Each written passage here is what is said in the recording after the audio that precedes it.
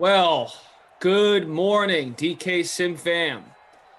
Both got our coffee. You're drinking tea these days? I've No, heard. I don't know if you guys heard the beep, beep, beep in the background, but that was the sound of my coffee just finishing.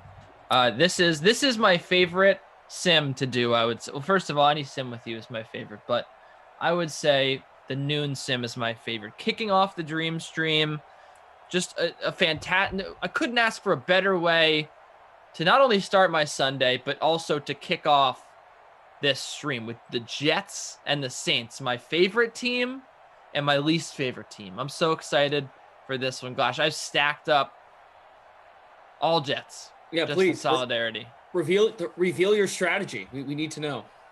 My strategy was to go into this one with zero thought and just make completely emotional decisions, which is exactly how I conduct my entire life. Le'Veon Bell, captain spot, Sam Darnold, Chris Hogan, Prashad Perriman. I went with Will Lutz and Michael Thomas. Why not? Yeah, maybe a Saint will do well in this one. But yeah, I here's the thing. It's not crazy because every time I've been thrown on a Jet sim, and I think that's only been like 2 times, they've won by a lot. They've killed it. So why would this time be any different? I think that it'll happen once again. And It's frankly, weirdly, the Saints never do well when I'm on the Sims. It almost feels like I control it or something. Oh, come on. I know you're overtired, but just don't go there. I mean, did you sleep? Have you slept? Yeah, I did. Yeah. Oh, okay. I woke up and opened Twitter this morning, and I see I guess I'm not sleeping, and I'm like, oh boy, the noon Eastern today is going to be very interesting. But I had to sleep a little bit. I mean, I have work. I'm doing some stuff that's why I'm wearing the DraftKings sweatshirt from 2 to 9 today. So it's not like I could just completely not sleep. I caught like 4 hours there. It was pretty nice. There you go. Yeah. Doesn't matter when you get them, as long as you get the Z's. It's good. All right, everybody, hit that like button on your way in. It's great to have you here on a Sunday. Saints, Jets. We have producer Michael with us. He's on the morning shift today. Daniel on the 1s and 2s. Tate is updating scores. Oh, there he is. Sneaky Tate. I know Tate made a lineup for our free roll. That guy. Sneaky, sir. I put Kamara in the captain spot. Darnold in the flex. Lev Bell in the flex. Sanders, Traquan Smith, and Will Lutz. I faded Breeze. Darnold's weirdly good in these sims. And Drew Brees, as you discussed, he's no longer got that X factor. He's got superstar traits, but he's not unless they're home, unless the Saints are at home. I think you got to play Breeze. But when they're on the road, forget it. I don't know. That's how I feel. Prove me wrong, Drew. I actually was thinking about going with the Jets defense for this one, but I thought that was a little too crazy. That was where I drew the line. I had them in the lineup, and I was like, I can't do it. You know why I did it, of course. Oh, yeah. Totally. You don't know. You're just making it up. Oh, my thought process is that you're just trying to check your emotions at the table. That's all. No. It's because of the X factors. Anyone who can force a fumble, there's 5 people in this game. CJ Mosley is one of them. Jamal Adams, Bobby Wagner, Harrison Smith, all guys that just, it's insane. Of course, I think that CJ Mosley had his X factor stripped, so that's probably a good thing I didn't take the Jets. John Delfino, you're being very rude to these sim players. They don't appreciate it. No, what is John going on about now? He's using the F word and not fiance. Oh, no. Not the F word fiance that we have for Tommy Freeze Pops. Let's see. What else? Eric Court stacked the Jets. Nice. Midwest Heather, you pulled a Clopin. Closed, then opened. It's a hard thing to do. It's true. I was on the last 2 sims last night. It's a privilege to El Paso number 1 saying Joko wins. Stellar performance by Novak. Straight sets domination. Yes, I too can type headlines that I saw on ESPN into the chat. Very well done. Well, come on, you're an actual writer. I mean, you have higher expectations. No, I just like to tease El Paso #1 because I think he's the new fantasy hawk around here, and I don't say it just because he types in all caps, but I say it because he acts like he knows everything. Every sim, he's the new oh yeah, I had him in my lineup. Yep. You ever catch that about fantasy hawk? He'll be like every time. I mean, this was like, I would say, late 2020 fantasy hawk. He's definitely warmed up a lot, but he used to be like, oh boy, Kenny Golladay, had him in my lineup. Like anybody who had a touchdown, fantasy hawk had him in his lineup. You know what I'm saying? Yeah. And then when it wasn't one of his guys, like you said, he'd still just tell you it was one of his guys. Right. Exactly. That's my point. I follow. Brian C, what's up? Break the curse. Carter Robinson says, my 2 favorite announcers to get me up in the morning. I'll smash that like button. Let's go. Come on. I need my lineup to hit. Oh, boy. Morning, Carter. I don't English, but I know I have a new mic. I can whisper. It's fun doing that, huh? I bought half and half for my coffee. What kind of mic did you get? I have a Blue Yeti. Ah, nice. Very good.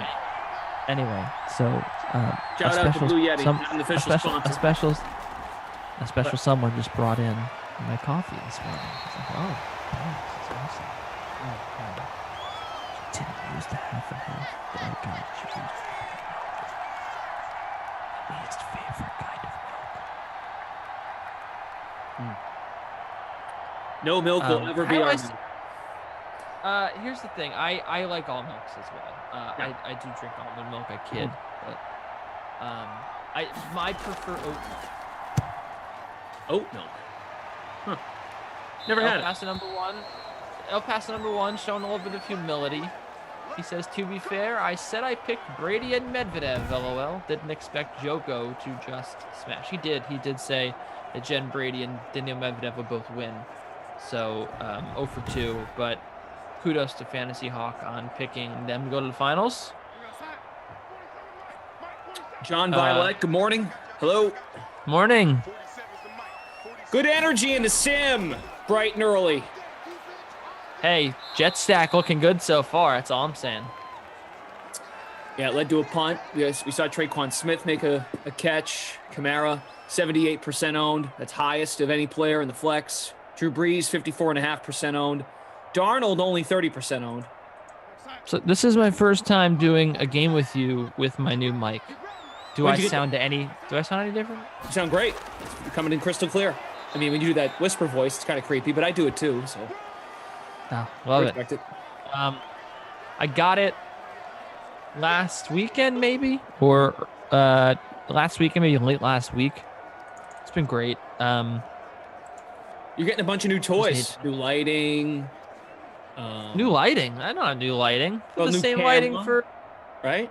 No, I've had the same lighting and camera now for like 2 months at least. That was like mid NFL season. I got that hookup from DraftKings. Sure, but you've made additions and improvements since you started. That is my point, overall. Yes, correct. Your natural tendency now is just to bend over and whisper into the microphone. That's right. That's absolutely kind of scary. You like it too much. I do love it. Ken says, come on, Breeze. Well, he's getting the ball back. Jets are punting. How about Lev Bell? What's his ownership? Lev Bell, 64%, 18% captain. We did make a free roll. I titled it, what if Darnold just moved to Australia and played Aussie rules football? That way you could stay up late and watch Sam Darnold. No, please don't say that now. No. I don't want to think about. Look, I thought I had a lot of fun watching the Australian Open. It was a great 2 weeks. There were some amazing matches. I made some amazing friends, but I am so ready to not stay up all night. I am someone who doesn't need a lot of sleep. Like I can survive, you know? Yeah. But this even pushed my limits. I was staying up, I was watching, and there was a point, I think it was like on Thursday or Friday, where I just was like, I mean, I didn't even have that. I had a normal sleep. I had like 5 hours, 6 hours. There was a point I just like was just walking around and I was like almost falling over all night, you know? And I was just like, boy, I'm starting to feel it, you know? But you got to power through. You got to power through to the final. Exactly. At that point, adrenaline is high, and your excitement level and your passion for the sport takes over. Yeah, that's exactly what I think it was. I think that I was just going off of adrenaline, really. I mean, it was just so great. And then I think that eventually it caught up. But hey, I mean, I didn't really stay up for the women's final. I was able to get some sleep there because I figured it was going to be a blowout, and it was. But I had to stay up for last night's match. I was not sure what it was going to be. I did pick Djokovic, so I felt good about that. But... Rich One Beats says Ducey is the last person that needs to be heard better. Says just kidding, love you, Ducey. 100 emoji. Wow. Why do you pick and choose like the only negative comments? Oh, it said just kidding, love you, Ducey. So it was actually a positive. Yeah, I feel like you know there was some sort of ulterior motive there with you reading that. You're like, maybe I'm gonna backhanded compliment. That's a comment that rides like a roller coaster. You go up, the suspense builds, it goes up, and then boom, comes down. It's all love. I'm not a monster. Just ahead of the curve. Love you, Glash. I mean, I'm also not scared to say it's morning. You know, I feel like most times you'd be like, oh, I don't want to admit to people at noon that I'm drinking my coffee, that, you know, that it's still morning for me. But for me, oh, wow, it's a nice catch. I was up all night watching tennis, so.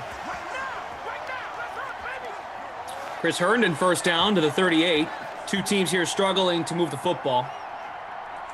I'll be here for the next sim with Moose, Jeff Ulrich, Titans at Broncos. And then Koff will be with Jeff, Vikings at Bears at 4 to wrap up the early classic. This is it for you today. I mean, this is the dream shift for you. You get in, get out. I gotta say what's up to Javier and Spaz saying Paranoid Ducey. And Hyro, of course. Hyro, my man. We have Obi-Wan in the chat as well. Shout out to the fam who support me. I love you guys. I thought that we had someone in here that said Kyler Murray. Yeah, you know, it's sort of the dream shift. You know, I'm not going to lie. I mean, the thing is, I told you I'm going to be working from 2 to 9. So that is why I do the noon sim on Sundays, where I mark it available, because I'm going to be working all day. So let me just get a head start at noon. It makes me feel like it's week 11 again, you know. Sundays used to be a long day. I'd wake up at, God knows, like 8 a.m. on Sunday, research my stuff for the sweat. I'd start doing some, I'd write an article about some NFL player props.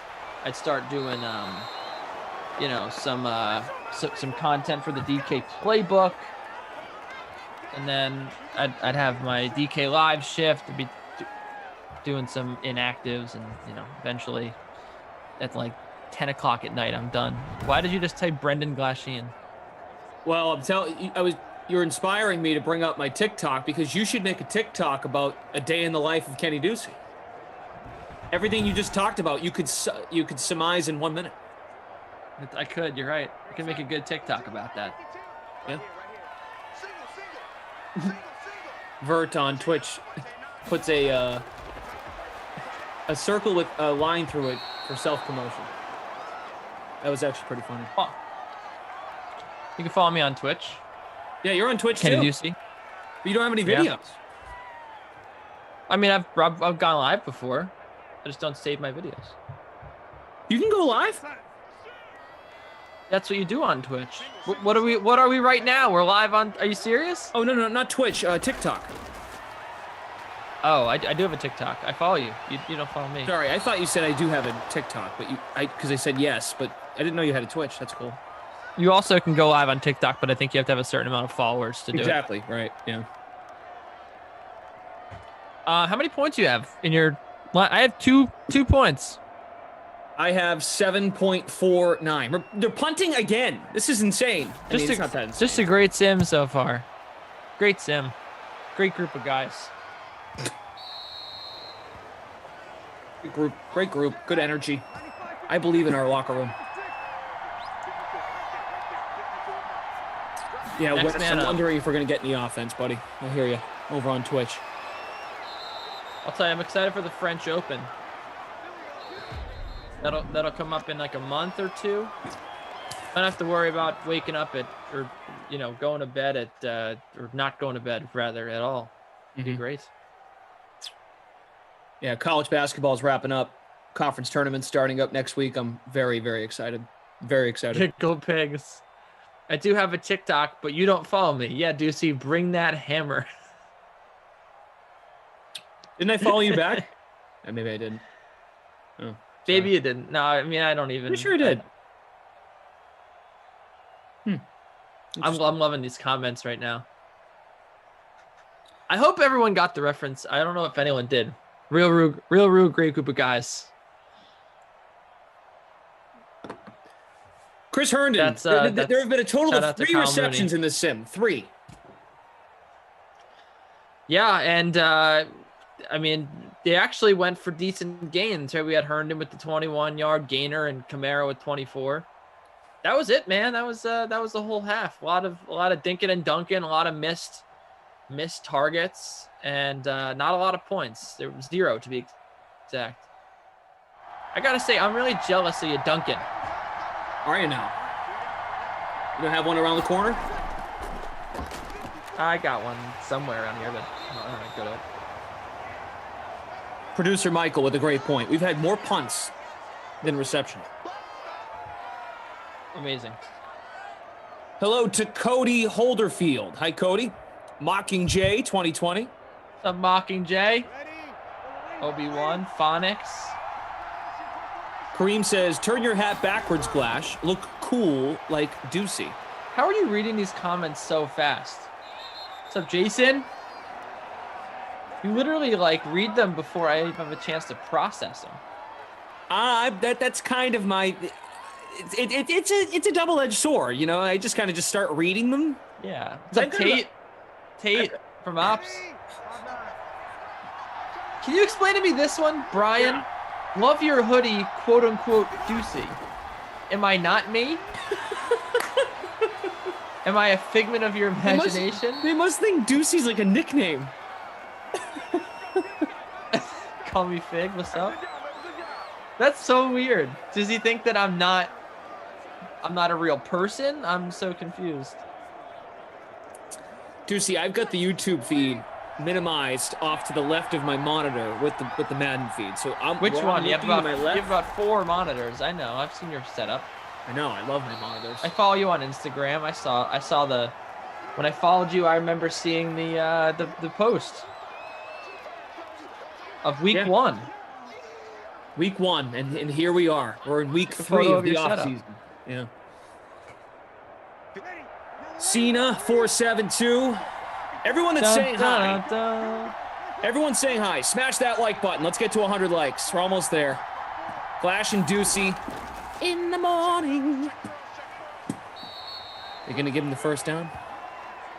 I thought his butt crossed the line. Nope, guess not. 3rd and inches. Jason Ward. Cheers. Cheers, my friend. Hi-ro. Jay Ward. What up, guys?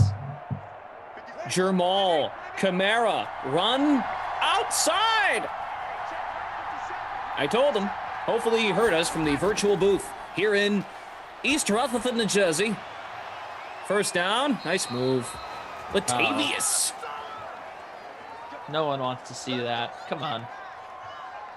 Latavius Murray. I'm just gonna start talking in weird voices now because We need some juice. I really like I follow soccer scores on Flash Score, which is like a British score site. Yeah, it's like a British live score site. It's just literally all Flash. Oh. It's literally all scores. Like that's it. It's just like here's like live updating scores. And for football, for soccer, they have commentary. And the commentary is very funny. Daniel pointing out, and what I was about to go say, our Man City up 1-0 on Arsenal at halftime. I love the commentary that they have. It's just like because instead of doing like it's their version of play-by-play, right? Like because soccer doesn't have like they have like a million plays, like there's like a million passes per half.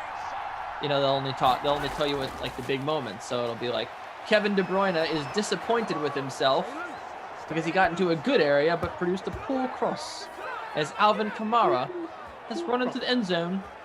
Isn't it? Give him 6.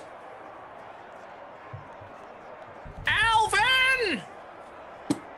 All right, there we go. Got some points. Also enjoy the The referee's blown for halftime. No more football for this half. Blown for halftime. As opposed to, it's halftime. Right. It's blown for halftime. The Saints have blown to hand the ball to Kamara. And he's Cancelo through for a touchdown. Tries to start the ball through to teammate, but it's well blocked by a defender. Oh, it's very nice work by Mr. Kamara. Lights Kamara action. And I also love like they have to do updates. And like sometimes when there's nothing going on, they'll just say, the Manchester City players are exchanging some short passes. Like, thanks for the update. Like they had no updates in 7 minutes, and so like we gotta say something. They're just passing it around, boss. Okay, just write that. They had a game of pitch and catch. The whistle's gone for halftime. It's 7-0. 7-0. Oh. Whoa. You okay? Yeah, all right. 7-0 to New Orleans. Oh, when the Saints come marching in. That's a big chant around soccer. Yes. Yes. Excuse me? It's the Marv coming out. I know no one invited Marv here. We're talking about London. We're talking about England. The Lake Cauldron. London Derby. Mr. Potter has caught the snitch. JLB. The Liverpool defenders down on the field. There'll be 3 minutes extra time added on. Problem Kid Gaming. We can make this about Quidditch and soccer. Maybe I shouldn't sleep every day. This is the best I've ever had my British accent on. I think it's because I'm not putting any thought into it. So I'm tired, and I think that it's working. Oh, let's go. Loading up. Donald with the he's got him in! Easy, complete for a touchdown. Oh, Perryman has caught the snitch. It's going for the Jets. Perryman has caught the snitch. What a response. Wow. My mind is blown. How did the Saints secondary leave Rashad Perriman that wide open?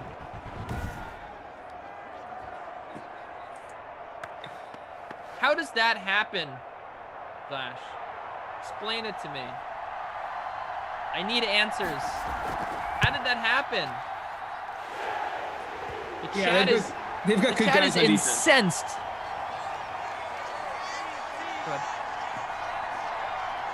What a surprise. Perryman in the sim, 35% in the flex, 3.6% captain. An absolute firecracker. Boom, boom. All square. The equalizer for Perriman.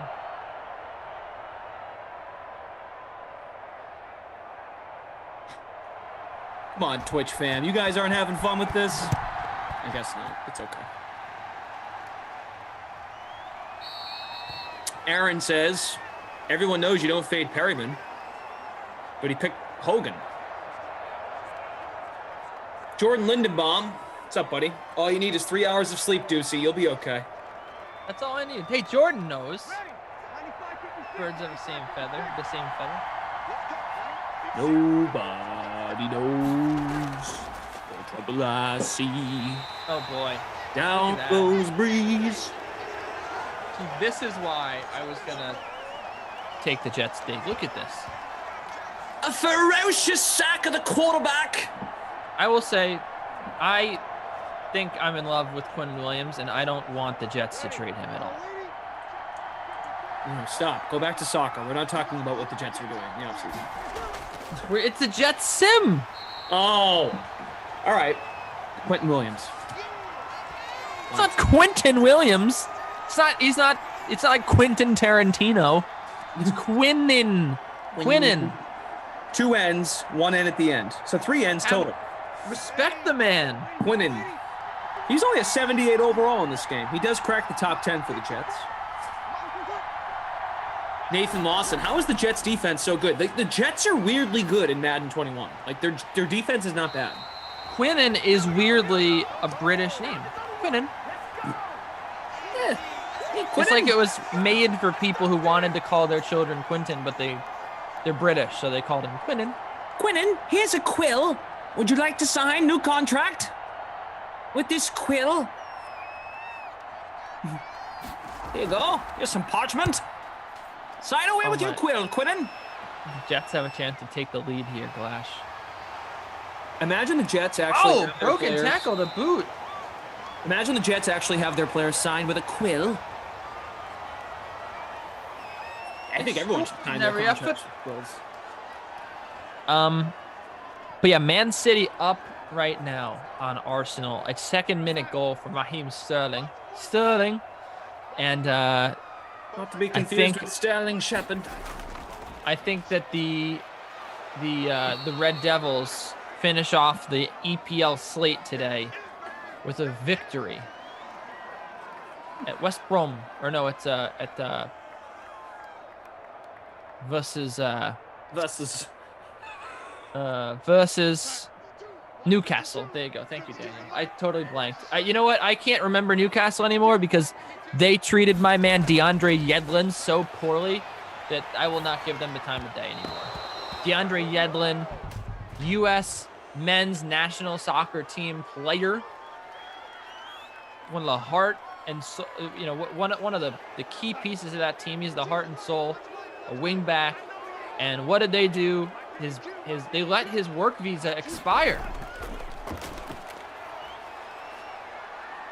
I don't know if you know about this, but they just let his work visa expire, and they were gonna get rid of him, right, and let him go to a new team, but they didn't even bother to have him continue to play. There's oh, it worked. So he was just well, I don't know. I don't think he got deported, but I think he had to, get a new visa and wasn't playing soccer, and he was pretty upset about it. And now he plays in the Super League in Turkey. He had a good match last night. But yeah, that's what ended up happening. Lee Cotterell says, making me feel right at home with these accents and footy talk. Love the footy. Brooks says, where do you stop saying that? We're almost at 100 likes, guys. Hit that like button. We've got 500 plus watching on a Sunday. This is great. It's just natural. Sunday sim football. Hasn't been the greatest sim. A lot of punts. Kamara scored. Perryman scored over the top. 66-yard touchdown. Kamara's just going to try and bulldoze over the linebacker. Not going to work. Not going to work. Are we going to get, Flash, are we going to get another punt? Well, it's 2nd and 9, so we're not there yet. But I don't know. Feels that way. Can we get Michael Thomas involved? I mean, I don't even have him. No, absolutely not. No. All right. Nope. All right. Sorry. Same play. Kamara on the screen. Nicely done. First down to the 47. Silly Sally says, don't know what happened, don't care, but Kenny is much better at commentating on these games when he doesn't argue. Is that what you're talking about when I read something like that? What's there to argue about? What is there for me to get upset about? Well, nothing right now. Nothing. Nothing. Problem? Kind of feel like arguing over the fact that there's nothing to argue about. That's a good point. Someone said that to me yesterday on a sim too. They're like, "Oh, do you see some more subdued?" I was like, "Look, man, like what? We have the football season, and Koff just comes in here every sim, just like prodding me, like, well, what'd you think of that performance? Josh Allen. What about that one?" And I was like, "All right, you're just trying to get me riled up. You're trying to get me to get incensed, right? Like this is your goal. This is how you win." And this is how I win. Say the same thing about you. But I think at the end of the day, I think that the NFL season was really what brought me into an argumentative state. Yeah, but that's why we love sports, right? Go back and forth. Yeah. No, I'm just saying, like, life's good. I mean, we had 2 weeks of tennis in the spotlight and down under, and it was fantastic. And great tennis tournament. And then I don't know, watching soccer, and life's going pretty well. Traquan Smith inside the 7. Nice catch. Drew Brees, 12 of 14. What was that? Being here with you. Yeah. We're doing it. We're doing it live. It's great to have you all here. Appreciate you guys showing up. Big day. Big sports day. Of course, the tennis is going on. We got... No, it's not. Well, it was. It was. In the wee hours of the day. See, I was trying to find something to argue about. First, I was trying, guys. Oh, there he is. Michael Thomas. No thanks. No thanks. No thanks. Right now, Matt Nelson. If you're here, Matt Nelson, say hello. Matt Nelson is in first place in our free roll. Roland was in third, but now things are moving. Lindenbaum's in 7th. Got Tate here updating scores. Someone named Roland? Yeah, Roland's Daniel giving me the second half of Arsenal and City kicking off now, so everybody keep you abreast of all the latest developments.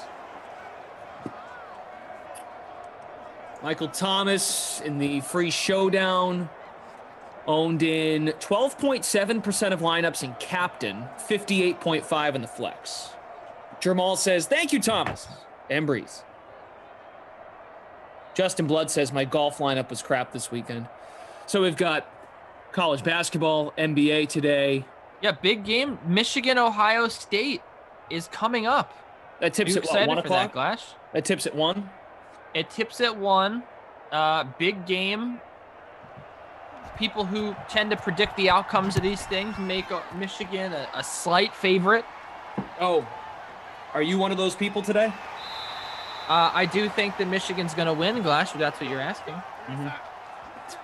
Michigan, to me, is the team that's going to win it all. And I've said this on the air, and I will maintain that fact. And I also, yes, follow college basketball. I follow every sport ever.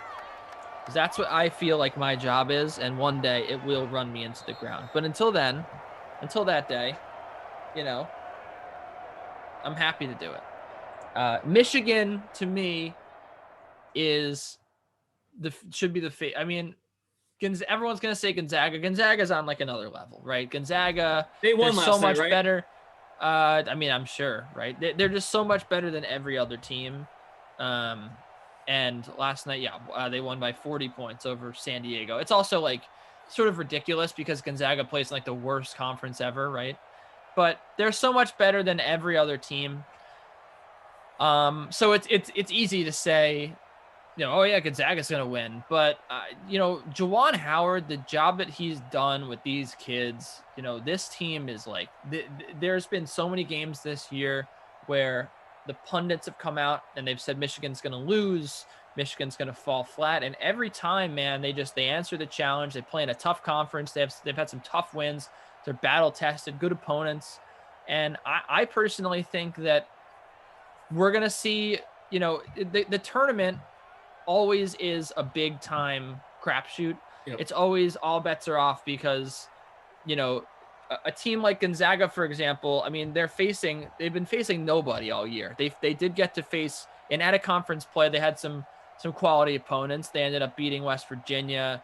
They beat Iowa. They beat Virginia as well. But, the first two games, small margins.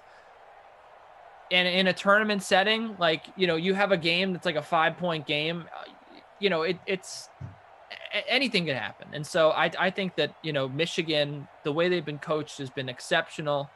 They're tough down low. I think that this team could certainly win it all. And that's my, everyone can come out and say, anyone come out and say, oh, Gonzaga will win, but that's my pick.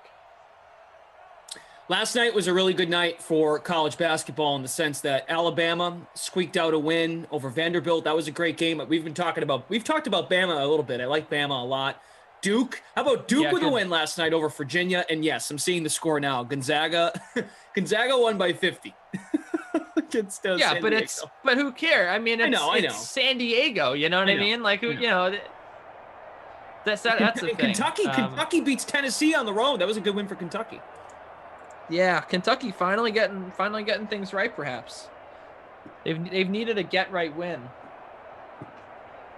Everyone keeps, everyone was like, oh, this is the week that Kentucky gets it back on track. I gotta say, I've been hiding under a rock basically during the Australian Open. I've been just.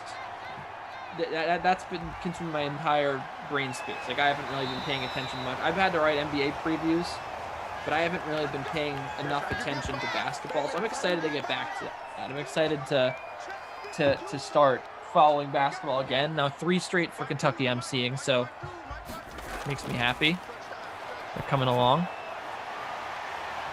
Second half of this sim underway. If you're just joining us, Ducey, Glash, producer Michael, we've got Daniel here on the ones and twos, technical directing, Tate's updating the scores. Perryman had a 66-yard touchdown, a bomb down the sideline. That's the one score for the Jets. Alvin Kamara scored on a rushing score by the goal line, and then Michael Thomas scored the latest touchdown. Here's Darnold, just gets away and looking for Herndon, incomplete. Hit that like button, guys, if you enjoy these Madden Sims. We realize there's a lot of stuff going on in the sporting world, but we're not going anywhere. 6 a day, 7 days a week. Even now, on a Sunday in mid-February, late February, it still feels like we're all a tight-knit family talking football or whatever the heck we want to talk about. So we're not going anywhere. Right. Isn't it?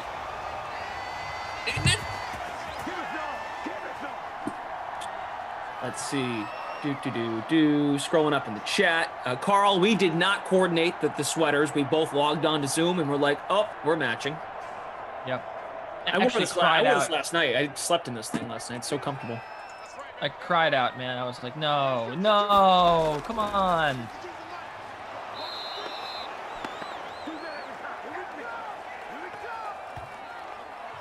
Mars Brightburn. Yep, same hoodie. Same exact hoodie. They are. How's the Twitch fam doing? Carson says, DraftKings, if you see this, what's your favorite NFL team? Ducey loves the Jets. I love Tom Brady and the Patriots. I'll be fair. Appreciate you being fair, Glash. Yeah. Carlos saying he's at the Carl's Jr. drive-thru watching the sim. What is Carl's Jr. drive-thru? Should I know what that is? It's a drive-thru for an establishment called Carl's Jr. Holy cow. Let's do some deduction here. What types of establishments have drive-through?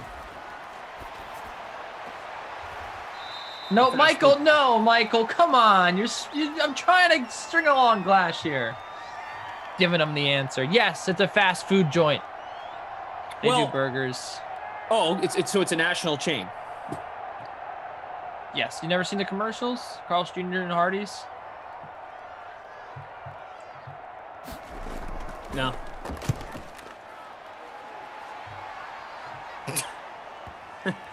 Carl says, Glash still wearing the same clothes as last night. My guy, you probably smell like a Cheeto.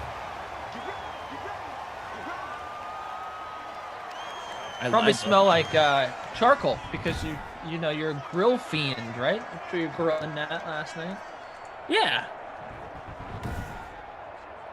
Yeah. I'll roll with that. Hi, says dudes in USA and no clue about Carl's. I am in Canada and no. You live in a cave? Hey man, I don't come at me. He's coming at me. Don't come at me. I know about Carl's Jr. JL, what a friggin' punt. That is right. Look at this. Look at this field position for New Orleans. The Jets nearly with the TFL on the last play. They're doing a good job of stuffing the Saints ground attack. Now we got a 3rd and 4. Safety still in play. And if they get a stop here, Glash, this is going to be a very difficult punt. We could see this game open right back up for the New York Jetropolitans.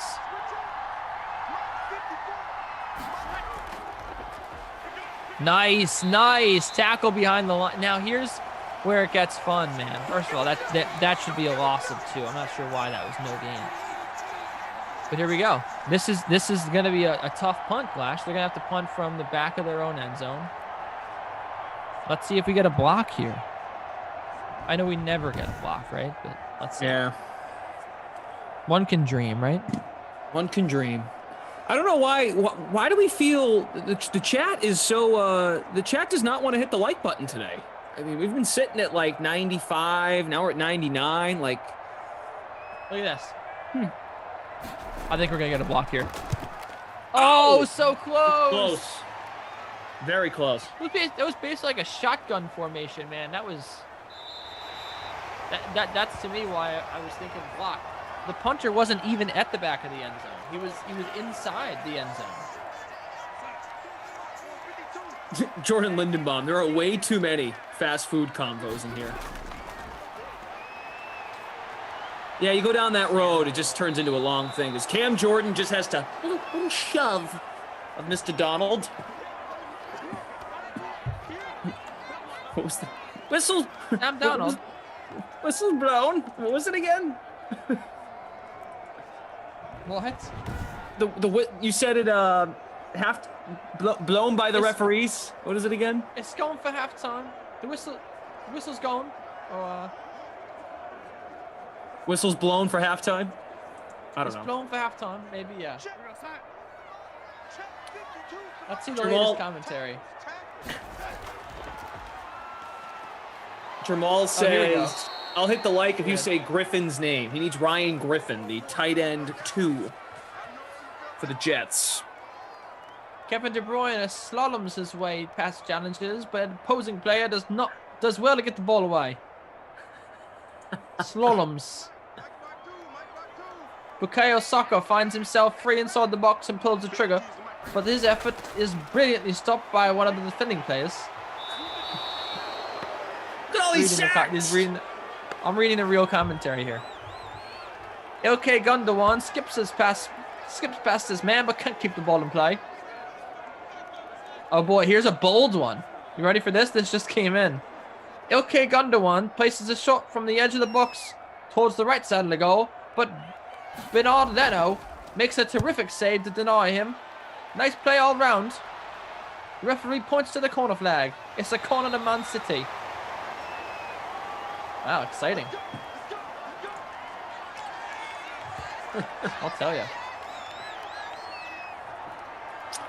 Zachariah saying, stop that. You're Accent is horrible. I know it is, Zachariah. That's why I do it. It's just fun to do it. Zachariah takes no pleasure in anything. He's miserable. Miserable person. That's okay. Kamara with a gain of 6 to midfield. We have a 13-way tie for first place in the public free showdown. Kamara in the captain spot. Breeze, Thomas, Perryman, Smith, and the Saints defense in the flex. In our free roll, what if Sam Darnold just moved to Australia and played Aussie rules football, as opposed to being traded somewhere else? Matt Nelson, Matt03 Nelson, in first place with 70.9 points. I'll be here for the next sim with Moose, Jeff Ulrich. We'll have Titans, Broncos. Ducey's just leaving it all out there on the noon sim. He's just getting it all out on the field, man. I love that someone's name is I Hate Gaming Games. What does that even mean? Come on, Breeze. No. Another sack. Dude, what is going on in this sim? I'm telling you, this is why I wanted to roster the Jets defense, man. Why didn't I do it? You can do it. I mean, I probably wouldn't have been that great of a pick, to be honest. First time playing Fortnite on Twitch. Do you have an NBA play you like tonight, a player? No, I have. Come on, man. No, I haven't even looked at the slate yet. I haven't looked closely at it either. I mean, I would play Joker. Joker's playing. They're playing Atlanta, so I like Denver. I am going to be doing. If you want to check out the DK playbook and you're thinking about maybe waiting for nighttime to play some DFS, I am going to be writing up some showdown picks. There you go. For Sacramento and Milwaukee shortly. There you go. Well, let me just look at first. Here's the thing. I love Brian C. Kenny has literally been on his game today. Thank you, Brian C. I appreciate that. What is your game? I don't know what my game is. Apparently, I'm on it though. So I will say, I've done a little bit of research on. Oh, this is. I don't want to do tiers. I'm just looking for like a lineup constructor here so I can talk about what I like. But I did a little bit of research on this morning. I had to write something. I did a little bit of research on which game was it now? The Sixers game, Sixers Raptors. So here's where I don't think I love anybody in that game, because what the Raptors do very well is shoot the three. They love shooting the three. Sixers 3-point defense is not bad. No Kyle Lowry again. So I think it's probably safe that you can fire up. Let's see if there's any good value plays here. I mean, Norm Powell, 6,900. I mean, the guy's just playing so many minutes. He's expensive now, though. Shake Milton is interesting for Philly. He is. I don't think he's going to be on a minutes restriction. This is his first game back in 5 games. He was so important to the Sixers. I almost am inclined to play him here at 4K. But that's injury news worth noting here, that Shake Milton is going to. He's probable. Doc Rivers says he expects him to make his return. So if you're interested there, but I really think I like the Knicks on this slate. Like I think, to me, I might just go up for Julius Randle at $9,400. I might do it. The thing is, the Timberwolves are allowing, I think, the second most points in the paint over the last 10 games. Really bad overall in the last over the season. I know they haven't had Cat, but I mean, it's not like Cat is a a menace down there, and he's also only one man. So I certainly think that Randall could get his tonight down in the paint, and wouldn't be surprised if he has a good game. Also, I might take a look at Nerlens Noel. Still no Mitchell Robinson, and they might need him to play bigger minutes because they need to contain Cat. So that's where I sit on those. Vid always says, "Smile, buddy." Now I'm always smiling. A little fight in you. I like that. All right, we don't need to hear that. Love me. I am Batman. I'm not wearing hockey pads. Hey, speaking of, what did you watch the outdoor game yesterday? I did. I did not. I actually watched The Dark Knight Rises last night, like late. I had the hockey game on the iPad going, but I caught the first period of Vegas and Colorado. Pretty cool. Yeah, Looked awesome. Me too. Yeah. It did look great. I really enjoyed it, and then it's sad that they had to shut it down. But I will say that it was like 1 a.m. on the East. Saturday Night Live had finished, and I was like, well, I'm staying up for the match at 3:30. What is there on TV? And I watched the last, few minutes of the hockey. I mean, I watched like a whole period of hockey. It was great.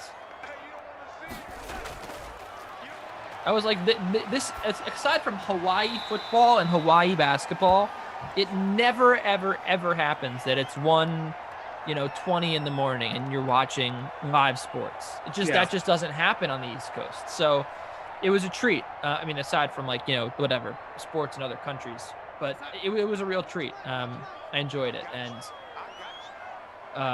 so that consumed my time. And then I watched a little bit of Chappelle's show, and then tennis came on. But yeah, it was fun. I'm excited.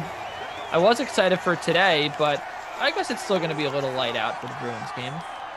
My thoughts on 7:30 puck drop, I'm pretty sure. Yeah. So, right, but it'll be like 4:00 there, so it'll be okay.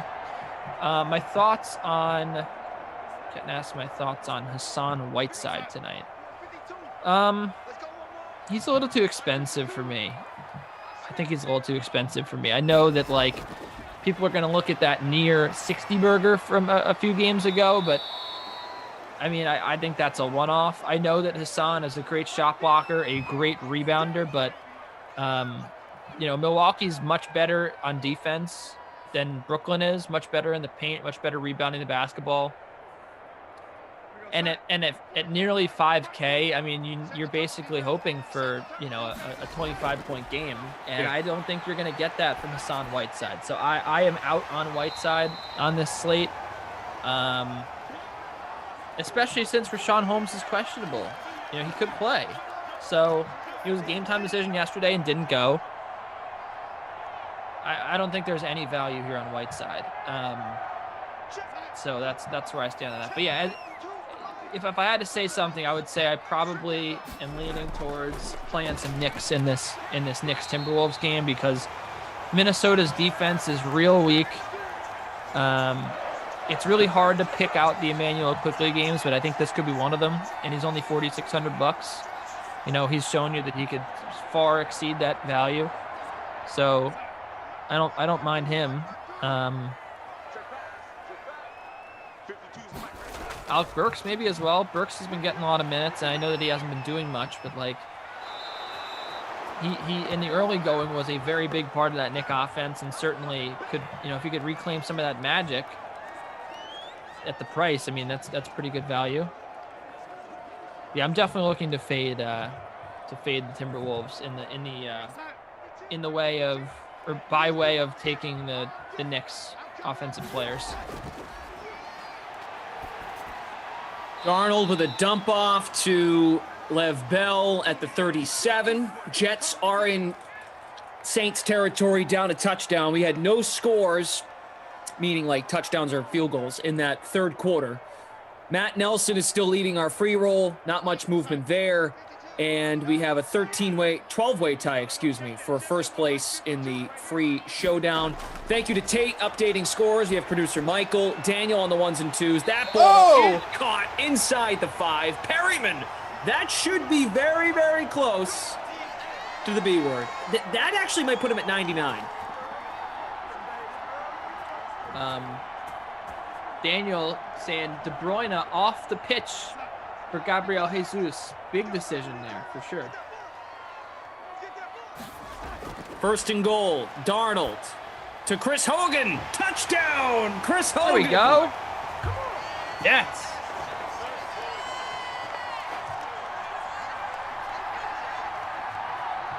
Perryman did hit the bonus on that catch with 101 receiving. Hogan scoring a touchdown.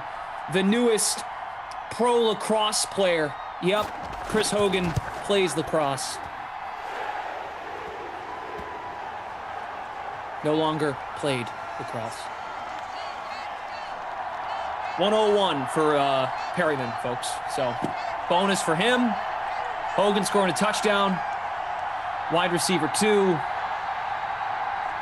Coming through. There you go. 19% owned.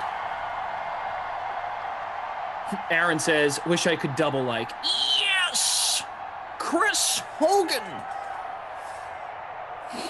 There you go. Hogan scored a touchdown.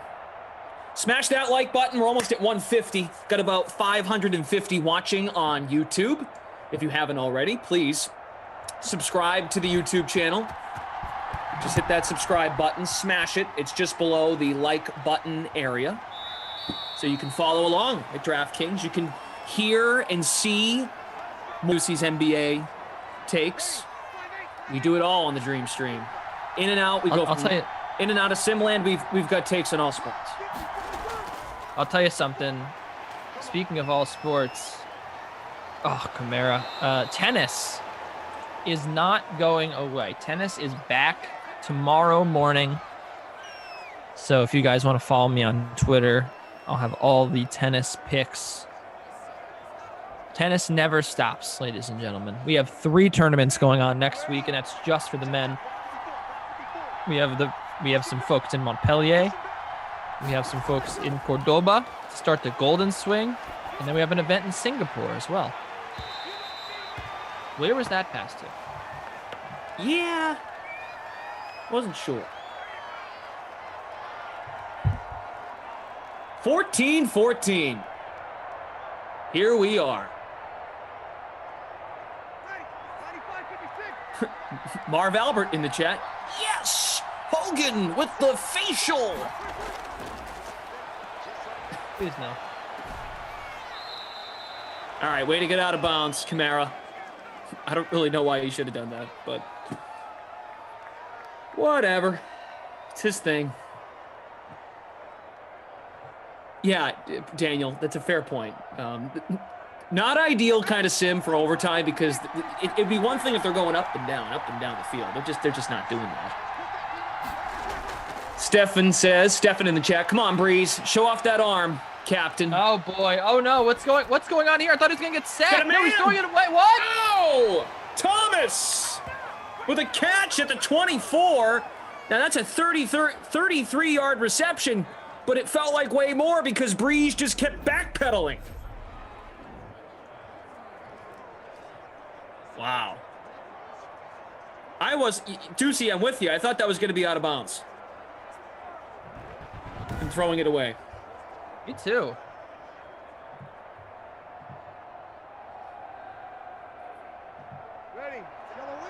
So this puts the Saints at the Jets 24. Breeze to Thomas down at the 11. Michael Thomas having a big sim. He's already got a touchdown. He's at 44 yards, so nowhere near the bonus. Audio 707, always a good question about sim promos or big contests. Nothing on our radar right now, but we will report it to you when we find out here on the Dream Stream. Just the messenger. Noah Moon. Noah, how are you? Noah, how is your blood pressure today? Needs Kamara or Thomas to score a touchdown? Deucey, when will you have your showdown write-up up on the playbook? Probably with, an hour and a half, something like that. I got to write it after this. All right, cool. Giving the people a heads up when they can find that. And they're going to give him a touchdown. Wow. I didn't think he was in. Alvin Kamara.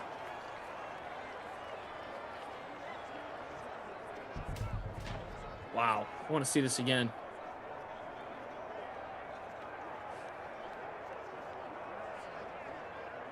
Wow, they give it to him right on the pylon.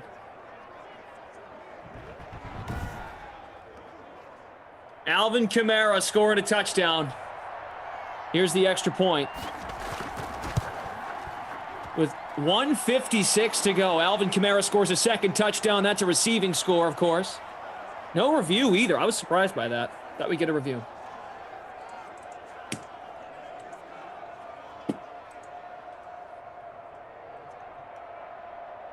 DK Simfam on Twitch says that works. I don't have Breeze, but I have Kamara in the captain. They don't have Kamara in the captain spot. So that works out for you. Rowdy Dorito wanted the review. Not going to happen. So now Aaron needs Bell and Herndon to deliver.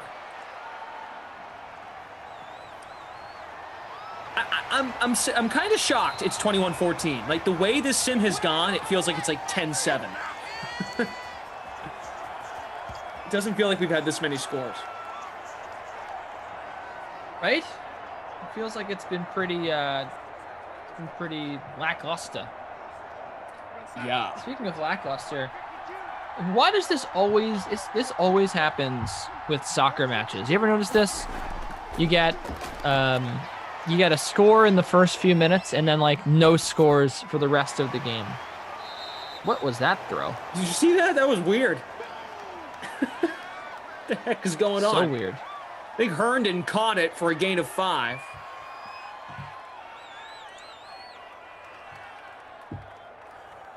Yep, it's Herndon. 90 seconds to go for the Jets at their own 27. Everyone cheering on Sam. Ducey is very excited to see how the Jets might mess this up. There's Jamison Crowder, first down. Does the chat want overtime? Do you need it? Do you want it to just stay how it's going and the Jets not come through? Let us know. Minute to go for Darnold. Darnold and the Jets. Sam. Spins. Oh boy. Takes off. Throws on the run. Oh, Crowder comes back for it. They're inside the 30. Tick, tick. Tick, tick. They still have 3 timeouts. Hey, Adam, you can use one. Adam. Hello. Oh, there. No, now you do it. Tried to tell him. Okay. 30 seconds. They're at the 29. If you want overtime, crush that like button. Do it. Let's see. It will give you good luck, I think. Darnold. Clean pocket. Bell catch to the 27. Stops the clock. Get out of bounds. Got about 600 watching. Love to see it on a Sunday afternoon. First sim of 6 on the day. Trips right for Darnold. Takes the snap. Looks. Delivers. First down. Tick, tick. There's the timeout. 19 seconds. 1 timeout to go. Perryman with the catch, adding to his big day. 1:14. Damon says, I have a crush on my like button. Love that. Andrew in the chat needs Crowder. Could be. He's in the slot, left side. 13-yard line. Down 7. Darnold drops it off. Bell inside the 10. There's their final timeout. They're at the 6. Oh, boy. It's going to be a crazy doozy of a finish. Doozy, you know. I know, I got it. Kenny's just trying to stay contained in case the Jets break his heart. Darnold on the right side in the slot. 2nd and 3.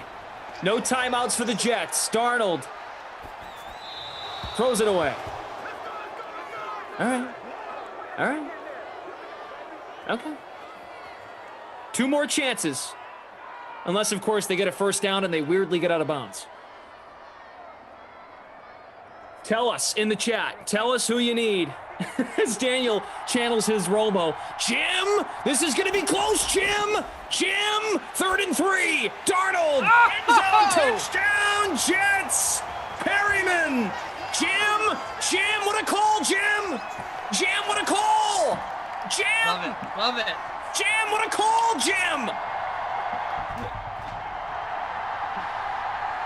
Jim, watch the backside. Perryman just squirms through, and Sam Darnold. Great heads up, Jim. Wow. I love Tony Romo impressions. Oh, did he? I thought when they go to reviews. Jim. I think you got it there. We're gonna see. They're gonna take a look. Oh, Jim, I don't know about this one, Jim.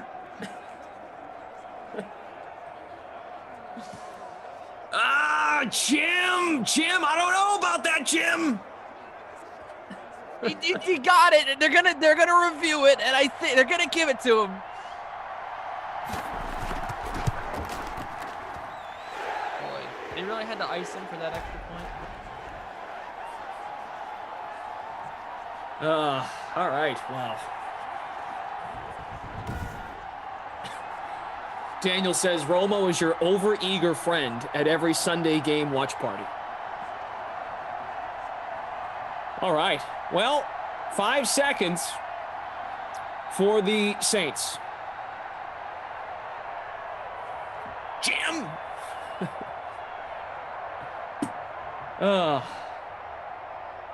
Perryman with 2 touchdowns. That matches his sim high in Madden 21.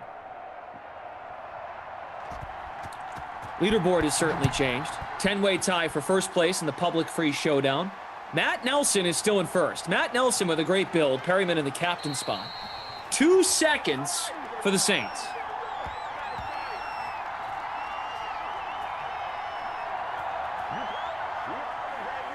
We're almost at 200 likes, guys. This has turned into a pretty fun sim. Smash that like button. They're going to run the football. Settle for overtime.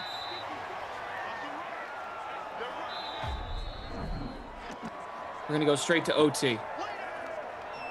All right.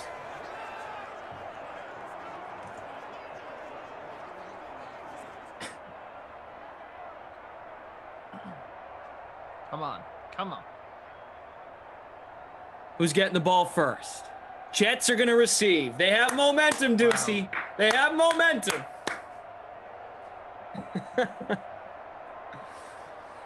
Woo! There's a good energy in the sim.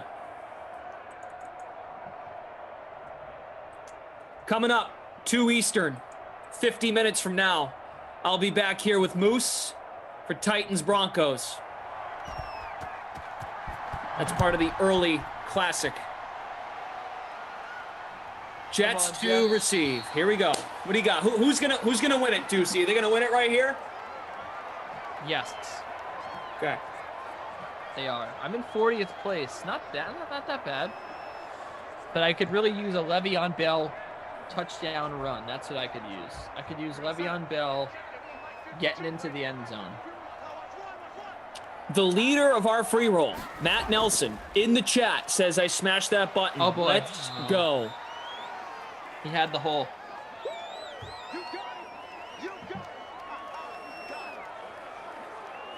All right.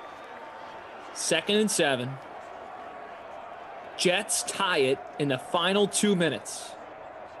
After Kamara scored a touchdown, the Jets come back and score with Brashad Perryman. Perryman with 2 touchdowns. Hogan has 1. 1 receiving, 1 rushing for Kamara, and Michael Thomas with the other. Come on. Oh, what are you doing? What is that? Cough. What is that cough?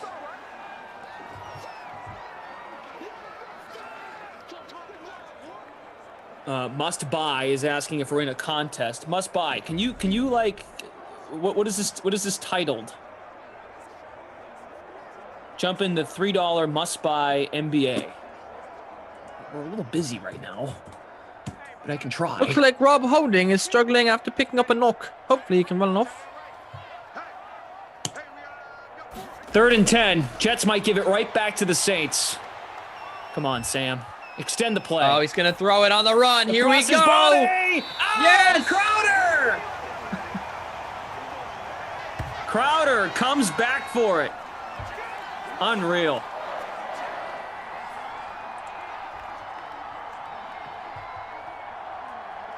Do we get paid extra for overtime? No. No. Here we go. Darnold Nice. to Bell. No gain on the play. Crowder, 38% in the flex. It's up over 50 yards receiving. Just hanging out in 40th place. I could use some stuff for Le'Veon Bell, man. Let's go. Come on, Lev. Was not in the game. Ooh. Crowder up to 84 yards. Michael Thomas hit 74. Brashad Perriman hit the bonus at 120. We're just going bonus crazy here. B word.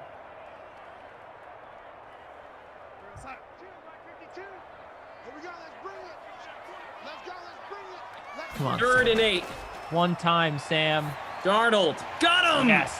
Crowder to the 29. A gain of 14 yards. Another first down. Darnold is 4 yards away from the bonus. How about this execution here by the Jets on 3rd down? Justin saying American announcers need to start saying knock. Contusion is so pretentious. I agree. I like when they say, "Oh, the guy's out with the knock. He's got a knock." Look. John Come on, Delfino. run it in, Lev.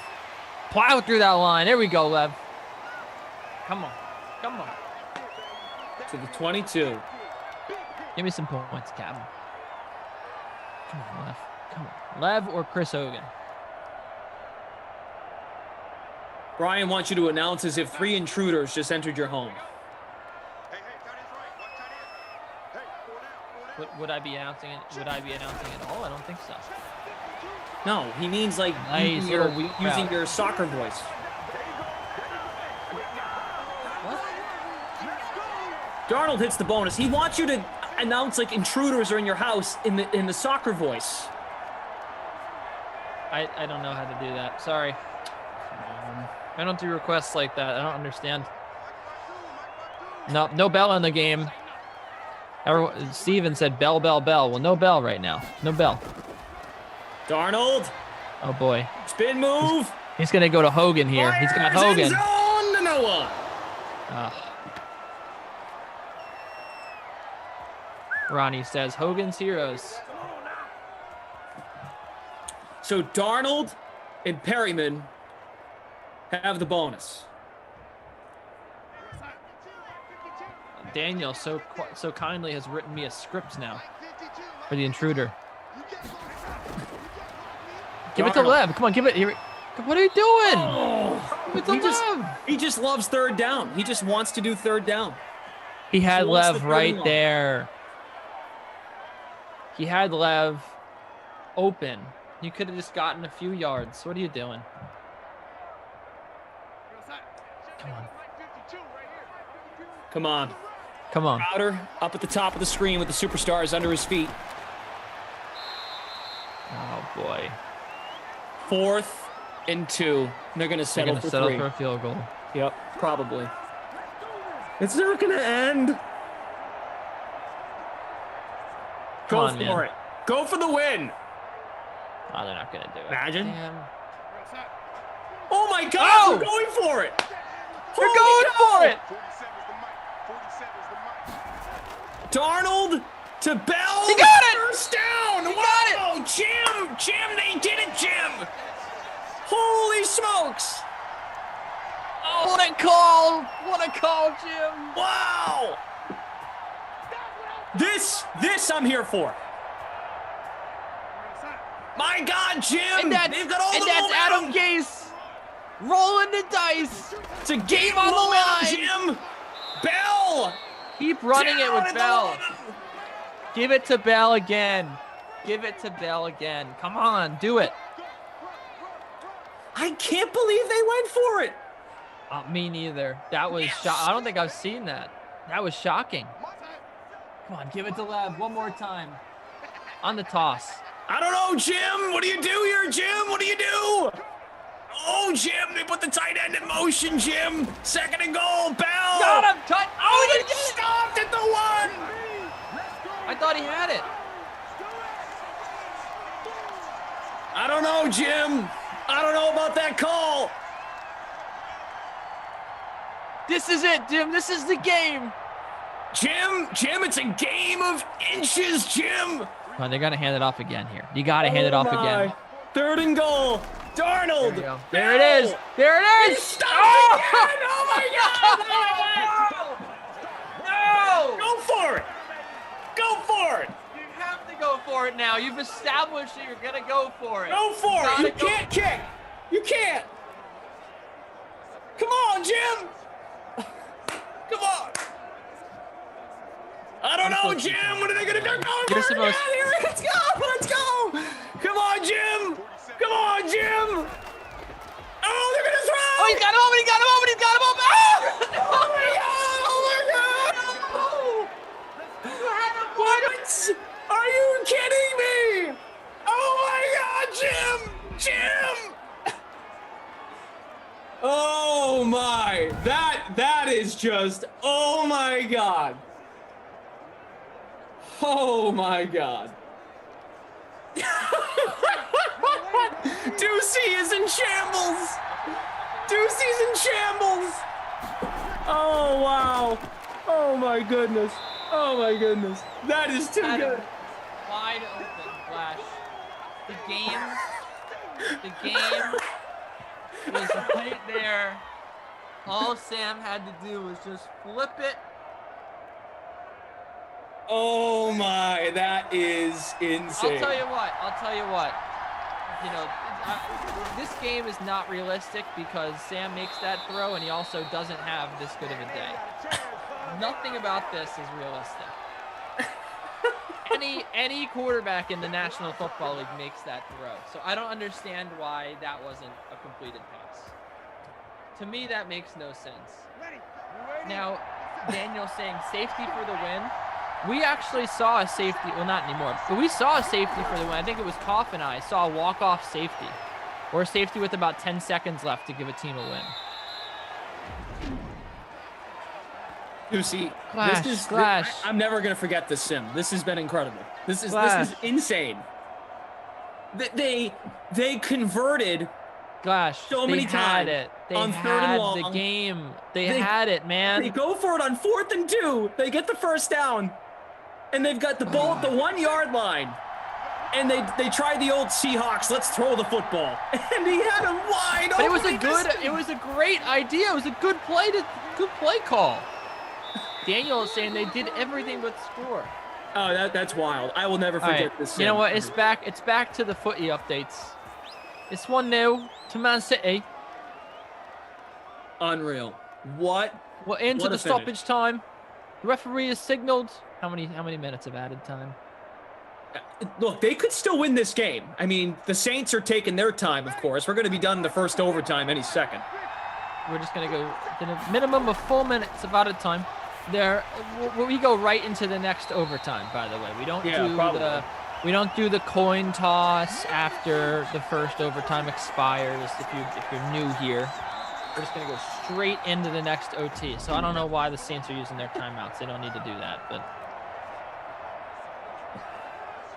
I am in shock. I am in shock of how that just unfolded. It's insane. Unreal. Absolutely unreal. 2nd and 16, 20 seconds left in the first overtime. The Saints, I don't even care about the Saints right now. I mean, the Jets had it. The Jets had it.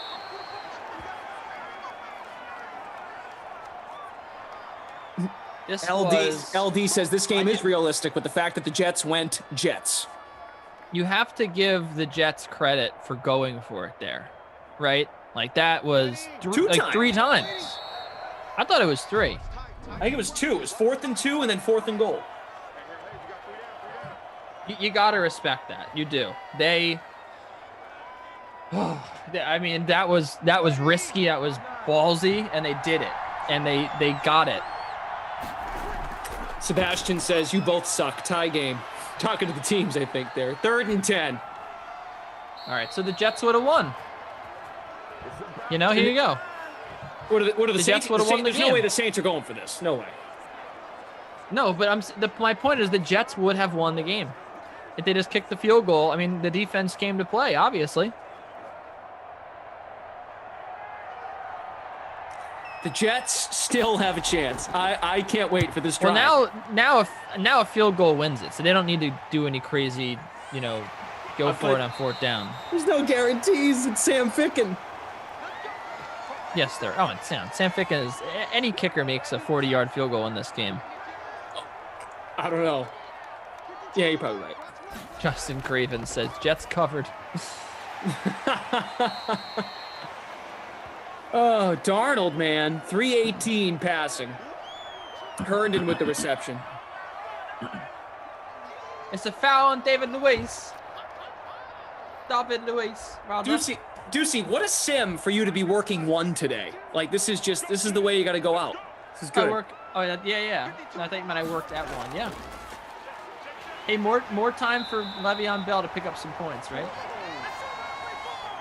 It's true. Brian C., yes, next score wins. The next score wins. I don't understand how that was a first down, but, none of his goal line runs were a touchdown. If they're going to mark that a first down, why didn't he score last drive? Heartbreak. That's why. Darnold. Oh, my goodness, nice, Sam. Wow, he got the first. Here we go again. All this momentum, Jim. All this momentum. And then they're just going to break your heart.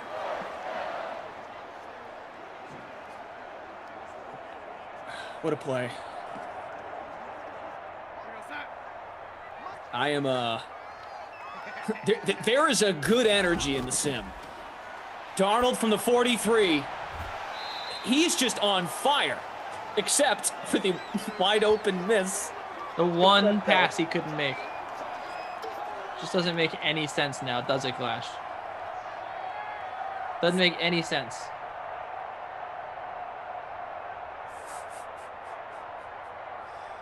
Oh, man. 5 wide for Sammy. Darnold. Almost in field goal range. Complete. Nice. That'll help. Sam Darnold, 29 completions, 337.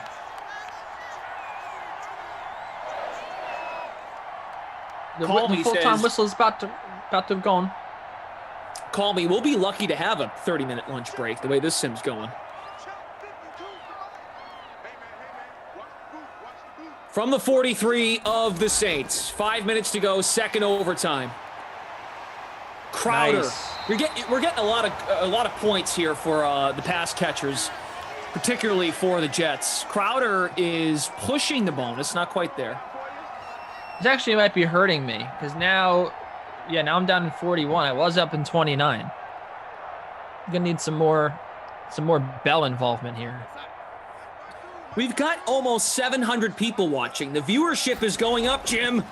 People are watching closely, Jim. First down, Jim. Oh, we got a flag, though. Oh, and a flag. Uh-oh. Holding against Alex Lewis. What happened on that? It looked like the Saints had called a timeout during I don't know what was going on there. 2nd and 10. Darnold is sacked. Oh, no, Glash. Oh, everything was going so well. 3rd and 17. They were going to end it, Jim. Have faith. They have been doing so well on 3rd down. Jordan Lindenbaum is sitting in first place in the free roll. Guys, hit that like button. We're almost at 200. Darnold needs 17 yards. He'll dump it off to Bell.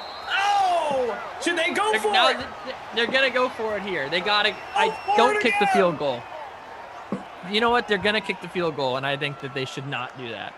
They should absolutely not kick the field goal, but they're going to. Jim, I need you to hold my hand, Jim. This is a crazy moment, Jim. You know they're going to kick it. You know they're going to kick it.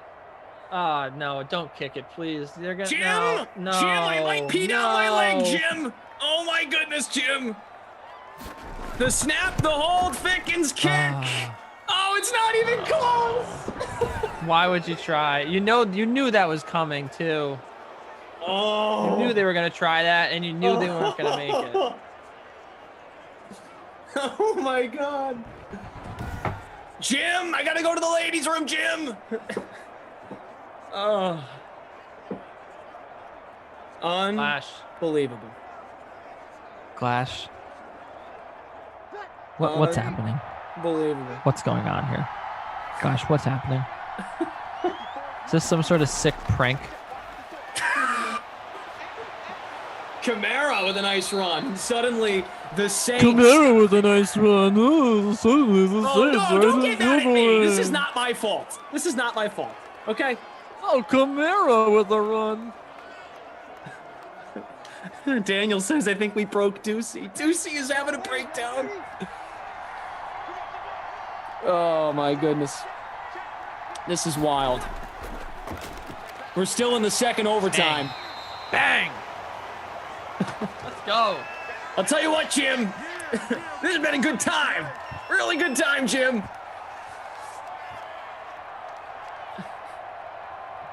Come on, Jim.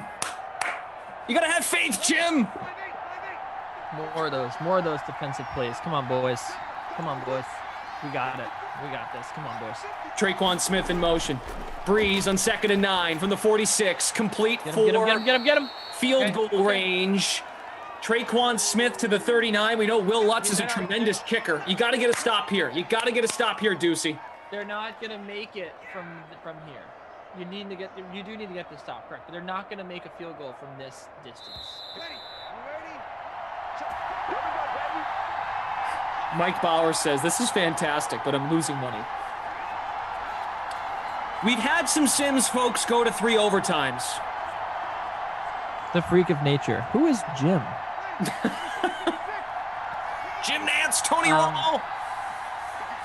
3rd and 3. Okay, we need this. Can the Jets make the stop? Yes! Let's go! Come on! We got life! Ducey just jumped out of his chair, pumped his fist towards his brick wall. This is not a gimme. 57 yards. What do they do? No way he makes this. I'll stake my entire life on They're punting. They can't kick a field goal, Glash. They're punting.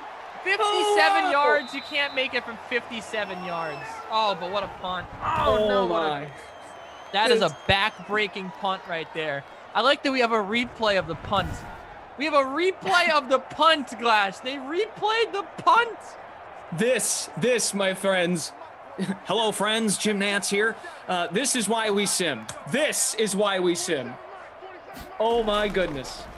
Jets have the ball back. Oh, he got a hole. He's got a hole. Bell. He could have broken that. Glash.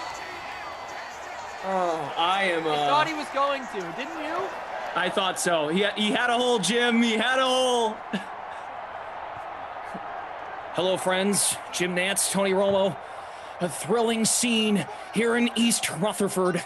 The Jets and the Saints tied at 21. This is Lev Bell with a gain of 5. And I'll tell you, Jim, you've been holding my hand so tightly in these 3 overtimes. Why are they taking a timeout? What is happening? I've stopped asking that question. This is overtime number 2. Are we gonna be on the air for 2 hours, Glash? That's where we're trending right now. Oh, it is. It's feeling that way. Empty set for Sam Darnold, Jim. 2nd and 4. Here is Darnold. Dumps it. First down. Herndon. Sam Darnold has completed 37 passes. The thick man. Let's go.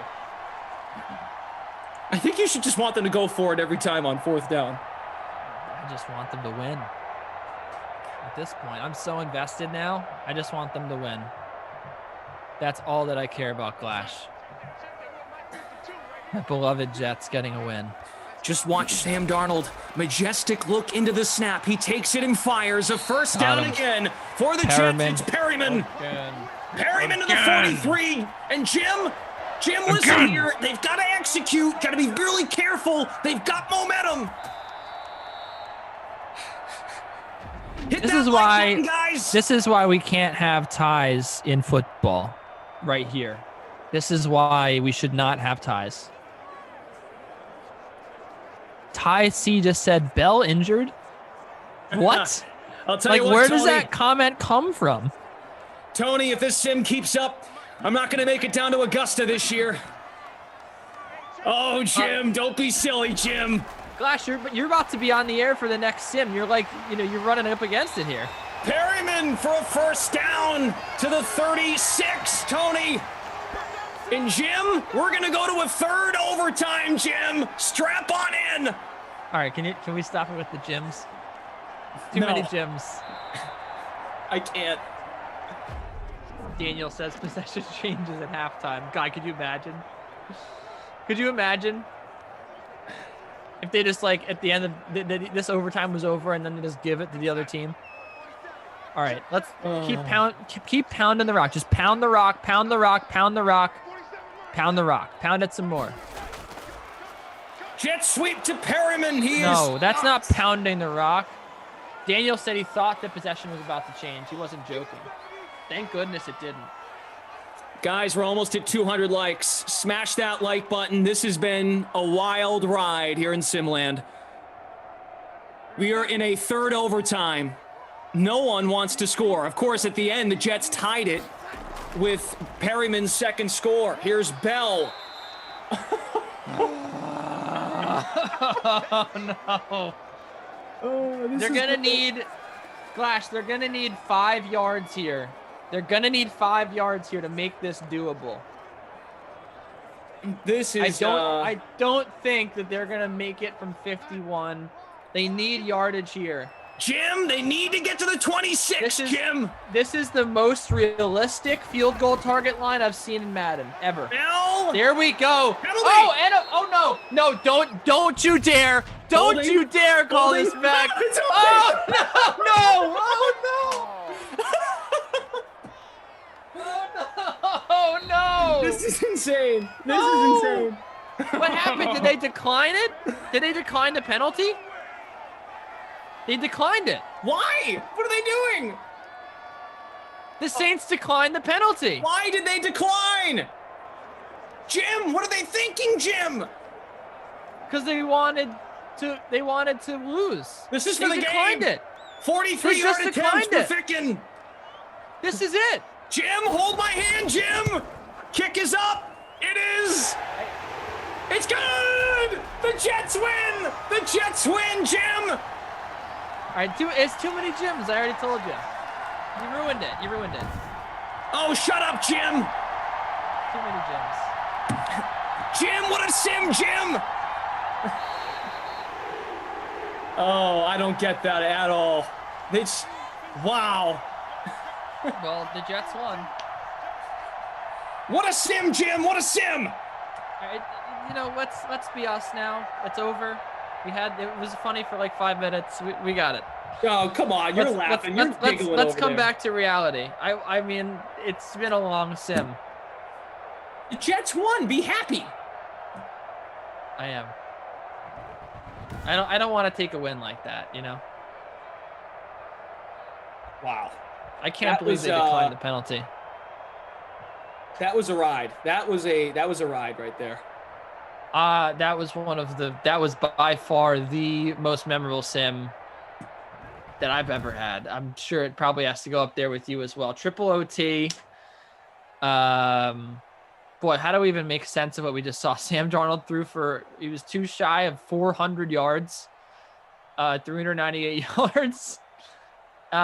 It was wild to see the Jets go for it on fourth down so many times. They don't get it at the goal line, and I still don't understand what just happened on that last possession. why did they decline the penalty? I don't know, Jim. I don't know.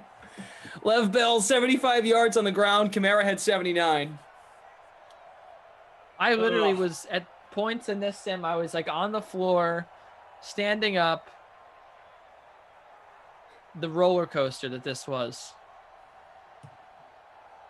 All right. Let's see. Wow. 12 Player of the game for first. In the free Player roll. of the game is definitely Sam Darnold. 398 passing yards, 3 touchdowns, hit the bonus. You have to give it to Sam Darnold. The Not My Kid award goes to Sean Payton, declining a penalty to give the Jets the win.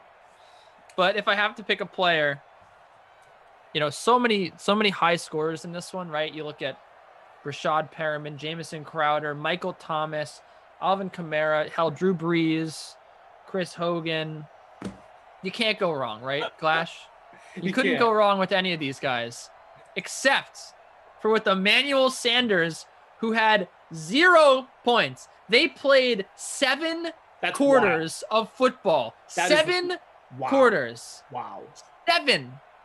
Nothing. No catches whatsoever. No yards. How does that happen for Emmanuel Sanders? I'm sure people who rostered him are thinking the same exact thing. Sanders. Well, the Not My Kid award really is Sean Payton, but it's also Emmanuel Sanders if we're doing official bookkeeping. Congrats to Jordan Lindenbaum on winning the free roll. Matt Nelson came in third. He was pacing the free roll for quite a bit. Lindenbaum wins it by about 3 points. Kamara captained, Darnold, Bell, Sanders, Smith, and Lutz. All right, Deucey, I'm going to go get something to eat, so we're ending this thing. I definitely have to eat for sure. Yeah, so I'm back here in 20 minutes with Moose. I can't believe that you're doing this right in like 10 minutes.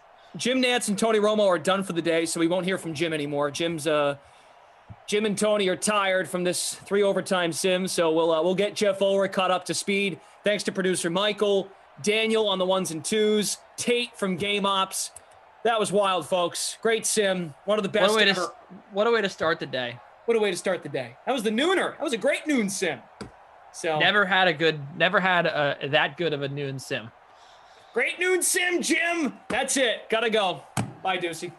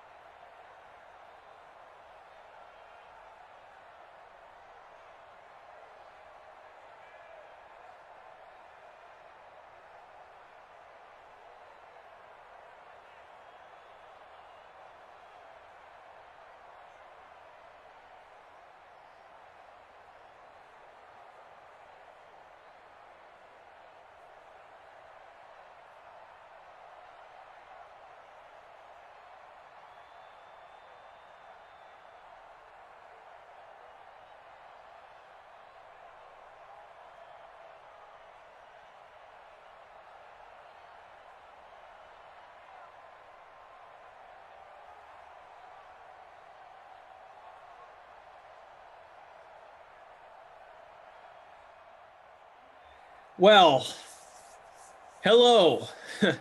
Back for more after a brief recess.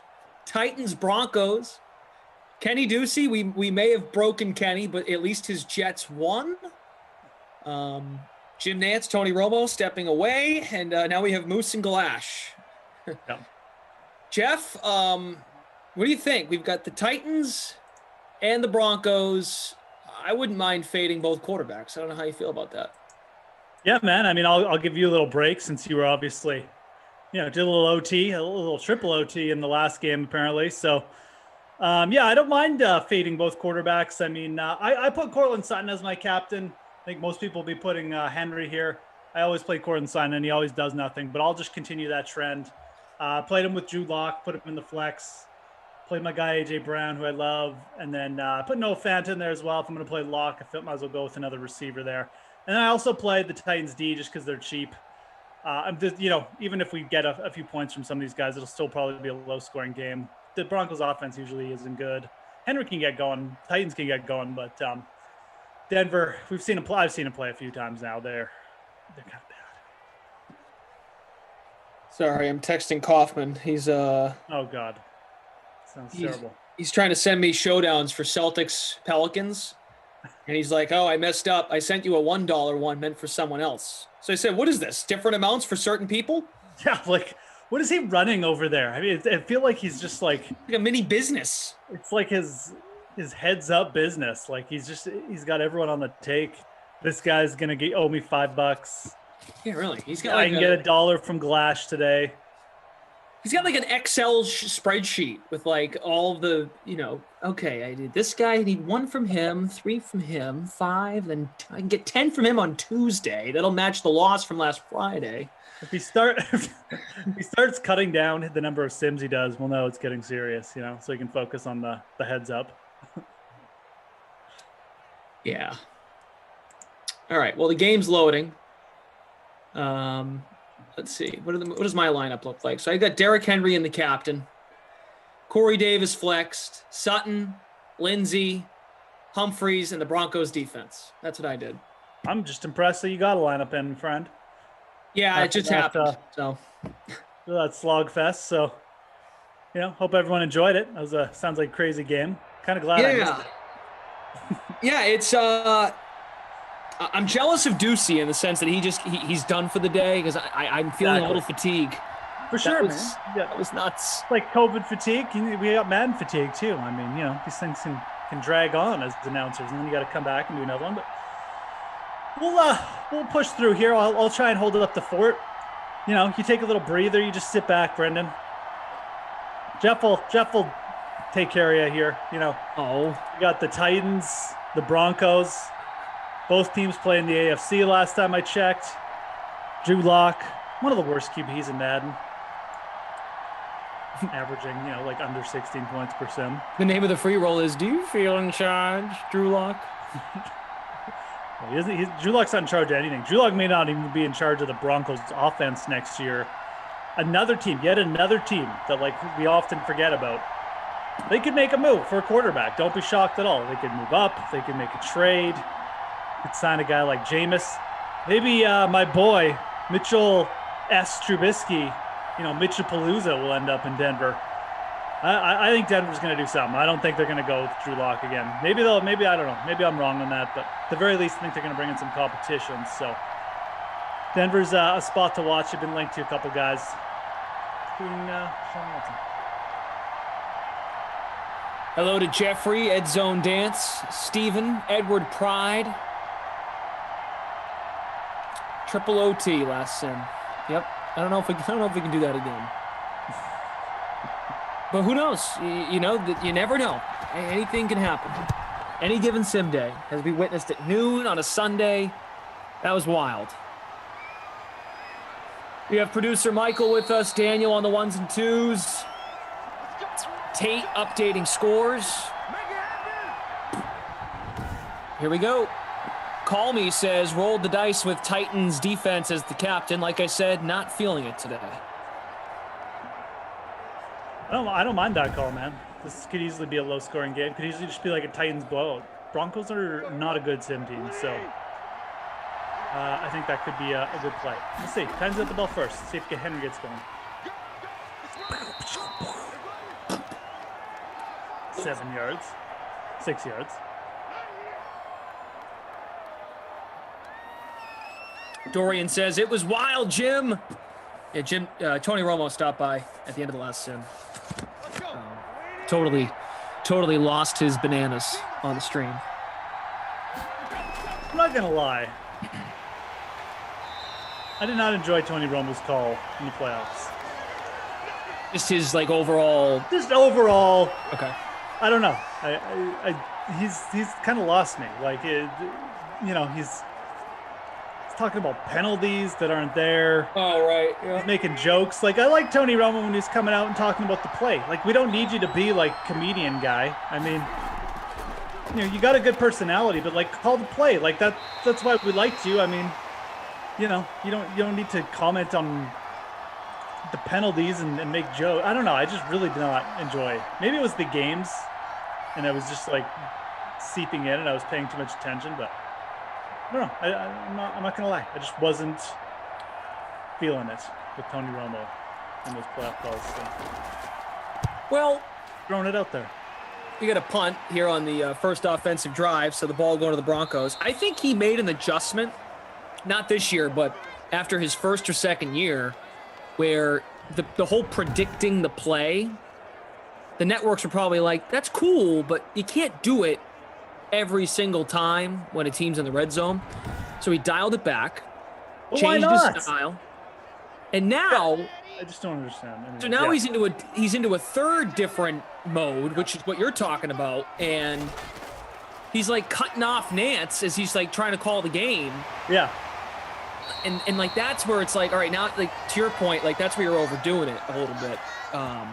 Like let your natural ability to, really break down a play be your thing. I think he's starting to realize like it's really hard to be good at this for a long time. Like you've got to be mentally, as I like to say, strapped on in all the time. Like you said, he may have been getting a little too emotional with his in the postseason with some of these things. Like especially another play that comes to mind was the Chad Henne to Tyreek Hill play against Cleveland to ice that game, which sent the Chiefs to the AFC Championship. I don't mind him getting emotional if it's a good play, but like, I don't know. Just some of his takes were, maybe it was just his takes, just in general. Missing penalties that like either were bad calls or like just weren't there. It was weird. He stood out. So I don't know. Like I said, I'll heap praise on announcers when I like them, but gotta say, I'm really a fan of Tony Romo right now. He's an announcer. Okay. Melvin Gordon is stopped on 3rd and 3, so we should get another punt. This is exactly how the Jets-Saints sim began. Just punt after punt. At the end of the first quarter, we had more punts than receptions. For the last sim, you mean? Through the first quarter, we had more punts than receptions. Wow. So the last sim started slow too, is what you're saying. Yep. So you're telling me there's a chance, as Lloyd Christmas would say. Uh-huh. I still can't get over it, how incredible that noon sim was. No, it sounds insane. I mean, you told me half the things that happened, and it's like, really? Missing field goals, going for it on 4th down, declining penalties. Well, when they went for it on 4th, they could have, when they went for it on 4th down the first time, Jeff, on 4th and 2, they could, it was an easy field goal. Like it would have been like a 40-something, it would have been like a low 40s kick for Ficton. And they still went for it. They went for it and got it. Went for it again on 4th and goal. Again, could have taken the 3. Went for it and didn't get it. That would have been. You're actually lucky I wasn't on that call because I'm sure you and Kenny were going nuts. But like I may have left the call. I may have just left the room. It was nuts. And then, like I said, I think the AI threw its hands up at the end, and the Saints defense decided to, or the Saints overall, Sean Payton decided to decline the penalty. Well, did they decline it on 4th down? Like was it a 4th down when they declined it? Yeah, because it would have called for a first down had they accepted the penalty. It was on a third down play, which by declining, it forced fourth down. Yeah. Yeah, okay. So that's probably why. Yeah. Yeah. I mean, it still doesn't make sense because it's overtime, but that's probably why the sim did it. The sim probably doesn't take the overtime rules into account because it's a sim. It's not perfect. One day it'll be perfect. One day AI evolves and, the robots become our overlords, but we're not there yet, thankfully.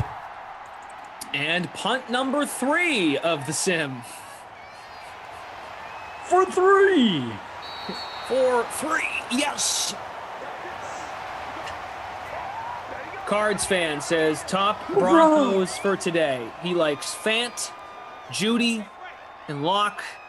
Titans only Henry. Jordan Lindenbaum. Ducey had to eat a Xanax at the end of that sim. Ducey had a headache, yeah. It was just, the sim was playing mind games on Ducey. It was a good time. We had a good time. It was fun. I enjoyed it. It's memorable for sure. It's one of those ones where, it sounds so crazy that at least it was memorable. So, yeah, hard to forget it. All right, let's see what the Broncos can do. It's now 2nd and 5. Judy's in motion. Handoff to Gordon. Has daylight and a first down. About 400 watching on YouTube. Hit that like button on the way in if you haven't done so already. Hello to the Twitch fan. Reed Tees, did you know I will not do Romo in an Elmo voice? Jim? All right, maybe I will. Come on, Jim! Okay, that's enough. 2nd and 11. Lindsey makes the catch, but a loss of yards. Honestly, after that triple OT sim, man, you can pretty much do whatever you want, Oh, yeah. You hung in there, worked overtime, like I said. I am slapping it out there right now for the next... You do whatever you need to get through 26 sim minutes. Oh! Wow. Smashed in midair, incomplete. 3rd and 11. This has been a terrible start. It's like the second time the Broncos had the ball already. We're only 6 minutes in the game, so. Tony says, Glass, you're nuts. Yeah, tell me something I don't know. I'm aware. Yeah. I am comfortable in my own skin. Come on, Drew Lock. 3rd and 11. Intercepted! Is he going to go? Is the fat guy going to catch him? Oh, it's actually not the fat guy. It's Drew Lock. Throwing INTs and making tackles. Getting his own tackle count up. Hooligan says, Glass just can't stop himself. I can't. I'm always tempted.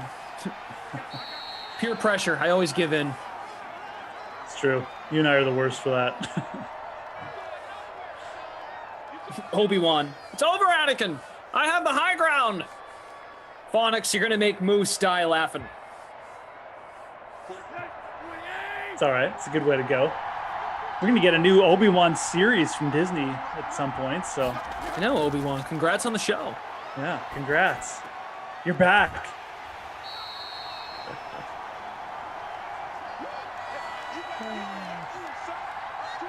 Call me, says Titans defense of the captain. Like you said, good stuff. Anyways, I hope everyone's having a good weekend. Yeah, what are you up to? Anything good? Sims. What's up? Yeah, I did not too much. Took my kids skating this morning, so that was good. Skipped the triple overtime, did a little of that, and watched Connor McDavid go absolutely bonkers last night, destroy the Calgary Flames, the old provincial rivals. So that was fun. What'd you make of Tahoe? Cool setting. Unfortunately, what did they have to deal with there? The sun or whatever? Isn't that weird? Beautiful day, but the sun shining right on the ice. Yeah. A hazard. So the Bruins in the who are the Bruins playing? No, it was the Golden Knights and the Avalanche. No, I know, but Bruins Flyers is tonight. Bruins Flyers tonight. Yep. And they moved the game to 7:30 Eastern, so it'll be 4:00 there. Oh, right. Yeah. Yes. For the sun purposes. Yeah, right. It was a cluster yesterday to try to get the game in. It definitely was. But yeah, got a preview up there on DK Nation playbook and stuff like that for people up there. If you're interested, kind of going YOLO with the Canucks tonight, I think. Possibly in the puck line if you're interested. But then, anyways, check out DK Nation, NHL stuff. I'm sure the other smart guys will have their, like NBA stuff up. Barry in the chat giving the folks some insider knowledge in terms of what Henry did last sim against Denver, 11 points in the snow. That would have been good information to have before lock, but I think folks are still going to captain Derrick Henry. Yeah. His ownership in the captain spot, 37%, 83% in the flex. So we had 5 passes completed. 4 punts. Which means there were more completions than punts. We only had 20 passing yards, though. Yeah. Which is pretty pathetic, not going to lie. Melville Gordo, 22 yards rushing. Derrick Henry, the leading receiver, with 2 for 7. Fant does have the 12 yards. Jonnu Smith, 1 for 2. Titans defense with a pick. And right now, the Titans 3rd and 8 at the Denver 17. Coming up.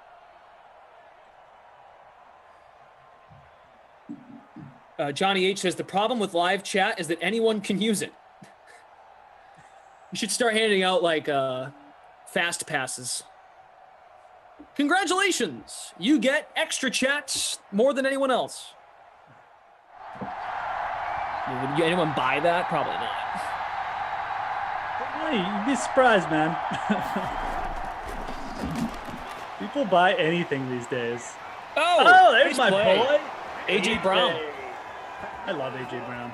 That guy's going to be an absolute beast the rest of his career. He already is, but cutting action. He's good, though. And Corey Davis probably not coming back to the Titans. Really like AJ Brown fantasy next year. Knee cleanup procedure. Was tweeting from the hospital. He's young, though. He's 23. I like him a lot.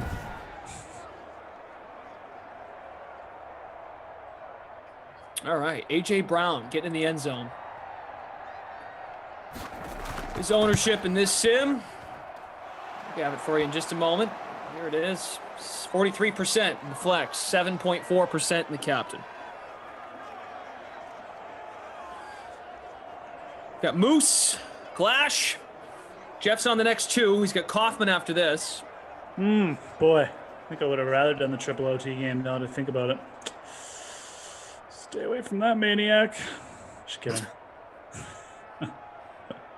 Tate updating scores. Well, if Koff's a maniac, I don't know what I am. Daniel on the 1s and 2s. Who's the bigger maniac, though? I know you like to dress up and do voices, but Kaufman doesn't like ice cream. That's full on serial killer stuff. I mean, you don't like. It's like saying I don't like candy or something. What is wrong with you? Some deep lying issues there with that guy, I think.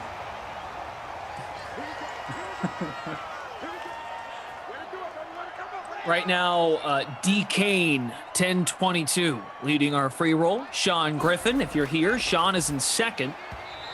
Producer Michael's in 4th place.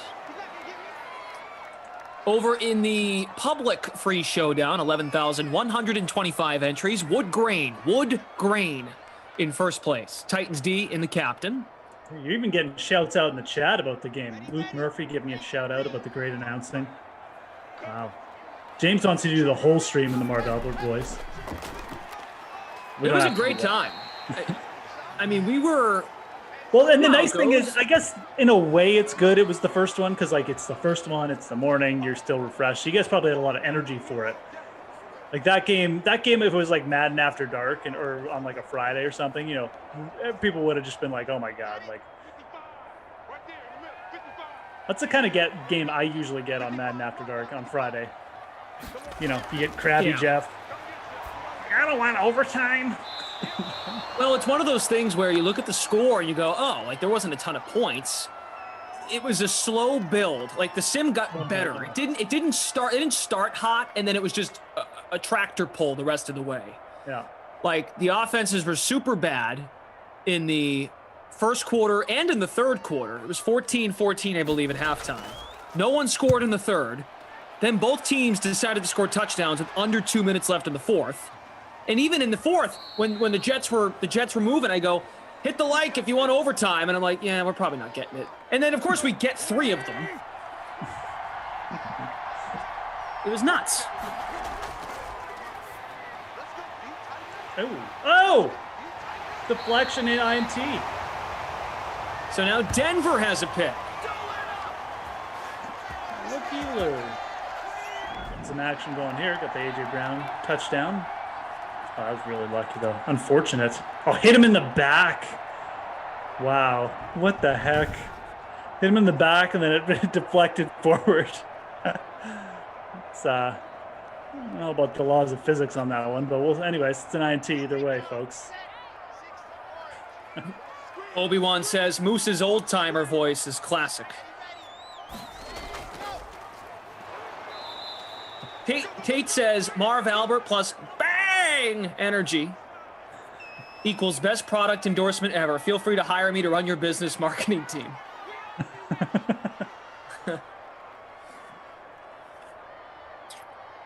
James says I only come here for the Marv Albert voice impression. 6.5 to play in the second quarter. 2nd and 9, and down goes Locke.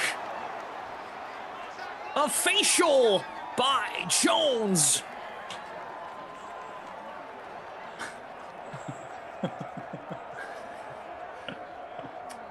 Speaking of Marv's in the chat. I heard Kaufman eats ice cream cones without the ice cream. That is true. We can just do all our voices. 3rd and 16. This is complete to Noah Fant. Noah Fant, not to be confused with James O'Shaughnessy. Plays on the Jacksonville Jaguars. Oh, the former tight end one. The former tight end one there, Brendan. Is supplanted this year. And now we've got Brandon McManus out for a 39-yard little jaunt. Sarah just walked in and heard that. She's like, what is going on? Hi, it's good, lad. A great kick. A great boot through. Cracking strike. I love English soccer announcers, man. Or just like whatever. It's funny you bring that up. Some of the terms they use. A cracking strike. Like, what the fuck? You have no come idea. Up with this stuff, man. It's great. We were doing soccer impersonations for the first half of the Noon Sim. Because Ducey was up. You know, Ducey loves soccer. Right. Ducey's English accent. Ducey's English accent? Like he did an English accent? It was pretty good. I thought it was entertaining. Oh, was it? Okay. Yeah. No, I was waiting. I was like, is it good or not? Yeah, it was quite a ride. Well, a lot to unpack from that Noon Sim. Brandon McManus kicking a field goal to put Denver on the board. And Derrick Henry, 5 carries, 6 yards. Ed Zone Dance says, LOL, my dog doesn't like that accent.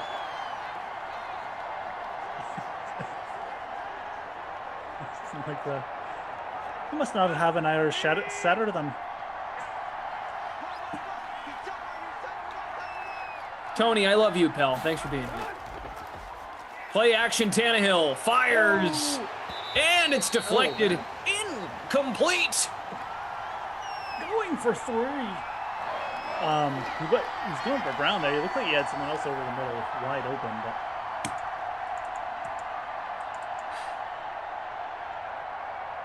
But anything to report? Any NFL news the last 24 hours? Like, am I missing anything? I don't think so, man. Yeah, I mean, it makes sense. At the same time, like I've admittedly been like bad at checking like NFL news just because the the season's over, but like it took me like a day to catch up on the Carson Wentz trade. Yeah. But doesn't seem anything big here. Yeah, no, the last big report looks like Deshaun Jackson, which I think we talked about yesterday. Ooh, we got some. Actually, here we go. Here's a couple little tidbits. Actually, it's worth talking about. So Jimmy G's $51 million over 2 years, not guaranteed. So this is coming, I think, from the Patriots side. Wait, what? What are you talking about? Jimmy Garoppolo. They're trying to put the pieces together that Garoppolo might be coming to the Pats. Who put this out? Jeff Howell. Oh, Jeff's a friend. Jeff from my hometown. Oh. Yeah, he's just saying that if the Patriots acquire Garoppolo, they could move on at any point because the rest of his contract isn't guaranteed. So that just kind of makes him valuable for the Patriots. I think that's basically the gist of what he was saying. Like it wouldn't hinder a trade. So,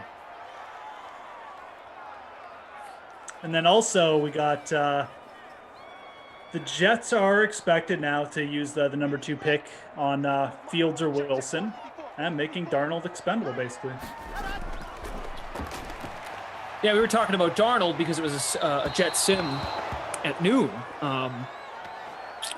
Where do you think he ends up? I know we've probably talked about this. You think he ends up in San Fran, maybe Washington? Yeah. There's a lot of teams that he could conceivably. Bears, Washington. I don't think the Eagles will have interest, but you never know. Denver. Colts are obviously off the table. Texans. Even if a Deshaun trade doesn't happen, the Texans are still a possibility because I don't think Deshaun's playing another snap for them either way. So there's probably a couple other ones we're even forgetting about. Well, what about New Orleans? I mean, a team like that. San Francisco you brought up. Who knows? Lots of teams out there with at least a possibility. Some are going to be stronger options than others, but lots of possibilities out there. For sure. I mean, we were talking last night. One of the sims, I think it was 8 o'clock, was the Washington football team and San Francisco, and I called it. The free roll was called the San Francisco 49 or the Sam Darnold fan club, potentially. But like, more and more I think about it, I was saying this last night, and now that Jeff Howe's putting this out there because he's tied in with New England and probably has some connections to the Garoppolo camp, I take Jeff Howe's word. I take his word seriously. So, but then there was a little momentum over the last 7 to 10 days that maybe Jimmy G's just going to stay put because even a team like the Patriots, they don't want to commit resources to a player who's had some injury trouble. And San Francisco might be like, maybe we just run it back with this guy. But if they can maybe get Kirk Cousins or Darnold, maybe even Watson. I think my point is, I think San Fran wants to maybe upgrade, but I think they might be finding difficulty to do so. Yeah, I think they're pretty interested. I think Kyle Shanahan wants Kirk Cousins. I really do. It kind of sounds like that. Maybe it's just for lack of better options, but it kind of feels like San Fran wants to make a switch. And I don't think acquiring Kirk Cousins is going to break the bank. I don't know. I mean, that would really leave Minnesota in an absolutely weird spot too. Like they'd have to have a plan. Maybe they go after Darnold, right? So you could get some kind of weird 3-way trade, a 3-way, bro, where you get, the 49ers, deal Garoppolo, and then Minnesota and the Jets and San Francisco end up with some kind of weird deal where Darnold ends up on Minnesota or something, and I don't know. So who knows? Lots of moving parts, though. Everything's got to fall in place for those things to happen. In these cases, the most likely scenarios, these guys just stay put. Like Garoppolo just comes back for a year, and Cousins comes back for a year. But it does feel like San Francisco wants to make that trade. Like they want to move on. So Jordan Lindenbaum says they can easily get a second rounder for Darnold. RP says the Jets can get a yearly supply of Lunchables for Darnold. Stephen Lebowitz posed the yearly question. supply. I mean, look, I don't know, I'll take a yearly supply of Lunchables. We had a Lunchables discussion, myself and Tommy Freeze Pops, either last week. I don't know what day it was. But, yeah, it's pretty cool. Do you think Darnold's going to get... Will the Jets get more for Darnold than what the Eagles just got for Wentz? A second and a conditional, or a conditional second, which could be a first and a third. I don't think so. Oh, it's tough to say. No, well, Darnold doesn't have the contract stuff though, does he? What's his contract situation? Still a rookie deal. I mean, still a rookie deal. So I guess that makes him more valuable, I think. Yeah, no, that logic makes sense. But he's not under contract either, so I would say around the same, probably, is what you're looking at. The thing about Darnold is, isn't this a dump off? It's got room. It's Lindsay. The thing about Darnold is, I think people are like, yeah, he doesn't have the contract and stuff, but like it's not hard to get out of Carson Wentz's contract after a year, and then you just don't really know what the upside is with Darnold. So I think you're taking a bigger risk on him from that perspective. I don't know. It's weird. They're probably about the same valuation, I would guess, in a lot of the teams' minds and throughout the NFL, but just for different reasons. Oh, Drew Lock. Way out of there, man. Where you going? Drew Lock trying to throw it to Mars on that one.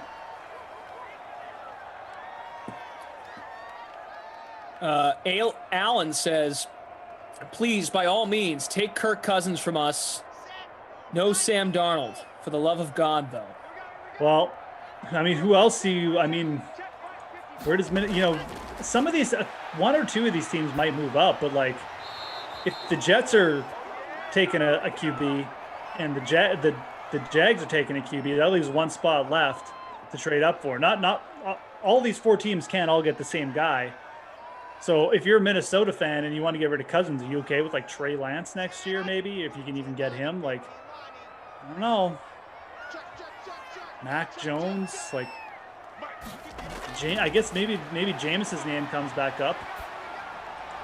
I don't know. Maybe, nice pass to Judy for a first inside the 10. Jerry G. That was a nice pass by Darnold. Maybe Minnesota just takes the chance to get out from under Kirk Cousins and then just goes with the bridge option for a year. You know, kind of like Carolina did with Teddy Bridgewater. They go with Jameis for a year.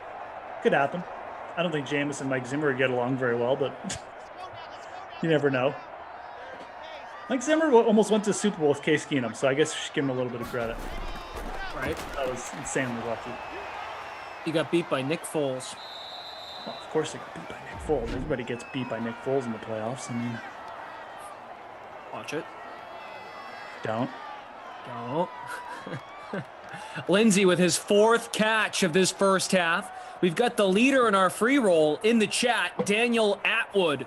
Woodgrain. He's got the Titans D and the captain. So this could be problematic if Denver scores. Too wide to the left for Drew Lock. Looks, delivers. Oh, ooh, almost would have helped him. Jeffrey, this is the nickname that Pat Mayo gave me. Glash of the Titans. I miss Pat. Haven't talked to him in a while.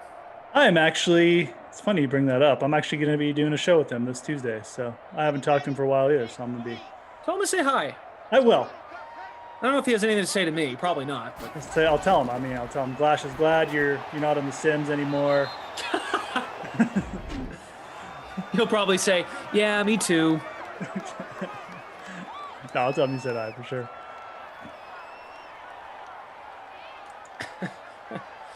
Got about 530 of you watching on YouTube. Smash that like button, just about at 250. Good number. Early part of the day. Second sim of the day. That first one felt like 4 sims combined. Brandon McManus on for another field goal attempt. 7-6. Jeffrey says you guys have a lag on the chat. I don't think so. That was like your comment about lag on the chat was like 5 comments ago. Not sure I follow. Poor choice of words. What poor choice of words. I watched Dark Knight Rises last night because I just. Oh, did you? I Nice. love watching it. There's a storm coming, Mr. Wayne. It's a good movie. Really is. Very rewatchable. Oh, you think darkness is your ally?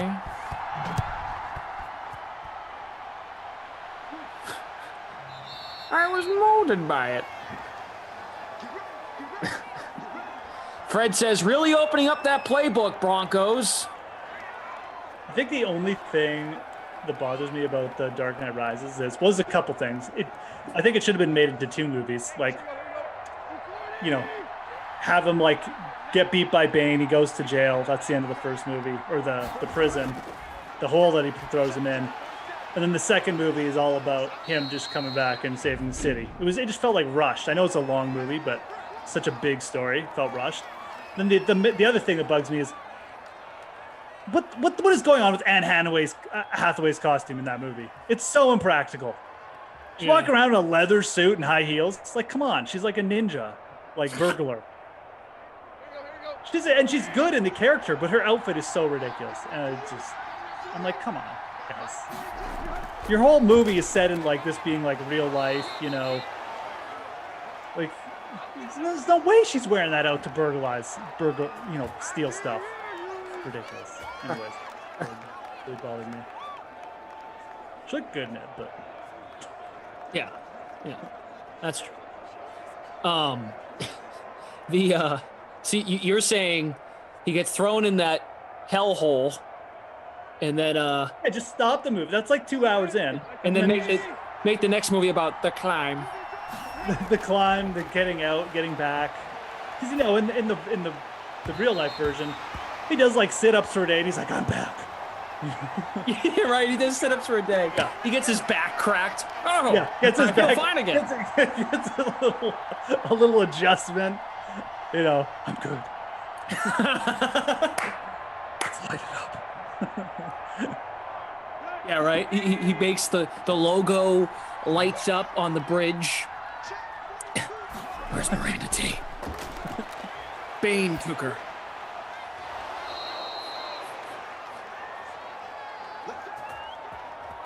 War. If you're working alone, wear a mask. Mask is not for you. It's to protect the people you care about. Count to 3 and throw.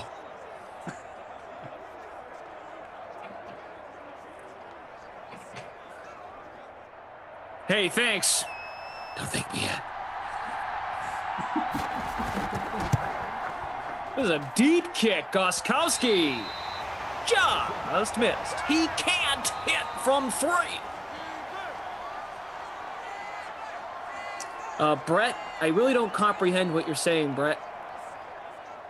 In the chat, Brett Dabbs. Hope you're okay.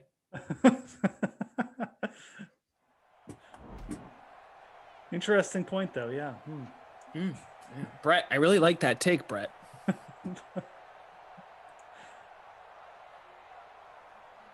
All right, we've hit halftime. True. And Daniel and our production staff says it was more practical than Michelle Pfeiffer's version, but Tim Burton's Batman wasn't based in real life. It was a fantasy, right? So her suit fit with the whole rest of his world. You know, like Chris Nolan's Batman is set in like, you know, to be like real life, gritty, you know, realistic. So I'm like, well, you know, if we're going to, where does this costume fit in? Doesn't. So anyways, that's my whole take. It's a terrible one, but anywho. Melvin Gordon, 8 carries, 26 yards. Henry, 6 for 8. Henry, 6 for 8. No rush attempts for Philip Lindsay, but he has made a handful of catches. By the way, you can see up on the screen now that the fantasy grind, Jeff Ulrich, Brendan Glasheen, at Brendan Glasheen. Please follow along. I'm also on TikTok. Would appreciate the follow. Oh yeah, Brendan's putting out some good TikTok content. He even did a golf video the other day. Yeah, It was too windy for the professional golfers to play. So I like it. Really expanding the stuff. Give him a follow on TikTok. Give me a follow first at the Fantasy Grind on Twitter. Then you can follow Brendan. Yeah, I like that. Whatever order you want. Yeah, I'm just kidding. That was a good one, though. I liked it. Yeah. Good choice of music, too. Oh no. Did Sarah Oh, pick no. that or you? Oh no. It's like a trend song thing, you know. Ah. It's you can't really pick songs. You have to pick sounds. But there are sounds that are songs. But that's like a trending sound. Okay. But yeah, we went hand in hand together. We're a team. Lucci says, good job. I was just going to tell you to toss on a hat because that bedhead was serious, Glash. Yeah, Lucci. It's all over the place. Akeem says, man, right into the dream stream. What's up? How you doing? Ready for quarter 3? Oh, we're back on camera. Hat back on. Tate is updating the scores. Scores are now updated through the half, so check out the Game Center. Let's see if our buddy who is in the chat is still leading. Woodgrain still in first place. And then in the... Oh, that's for the actual public contest. So good stuff. Dr. Pimp is... Dr. Pimp. Dr. Pimp. Hey, you should go get that checked out. For by who? Dr. Pimp. He's the leader in the free roll. He's got the Titans D in front. We were talking about that play. Sack and INT. 0 points, or only under 7 points allowed. No one else really doing much except AJ Brown got what that 2 catches. One of them was a touchdown though. So definitely a low scoring sim so far. D is the play to this point. Edward Pride, I know. I have large ears. Lucci says, please don't do that. I hate that song. TikTok has ruined it. TikTok has ruined a lot of things. I can understand the frustrations that folks have with the app because when you make a video, so when you start a video, say it's a 60-second video, and you're on like seconds 15, 16, and 17, you can't go back and delete what you had. Like, you can't go and move clips around. Like, what you have is what you have. And when you add something to it, in order to watch the newest clip and see how it came out, you have to start back at 0 and watch it all the way through. So when I'm in the final stages of editing, I've heard it too many times. I'm like, I've had enough. You know what I mean? Like, I'm like, all right, let's get this done and post it. It's a lot. It is. So, but it's fun. Kind of. I like watching them. It does. I can just tell by watching them. I'm like, God, this would be a lot of work, and just don't really want to put in the effort here. So, doorbell. My kids will get it. Dad, doorbell. Doors for you, Dad. Dad, who's this? All right, 3rd and 6 coming up. CEH says Moose has got my hairstyle. Who was it? Dad? Oh, here. Let's see what it was. Hello? Hi. Who was it? I think I ordered a book. Oh, Hi, the bookman's here. 3rd and 6. Oh, Drew, that hurt. Crawford with the facial. 3rd sack of the day. Sack number 3 for the Titans DST. My kids, Tony, get really excited when the Amazon packages come. Like, Yeah. insanely excited. Tony says, Glash, if you were announcing this game in real NFL, would you change anything? Dude, do you know how much better the games would be if you had like Glash, or like Glash and I are just, this kind of announcing? This would be way better. You know how much downtime there is in a football game? Nobody wants to hear about like what the Titans were doing, for whatever, 5 minutes of downtime between plays. Yeah. Way more exciting. Yeah, I mean, the Nickelodeon broadcast kind of went that direction. Saints Bears with Noah Yeah. Eagle. It was good. Nate Burleson, friend of DraftKings. They did a good job. It legitimately was good. It was probably the best broadcast of the year. Like, if I'm being honest. How do you make a 1st and 10? Oh, 1st and 10, 1 yard rushing. Wow, let's talk about it for 5 minutes. Like, who cares? You don't even need to announce it. It's like, okay, yeah, dude took a 1 yard carry. But Anyways. Jim, anything can happen, Jim.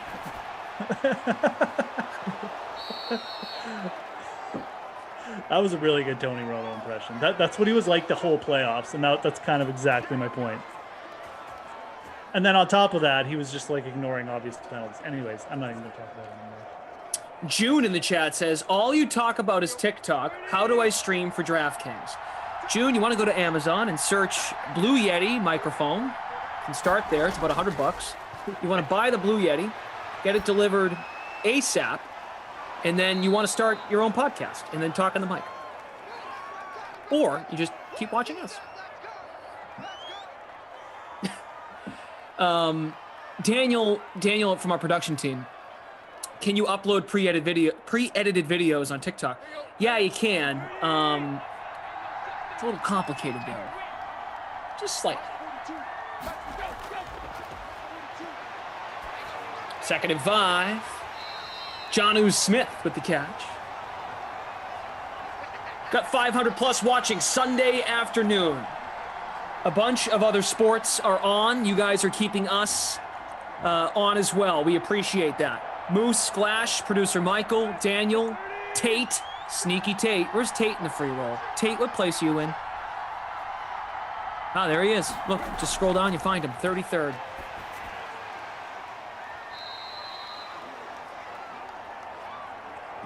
Over on Twitch, Felt Fish. What's up, buddy? Dracula, hello. DK Simfam, anything is possible. Another catch for Henry. I think that was his 3rd.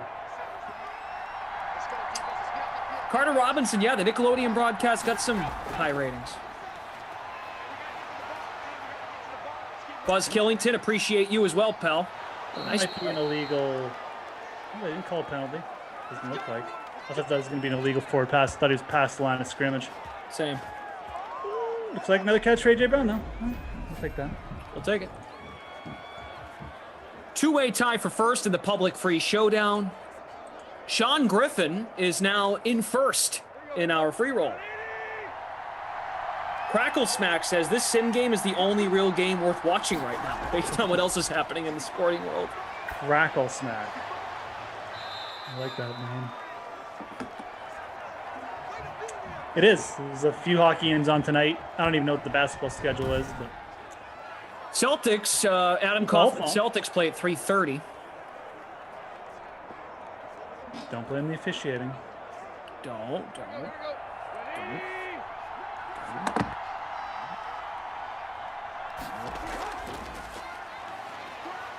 Henry! Way to bulldoze to the 42 of Denver.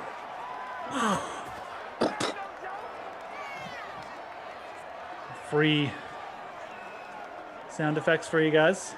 I'm as free as a bird now.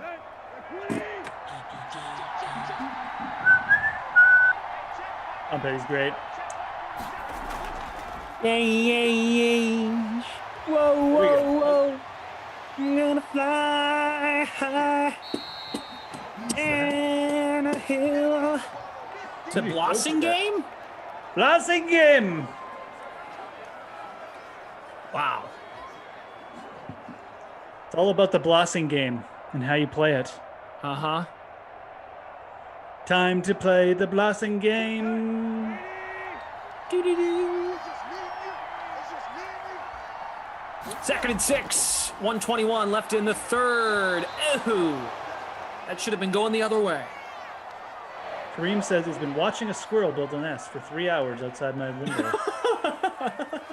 You want to hear a funny story, actually? In the Please. summer, A So we moose have- story from a story from Moose about squirrels. It's actually about a bird, but it's about nest building. So we have outdoor speakers on our porch, deck, whatever. And so we wake up. It's like a Sunday morning, just chilling, summer. My kid's like, "Hey, Dad, a bird."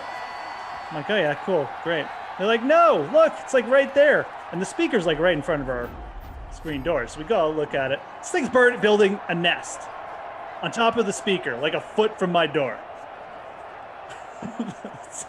So you're like, well, it's not going to work out well for either of us there, Miss Birdie Pants. So luckily there was no eggs in there yet. Like she just started building it. So I gently moved it to a tree, and actually she swooped at me once, but I think she just went right back to building in the tree. So it worked out well. She came down at me. She came at me. She's like, wow. And the thing is, once there's eggs in there, like I think it's like illegal to touch them. So, Really? yeah, you're messing with wildlife at that point. Yeah, that's true. But this was it was a horrible spot. Like she would have flown into our house or something at some point. And it's kind of unstable on top of the speaker, obviously. So. Hey, Dad. Dad, look, a bird. I don't know what she was thinking, but.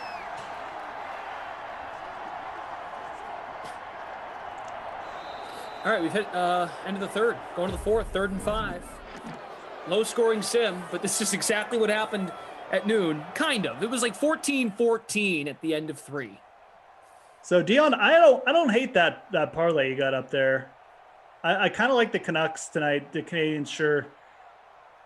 Flyers would be the one, but the Flyers are 0-4 against the Bruins this year. Like they got to get a win at some point, right?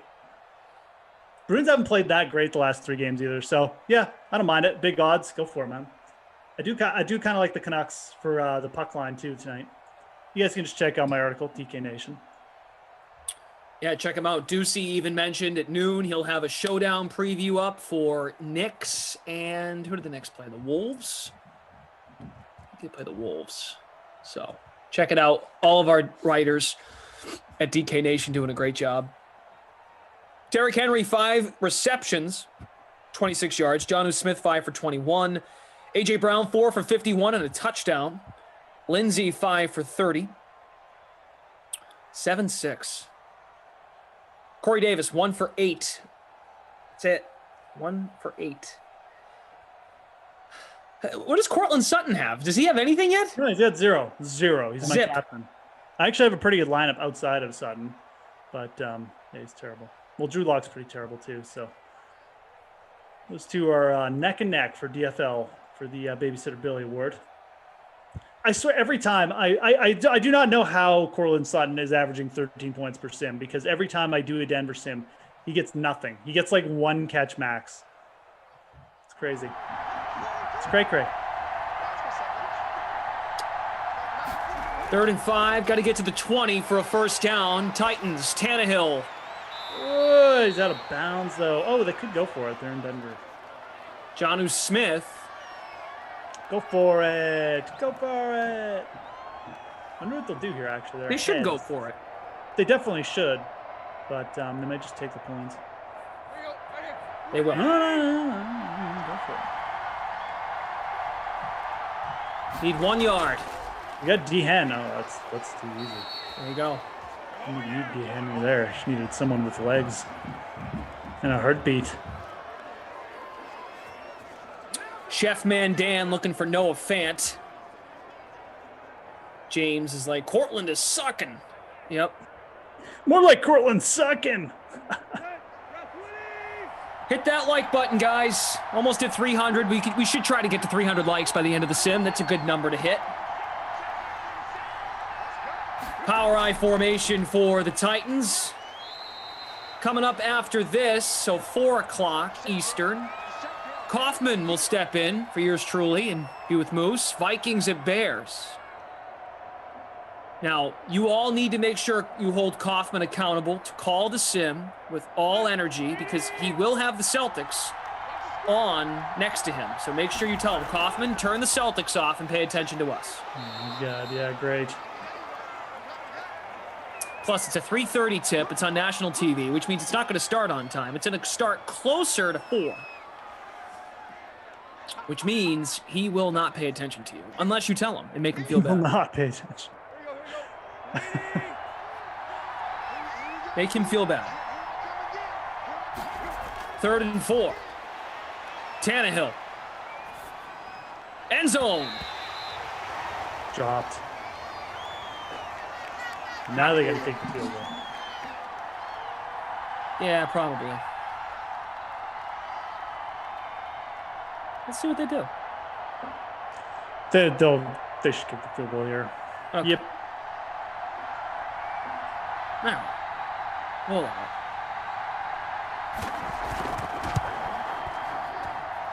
Jeffrey, you make a good point. Sutton does not have superstar traits any longer. Right. Right? Is that right? Yeah, I mean, he lost it's true. He's still the wide receiver one, though. Like, what the heck? It is kind of surprising why they took him away. He got hurt. Yeah. Because like I've made this example before, like Big Ben in Madden 20 had superstar traits, but we didn't take him away because he got hurt. There's someone else who got hurt too, and they still had traits. OBJ. Right. Like he didn't lose his traits because of injury. So, not fair. Seems biased. Seems weird. We need to free Cortland Sutton. Free him like a bird. Free Cortland Sutton. All right, 6 minutes to go.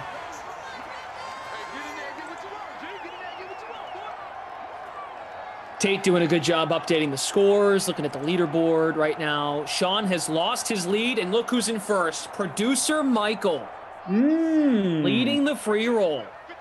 Coming at you. The dude's got a rowing machine, apparently. Works out on that thing daily, so no wonder. Wow. I'd rather have a rowing machine than a card throwing machine. That's a Jackass reference. Where's your card throwing machine?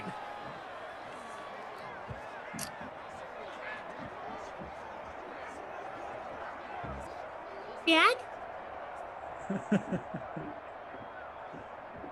Must Buy says he thinks Elmo, I'm not going to say the word he used, but Elmo is near Corey Davis, distracting him. Hey, what about Sutton? 2nd and 10. Philip Lindsay with the catch. Nice move. Hey. Dodge, duck, dip, dive, and dodge. Been the Broncos' best play there, the dump off, mainly to Lindsey. We keep going back to it.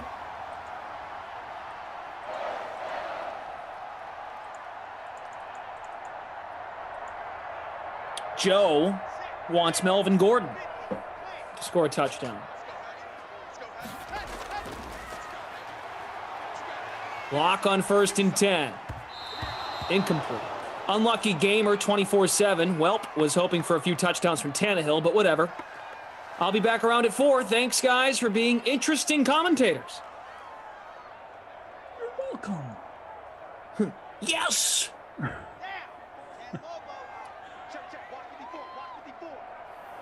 Trips to the right now on 2nd and 10 for Denver. Lindsay, another grab. It's brought down at the 49 of Tennessee. Hit that like. It's a great audience. 500 plus on a weekend. That's great. Thanks for being here, everybody. You guys got hockey questions for Moose? Toss them in. We can talk some hockey. Sure can, Brendan. NBA, I mean NBA later. I can weigh in a little bit on NBA. I'm not an expert, but you know, on TikTok, you'd think I am. No Kaufman. Hi.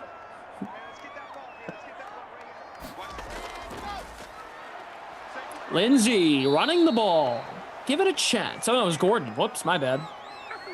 Melvin Mostert.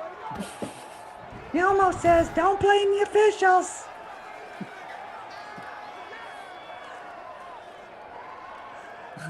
Elmo likes Jason Tatum. Hey, Goldie. Say hi, Goldie. Elmo loves Zion Williamson. Hi, Zion. 4th and inches. Going for it. Trips to the right. First down. Is that the Hamler? Who was that? Who was? Is that? Oh, it was Nope, Hamilton. Deshaun Hamilton. Definitely not anyone but Cortland Sutton here. So it's just been superstar traded out of existence, apparently.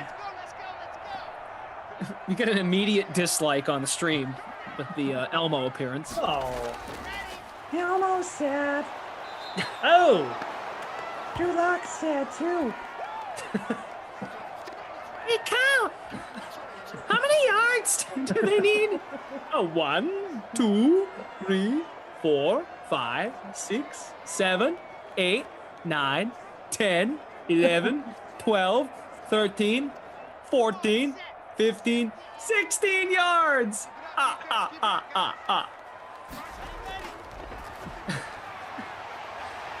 right. Drew Lock, that a boy. Hamler, there he is. Count would be a great sideline reporter. What down does it count? 1, 2, 3, 3rd down. Oh.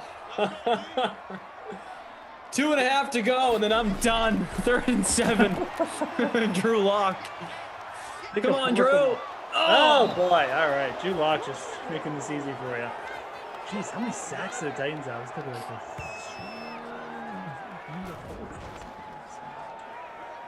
Steven Lebowitz, can Elmo do Poor sack. Batman?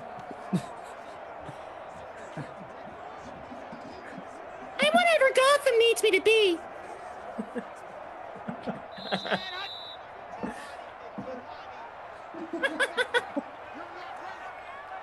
Light it up. Elmo's not wearing hockey pads.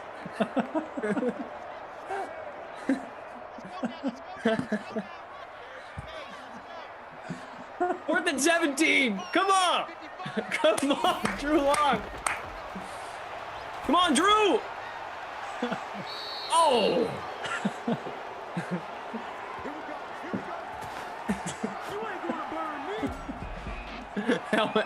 Tate from Ops. Elmo Batman.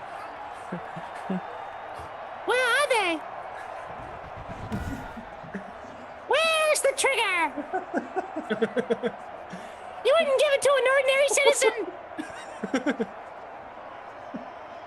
Where is it? Elmo wants trigger.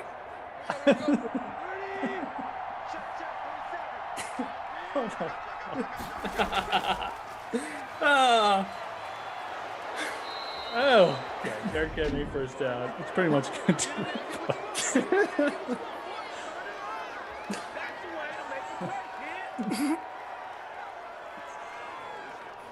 Yeah, no Jonnu Smith in this one either, eh? Oh my god. 10-6. Titans with the ball.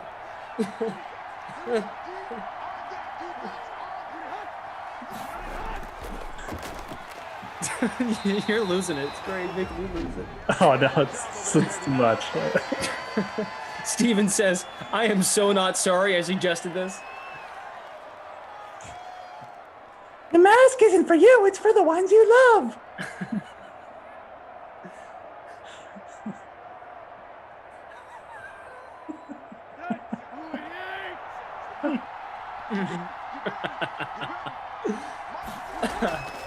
Second and 10, Henry trying to ice the game, not having success.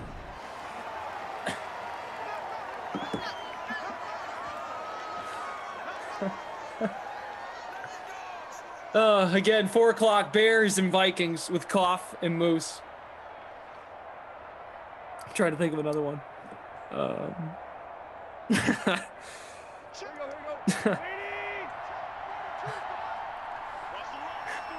Imagine Elmo being the Joker.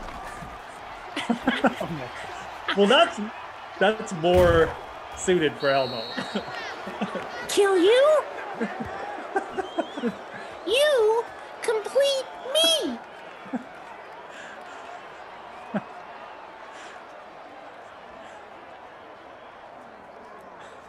Buzz Killington, you ever see Neighbors with Rogan and Efron discussing the different Batmans? Yeah. You wanna know how I got these scars?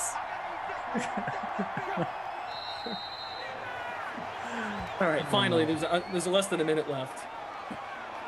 Thank God.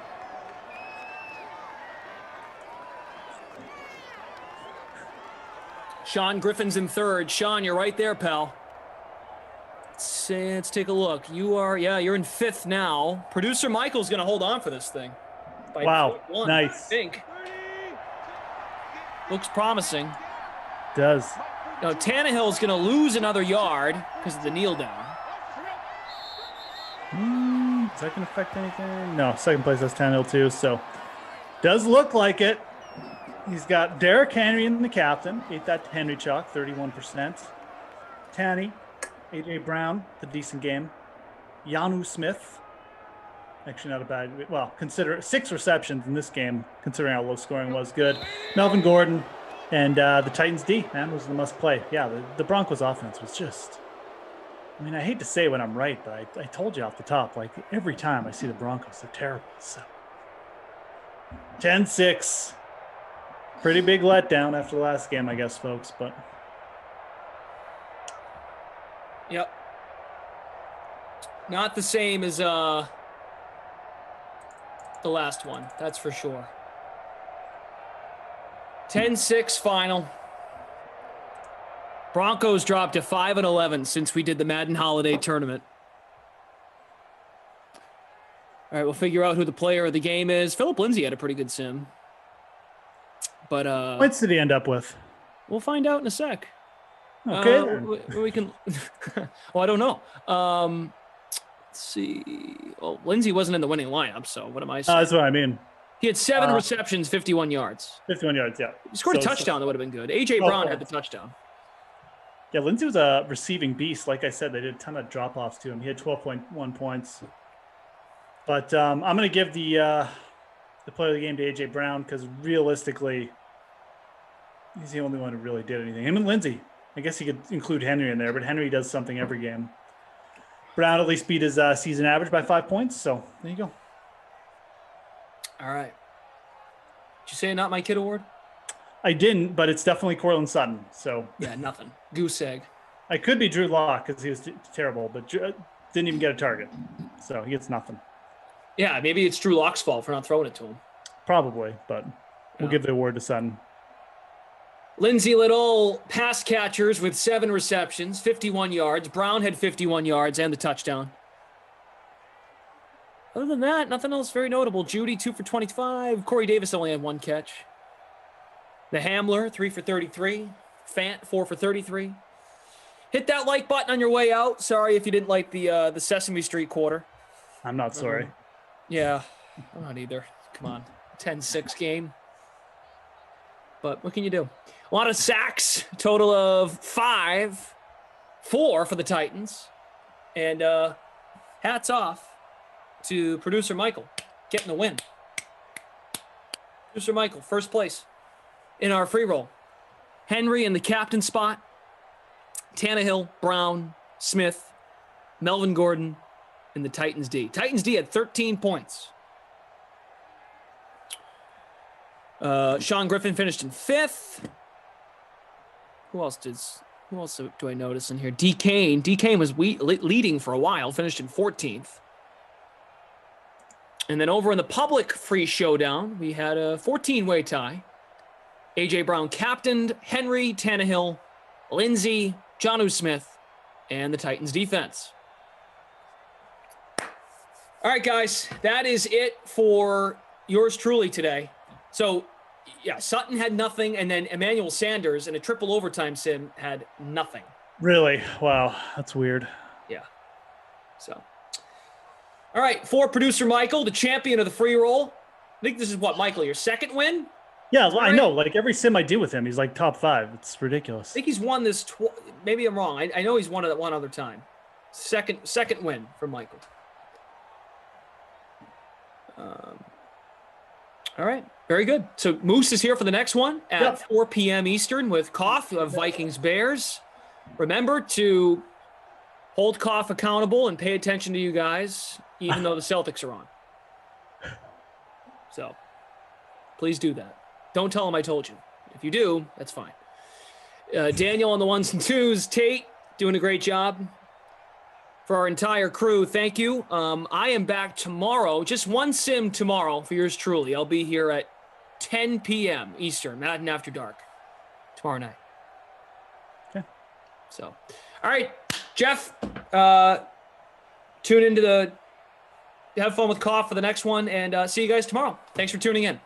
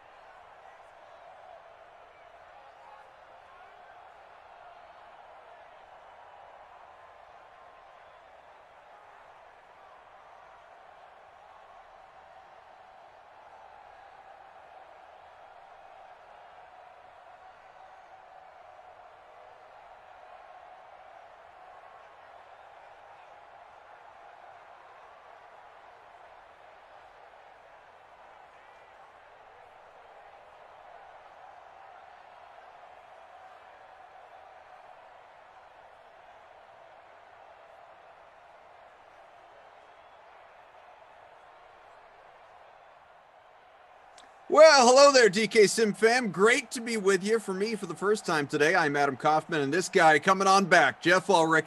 You already know him at this point. Lineups locking momentarily if they haven't already. How are you, bud? I am doing extremely well. Yeah, happy to be back. So, yeah, get the last one of the week again. I mean, this I'm on the weekend barrage again. I don't mind it, man. But I forgot to put my lineup in. Oh, all that time just talking off air, getting into the real nitty gritty. It's always with you too. It's your fault. It's 100%. This is on you, man. What can I tell you? I'm a conversationalist. I like to. I don't want to pass the time with awkward silence. I want to. Find out what's happening in life. Well, if you didn't know, this one is called the Early Bird Special. Though, what would happen if a Viking fought a bear? If that doesn't tell you who's playing, I don't know what will. It's Minnesota and Chicago. Now, usually when you forget to make a lineup, it's just that you forgot to make it and put it in our free roll, but you loaded it somewhere else. Is that the case today? No, I forgot to put it in all the free rolls lineup this time. So okay. I don't even. I mean, I can tell you what I was gonna do. Okay. I mean, sure. What the heck? Make it up as you go. Yeah, I make it up as I go. If I can even remember or you could just pull a BK and whoever scores the first touchdown to say that was your captain. We'll do that. I had Trubisky in the captain spot. I mean, that's pretty much. It's not a big shock. Went with. I think it was Anthony Miller in there as well. It's like the value. Obviously, got to get Cook in there. I did fade Cousins in my lineup. So I think I'd Cook and Thielen in there with Trubisky and like a low price receiver. And then people know how I feel. I mean, I was going to use a kicker too. Cousins should never ever be rostered. They should be 0% owned all the time in these Madden Sims. Yeah. They're just both of them. So I've got Dalvin Cook in the captain spot, which I generally do when Minnesota is involved. And I know probably 50% of other people will do the same thing. Although Trubisky should garner good ownership because, unlike real life Mitch Trubisky, Sim Mitchell Trubisky is very, very good. I have Tajay Sharp, David Montgomery, who I really didn't want to play, but it's just kind of what I had left over salary-wise. Ted Ginn Jr. and Justin Jefferson. So if you can't tell, very top-heavy lineup with Cook and Trubisky, and then just kind of hoping for the best around them. Yeah, makes sense. I mean, we have two pretty solid fantasy producers in Trubisky and Cook. You got to get exposure. If you want to be contrarian, I guess you could have gone Cousins with Thielen stack or something like that. But I think it's probably going to come down to did you pair him with the right values? Is a guy like Anthony Miller going to go off? Is Tajay Sharp going to be the guy? Sharp's usually a pretty good value in these sims too. So that's probably what it'll come down to. Cook and Trubisky will probably get theirs. So there are times, Moose, happens a lot in Simland where I will, having not been on yet today and a couple of Sims already under the collective hashtag Team Always Hears Belt, or obviously Mike and Daniel, our producer and TD, Tate and Game Ops, all these guys have been around. You were around for the last Sim. I'm coming in fresh, and I'll think to myself, man, I wonder if I've missed anything. Well, I see Brian in the Chat Kings conference room saying, Coffin, Big Maple, let's get it. I have never before heard or seen you called Big Maple. So instantly, I can't help but wonder, am I missing something? No, it's just the chat being creative. I like it. Just you, like in Maple your Canadian background celebrating. No, I like it. I'm into it. There's no backstory except that Brian has caught on to my Canadian roots and has gone with it. I like it. Very creative. But you did miss. I wasn't even on this call. Glash and Kenny did the first game of the day, and it was a triple OT. The game went almost like 100, like an hour and 45 minutes. Wow, and apparently extravaganza. Apparently, it was just insane. Like they were going for it on fourth down, and they should have been kicking field goals. There was like missed field goals in OT. There was a declined penalty or something that led to the game finally ending. It was nuts. It was bizarro. So we did miss the first game of the day. Was uber exciting. The last game that Glash and I did was insanely boring. Drew Lock was terrible. Evened out, huh? Caught 0 passes, and Glash and I were doing Elmo voices all fourth quarter. So I haven't heard your Elmo. I'm all too familiar with his. Oh, Elmo's like Ben Sims. So his is better then? His is better. Well, Glash practices his. I mean, he really does. In front of him, he has the Elmo voices going, trying to get it in his head. I'm like, I'm not going that far. I'll give you what I got, but that's it. That, I heard that. I've heard it many times. It's not like he's only done it once here in Simland. Is where a minute gone by and nothing doing for the Bears. So punting away and the Vikings will get an opportunity. Daniel says that first one, best game of the year. Or, I'm sorry, best game of the day. Very different. Says very entertaining. Well, out of two, I guess that's not a big shock. We'll see if it holds up for the duration of the whole day. He has done that Elmo voice so many times. And it's one thing, and you can relate to this. It's one thing to hear it, right? To just be, watching along with the sim and then you hear it and it's like, okay, I mean, that's a little different. When you're on screen though, or in our case, looking in the Zoom window, but when everybody out there listening can see us, when you're on screen and you see that voice come out of that face, it is really, yeah. I mean, it seems unnatural. It's like somebody put some sort of a voice modulator or a filter of some, I honestly, it doesn't seem right. I thought he was Sarah a couple times, like Sarah was doing in background or something. I had to. Oh, that's a nice pitch and catch. I honestly thought it was. All right, good start here. Tajay Sharp with the catch. So again, Jeff Ulrich, Adam Kaufman, Mike, our producer, Daniel, our technical director, Tate, and Game Ops. Appreciate everybody hanging out here with us. Blake says 9-6 kind of game. Could be. We'll find out. Jordan says amazing nooner. Went heavy Jets in all my contests. I'm currently up $160. We'll see after this game. All right, rooting for you. Anyone else got a NASCAR sweat going on, by the way? We can check in on some of those lineups as we move along here throughout the day, but that's always a good time, obviously. Rob says the best thing about the 12 was Ducey sweating out every play for the Jets, LOL. I can imagine that he would get very passionately invested in what was happening with the Sim Jets. Yeah, apparently he was. Apparently he was very invested. I'm just glad it was a good game because, I've done my share of triple overtime games dating back to Madden 20 and obviously 21. I'm sure you have as well. There have been a bunch of them. I don't think we've ever gone longer than triple OT, but I've had a few. And they are not always great, entertaining games. Some of them are downright painful when you get into double and triple overtime. It's like, my God, this thing needs to end. This is such a bad sim. So I'm glad that they ran themselves into a pretty entertaining one earlier. Yeah, at least it was entertaining, apparently. Just all the scenarios that were going on. Oh, hit as he threw. Yeah, and this one apparently ended. This is the most interesting part of it. I guess there was a pass interference and they declined it to take a field goal or something, and they ended up making the field goal. So I don't know. I think it was it was kind of a weird situation. I didn't actually see it, but that's how the game ended, on like a declined penalty and then a field goal kick. So Brian, your guy there of Maple fame says Ducey was talking tennis for a quarter and a half. Well, so maybe that's why it went so long. Is that ultimately Ducey needed more time just to even things out and get into some other stuff. The computer just liked his tennis talk, clearly. It was all in. I'm sitting 28th out of 150, and by the way, props to all of you out there listening who are part of this DK SimFam Friends Early Bird Special Contest, because normally I am, I don't know, I'm proactive enough, for lack of a better word, to remember to create the contest the night before of the following day's Sims that I do. This one I didn't even create until, I don't know, 3 or 4 hours ago. It was like, oh shoot, I've got the 4 o'clock today and I haven't put the thing out there yet. And still 150 of you in here. So that is just a real treat. We appreciate that. Cousins incomplete. Second and goal from the 9 on the way, about halfway through the opening quarter. So Alana says, I'm sure you hear this all the time, but the first time I saw the G spelling of Jeff was with Jeffrey the Giraffe from Toys R Us. Yep. That's where most people saw it. Yep. My namesake. Now, I know I've asked you this before, but remind me. It's not Jeffrey, though, right? It's just Jeff. No, my full name's Jeffrey. Oh, it is. It's Jeffrey with a G. Okay. Yeah. I didn't know if there was I couldn't remember if there was a backstory where it was no. Just Jeff. Just Jeff. It could be like a sitcom. No. It could be. No, it's really Jeff. Interesting, too. I'm in. Dalvin Cook stopped short at the 2. Probably would have been like a hit in like the early 90s, Just Jeff. That sounds like a Just starring Ryan Reynolds. in my dreams. Just Jeff.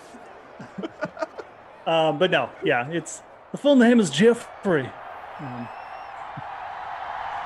Next, your Social Security.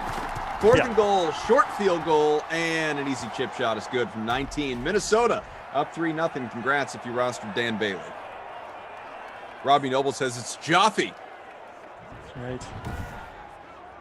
Oh, I love it when people, call me Goff or something. It's Geoff Ulrich. Goff Ulrich here. It's Geoff Ulrich. Does that happen a lot? I mean, who could? It happens way more than you'd think. I understand that starting Jeffrey with a G is not like traditional spelling. Obviously, it's a J, but still, it's common enough that you wouldn't look at it and think, is it Goff? Goff? I would say there's like a 30. It's higher than you think. Like 25 to 30% of the time, people say Goff or Geoff or something insane like that. It happens way more than it should. Because I agree. Like, we're not talking like like some crazy. Not crazy, but just some like really rare name. I mean, it's just Jeff spelled differently. Like most people know this, I would think. You have Jeffrey Chaucer in high school or something like that. Everyone knows Jeffrey the Giraffe. Like, come on, it's out there. Like the name is out there. It's semi-common at least. I mean, well, since Alana's the one that brought this up, it's not like we're seeing Alana out there with spelt with a Y instead of an I. Where there's downright confusion. I'm sure that exists. I'm sure some people have done that. But have you ever asked your parents what the reason is why they decided to be a little bit unconventional? I'll be dead honest. After anybody? I've never asked them. Do you want to now? I mean, you have to be at least a little bit curious. Honestly, my dad is probably just like, like he won't even have an answer. He'll just be like, I don't even know. So right, he was like, I don't know, but that's what your mom wanted, and I just went with it. Exactly right. So I don't know. It's like the English spelling. I think that's probably why they went for it. I don't know. I really don't. My dad's name also starts with a G, so there's a possibility. We were just trying to be like, keep the G's going or something crazy like that. But I like really this. Honest. Johnny says, Jeff from Fresh Prince, DJ Jazzy There Jeff. you go. Will called him G. There you go, man. It doesn't make sense phonetically. You're not incorrect. I agree. I kind of feel like I want you to ask your parents and have an answer for us the next time that we chat. Is that odd? Probably gonna see my dad after the sim at some point. So maybe if I remember.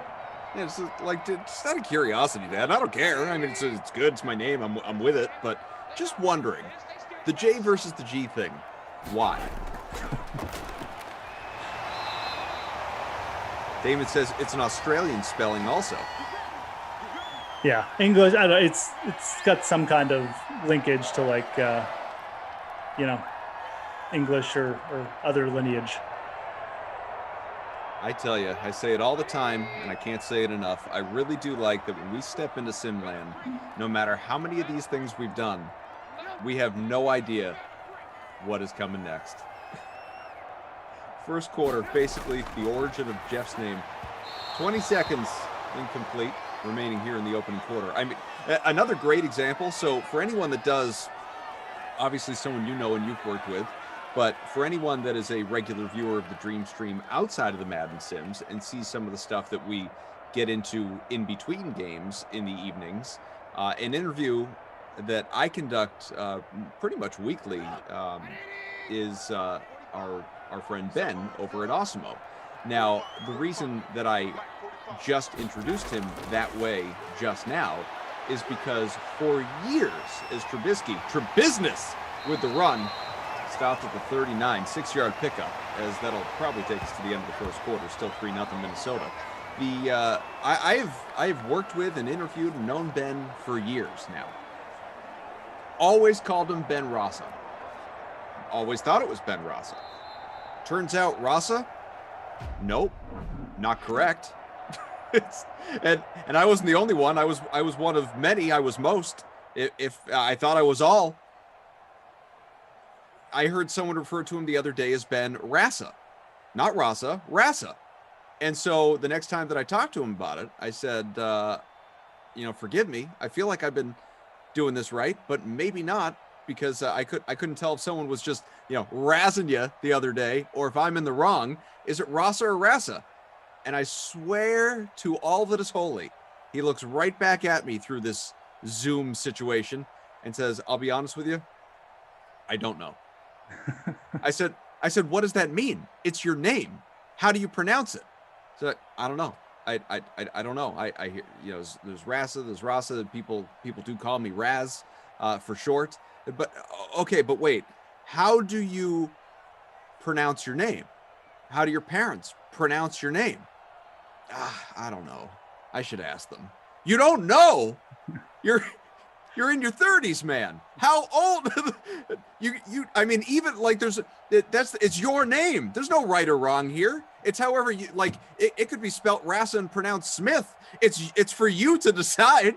Like, what do you mean you don't know? And we had a real, kind of passionate back and forth on this, to where he said he was going to check in with his family about it, because I think he finally was starting to get a little curious. It's and hockey players, athletes will do this all the time. You know how like I don't know if I was on with you or somebody else. We only found out recently that Robert Tonyan, as we thought, is actually Tunyon, like Funyun, the food. It's Tunyon, Robert Tunyon. Or for Bruins fans out there, and Alana has this mentioned in the chat, for a while it was Brad Marchand, and then he decided he changed it to Brad Marchand, and then for some inexplicable reason went right back to Marchand. He's Marchand again. It's like there shouldn't be options. It's a name. Like it's one way or it's another way. One isn't right, one isn't wrong, but it is, right? It just is. Well, it gets back to my main point of, you just shouldn't even care about how you pronounce people's names. Just apparently get it semi-close and you're good. I mean, nobody knows. Well, should know though. 100 years ago, who knows how they pronounce your names? It's very confusing to me. Very confusing. Tom says, cough, you're right, man. Buzz says, 8th in the cough test. I'll assume that's the cough contest. Need some Miller to be in business. Obi-Wan says, dude, relax. Depends on the area you're from. No, but it doesn't. It can depend on the area you're from as to how you pronounce it. Sure. You're right about that. Regionally, you may, like I am Kaufman. I know some people that say Kaufman. I don't, but some people do, spelt the same way. Not really the point. The point is, it is for you to decide how your name is pronounced and run with it at that point in time. Like, it shouldn't be confusing if you decide that your name is said a certain way, right? I mean, everyone's name comes from somewhere. So there's generally like an origin saying, and yeah, if you decide you want to embrace that or do something different, you're right. It's kind of up to you. It's all very confusing to me. Minute change gone by here in the second quarter. That's why I don't worry about it much. Just got to sit back and enjoy the ride, man.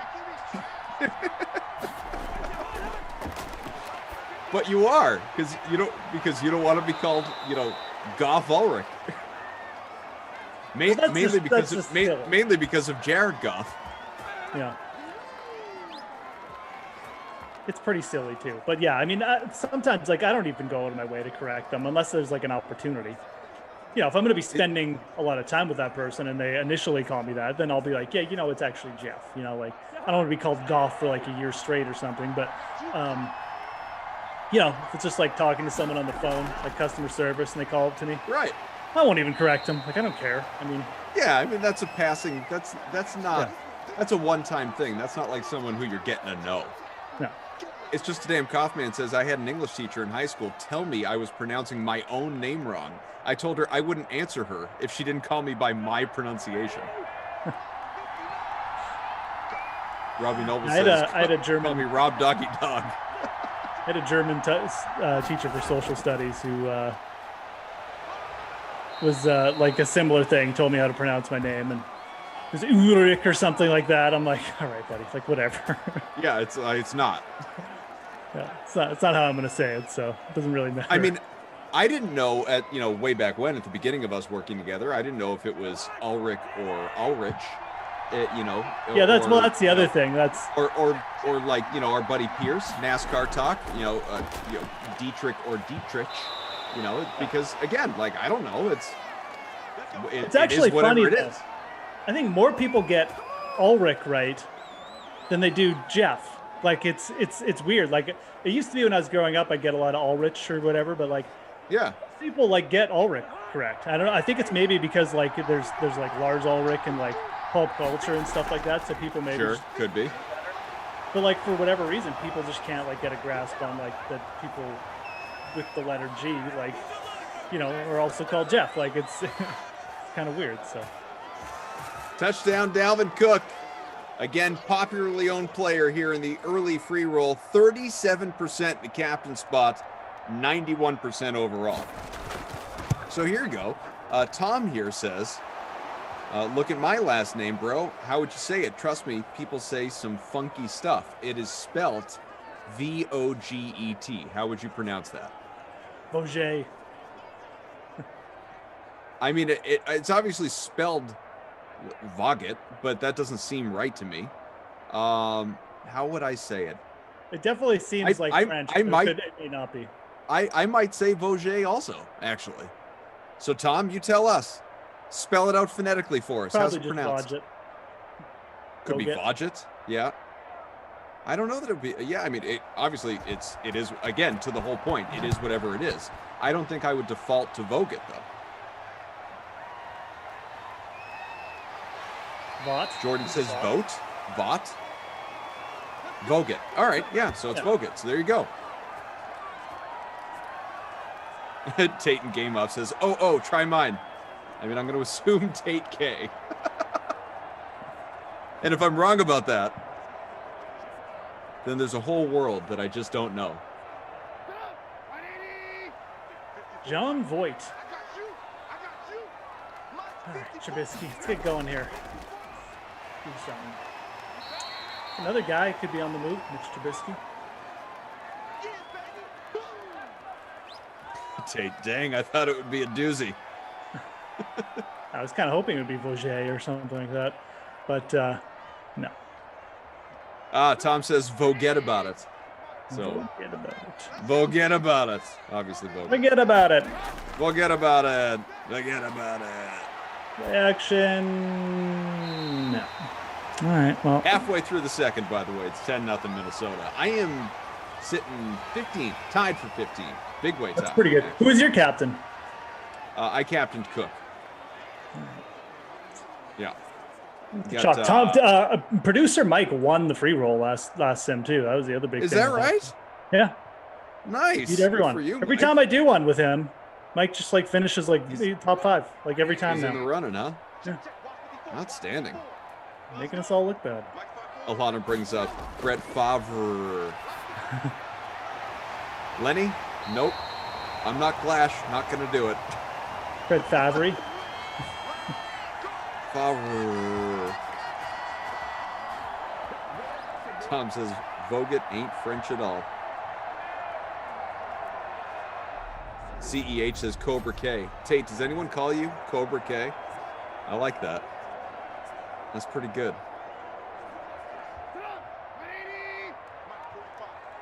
Buddy of mine, I was catching up with someone the other day, says, and prefaces with this. He says, "You're going to hate me, but." I'm like, okay, here we go. He goes, Cobra Kai, I can't do it. What do you mean you can't do it? How many have you watched? He goes, 1 episode. Well, of course you can't do it if you watch 1 episode. At least give it half the first season before you punt on it. 1 episode. A little weak.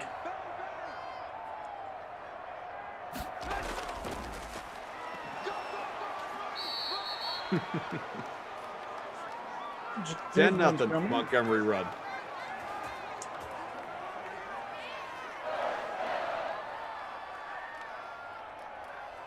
How late's this NASCAR event go today, people? When's this thing supposed to end? These things end at like 7, man. Like they go forever. Really? We had a long Strap day in. ahead. Okay. I think they do. I mean, I have no idea. I don't know. I have no idea either. I'm not crazy, but Well, here's what I'm gonna check my guide, and I'm gonna see how long it is scheduled to go until on the television. I wanted to watch cars. I just go and drive in my own car and go on the highway. You know? Yeah, it's scheduled to go until 6:30. Told you. Oh, I don't know Another 2 hours. I don't know what is so appealing about the sport. I mean, look, I happily play things on DraftKings. Absolutely, you guys should. It's probably a very fun sweat, but like, it's a spectator sport, man. 5 hours of watching cars go around tracks. No thanks. Just make left turns all day, as the old joke goes. I know it's cool to go fast. Incomplete. Got the guy there. Speaking of good sweats, though, I have not done any PGA lineups, contests, anything since the Masters. I've been way out on golf over these recent months, and I need to get back because that's a very fun sweat. It is fun, man. Yeah, absolutely it is. Masters coming up pretty quick. Player got the players. Oh, he got him. Touchdown, A-Rob.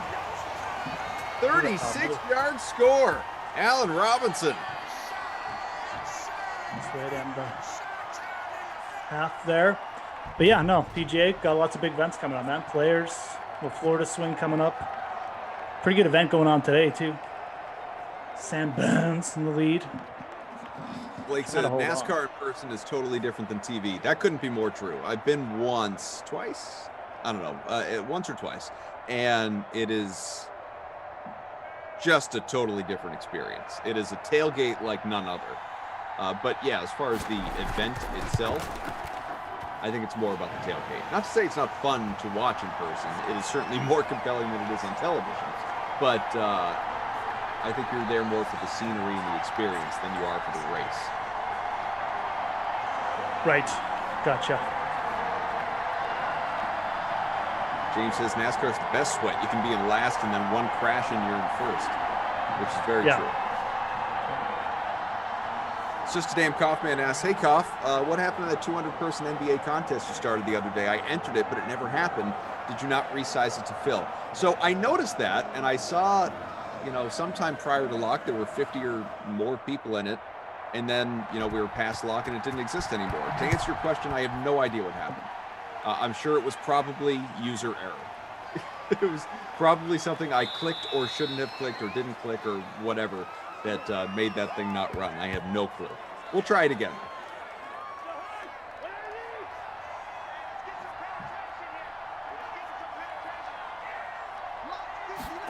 Mike says you won't watch cars go around in a circle, but you'll watch grown men hit balls all day on a golf course? Okay. To each their own, really. Like the golf is, you're getting like the beautiful course involved. You're watching, guys up close, their swings, their equipment. You can't even see the people in the cars, man. I don't know. Again, I don't watch golf on TV. Have at it if it's for you. I get that. I'm honestly, I'm not judging. I'm honestly not. It's not. I have gotten into every other sport. I watch curling. Like I will seriously watch curling. I cannot get into race car driving ever. I think I've probably maybe once I've watched like the Indy and kind of gotten into it. That's it. Like other than that, like one or two times, like I can't do it, man.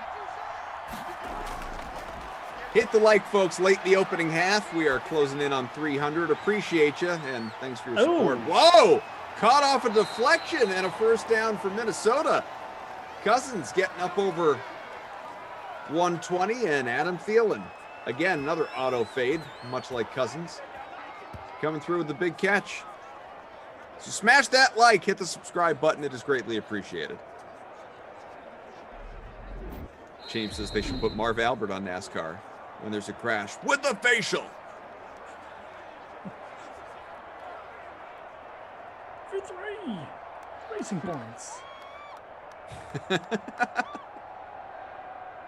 Celtics with a narrow lead against the Pelicans late in the opening half. If anyone is doing a showdown lineup for that.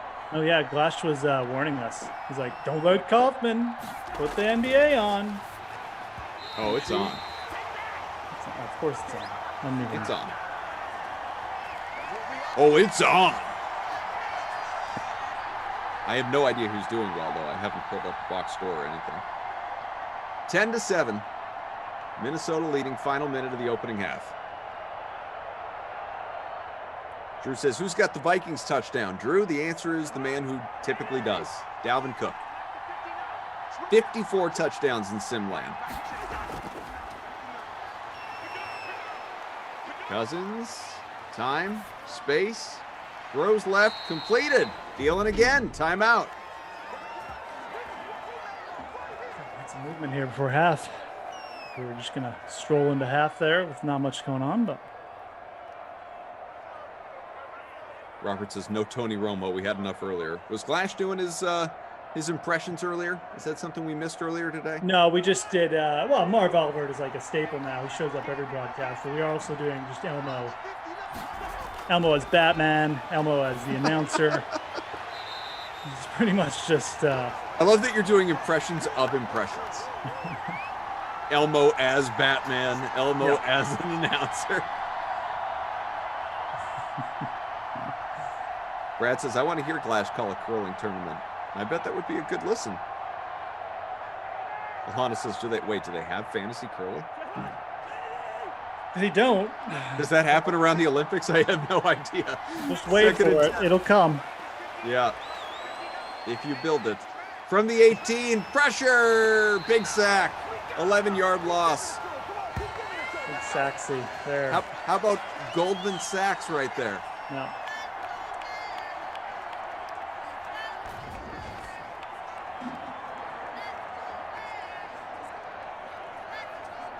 Cousins. Yeah, so apparently there was some the Patriots beats writers are they're kind of into the Jimmy Garoppolo getting moved to New England idea.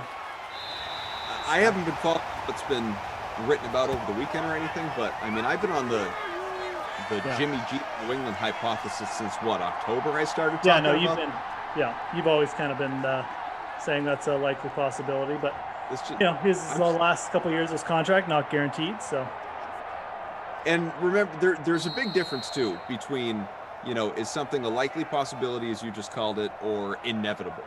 And where would you go on that for the Patriots and Garoppolo? Is it starting to feel inevitable to you, or is it just one of those things that's very much in play? I think it depends on what San Francisco can do, right? Well, of course, yeah. I think they want to get Kirk Cousins. I think Kyle Shanahan legitimately wants Kirk Cousins. Now, I'm not saying that's a good idea, but I think that's like who he wants. And I think the main thing is they want to move on from Jimmy G. So if they can do that, I think that's all that's holding it back, because I don't think the Pats will have to give up that much. So, and I think that's probably where the Pats are have their kind of eyes set. Guy who knows the system at least. I don't know. Could work out. Cousins 144. We'll get back to that. 144 at the break here. 93 for Trubisky and a touchdown to his credit. So obviously, nothing huge for either quarterback, although Cousins is not far off, pacing toward a bonus. Cook right at that halfway mark, 9 for 50 with a touchdown. No one else in the backfield has done anything of note. Montgomery 3 for 11. We'll look at some of you guys in the chat here. 4 for 59 for Tajay Sharp. Thielen 3 for 46. He's having himself one of his better games. Robinson a touchdown, 1 for 36. Miller 3 for 31. Taking a look at our contest at last update. We have Jay Soros in front by about 3 points of the 150 entries. I am down in 65th right now, which is not great. Top half anyway. See where that plays out from here. But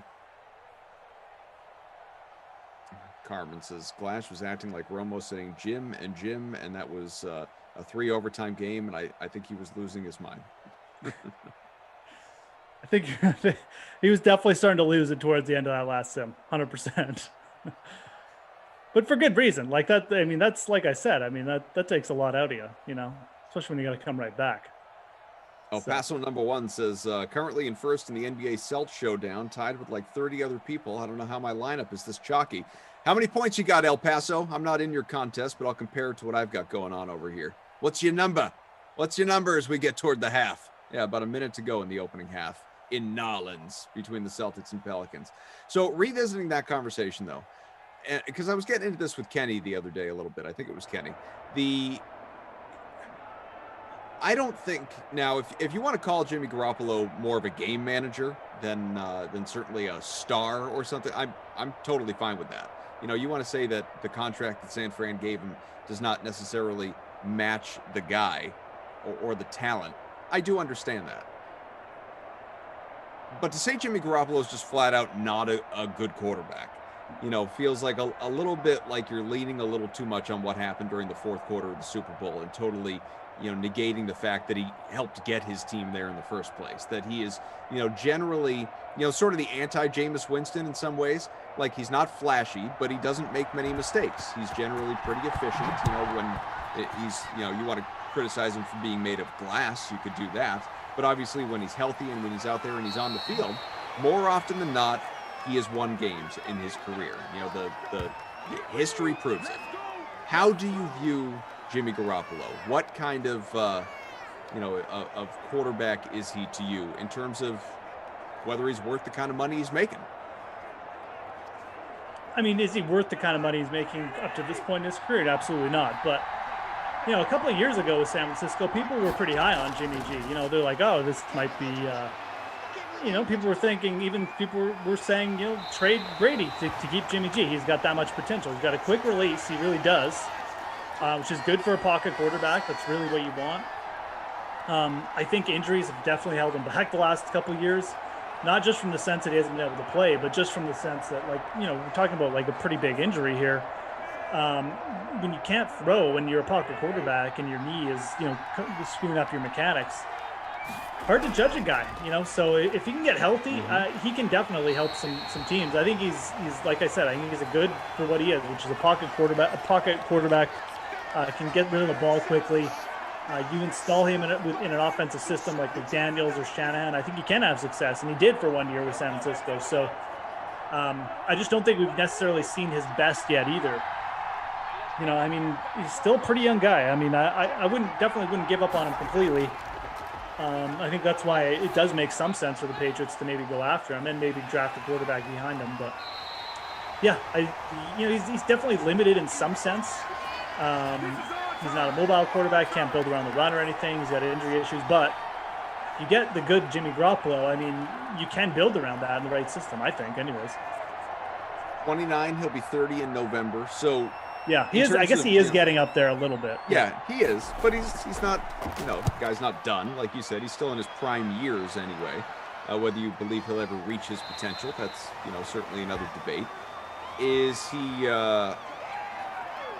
I don't know, is in the same way that we talk about Carson Wentz, like the perfect fit for him was Indianapolis, the reunion with Frank Reich. Is the best thing for Jimmy Garoppolo being reunited with a guy who has coached him up in the past, and Bill Belichick, and obviously a system he's already familiar with? It's probably not the worst, for sure. I mean, system he knows, people who have confidence in him, know what he can do, going to play to his strengths, you know. Bill Belichick's smart like that. I mean, I'm not going to throw him into a Cam Newton system or something like that. So, I mean, there's better. I mean, he could have gone to Indy, right, and been behind a good O-line with good weapons. But, you know, I think the Pats, maybe they don't have good weapons, but their O-line's still pretty good. Got really good coaching staff, like I said, going to put him in a position to succeed. Oh, that's bounds though. Good catch though. But yeah, I don't think it's bad for him. I mean, I think that he does need to move on, because regardless of if it is injuries at this point, like, it's just not happening in San Francisco. Like, nothing's going right for him there. So why not just move on? Both sides. I kind of hope they do. San Francisco's, you know, an interesting team. Yeah, let's see what someone else can do there. I'm going to pull up his stats, because now I'm starting to wonder how many games he's missed over the years here. Quite a few. Let's see. Yeah, it is quite a few, for sure. So would you like to, because we'll take New England out of the equation. He was never the starter there. I mean, he should have played a couple more games, but, you know, when Brady was suspended, he got hurt and Brissett came in. But if we're just looking at, and I'll even ignore year one in San Fran because he wasn't the starter there until the very end. So the last 3 seasons with the Niners, out of a possible, 48 games, how many would you guess that he has played in? About 20, 25. 25. Oh, that's actually more than I thought. Okay. 3 and 18, and then obviously he had, what was it, an ACL? Was that Yeah, the I issue? thought he actually only played 1 in 18, but yeah, I guess it was like the third game. Yeah, he it played was 3, ACL. played the full season in 19, Yep. and passed for about 4,000 yards, 27 touchdowns, 13 picks. Last year was limited to 6. Completion percentage over the last couple of years, 67 plus, and for that matter, in his career, is 67. So the completion percentage is not bad. Yep. Touchdown His to reception stats ratio aren't not that great, bad. 51 to 27. He is good for like one kind of like what are you doing throw per game, but like it's not to the point where you're every quarterback has, well, unless you're like Aaron Rodgers has one of those kind of per game. Garoppolo's still turnovers are lesser than Winston, lesser than Wentz. He's just I mean, I think people give Kyle Shanahan a lot of the credit there, and maybe for good reason. I mean, it's probably got something to do with his good completion percentage. But Jimmy G, coming out of college, was a quick release quarterback. He was a pocket guy. He's a little bit athletic, but that was his thing. He had a really quick release. He's always had it going back to college, and it's a really good trait for a pocket quarterback, especially when you can be even just a little bit accurate. So you would compare him a little bit to Tom Brady in some of the way he plays. Again, I'm not saying he's anywhere as good as that or going to be, can do the same things that Brady can do, but he in terms of style of play, that's what you would hope his upside would be, somewhere in that vicinity, right? Well, I think the problem in part, and you can tell me if you agree with this, is as we got a field goal 10 to 10, all evened up after the Eddie Pinheiro chip shot. Not really a chip shot, it was a good kick. 3 points. So I agree with what you're saying fundamentally speaking, but I think the difference, is when age comes into play, right? Like a lot of what Jimmy Garoppolo does out there, you could think back to an early Brady. Here's the thing though, the early Brady was like, 23, 24, 25, winning those early Super Bowls, leaning mostly on the defense and not making many mistakes. That's sort of when the whole, game manager reputation started. By the time that Brady was 29, almost 30, which is where Garoppolo is, then he's, if my time is right in my head, he's pretty much with Randy Moss at that point. He's throwing for 50 touchdowns. Like he's, now he's putting up gaudy numbers. He's setting records, so Garoppolo, I'm not saying like Garoppolo could never be better than he is. Of course he could. But statistically speaking, and presence on the field for that matter, he's just nowhere near where Brady was at that age. Oh, obviously. I mean, yeah, no. Now, and opportunity is a large part of that too, obviously. Like the guy's only been a starter for a couple of years. I mean, he's nowhere near any of the elite QBs at his age. I mean, that's the problem with Jimmy Garoppolo. I think that's why people have kind of just given up on him, right? And saying like, whatever, right. No one's even really interested in where he goes. But I'm just comparing his playing style mainly. Like, sure, who would you compare him to? He's like a Drew Brees style quarterback. He's quick release in the pocket. You're not going to see him run a lot or anything. Right. He can probably pick you apart with that release, with a little bit of protection and stuff like that. I'm not saying he's as good as Drew Brees at it because he's never been anywhere near it through his career. But right. That's the kind of quarterback he is. If you're ever gonna, if he is gonna reach his potential, maybe he'll be something close to that. Close is the operative word there, right? So. Few minutes left here in the third quarter. 10-10 game. Jeff Ulrich, Adam Kaufman. We got Tate and Game Ops, Mike Daniel, our production team. El Paso #1 says Kauf. I am tied for first at the half of the Celts Pelicans showdown with 148.62, which of course begs the question: where do I stand in my head-to-heads right now? I'm gonna take a little. I know I'm probably not there. So I'm El Paso #1. I am 130.63. So you are comfortably ahead of where I am. Now, what I will say is, knock on wood, that's good enough for my head-to-heads currently. But hopefully it continues to be much better. Who is the best of these three QBs? Goff, Trubisky, or Cousins? That's not an easy question. Goff, Trubisky, Or Cousins. if I assume, for the sake of the question, we're ignoring all contracts and everything and just saying you can have one of these guys tomorrow. Who is it?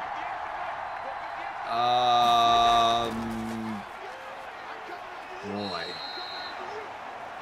That is actually a legit tough question. I would say the best is probably Goff. I want to say Goff. Yeah. I would say the best is Goff, and I think the stats probably back me up on that. But if I have a franchise and I have to pick one of those guys for a quarterback, I'm probably taking Trubisky because I think he's got the most upside.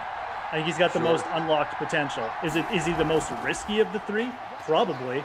But we know what we're getting with Cousins. Unless you've got some mastermind like Kyle Shanahan and a really good defense, I don't think that's happening. Goff is interesting. He has taken a team to the Super Bowl with like a good defense, so you could build around that too. But I think Trubisky has the most upside, so I'll take Trubisky. Blake agrees with me. Thanks, Blake. You're like the first person who's ever backed me up on a Mitch Trubisky take. So now, Robert, now there's two people taking Trubisky. All right, all the Trubisky truthers out in tonight.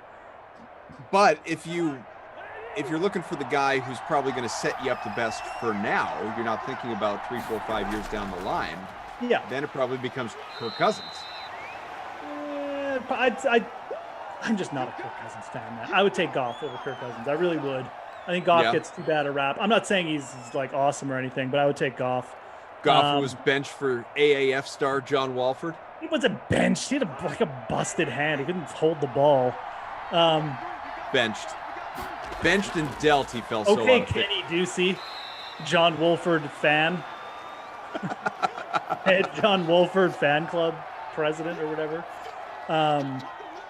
But yeah, let's put it this way. If I had a good defense that I thought could challenge and I had a really complete team and I wanted to make a 1-year run and I had to pick one right now, I'd probably go with Goff.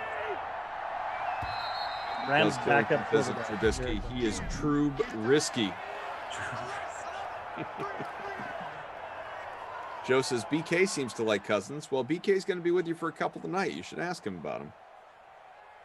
Give you all the lowdown. Rick says, see you next sim, Bleep Cook. Yeah, that's not nice. Jordan Lindenbaum and I in sync says, I would take Cousins or Goff, or Goof, as he calls him. And again, I'm thinking, and when I say that, I'm thinking short term. If I'm thinking longer term, I'm certainly taking Goff over Cousins. That's me. Okay. Brad says, I dislike them all, but I would take Mitch. Hit the like. We're only a few away from 300. About 450 watching here on the YouTube. Thousands more across other platforms, including, of course, Twitch, twitch.tv/DraftKings. Give us a follow. Hit that little heart icon. North of 2,000 people have already. Join the party. So Cook, he is pacing toward a bonus and then some, 89 on the ground with a touchdown. He is the only guy who has more than 11. David Montgomery has done just diddly. Thielen, 4 for 54. Sharp, 4 for 59. 3 for 36 for Cohen. Miller, 3 for 31. That's a good chunk of the receiving activity so far. You do have a receiving touchdown here from Robinson as well, who is 1 for 36, and that's all he has done. I've just seen enough of Kirk Cousins. I'm maxed out on Kirk Cousins, man. Like, there's. I get it. The guy just, I don't know. He doesn't really make things happen. He's like I would take Jimmy Garoppolo over Kirk Cousins at this point. Like, Cousins had a very good year, by the way. Like this would be a much more logical, brand of slander a year ago at this time than it would be right now. I don't know. Look at the way he competes with Kyle Rudolph out here in Simland. Come on. Put a respect on that guy's name.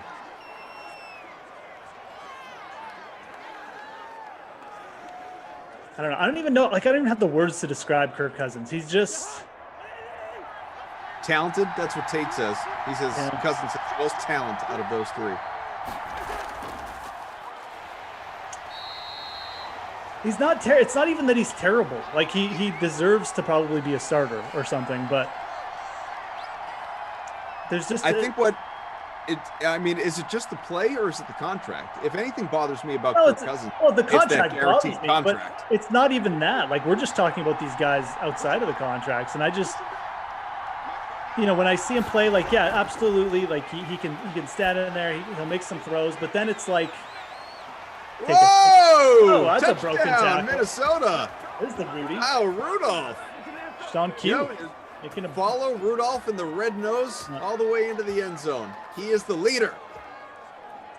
Yeah, it's like for every one good play Cousins has, it just feels like there's just another play that cancels it out. Like he's the epitome of like the 12th best quarterback in the league, and it just feels like that's his upside. So that's what I mean by I've seen enough of him to know like he's gonna have like some hot stretches for sure, but I'd just rather take a shot on another dude. Younger guys. So a couple too. things here is about to be 17-0 with 6:53 to go here in regulation. Buzz Killington says in the chat, had my first kid cough and still in the hospital watching Sims. Well, Buzz, thank you for obviously sharing this momentous occasion with us and the Sim fam. We greatly appreciate that. But more than anything, congrats to you, your partner, the little Buzz, the baby Buzz. Baby Buzz getting out here into the world. Hopefully a future fan of Simland. That's awesome. Very, very, very cool. Congrats. Awesome. Everybody in the chat, offer Buzz a congrats. It's the right thing to do, and it's also nice. On top of that, what do I have in the chat here? Willie Jones in the Chat Kings conference room. Willie said, buy stream trash. No, not movies. Watson landing spots. Carolina, Miami, San Francisco. So it doesn't even include the Jets in that buy stream trash. What do you think? How would you rank it? So this is just my personal opinion. I would buy the Panthers. I would stream. The others are Miami and San Fran. I would stream Miami and I would trash San Fran. And I just don't want Watson tied to like a coach who's got a system. He may very well work out well there if he does, but I don't know, man. I just feel like Kyle Shanahan might be too controlling. It might work out. I don't know. I just don't know if Shanahan even wants that style of QB, like a guy who can create on his own a little bit. Maybe he does. Maybe I'm completely way off, but yeah, that's where I would trash. I also think if you're looking at divisions, again, and I've said this a couple times, NFC South is like a really good division to go to right now. Atlanta, terrible. New Orleans on the decline. Yeah, okay, you got to deal with Tampa, but like, again, Brady's going to quit at some point. Well, I shouldn't say that. He probably won't. Is he? Yeah, I know. Brady might outlast the dream stream. For real. So, but Carolina's putting together a competitive program, and realistically, every division has like at least one decent team. So I think that's a really good spot to go to. And I think the AFC East would be similar. You got to deal with like one other team kind of right now. So, Buzz, give us some specifics, by the way, my man. I think you said she's here watching with me, so I will assume you had a daughter. But feel free to correct me and give us some whatever details you're comfortable sharing. Congratulations again. So I'm going to put San Fran in the trash. Jimmy B is putting San Fran in front. I'm not doing that. I'm putting San Fran in the trash. Alana says Sim babies are the best babies. That's true. Young Madden Sim has come into the world here. Madden Samantha, since she's got to be getting a few months old at this point at least too. Crazy. Miami and Carol. I guess I feel like I'm putting Miami in the bye. Do you put stock in? It's not even a report; it's a rumor that's obviously been out there. Do you put stock in this Christian McCaffrey being dealt as part of the Deshaun Watson deal? Or is it more of a draft pick situation? Well, again, this is. I know he was injured last year, but the year prior, this is arguably the best running back in all of football. Yeah, but I think it would be an insanely smart move by Carolina to do it. And it's just the running back position is replaceable. Like, look at the teams in the Super Bowl this year. Yeah, they picked up a guy off the street. Leonard Fournette. Nobody wanted him. That's the starting running back of the Super Bowl champions. The dude didn't even have a team. And then you got KC they drafted a guy. You can go and draft another running back if you're Carolina. And some other dude who's off the street, Darrell Williams. Like no one even picking up Darrell Williams except for the Chiefs, right? So There's Trubisky. So it's just the way the NFL runs. I mean, McCaffrey's a great player. He's unique. He's a really good receiver. I like him, but to the amount of money that a team has to commit to him, it's insane. If Carolina can get out of that contract and get Deshaun Watson back, give as many firsts as you need to, man. I mean, do it. The Texans want to take McCaffrey, sure, go ahead. I mean, it's dumb to take a big contract like that, but if they want to star, sure, go for it. Honestly, I figured where you'd start, to your point about running backs being replaceable, is look at what Mike Davis did with McCaffrey out. Sure, I mean, that's exactly right. You do not need to commit like a lot of money to the running back position. So, no, man, Carolina's, I think they're being smart, going hard after it. I don't know if it'll work out for them, but it sounds like they're really, really into it, which they should be. They got something going there. Building, even their defense was pretty competent. Like, bounds. Was pretty confident last year. Was that full? So, see if it works out. Be good for Carolina. Just don't Here's a fun see one players for like that traded very often. No, you definitely don't, especially in their prime. Like, how old is McCaffrey? Is he even 30 yet? No, he's nowhere near 30. Not even close, like 27, 26? Let's see. Christian McCaffrey is, oh, God, he's 24. Yeah, I was going to say 25 or 26, but he's not even that. So he's just getting started. There's a touchdown. Oh, it's Mitch, yeah. All right. How fitting. Tying it up late in regulation. So not only that, he's not, dude's not even turning 25 until after the football season. Yeah, that's right. June Like, he birthday. came out kind of young. So, I mean, and again, he's not a bad football player, obviously. I don't think you need me to tell you that. He's the best at his position, but it's just the position he plays. If you can upgrade the quarterback at the expense of taking a bit of a downgrade at the RB position, you should do that. Probably 10 times out of 10. So that's all it is. The nice thing for Carolina is even if they don't get Deshaun, what's the worst case? Now they're left with a still young Christian McCaffrey for another year, and maybe they get him to play for a whole year and they improve. So they're kind of in a win-win spot here. But I like being aggressive if that's on the table. Wild 33-man in front by about 2.5 points in our early bird special. But what would happen if a Viking fought a bear? Free roll. We should probably answer that question at some point, as rhetorical it is. In the chat, Buzz says Samantha Rose, 7 pounds 11 ounces. Very cool. Love the name. Born on yesterday, February 20th. So buy Stream Trash athletes born on her birthday: Charles Barkley, Justin Verlander, Stephon Marbury. I'll take this one first. Barkley, Marbury. Yeah, and I'm going to go right in that order. Verlander's my buy, Barkley is my stream, Marbury's my trap of that trio. Yeah. Down the nice run. I'll buy Barkley, stream Verlander, and I guess I'll trash Marbury too. Even though Marbury, when he was good, for his brief run in the NBA, was real good. Elite in China. Oh, dude has carved out a empire over there, hasn't he? Like, became the face of that league. Yeah. And then some. He's got statues built out there. Yeah. Smart dude. And he's got to be young 40s. He's not still playing over there, is he? I mean, he probably could, just from the skill level, but if he even did, or if he did retire, it was recent. Yeah, I know he was playing into his late 30s for sure. 100% he was. Yeah. So he is 44 years old. Last played in the NBA in 08 during that little swan song with the Celtics. And let's see, I'll assume Wikipedia would be the best place to get the answer to that. He's coaching now. He's coaching the Beijing Royal Fighters.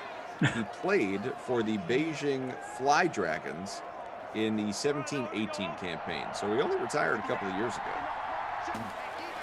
Some stories? Well, no, just some investment in the league or something, I bet he does. I would venture to guess, Good deal. Named for the him. head coach of the Beijing Royal Fighters of the Chinese Basketball Association in 2019. Let's see. Yeah.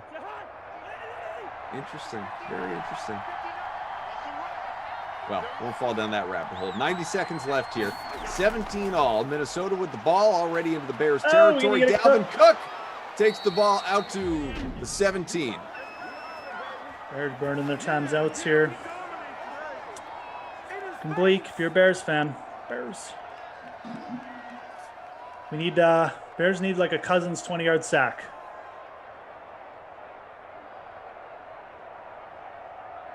We got a 1st and 10 on the way. Man, the glare that is coming through my window right now. Can you see What this? just happened?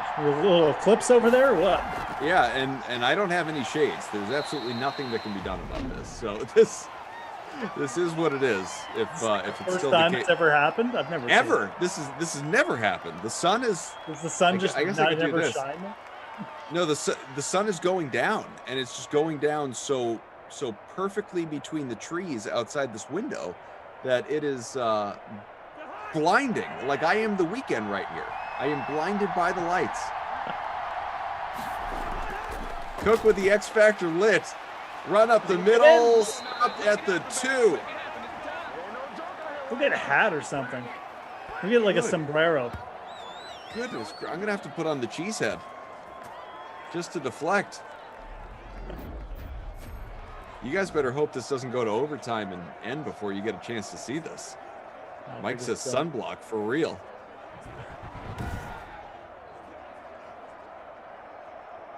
It's just a damn cough, man. Is Glash getting set up for another broadcast cough? The sun does revolve around him. Maybe he brought it with us. Ugh. 2-yard loss for Cook. Well into the bonus, obviously, though. Up around 130 rushing. Yeah, too bad for Cook owners not getting in here. I'm sure there's people tilting about it right now in the chat. I'm going to go see. And they've moved into the top 40. Cody says, let him score if you want time, you dummies. Which is fair.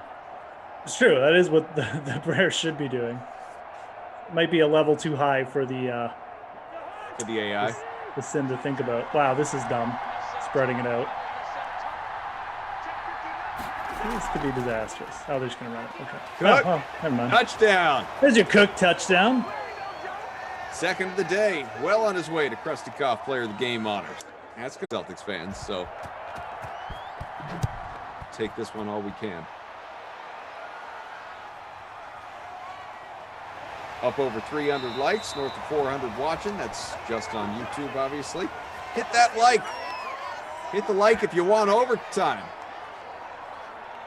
Yeah, it looks like it was frozen there for a sec, guys. I see on YouTube, but looks like we're back up still. The internet may have just kicked in. The game certainly isn't frozen, just the feed. See what Trubisky can do here. Yeah, get 24 seconds. You never know. Launch a couple down there. Incomplete. Like a bozo. Like a bozo. Like a bozo. Woo! Do, do, do, do, do, do, do. Second and 10 from the 28, 21 ticks left. Chicago with the ball, down by 7. Let's see what they got. Trubisky, quick release to the left, incomplete. Nowhere near anyone. Yeah, do you really want to complete it out there with no timeouts? Basically jamming the game, so. Nope. Couple more shots here. Congo Cab says, run it from there, Mitchell. It's those free Mitch Trubisky yards. I don't blame you.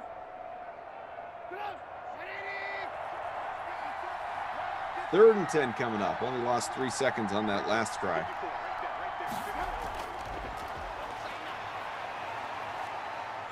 Let her rip. Trubisky, big throw, looking toward the end zone, comes down around the 20 and incomplete. He'll get another attempt. One more. 4th and 10. I think if that was any indication, we shouldn't plan on him reaching the end zone, however. No, have to be some kind of deflection run after or catch and run. We've seen crazier things in Simland. Yeah, we really have. So we ain't ruling it out. Don't worry. From the 28, Trubisky drops back. He's got time. He's got space. Does he have a man? Heaving it far and deep into traffic. Comes down. Yep. We'll see what the flag is. It was incomplete. Doesn't matter. Are we going to get PI? Oh, it's roughing. Oh, my goodness. Roughing the passer, and they're going to bring the ball all the way down. Well, no, that'll be, he'll still be at like midfield. Yeah. But he gets one more shot, and he's close.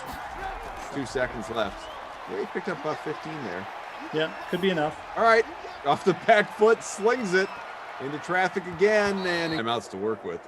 And final. Second. 181 to score. No surprise, being the two of us will be together, so look forward to that. As far as what is ahead for you today, Jason Rossi and Brandon Cristal coming up next in a little less than an hour for the happy hour sim, the Packers and Cardinals, and then it is our boy Glash, Brendan Glasheen and BK for Washington at the Niners at 8. More Jimmy Garoppolo primetime talk there, I'd have to imagine, and then it's Glash and oh no, I'm sorry, I was looking at Saturday. It's I take that back entirely. It is Rossi coming up next, but he's not with BK. He's with Tom Carroll, Jaguars, Panthers. Someone's got to correct me when I'm such an idiot. And then it is BK, Brandon Cristal, and Matt LaMarca will be together for Ravens, Browns at 8, and then Giants and Patriots at 10 for Madden After Dark. So again, Jags, Panthers, Ravens, Browns, Giants, Patriots, a combination of Rossi, Tom, BK, and LaMarca. There will be no Glash. You have heard from Glash twice today. You have had your fill, but either way, the rest is accurate. I will be back at 12 tomorrow and 8 as well.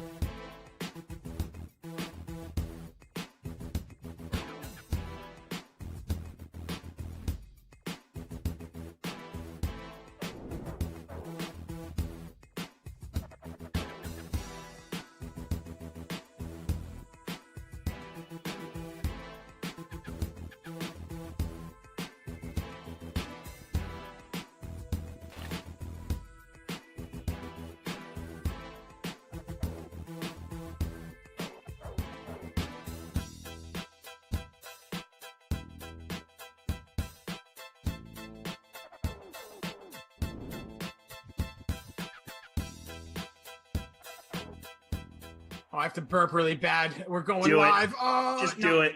Are Hold you on. allowed to do that? Well, if it's going to happen. All right, everybody, Oh, wow. welcome Okay, into there the we go. Dream Stream. Edit that in post. Don't worry about it. I'm Jason Rossi. You can follow me on Twitter at Jason D. Rossi. Yeah, I can't talk either. With me is my tag team partner for today, my guy here at your boy, TC Fresh, Tom Carroll, coming straight out the Midwest. Oh, I could rhyme something, but I'm not gonna. We got Jags. We got Panthers. What's going on, dude? It's Cats. It's basically Cats, right? It's just Like the round all movie. day. Never saw that movie. Heard it was really bad. And you know what makes me want to see it even more? To see, Totally. Do I think it's going to be that bad, Mhm. or is it actually going to surprise me? I know that I really, really dislike James Corden, so I'm Oh, gonna geez. dislike that movie. So, yeah, I'm still curious because of how bad the ratings were. Like, is it really as bad as they say? But the fact that he's involved makes me not even want to check it out. You know, weird balancing act here. Cats all day, baby. All right. Panthers and Jaguars came in the league the same year. The following year, they both went to the AFC and NFC title games respectively. Cool story there, right? Great. Love it. Neither one of them have Super Bowl rings. Both of them have, Jaguars have yet to go to a Super Bowl. Panthers been there twice. And yeah, so there's a little story history. What are we thinking for the sim tonight, though? TC, where you going as lineups are locking in moments? I'm going to captain DJ Chark because the last few times I've had the Panthers, Christian McCaffrey has given me squat. So I'm not going to put him in there and then have a weak lineup the rest of the way with teams who, if we're being honest, don't necessarily have studs from top to bottom. So if you're spending all your money on McCaffrey in your captain spot, you're going to have a really weak lineup the rest of the way. And yeah, I mean, he's liable to go off and he has a very, very high ceiling, but you know, if he's been doing what he has been doing the last few sims, you're not going to have a good lineup and you're going to finish towards the bottom. So I don't want to take that risk. And I'm putting DJ Chark in there for $12,600. Look at that. I'm going to tell you, I'm the guy. Hey, look out, fam. Christian McCaffrey in the captain spot. Jaguars blow chunks on defense in this game, and I'm going to try to take advantage of that. He also has been averaging upwards of about 25 over his last 3. I know. Who cares? What did he do that day? Before that, he averaged like 8 over like his last 8. So it's up and down. Those are the games I had. Those 8. Yeah, trust me. I had one. I think we might actually teamed up for one. I might have been the blind game, but if you don't know what we're talking about, I got my eyes dilated. Yeah, how you doing, by the way? Oh, I'm fantastic now. I haven't gotten glasses, so it's like when you find out you have a cavity and you just don't go back to the dentist. Mm-hmm. Right. You know, it's worse because it's your eyes, and we're in front of screens all the time because we're living in these 4x4 homes and houses and apartments we're living in. But that's just facts. But okay, I got McCaffrey in the captain spot. I rolled with Tyler Eifert, who's been my captain almost every time I have a Jags game. Didn't go with this route. Gardner Minshew, Curtis Samuel, D.D. Westbrook, and my punt play is Raquel Armstead. Okay. So watch out for the vultures, Tom. Look up. They are circling. The vultures are circling. Oh, have you not heard the have you not heard the vulture call yet? I don't think I have. Oh boy, hopefully we get one. That's all I'll say. Have you ever seen a vulture in real life? I've encountered one. Good question. I think I've seen vultures flying, but never gotten close enough to, hear them or know anything about them other than that they exist and they like to eat dead carcasses. Well, being, 3'8", 500 pounds as I am, I've seen a vulture in real life come down at me, and I will tell you, if the call comes tonight, I will relay what a vulture sounds like. So you have firsthand experience dealing with avoiding a vulture. Yeah, if you look up, dude, sometimes they're just circling. Right now, I do see them. They're spinning around Carolina. They're looking at Rossi. Ooh, yeah.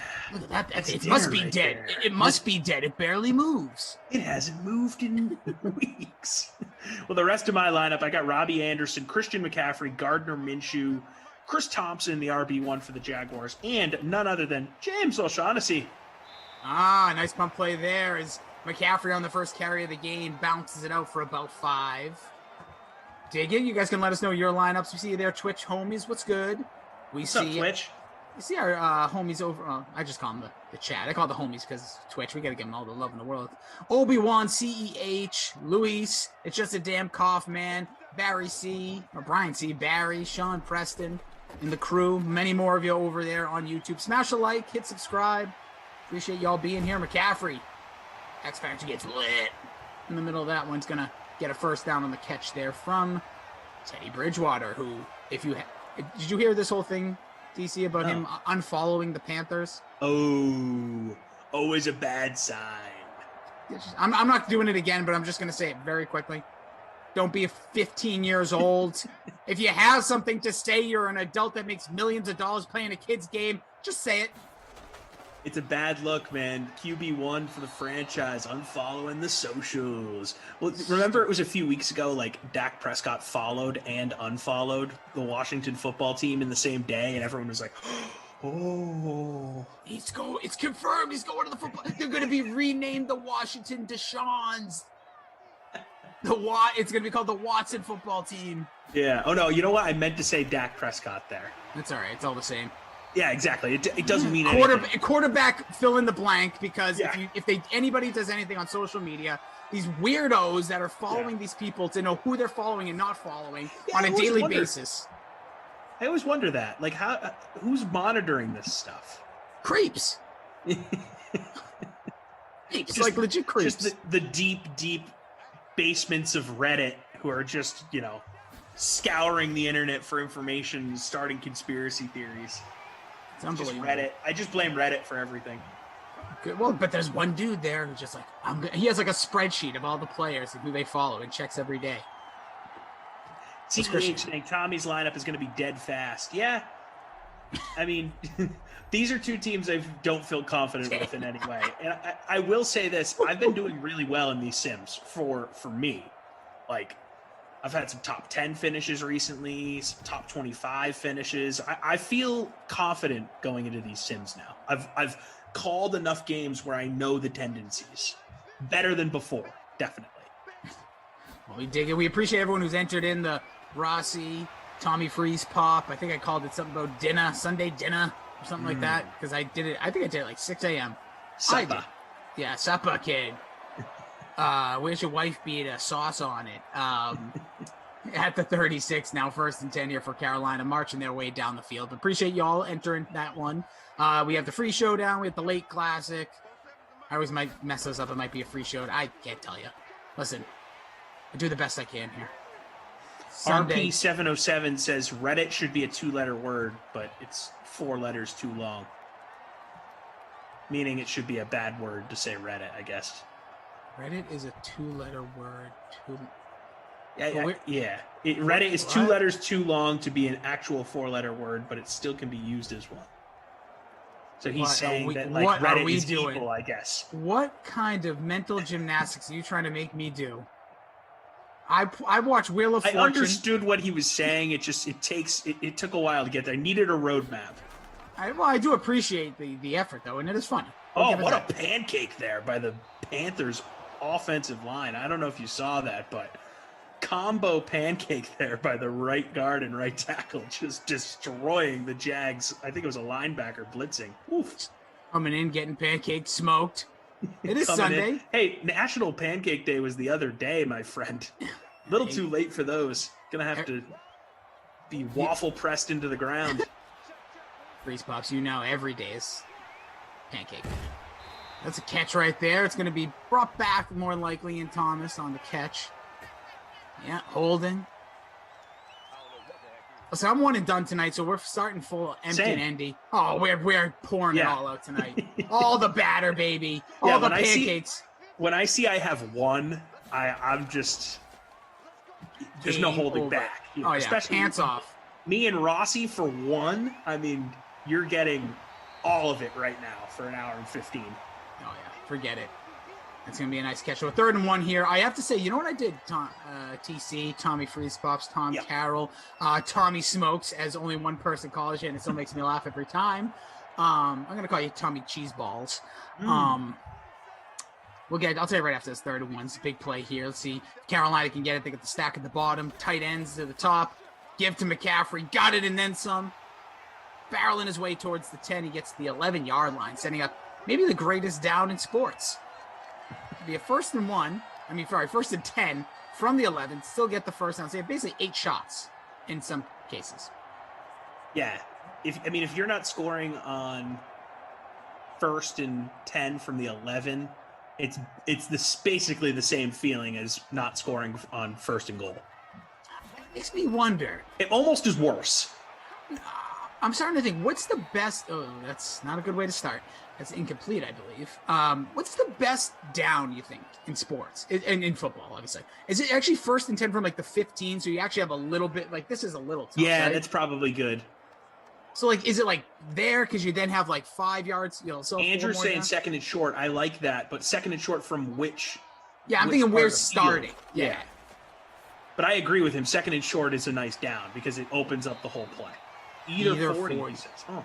No, that's a really good call because if you're at like your own 40, so you have 60 yards ahead of you, and it's second in let's say inches. Second and short. Yeah. Yeah, And that's. you could make like take a nice shot up the middle of the field for like a 30-yard gain. That can be a fun play. You can take a deep shot. Have a nice And- first down carry. Yeah, I agree. And if you're aggressive enough, and depending on how your defense plays, you can still go for it, even if you don't get it on the first, like a second and then a third. Speaking of third and 3 here. Teddy looking, McCaffrey. Find Robbie. No. It's good! Field goal! Oh, no. Touch Brock and Jock. He did throw it through the uprights. Unfollowed Looks like Panthers. we're getting a 4th and 3 field goal try here, unless we're going to get aggressive here in the first quarter. They should, but they won't. As we'll see. Yeah, they're gonna kick it. So, today, you know what I drove by? A movie theater. Yeah, are those open yet? So in Massachusetts, they're open, and I had to look up A, what movies are out right now, Yeah. and B, what showing. So I drove, and it looked desolate. It was empty. Yeah. And it was really sad because I love the movies. Oh, man. Love the Morgan and I movies. were talking about that the other day. We missed the movies. I almost wanted to go. So I was sitting in the parking lot of an AMC, no Reddit, tipping me off on how much money to spend. And I said said, swear word. oh, which one? Reddit? Is that now officially a swear word? Apparently, on this sim, it's going to be. We're gonna get rid of it again. Drew is producer Drew. We got the Drew Bleep snack, it by out. the way. Bleep it out. Yeah, we have producer Drew's gonna have to do a lot of editing. There was a burp earlier, allegedly. Tom did it. That was really gross. A couple of R words were just like sliced through, but we also have Andrew, our technical advisor, and we have Zach on ops. So great crew, along with Tom Carroll, Jason Mossy. But yeah, I was sitting there, so I actually pulled up my phone and said, okay, AMC in Burlington, Massachusetts, if you must know. And I said, showtimes. And it was like 1 something at this point. And there was like a showing. I don't know the name of the movie, I'll be honest. It's like something I think in like the something Messiah. I think it's a guy from Get Out. I don't know. I didn't look it up enough. And then there's one of those cartoons, The Kroogs, I think it's called. So those are the only 2 movies in an actual movie theater, and there's only 2 showings the rest of the day from there. Wow. So there's just no options. Yeah, and I'm like, oh, this how are they staying open?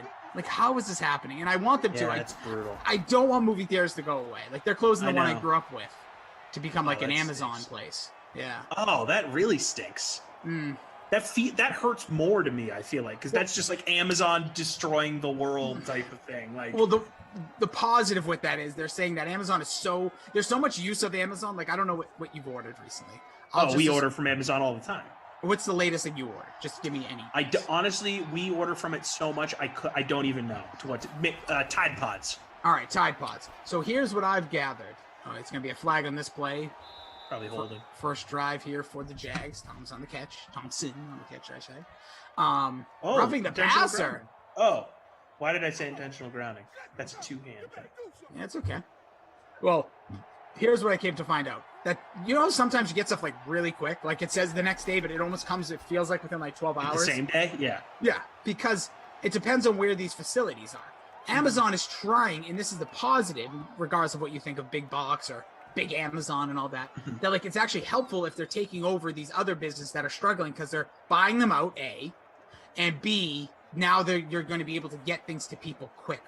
Yeah. No, That's yeah. the theory. I mean, it makes So- sense. More distribution centers equals Yes. faster times. I was actually watching a old interview. One night I fell down a Jeff Bezos hole and I was just watching old interviews of Jeff Bezos from the 90s. And, you know, this guy's been a billion. I mean, Amazon just recently, probably over the last, decade or so, became sort of like the omnipresent, like, existence that it is. But this guy's been a billionaire for like 30 years. Like, even when Amazon was just books, the guy was making or was worth billions of dollars.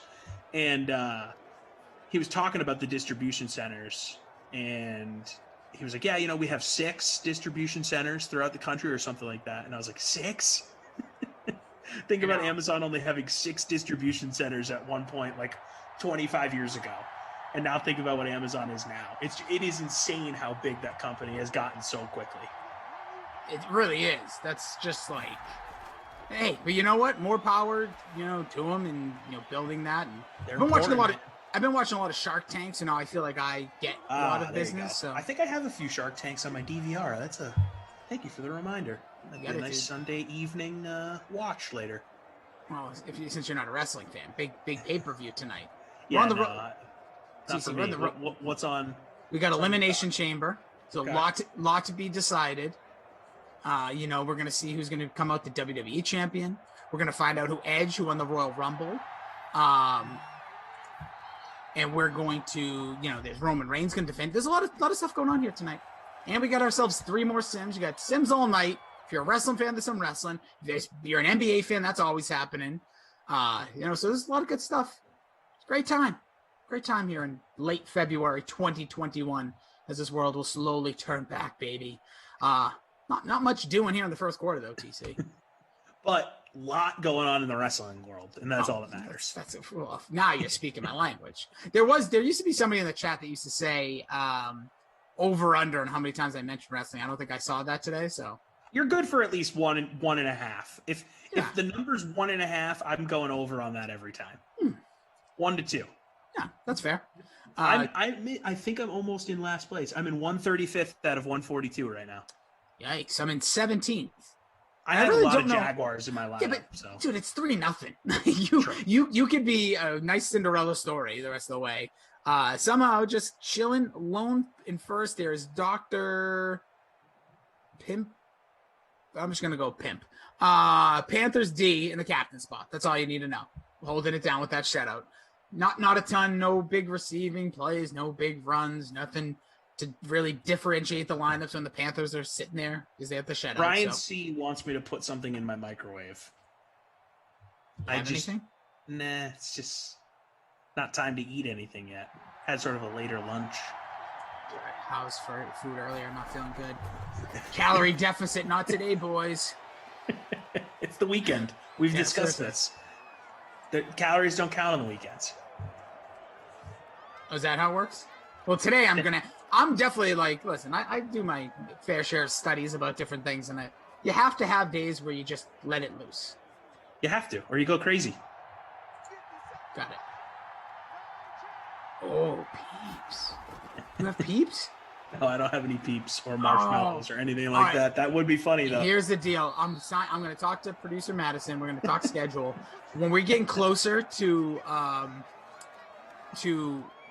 Easter, Yeah. I'm assuming we're not going to be on Easter Sunday, but I will if you will. Like, I would absolutely do it, and I will do it in my kitchen. 1 hour of rotating peeps in and out of the microwave. I don't even want the sim on. Just me and you talking. So peeps, when I've never done this, but my understanding is if you put a peep in the microwave, it just gets really huge, right? It go just like that touchdown, bro. Gets all swollen. Chris Thompson? Chris Thompson. Yes. Who in my doesn't lineup. look right in the number 34. It just doesn't look right. Is it like a scat back, even though Shane Vereen, I believe, is 34. But nonetheless, first touchdown of the game. Carolina's defense now on the decline. Opening drive for Jacksonville puts up 7 as we early here in the second quarter. He's It's not going to, like, explode my microwave, right? No. It's not like well, we could put a spoon in there at the end if you want. No, definitely don't want to do that. A plastic spoon. In water. It's actually really funny.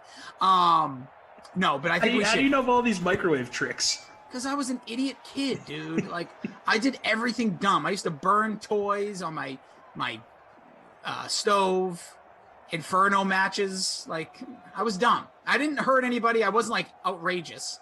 But I did certain things, and I still regret them. When I was a kid, I was little, I had a buried alive match in my backyard with toys. That's That's some psycho stuff. No, right no, there. no. It was in wrestling. It's okay. But I didn't realize in wrestling, I was like 8 or whatever. And I didn't realize in wrestling. No, maybe I was probably about 8, 9, maybe 10. I didn't know. That's it. I'm just an idiot. I'm watching. I have ESPN muted in the background, and some dude they're doing the hurdles What? that he finished. The hurdling Yeah. in track and field. They just finished like their run, and Okay. it's the one where the track goes up after Oh, the end of the track. Yeah. And this dude just ate it. Just absolutely ate it. I feel bad because these guys are premier athletes. Like that's like probably what I would look like, just like walking up like a hill. And this dude just like he's, what, the hurdles actually is to me the most impressive thing in the world. Oh yeah, running 1,000,000 miles an hour and then jumping. And straight like split almost. If you catch you them have at to the continue, you can't lose speed either. That's it's it. Insane. and you just keep doing it. Like I feel very accomplished when I was able to jump over a hurdle, but that's like 2 feet, all momentum, shot my body up and got over. Yeah, Like I've never jumped a hurdle in my life. I can Listen. confidently say that. listen, we all have goals, and some of them are just a little different. For you, your goal is now to put a peep in your microwave. We're going to talk to producer Matt. It's either going to happen the Saturday of Easter. We're going to do an Easter vigil like right here with peeps, or we're going to literally, I will be down. I'll tell her I'll do 10 a.m. I'll talk to whoever it needs to be. Oh, yes. Perfect. Oh, producer Drew, a Good Friday peep show. Tops off. Peeps. I will cover my body in peeps, and we'll microwave peeps the whole time. Oh my god! And then we'll show the end results. It will just be a massacre of marshmallows. Get the thing sponsored by Peeps. I'm Sure. sure they'd be in. Listen, we're just doing God's work here. That would increase sales. At least a little. Who doesn't want to have fun with Peeps in a microwave? Yeah. Brad Schmidt says, Tommy boy, move your big head so No. I can see your microwave. First of all, a sexy microwave. First of all, his head, as large as you Normal believe it size. is. It's all perspective, people. When if Yes. something is 5 feet behind you, it's going to look smaller. Like when Oh, I stand man. in normal position, I look small because I am small. I need to do a background foreground for these people. I did one last night. I'll do it again. It's fine. You have nothing to prove to anybody. Todd May says, Rossi, was a beloved family pet involved with these buried alive match? No, it was only my wrestling toys. And my dad was very upset, and now I get why. So explain what that is to me. So you would just bury toys and pretend they were alive and you were killing No, them? no. I wasn't that twisted. You would fake murder your wrestling toys? I had my own little like wrestling toy league, like every kid that watched wrestling Of probably course. did, or Yeah. GI Joes, whatever. We all had toys and we mimic things. So then I was not Sid for Andrew. I was not Sid from Toy Story. I did not burn toys. Well, yes, I did actually, but no crap. Now maybe I am Sid. Damn it. So anyways, so what I would do is I was part of the Goosebumps fan club. Okay, yeah. So Ti- was my brother, I believe. And you got in the mail a cardboard crypt that came with like a special book, and it was like Night of the Living Dummy 3.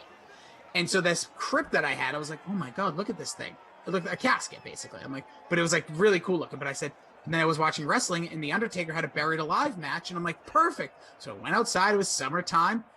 Whoever lost the match couldn't tell you the toy. Went into said box. I dug a little hole in the side of my yard, put the guy in it, and buried him in there.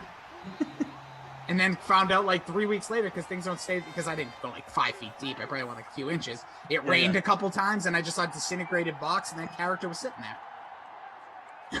You're like, he's alive! It was a big comeback story. What a story that is. Wait, so what is a buried alive match? You had to defeat your opponent, you must put them in a grave. Oh my god. Like you put you. So and what it's- do they put a casket in the ring and you have to basically no, stuff, that's- it's like stuffing a kid in a locker? That's a casket match, very similar, but a buried alive. There's either. This explaining this is unbelievable. There's either a fake grave site within the arena that's made of dirt that you can bury people in, or they No have it at an way. actual grave site. Yeah. Wow. So there are two things. One is called a casket match and the other is a buried alive match. Those are two things that exist in the wrestling world at the Yes. same time. At the same time, baby. Wow, that is so morbid. Andrew said, producer Drew, should I say? Yeah, most arenas do just have those. No, they were set up.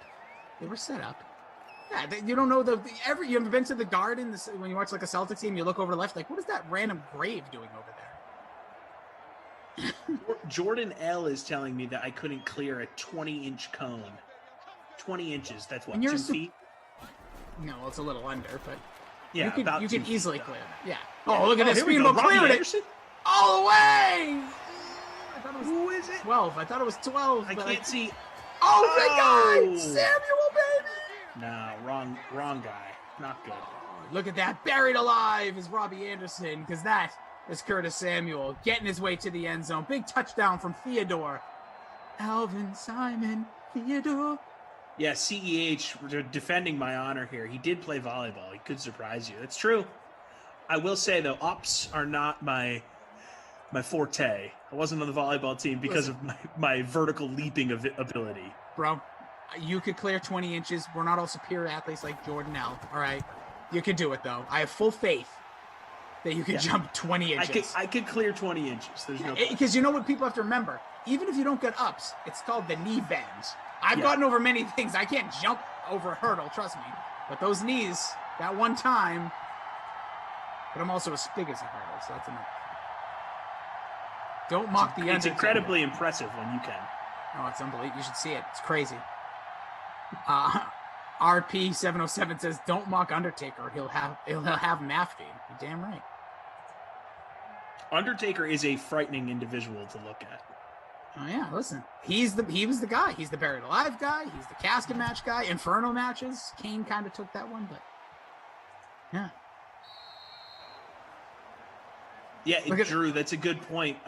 Because in this hurdle thing, I was just watching in the background, muted. They were knocking over hurdles left and right. And it doesn't even break stride. They don't trip over him. No, They don't. They hit him on either the way up or the way down. Right, and they just keep going. I think it's one of the most athletic things I've ever seen. There was a picture. It's like photographers are at these whatever you're watching there, and they take a snapshot. And some of these guys, you'll see them like the knee will be bent in the. Let's say they're jumping, their right leg is forward, their left leg is back, and the left leg is bent. But sometimes they're in full split in the middle of the air, and I'm like, that's insane. Like just I don't doing get a split, that. just doing a split. But then imagine doing it while running at top speed, jumping, splitting your Craziness. legs, and then landing, and then doing it like 3 steps later. Absolutely craziness. Jaro, no, they won't. They'll bring a different era that will have edge to it, not the wrestler. Rossi entered the 100-meter bottle cap hurdle and tripped over everyone. Michael, stop spying on my YouTube videos. I was a bottle cap triathlete. CEH says, I should have faded CMC. It's early, boys. Don't get all crazy. It's Sunday night. There's a nice run there. Couple yards. There's Armstead getting in the action. That's the pump play dude, by the way. So he's a vulture. I'm telling you, they're swirling up there. He can sometimes get in there. Yeah, that's kind of sounds like it. Kind of. Maybe you have ran into one, but if we do see it, I will give it to you. Kareem says, Undertaker is a sweetheart. I don't think he said it that way, but He's one of those guys that is super old school, right? It's almost like he's the Tom Brady of wrestling, right? ooh, that's a good way to put it. Yeah, he just recently what they call he's like now doing interviews. He did like Joe Rogan podcast. He's doing all these podcasts, but he never for years he lived the character, as they say. So like he never did interviews. He never did anything in public. Then he He just started worked doing, at a cemetery as an Undertaker. that's it.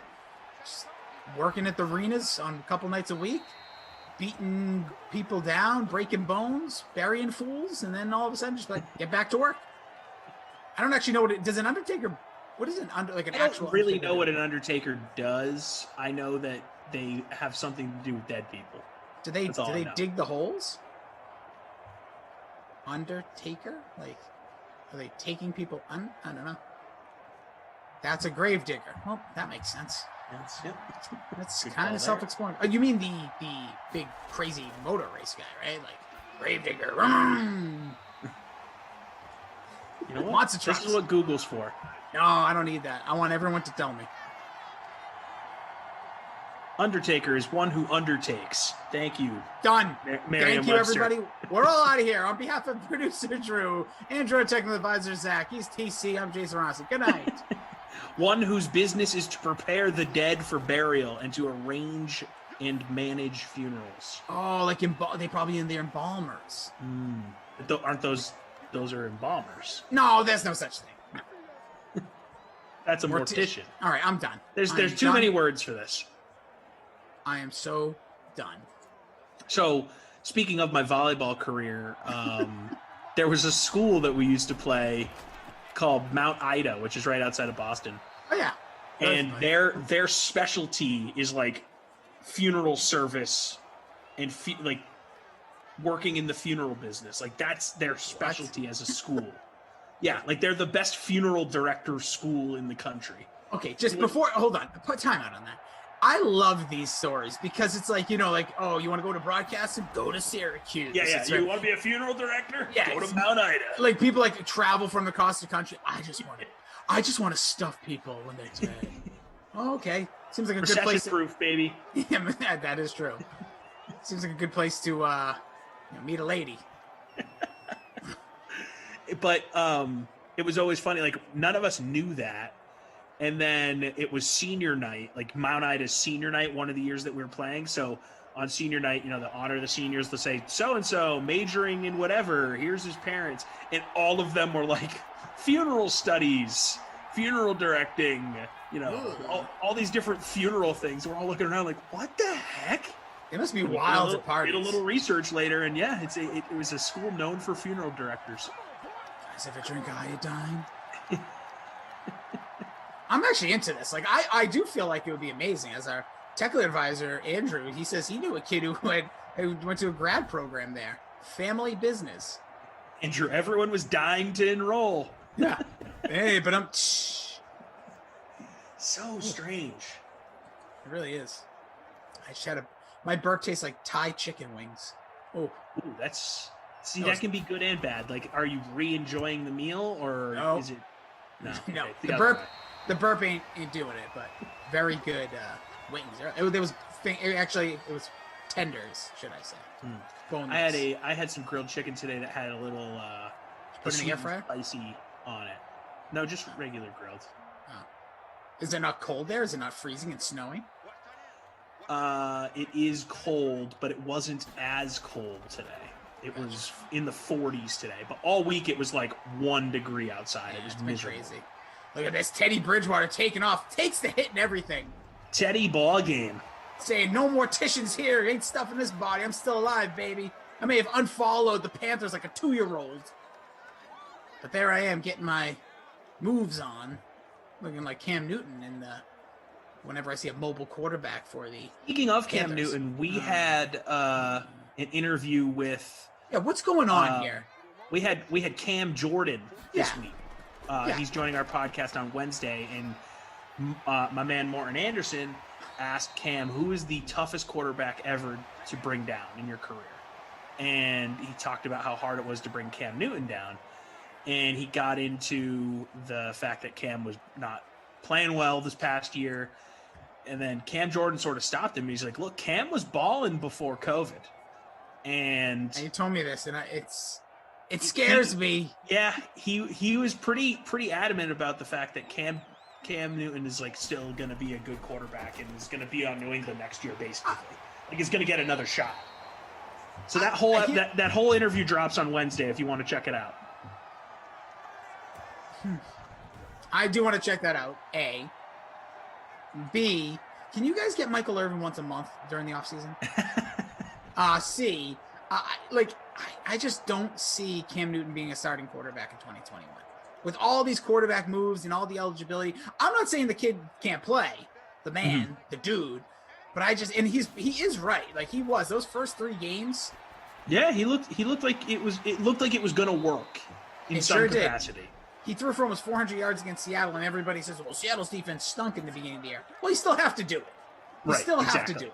It's not like, we're not saying that it was like some like scrap heap. It wasn't Johnny Manziel out there, with all due respect to him. No, and honestly, if Cam had played that defense later in the year, he wouldn't have done what he did in week 3 or week 2, whenever that was. I don't think so. Maybe. I'm going to get a field goal here before half is done. Try to go up by 6 is the Panthers. The kick is up. It's up. Right before the half. So I think I've brought this up on a Panthers sim before, but it just came to mind for me again. Whenever the Panthers put out some sort of tweet like, who would be on the Mount Rushmore of Panthers greats? Ooh. And they listed all these guys and they didn't list Cam Newton. Well, like, hold on. How petty are you going to be? Hold Cam Newton is on. okay. He's won an MVP and Yeah. he brought them to a Super Bowl. Okay, if the top of my He's head. the greatest Panther ever, in my opinion. Hold on. Slow. Okay, for the small, short, slow guy over here. Luke Kuechly. Yep. I want Thomas Davis. Like, No.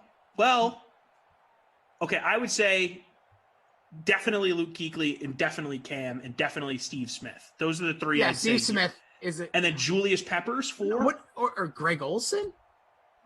Olsen is a good one as well. See, I could see Cam not being on there, but it's Really? a stretch. It's a stretch. Ricky Prohl. I would say Steve Smith is definite. yeah, he might be the number one, just for like the. Kuechly is definite. Yes, those two are locks to me. I think Cam's a lock, dude.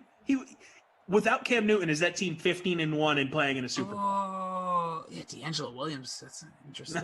Oh no. Well, I'm just thinking of guys you identify with that team, that organization. Greg Jake- Olson's a good one. Julius Peppers is a good one. Honestly, Sam Mills from back in the 90s, he has a Yeah. statue outside there. I was just gonna say, there's Him and Kevin Green won Defensive Player of the Year for the Oh. Panthers, but they just Yeah. both weren't there. They weren't there all that Yeah. long, so I think you have I don't to think of Kevin Green as a knock them Panther. out of there. Yeah. Yeah, true. Oh. So- Kevin Green also was a wrestler for a little while with WCW. He was. Rest in peace. R.I.P. One of the goats. Oh man, this is it. You know what? I'm having fun with this. Yes. Second half, let's do it for both of these teams. Oh, okay. Jaguars is way more interesting, I think. Dude, 'Cause this the Panthers. There's Love it. legit dudes. Like All right, polish Love off it. that seltzer. we are becoming the Mount Rushmore broadcast team. So every time we do a sim, I love Mount it. Rushmore, and if we Yes. already did it, I would do it again Don't because care. it's a whole off season. I might feel differently a different time. You might. Panthers. Okay, so Steve, we've agreed that Oh. Smith and Kuechly are guarantees. Do we include Ron Rivera in this conversation? Okay, hold on. Are we going Who to is- limit this to players? No, it could be owners. I don't care. It could be anything you want. Their owner's sketchy. We're not putting them on there. No, not him. I'm just saying in general. Yeah, Dom Panthers. Capers, because Capers was their first coach, I believe, who brought them to the NFC title game. Right. I just don't think he was there that long. No, and I don't identify him as a Panther either. Right. Rivera, I do. Rivera seems like he fits more, but I think thinking about it, looking at the franchise, Steve Smith, I think we both agree is a lock. Kuechly's Yep. a lock. I think I have to give you Cam, and then probably Mills, right? Sam Mills is such a legend. Again, the dude has a statue outside the stadium. Yeah. That has to mean something. But he wasn't there all that long. I mean, Sam Mills is more known for his time in New Orleans. So I'm open to hearing an argument for Julius that fourth Peppers. spot. Julius Peppers was so good. I feel like yeah. I'm trying. We also like. So good. What? Now I know this And is obviously. Thomas Davis was a good option. Yeah, I feel like he's like the heart and soul of that team. Yeah. But then Kuechly. Olsen, those are the three. It's Peppers, Olsen, or Davis that I think that we need to decide between. Cam is so up and down to me. I don't know why. Because I don't find Cam Newton. I guess he was the number one overall pick. Peppers over Cam, says Ryan. Williams says Relly Rel. Mushi Muhammad.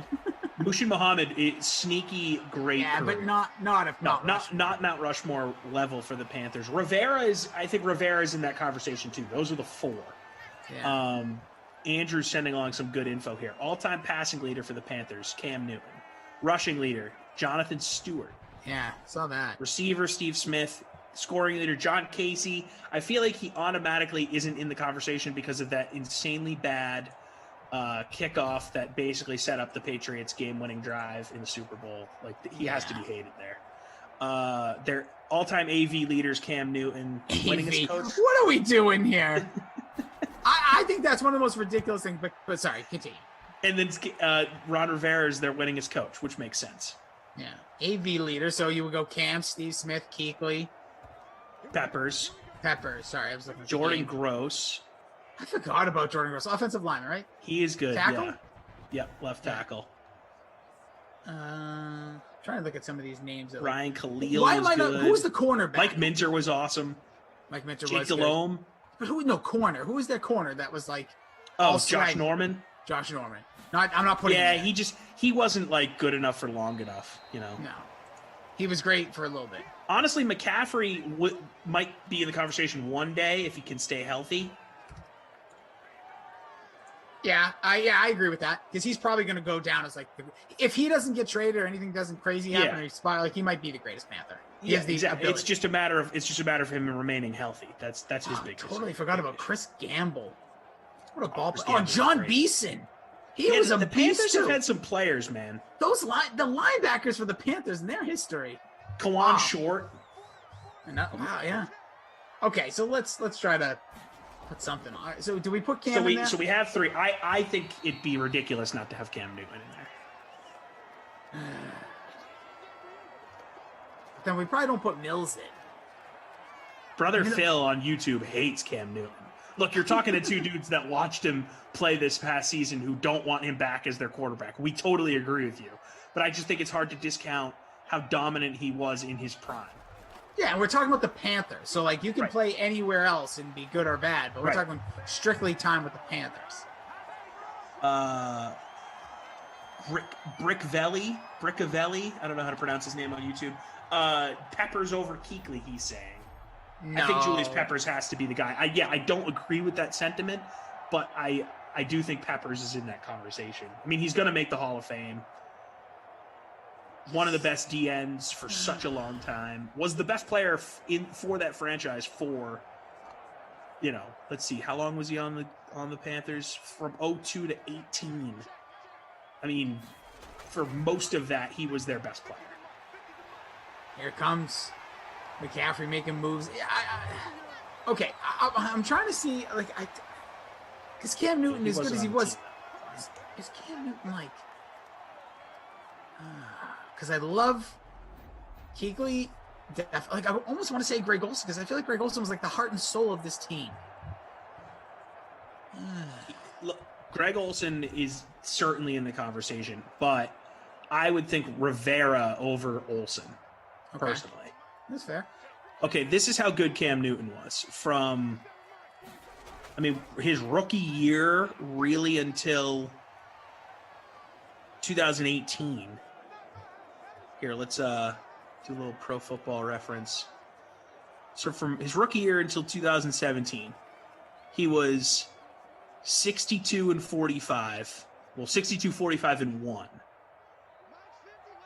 Threw for 158 touchdowns. Okay. And for over 25,000 yards. All right, so That's pretty good. he did, and as producer Drew says, and you've been saying, brought him to a Super Bowl, was the MVP. All right, put him on there. Yeah, and that's not even including rushing stats. Yeah, he was a beast. He had. I wasn't trying to. I don't No, know. I know you weren't trying to neg him. You were just trying to think outside the box. I get it. Yeah, I'm trying to think of when He I had look. 54 rushing touchdowns in that span. It's insane. Yeah. Oof. Okay. Cam Newton's the guy. All right. So Cam, Luke Kuechly, And Steve Smith. Steve Smith. You go Peppers. It's Peppers, Rivera, or Olsen. We could let the chat decide. We Yeah. get a vote. Here we go. We'll do a vote. From 3 minutes and 25 seconds until the end of the quarter, you guys cast your vote for either Greg Olsen, Ron Rivera, or Julius Peppers. Yeah. Thomas Davis was great. I agree. John Beeson had a nice little run, but Thomas Davis was my guy in the beginning. But more I think about it, didn't have the overall impact on the organization as a Julius Peppers, a Greg Olsen, or a Ron Rivera. So the polls have opened. Get your votes in. and just YouTube. We might close Twitch. the polls a little sooner, but the polls have opened for now. People are saying Kevin Green over Smith. I just Hold don't on, think there's a it's there long touchdown. There's. Oh no, it's not your guy either. enough. No. DJ. gets a touchdown there. So Carolina kind of all over the Jags in this one. Extending your, so I see Peppers. Peppers is my vote. Peppers is getting 1 million votes right now. Kuechly stats don't compare to Peppers. Yeah, but Kuechly was an absolute Kuechly's game-changing. peak was insane. Rivera tried to make Cam prepare for the future and become a better pocket. Was that a vote? I'm taking that a vote. Pepper. All right, we can be honest. It's Pepper. It's one. Well, finally, TK gets an Olsen in there. Peppers for sure. Yeah, I mean, Julius Peppers was incredible, man. And they're going for 2, and they get it. There's your guy. Hey, there we go. Do I get 2 points for that? Sure do. You sure do. We'll take it. We'll take 2 for Robbie Anderson. Yeah, it was not a good day to fade Teddy Bridgewater today, but still get a chance here. Zach busy firing up the ops. Okay, so Peppers has got it. We're locking it. I'm closing. Okay, there we go. It's literally like 40-3. I'm writing this down, by the way, so we have record of these. That's fine. I like it. Kareem says, "Why is Luke?" Let's tweet it after too. Yeah. Why is Luke in front of Peppers? I'm from NC. I beg to. We're differ. not ranking. We're not No, ranking. it's just This is a Mount Rushmore. Mount Rushmore. Just 4 pieces of rock and put faces there. Right. I guess if we are gonna rank, because I think maybe we saved the fourth quarter for the Jaguars, so let's focus on the Panthers here. If we're gonna rank those 4, I'm putting Cam 1. Just for at his peak, his impact is greater than any of these 4 guys, in my opinion. 15-1 MVP in the Super Bowl. I know this that was him being the peak athlete in the NFL at that time. I could make the argument for Peppers or Steve Smith. I don't even see it for Kuechly. I don't see him being the number 1. No, just because it wasn't the longevity. Yeah, and I almost want Steve Smith kind of feels like the heart and soul of the organization as a whole. And he was just so good for so long there. And he just had the swagger. He had that like he backed it up too. Oh, he would punch you in the face. He was like just rough and tough. And I think that team has always kind of been built around their defense. And I felt like he was like an offensive like cornerback play, like fighting around like a linebacker, like 100%. He was old school. Yeah, he just I don't know. He reeked of like what I believe it was to be a Panther for his entire time. Where Cam, and you loved to hate him too. Like if he was playing against you, you hated him. Oh, he was just gonna kill you, and he's gonna tell you about it. Like when he finished with the Ravens, and was still good. Like the Panthers definitely, they did the get rid of him too early rather than too late thing, and he clearly had some gas left in the tank. That fan base fell in love with him. I mean, he might be the best receiver the Ravens have ever had. The Ravens? Ravens, yeah. Think about it. Who have the Ravens ever had as a dominant? I mean, him and Anquan Bolden. Yeah, but I really say like Derek Mason was good for them for a little bit. I know, but he wasn't we're all better. talking about guys that finished their career in Baltimore. Like Steve Smith is up there, man. Baltimore's never really had that dominant receiver. All I'm saying is this goes to show you Steve Smith was such a great pro for so long. Even his last season in Carolina, he was great. Yeah, I just feel like season healthy in Carolina, I should say. Steve Smith just felt like from the outside world, and we're talking about like a Sports Center, national perspective, all that. He felt like he every time there was like a press conference, win or lose for the Panthers during like a 15-year stretch, Steve Smith was the voice. Yeah, it wasn't totally. Cam. Then Cam became because of he became fashion and all that. Mm-hmm. But I feel like when Jake Delhomme was a quarterback, you barely ever saw his face. You saw Steve Smith. You did like Steve Smith was a all-pro his rookie season. He was incredible. I think he is that guy to me. I think he is. If you were to rank them, which we're not necessarily, this is more just an exercise. Which you can tell I get a lot of. Okay. I think you're right. If we're gonna rank the Panthers all-time greats, despite Cam's athletic peak, I mean Steve Smith was on both those Super Bowl rosters. Yep. I think you're right. Yeah, I think he's got to be. All right. There's your Panthers talk. There's some solid Panthers talk. Actually, he wasn't on the 2015. He was on the second one, right? But was he on was there the in first spirit. One. He played for the franchise from 2001 until 2013. And in that span, he caught, let's see, 67 touchdowns. Fun fact about that 0-1 season, the Panthers were 1-0. Obviously, there was a tragedy that had to delay week 2. And then they never won another game Bad that team. season. And he was a Pro Bowler that year. Crazy. All pro. All Pro. Sorry. All Pro. That's impressive as a rookie. Very. Speaking about impressive, Teddy Bridgewater has a shot, a little maybe outside chance of hitting that bonus. He's got 227 for all you old school comedy fans from the late 80s. He's got 2 touchdowns. One person got that reference. Gardner Minshew is just stinking up the joint, dude. He doesn't even have 100 yards pass, no touchdowns, not even throwing picks, barely throwing. So we see 70 yards from McCaffrey. McCaffrey's got a chance. Chris Thompson's got the touchdown with 34 yards, matching his jersey number, which still feels uncomfortable to me. It is important to note that he made an All-Pro his rookie year as a punt/kick returner. Doesn't matter. Regardless, Yeah. still really impressive. One player, basically, it's the best of the best. I think 3 receivers, one of that, specialty position. Let's not kid ourselves. That's very impressive. I don't care what position. I don't care if he's the holder. All-Pro holder. That'd be awesome. That's an underrated skill, holding. Listen, you talk to a guy every week, you do a podcast when he could tell you all the reasons why the holder is maybe even, well, he might not say this. Some people have said more important than the kicker. No. When we were talking with Jan Stenerud a few weeks ago, two of the all-time greatest kickers. Well, hold on. Can you say that name again? Jan Stenerud. Love it. Continue. Fantastic name. A great Norwegian man. He was talking about how the evolution of kickers. One of the reasons why percentages have gone up decade after decade is, it's become more and more specialized. When Jan Stenerud was playing, they didn't even have a dedicated long snapper. Len Dawson, who was the starting quarterback, was his holder. They didn't even practice holding all week. They would practice. He'd get 5 or 6 practice kicks with his holder pregame. That's it, before the game would start. How crazy is that? Honestly, it gives me argita and diarrhea at the same time thinking about it. Here comes Gardner Minshew. He's going to try to take off. He throws the ball incomplete. Speaking of Gardner Minshew, let's talk Jags Mount Rushmore.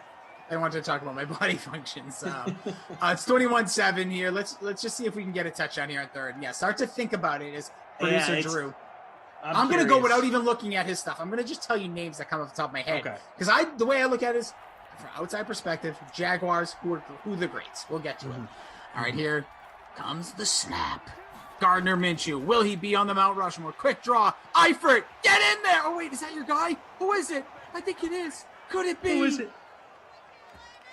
No. Tyler Eifert is my guy. I thought it was 89. It's the wrong guy. It's the wrong guy for you. I dropped to 125, by the way, so I got to be working my way back up to you, babe. Without even looking at what Andrew sent, I was going to have Don't two. get confused. Well, there's 2 Andrews. Yeah, there's only one. It's Drew Stack. Just they're one person now. I had 2 running backs for Jaguars. 2 running backs. I had 2 different running backs. You know what's crazy? Then I looked at what he sent, I didn't see one of the 2 names on there. But I still think I'm going to go 2 running backs. So off the top of my head, there is not a quarterback on my list. Okay. I just don't see a quarterback. You're probably right. Because they've had the same quarterback, from a all-time standpoint. I feel like they've had the same quarterback 8 times. Guy that was really good, but Brunell, great for a little bit. Brunell would be the guy, but he wasn't that good for that long. Yeah, Leftwich wasn't good for Garrard more than 2 years. Yeah, they just kept rotating good players, but not great. Right. Okay, so off the top of my head, I agree with you. I had Maurice Jones-Drew on my list. I had Fred Taylor on my list. Those are my guys. Yep. This may sound crazy, biased, too modern, but I have Jalen Ramsey on my list because I feel like he's a centerpiece of what that organization was. But it just wasn't there long enough. But okay, I'm curious. And what's your last one? And this is honestly just off the top of my head without looking, and we'll dive into it. And I know he had more of a career, I think, elsewhere, but he, again, heart and soul, and it's more recent due to what their defense was. Paul Puzlesny, to me, was another one of those guys for this team. Wasn't even thinking about Paul Puz, but Yeah, he was He great when he was anchored. healthy. He anchored that team for those like 3-year stretch. Mhm. You know, obviously Okay. Ramsey as Wow. well, but Our lists outside of those two are way different. My Okay. two guys. So you have MJD and Fred Taylor. I think we can both agree those guys are both going to be on our lists. Even though Maurice Jones-Drew isn't passing Fred Taylor in any of those categories, it's because Fred Taylor was so good.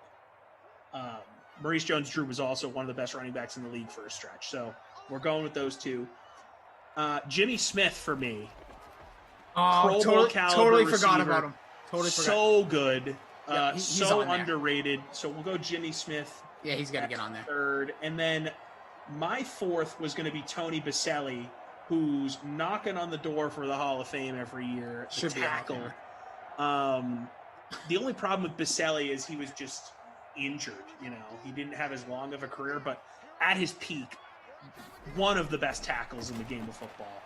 Yeah. So I have Baselli in there, and then another name I was thinking about, well, two names, was Marcus Stroud, or Stroud. Marcus Stroud. I'm blanking on the DL. pronunciation. He was a great D end Yep. for them, and then Jonathan Henderson, the D tackle. Oh, like those two dudes at the same time Yeah. were beastly when the Jags were pretty good in the early 2000s. So those are the sort of the Baselli. three names I was going between, but I think Baselli above those three. Okay. So, first off, for, Keenan and- McCardell, great call by Jordan L. But I think or whoever said it, he just he- wasn't good for long enough. he was also. I think of him as a Charger more. I could be wrong. That's just me. Again, we're not Yeah, talking. I mean, the fact that that even comes into mind for you tells you he's not on this Mount Rushmore. Yeah, Jimmy Smith is. He's got to be on there because he was a staple of this organization. Again, through some of those quarterbacks we mentioned. One of those '90s like trivia questions, like just Jaguar. He owned that team. Like he was him, Fred Taylor. By the way, love that they're bringing back those unis for next year. They Heck had yeah. announced. Get rid of these weird gradient helmets. Enough of this trash. Awful. Yeah. Go win some games, by the way. Bad Andrew, franchise. Andrew, our technical advice is Trevor Lawrence is poor. Bortles. Yeah, we'll get them all in there. I was almost going to say Tom Coughlin is the other guy because Tom Coughlin, if you don't know, well, you obviously know the name. Everyone knows the name, Super Bowl winning coach. But he also used to pull what would now probably be somewhat tampering. I don't know if you can do this in the NFL. But back in the 90s, I don't know if you ever heard the story as Gardner Minshew gets sacked. 5.5 year to play. And throw in your all-time Jags in the chats. Baselli is going to be tough to beat for me because you're right. Yeah, I think we can almost lock in that 4, to be honest. Yeah. But the thing about Tom Coughlin, so Tom Coughlin, let's say they're playing the Panthers the next week. Tom Coughlin would go on the waiver wire, which back then there wasn't just a website. You had it like the NFL sent out.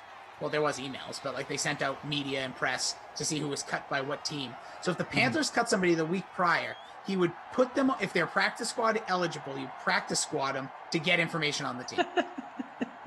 Read about it. This is what he did. Like So smart, though. Like, that's it so is. smart. And other coaches may have done it, but he just, I don't know if it was caught, whatever you want to call it, but like came out as part of his strategy. And it wasn't even that he would like try to pick their brain for everything, but he'd pay them for their service. Like, Yeah. hey, we're going to put you on here. Hey, if you're good enough, you'll stay. Yeah. If not, we just want a little intel. Like, how can we beat this team? Brother Phil saying, let's not forget MJD. We didn't forget him. He's on both of our lists. Dude, Maurice MJD, Jones-Drew was a lock him. beast. Lock him in there. Yeah. MJD, you know who reminds me of MJD? Not necessarily body structure, but just kind of like if he has like a big breakout year, like maybe this next or the year after, reminds me of his career a little bit, like kind of underrated, appreciated, but not talked about is Josh Jacobs with the Raiders. I could see that. Yeah. Because like MJD was really good, Yeah. but like you didn't really talk about him. He was also like fantasy. No, he was always that like next tier down. Yeah, Because he it's was like- playing with like LaDainian Tomlinson and like that era. Sean Alexander, Priest Holmes, Larry Johnson's, like all these guys that were bigger, badder statistically. And then he had that one huge year, and he's a friend of DraftKings. So Yeah, I think I've seen him on some DraftKings stuff every now and then. Yeah, he's on- Good call. I called the game with him. I forgot. No, I didn't. I was gonna say that'd be cool. Brother Phil saying Fred Taylor far and away the Jags' greatest player, but then saying closely followed by Baselli. So is he far and away, or is it close? And yeah, Baselli, 6 years in Jacksonville, was a 3-time All-Pro and a 5-time Pro Bowler, I think, in that span. I mean, he was just purely dominant. Injuries made him end his career too soon. So I think we can agree that's our 4. MJD, Fred Taylor, Jimmy Smith, Tony Baselli. Honorable mentions are Tom Coughlin, Marcus Stroud, or Stroud. I don't know what we're going to decide on a pronunciation there. John Henderson, and then Keenan McCardell. We can throw him in there as an honorable mention. I'd rather Jalen Ramsey. I still think Jalen Ramsey's a huge representative. He was so good and still is so good, but obviously isn't on the team anymore. No, but that doesn't mean anything to me. I think his impact on that organization. He got him to an AFC Championship game. That whole defense was. He was the defensive player of the year. Yeah. The defense was the anchor of that team. Mm-hmm. I think he's unavoidable. I think, not that he has to be on the top 4 at the end of the day, because we are bringing up some greats, but I think once this is all said and done, we're talking about MJD. I can't tell you if he was an All-Pro. He definitely wasn't an MVP. Same thing with Fred Taylor, and same thing for Baselli. I know it's a different position, and Jimmy Smith. These are greats within that team. If we're giving Cam Newton what put him over the top was the MVP season in the Super Bowl, this dude was Defensive Player of the Year and carried that team to an AFC title game, and realistically should have went to the Super Bowl. Maurice Jones-Drew was an All-Pro in 2011 and led the league in rushing that year. That was the year, dude. When did he start his career? Because it had to be 5 2006. years. Yeah, so perfect. That's what I'm saying about Josh Jacobs. I feel like he's a year away. Maybe next year he'll be good again, and then he'll blast off in 2022. But anyways, what about Fred Taylor? Was he ever an All-Pro? I have to imagine he was at some point because he was so damn I don't know, good. dude. He was there around Terrell Davis time, and no, never an All-Pro. Yeah, Great call. Only a 1-time Pro Bowler too. Crazy.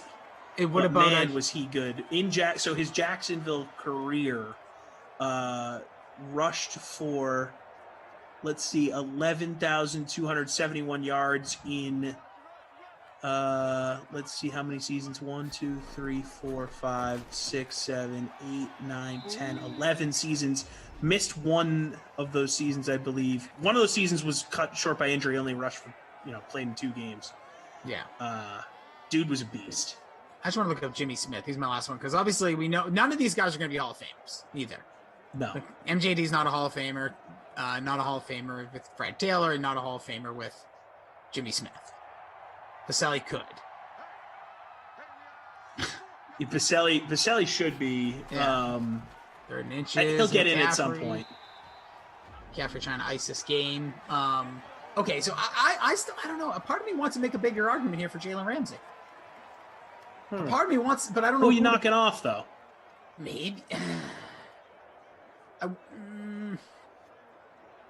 2 running backs on a Mount Rushmore makes me a little uneasy.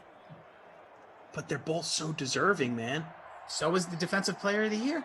Fred Taylor's not coming off. For the people that are talking, all the Fred Taylor stuff, that's a touchdown for McCaffrey. Oh, look at him frozen. He froze. He froze. Fred Taylor's not coming off. That's the one that I think that's the non-negotiable. Ooh, I like this. We each get a lock. So it's we already put 3. I can't move off Fred Taylor, and I could care less about the rest of them. But I like this. My lock is Fred Taylor. Who's your lock? Oh, well, I can't put in Jalen Ramsey. Because I think it's if we agree upon. So I guess I don't really need a lock. Because we're not moving Jimmy Smith off. Do I want to though? I just feel like you're crazy to. But I think we're underrating the impact of Jalen Ramsey compared to a Fred Taylor. As much as he was a nice player, diddly squat with Fred Taylor. No All-Pros. So we're talking Jalen Ramsey had 3 full seasons of play in Jacksonville. You know what? No, here's what you're right. I'm actually going to talk myself off because he also poo-pooed his way out. Yes, and was a baby about getting out of there. Well, the team also kind of did some things. Of course, they stink, and Tom Coughlin had set up a weird situation there for everybody. He probably unfollowed them on Instagram first. All right, forget it. Let's go MJD, Fred Taylor, Jimmy Smith, and I think Baselli. That's the move. I think so too. Unless either producer I want to just pull up Drew, Jimmy Smith's stats here. Let's see. Was with the Jags from 95 to 05. Made the Pro Bowl Kareem. in 5 consecutive seasons. Yeah, he's Had amazing. 67 touchdowns. And Chew, while you're looking that up, going deep, Had- looking for Jimmy Smith. He's out there. No, he's not. Incomplete. Justin Had Tim over Kaufman. 12,000 yards catching to receiving. I mean, just Yeah. incredibly good stats for Very on quickly. a bad team. Yeah, Justin Dan Kaufman says Jimmy Smith should have been a Hall of Famer. He averaged 1,000 yards over 11-year career. That's Hall of Fame numbers, and especially during that era. He's right. He probably should be a Hall of Famer. Kareem saying Ty Law, and I did hear this on the airwaves of a show I did.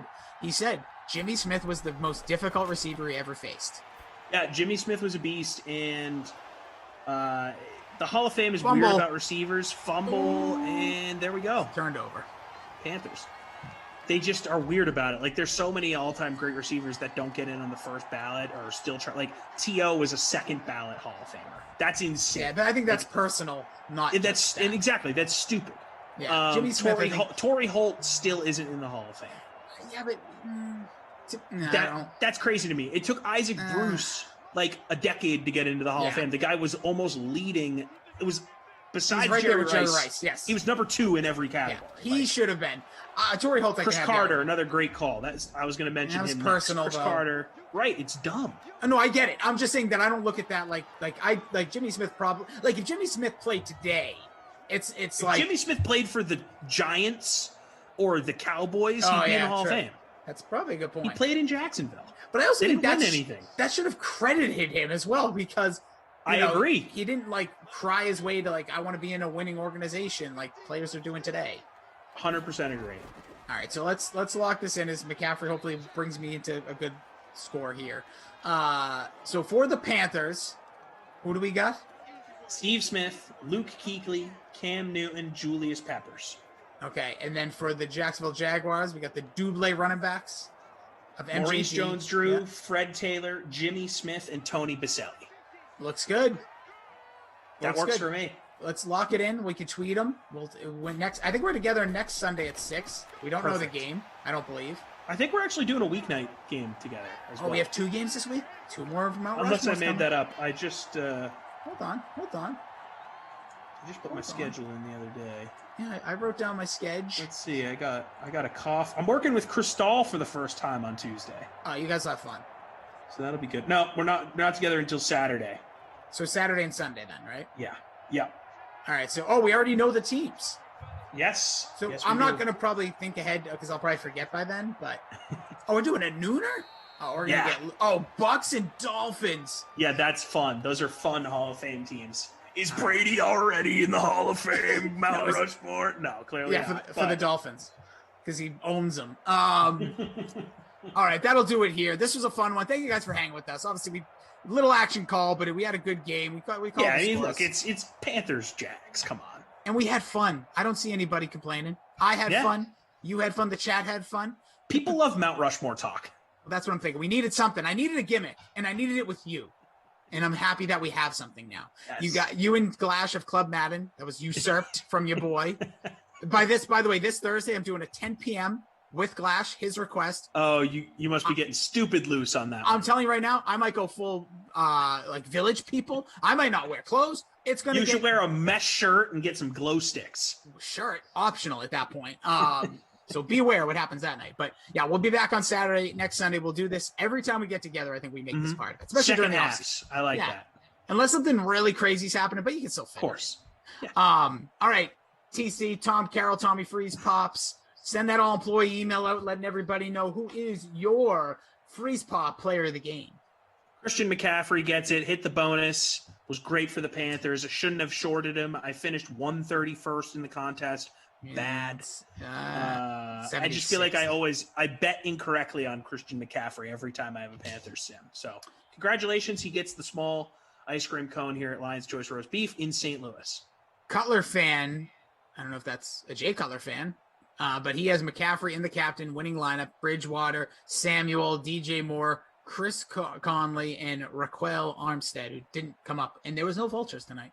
Who will be your producer, Drew Stack, not my player of the game? Got to be DJ Chark. Did not show up. No. The fact that we didn't sing his name once Thank in God. the Baby Shark voice song, I would never do it it. didn't happen one time. That tells you everything you need to know. Bad game. Yeah. Great Dame Nation's a podcast. Get it Check it wherever you listen to podcasts. You, the Hall of Famer, Mort, just booting field goals, booting dudes in the butt, and getting good guests on some good football talk, especially in the offseason when everybody else seems to just like fall off the map. Like, We're still here. We're still kicking, baby. I like that. I hope that's what you guys say. What we always toss to the interviews with Morton saying, "Let's kick it." Okay. I still like we're still kicking it though. Or we're still kicking. I like everything kicking. You know I'm a kicker guy. You love kickers. I really do. I gotta hug that man one day. Where does he live? Atlanta. Home address? No. So you can follow him at your boy TC Fresh. I'm at Jason D. Rossi. We got the Pop Culture Pile Drive. If you're into just pop culture random stuff this week, we did the career of now 40-year-old Joseph Gordon-Levitt. We went through all of his filmography, ranked it. We made a little Mount Rushmore there too. Nice. And this week we're going to be doing the music of 2001. So we do a thing called the Jukebox, where we look at the top 100 songs. You can look it up on Wikipedia. End of year. What are the best songs of that year? We put up for a vote. So That's a good year music-wise for me. Like I felt like that's music prime. When you're a kid, you know, you really you romanticize those songs. It's in there. I can tell you the number one song of that year, end of charts, was "Hanging by a Moment" by Lifehouse. Oh wow! But that must have been because it was big at weddings. I think it's just a rockin' jam, dude. Play that thing. Are you kidding me? That song rips. I'm surprised that's the top song of the year, though. I mean, that's like the height of pop music mania. Yeah. Well, it was a massive song. Check it out. I'm telling you, look at the list. Just again, when you're sitting on the old toilet, look at 2001. I've given you a lot I'm of going to work. tweet out those Mount Rushmores, Yes. and after I do that, I'm going to look at the top songs of 2001. Love it. All right. Ravens, Browns are next. You got Brandon and Lamarca the rest of the way. BK and Lamarca. My Lord, I have a wrestling event to watch, but I'm absolutely keeping that on my side panel just because those two, electricity, baby. I love BK. I love what he's been doing. And Lamarca is just like that dude. I feel like it's the first time they're working together. Probably not, but I got to watch some. So, but make sure you follow along with us, our podcast, where we are on Twitter. Support your fam. We support you. We love you guys so much. On behalf of Andrew, our technical advisor, producer Drew, Zach, who crushed it throughout this entire game on Ops. Remember, stay hydrated, stay well, be safe, say positive things. We'll see you next time, guys. And girls.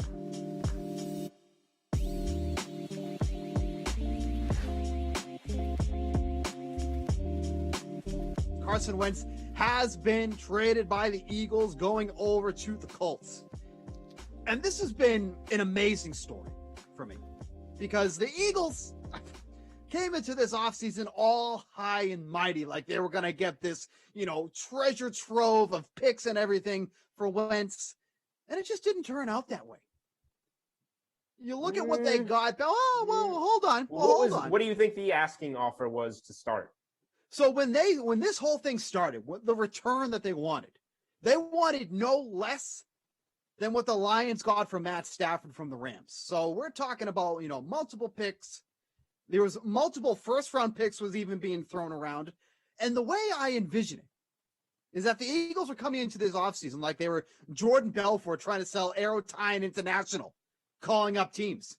So, they pick up their phone, calling up like the Bears, right? And they said, we heard you're in the market for a quarterback that has huge upside potential with very little downside risk. Does that ring a bell? That's my Jordan Belfort impression. And the Bears go, oh, yeah, we are in the market. And they go, okay, I have this one. It's Carson Wentz. Hello? And then they weren't, no interest. Nobody wanted Carson Wentz. So the haul that the Eagles end up getting back after all of that is a 2021 third-round pick, big whoop, a 2022 conditional second-round pick that could turn into a first-round pick under these conditions reportedly. If Wentz plays 75% of the snaps, that's a risk right there with how injury-prone he's been, or 70% of the snaps and the Colts make the playoffs. So those are the conditions that I can turn into a first-round pick. Now, the Colts already had a couple quarterbacks on the roster prior to this. Jacoby Brissett already has been said that he was not in the mix for the starting position. They did draft Jacob Eason in the 4th round. There was something that maybe he could be the successor to Phillip Rivers. But you just look at the season that Carson Wentz is coming off, and you look at some of the numbers that he put up. 57.4% completion rate amongst qualified quarterbacks, second worst in the league. 72.8% passer rating, second worst in the league. 6 yards per pass attempt, the worst in the league. 15 interceptions, the worst in the league, tied for the worst in the league. And let's not forget, Julian, I totally forgot about this. He took 50 sacks in 12 games. That literally totaled 10% of his total dropbacks, an average of 4.1 per game. So he's going in a much better environment in front of that really strong Colts offensive line. So, the risk of injury definitely goes down, but, with Carson Wentz, anything is possible. But at least from a standpoint of where he has the potential to succeed once again in front of that offensive line that can stay healthy, this is probably one of the best landing spots for him. I think it's a great trade for both teams, honestly. The Colts, for clear-cut reasons, they need a quarterback, and they just got a quarterback that has shown us before that he can play at an MVP type of level. He has to stay healthy. That's a must. Now,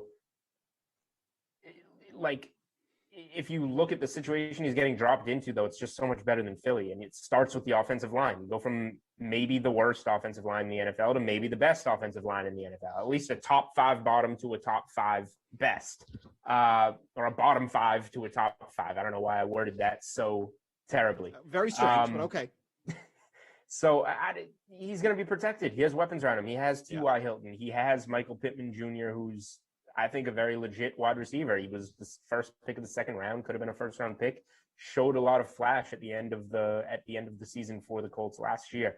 He has running backs. He has pass-catching running backs. He has a good trio of tight ends that Phillip Rivers used in that loss to Buffalo in the playoffs. Everything's there for Carson Wentz to play well. All he has to do to stay healthy. And the thing that is the most involved with keeping him healthy, the offensive line, is one of the best in the NFL. So I think it's a great landing spot for Wentz. And then for Philly, I think it's a great deal because you get the 3rd rounder now. That's fine. You can use that on a piece. 3rd round picks are, nothing to bark at right now. And I think the pick has a great chance to wind up being a 1st rounder in 2022. That's why these conditions are on it. If Carson Wentz can't stay healthy in this situation, then he just doesn't have much value, and the contingencies on it represent that. Then you get a 2nd rounder back, and you say, okay, he is who we thought he was. He's made of glass. A 3rd and a 2nd are fine.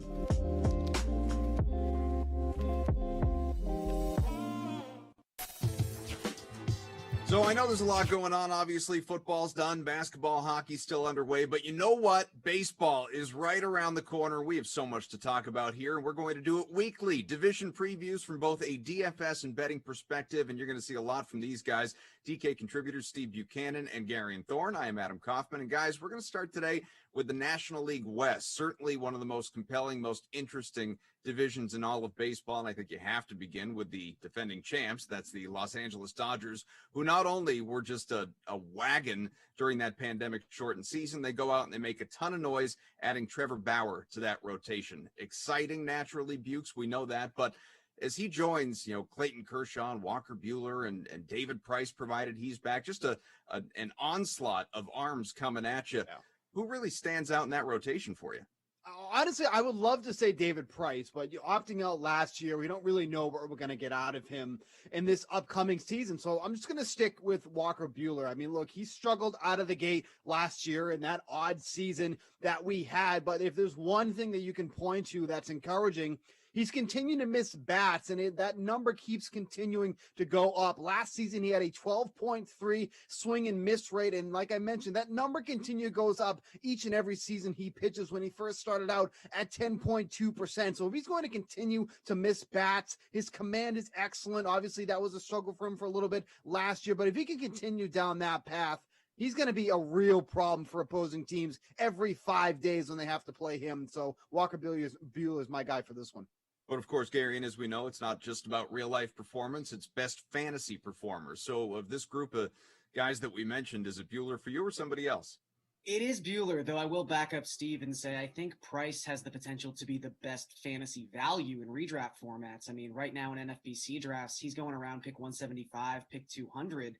He has the potential, especially with just the amount of wins he could possibly rack up on a team that dominant. So something to keep an eye on, obviously. But if you're just going with best pitcher of the bunch, I think it has to be Bueller over someone like Trevor Bauer, who a lot of the projection systems don't love. I don't know if I'm as far down on Bauer as maybe some of the underlying sabermetrics are, but if you go by Steamer, if you go by the bat, whatever projection system you want to use, they all like Bueller more. And it's for a lot of the reasons Steve talked about. It's the swing and miss potential. It's the fact that his expected WOBA has been lower than Bauer's if you go back to the 2019 season. Really, the only way you can get Bauer ahead of Bueller, in my mind, is if you start looking at durability. And, that 2020 season is really going to mess with a lot of these, like, he's thrown 175 innings since stats.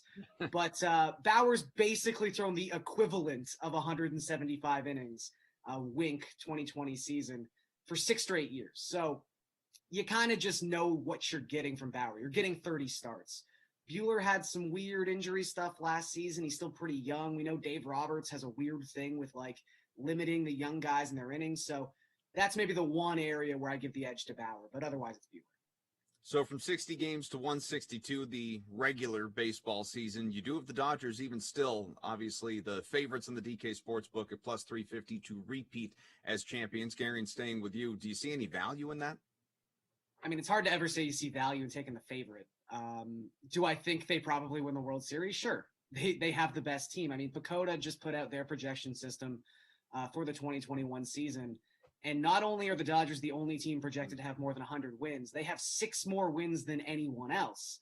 However, the team with the third most projected wins is in their division, the Padres. So there's only so many things that have to go right for San Diego and wrong for Los Angeles, I think, where maybe the Dodgers, as crazy as it sounds, find themselves in that one-game NL wildcard playoff situation, which is not what you want if you bet them plus 350 to win the World Series. So I think if you're looking for actual value with World Series bets and you want to use that same PECOTA projection system, they love the Twins to win the AL Central, and they are 20-1 right now to win the World Series. And then even someone like the Brewers or the Reds, like that NL Central is wide open. It seems like the Cubs don't want to play this year. So, I mean, the Brewers are like 44-1, and PECOTA has them winning about 90 games this season. So I think there's other bets and other places to go. You don't have to pick on the NL West, where 2 of the best teams in baseball, probably the 2 best teams in the National League, happen to reside. So same for you, Bukes, thinking value in mind. You'd rather put your money elsewhere? Well, real quick, I just got to take a quick check. Oh, yep, there it is. The PECOTA standings. They're in the trash barrel next to my desk here because they're absolutely horrific. The Twins aren't going anywhere this season, okay? I love the Twins. They have no pitching. They're not going to get that far, okay? And believe me, I'm a big Twins fan, so don't get me wrong. But kind of going off what Garion was saying, you want to get value here. Look at some of the teams that are way down the board, okay? Like Garion's team here, the Blue Jays, 28-1. That whole cast of misfits that they have in the rotation, if they can actually start to align, that lineup is going to do a lot of damage. 28-1, that's value right there. Talk about the Nationals, another team that has some value here. Obviously, their pitching is immense, but can that lineup actually hit? 33-1, that's some value right there. I think about the Yankees last year, how they were the big favorites in the American League. As we were entering the month of, mid-September, we didn't even know if they were going to win the division. You're just not going to get the best bang for your buck there with the Dodgers. Will they go far? Absolutely. But is that really going to, cash in the money for you? Not necessarily. Guys, we've talked about the Padres. Let's do it some more here with more of a focus on San Diego and Bukes. Obviously the Padres have gone out. They've upgraded their rotation, Blake Snell, Yu Darvish, Joe Musgrove, but the conversation, it feels like it starts and ends with this team, with the offense, because of just what a force of nature Fernando Tatis Jr. was out there last year. And don't get me wrong, Manny Machado was great as well, but Tatis is rapidly ascended to one of the faces of Major League Baseball. But in terms of fantasy performance, where does he rank for you going into this season?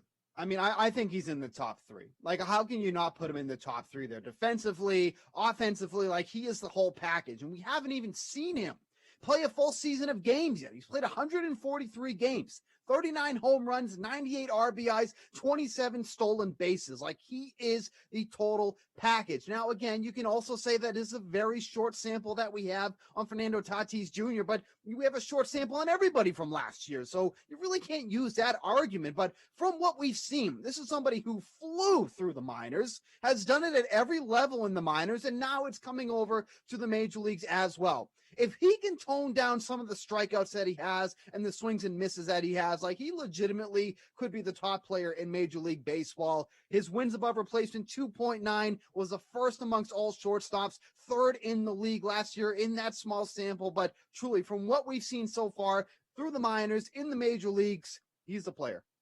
Top 3 for you as well, Gary? I mean, I think if we're talking fantasy baseball, he's the number one pick. I think the two guys who you kind of have to debate are Tatis and Acuna. And right now they're going 1-2, Acuna being the number one pick in NFBC formats. It's early, obviously. We're still a ways away here from this being like concrete ADP data. But I think all the negatives you can possibly come up with for Tatis are still just as prevalent with Acuna. So I'm thinking he's my number one guy. I mean, we talk about these projection systems. Steamer only has 2 players in 2021 projected to score 100 runs, drive in 100, and steal 20 bases. And it's those 2 guys. But when you're talking about real 5-category players, 2020, weird season, understandably. Maybe you don't want to take all the stats we have from that year, with complete confidence, just blind faith. But Acuna had some real batting average issues. His expected batting average was just 254, where Tatis's was up at 298. That is a massive difference between those 2 numbers. And a big reason for that is, even with the strikeouts that Tatis brings to the table, he led all of baseball in barrels per plate appearance. When he puts the bat on the ball, he squares it up almost every time. So I really think he's the first player off the board for me this year. Knowing all the potential for this team too, Gary, and do you have a favorite futures bet for San Diego in the DK Sportsbook? Yeah, I think Bukes and I are probably going to line up on this one. I think right now Tatis for NL MVP plus 850. Look, I just said he's probably going to have the best statistical season of anyone in baseball. Steve mentioned that he's a great defensive shortstop as well. You put those 2 things together on a winning team, that probably is going to lead to MVP more often than not. But if you want longer odds, he's 25-1 to lead baseball in hits.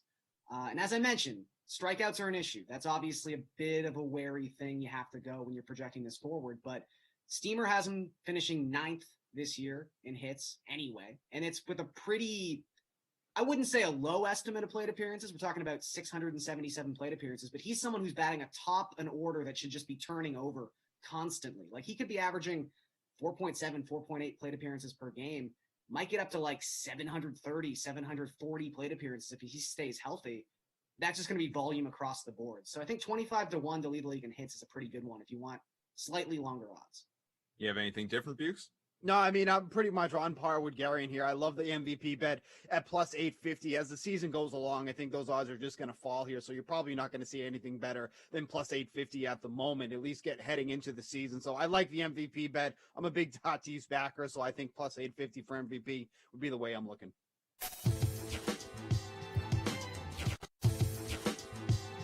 Let's get to a couple of SEC guys. These guys are actually over 21 years old. What a rarity now for as we break these guys down. Mac Jones from Alabama. I think it's so interesting, Greg, because all the talk about Mac Jones is, well, look at the people he had around him. But nobody said that for Tua, when Tua had 4 first-round receivers and all these guys. I just think it's funny that that seems like that shouldn't be the knock. Like, come up with a better knock than he's got really good players around him. That's all, BS narrative. One thing I learned really early in evaluating quarterbacks from people a lot smarter than I am, like the Bill Walshes of the world, is you have to evaluate the quarterback. You have to isolate the quarterback. The numbers are the numbers. That there's many reasons why numbers get put up. You have to evaluate the quarterback in a vacuum. You have to isolate his traits. That's the way you evaluate a quarterback.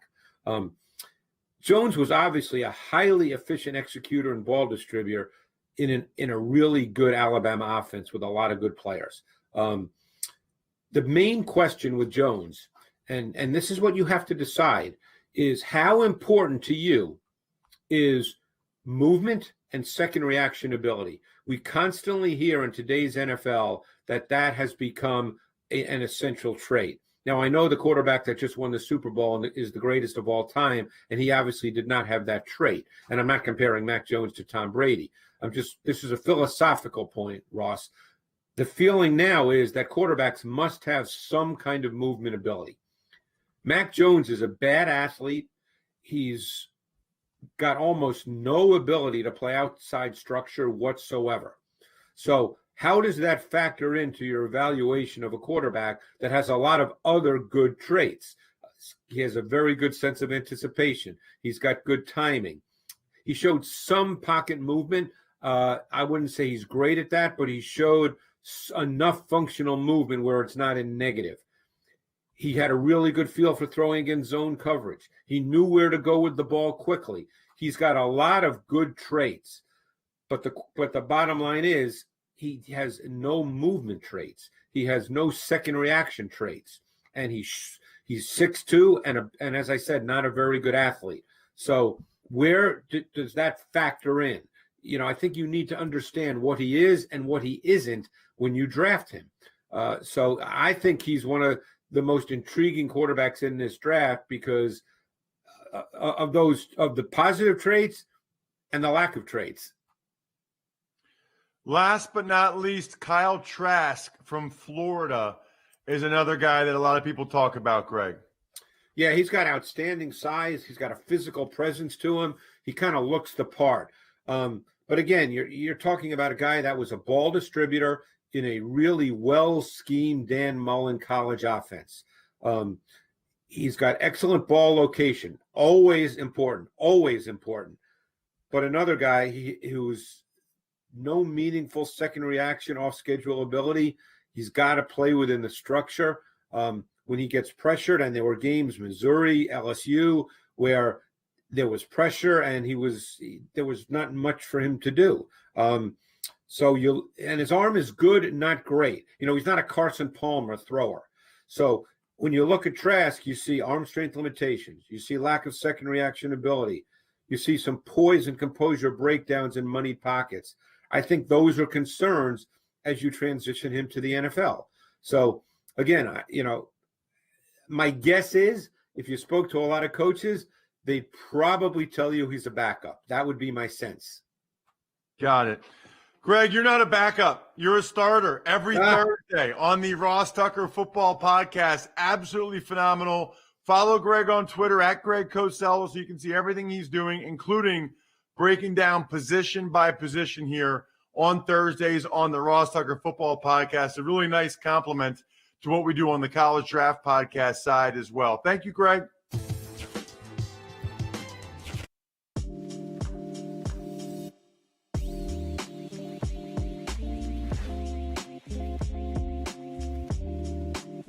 Carson Wentz has been traded by the Eagles going over to the Colts.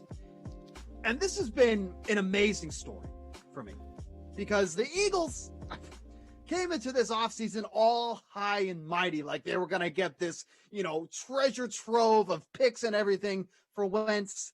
And it just didn't turn out that way. You look at what they got. Oh, well, hold on. Hold on. What do you think the asking offer was to start? So when this whole thing started, the return that they wanted no less than what the Lions got from Matt Stafford from the Rams. So we're talking about, multiple picks. There was multiple first-round picks was even being thrown around. And the way I envision it is that the Eagles are coming into this offseason like they were Jordan Belfort trying to sell Aerotine International, calling up teams. So, they pick up their phone, calling up like the Bears, right? And they said, we heard you're in the market for a quarterback that has huge upside potential with very little downside risk. Does that ring a bell? That's my Jordan Belfort impression. And the Bears go, oh, yeah, we are in the market. And they go, okay, I have this one. It's Carson Wentz. Hello? And then they weren't, no interest. Nobody wanted Carson Wentz. So the haul that the Eagles end up getting back after all of that is a 2021 third-round pick, big whoop, a 2022 conditional second-round pick that could turn into a first-round pick under these conditions reportedly. If Wentz plays 75% of the snaps, that's a risk right there with how injury-prone he's been, or 70% of the snaps and the Colts make the playoffs. So those are the conditions that I can turn into a first-round pick. Now, the Colts already had a couple quarterbacks on the roster prior to this. Jacoby Brissett already has been said that he was not in the mix for the starting position. They did draft Jacob Eason in the 4th round. There was some thinking that maybe he could be the successor to Phillip Rivers. But you just look at the season that Carson Wentz is coming off, and you look at some of the numbers that he put up. 57.4% completion rate amongst qualified quarterbacks, second worst in the league. 72.8% passer rating, second worst in the league. 6 yards per pass attempt, the worst in the league. 15 interceptions, the worst in the league, tied for the worst in the league. And let's not forget, Julian, I totally forgot about this. He took 50 sacks in 12 games. That literally totaled 10% of his total dropbacks, an average of 4.1 per game. So he's going in a much better environment in front of that really strong Colts offensive line. So the risk of injury definitely goes down, but with Carson Wentz, anything is possible. But at least from a standpoint of where he has the potential to succeed once again in front of that offensive line that can stay healthy, this is probably one of the best landing spots for him. I think it's a great trade for both teams, honestly. The Colts, for clear-cut reasons, they need a quarterback, and they just got a quarterback that has shown us before that he can play at an MVP type of level. He has to stay healthy. That's a must. Now, if you look at the situation he's getting dropped into, though, it's just so much better than Philly. And it starts with the offensive line. You go from maybe the worst offensive line in the NFL to maybe the best offensive line in the NFL, at least a top 5 bottom to a top 5 best, or a bottom 5 to a top 5. I don't know why I worded that so terribly. Very strange, but okay. So he's going to be protected. He has weapons around him. He has T.Y. Hilton. He has Michael Pittman Jr., who's, I think, a very legit wide receiver. He was the first pick of the 2nd round, could have been a first-round pick. Showed a lot of flash at the end of the season for the Colts last year. He has running backs. He has pass-catching running backs. He has a good trio of tight ends that Phillip Rivers used in that loss to Buffalo in the playoffs. Everything's there for Carson Wentz to play well. All he has to do to stay healthy. And the thing that is the most involved with keeping him healthy, the offensive line, is one of the best in the NFL. So I think it's a great landing spot for Wentz. And then for Philly, I think it's a great deal because you get the 3rd rounder now. That's fine. You can use that on a piece. 3rd round picks are, nothing to bark at right now. And I think the pick has a great chance to wind up being a 1st rounder in 2022. That's why these conditions are on it. If Carson Wentz can't stay healthy in this situation, then he just doesn't have much value, and the contingencies on it represent that. Then you get a 2nd rounder back, and you say, okay, he is who we thought he was. He's made of glass. A 3rd and a 2nd are fine.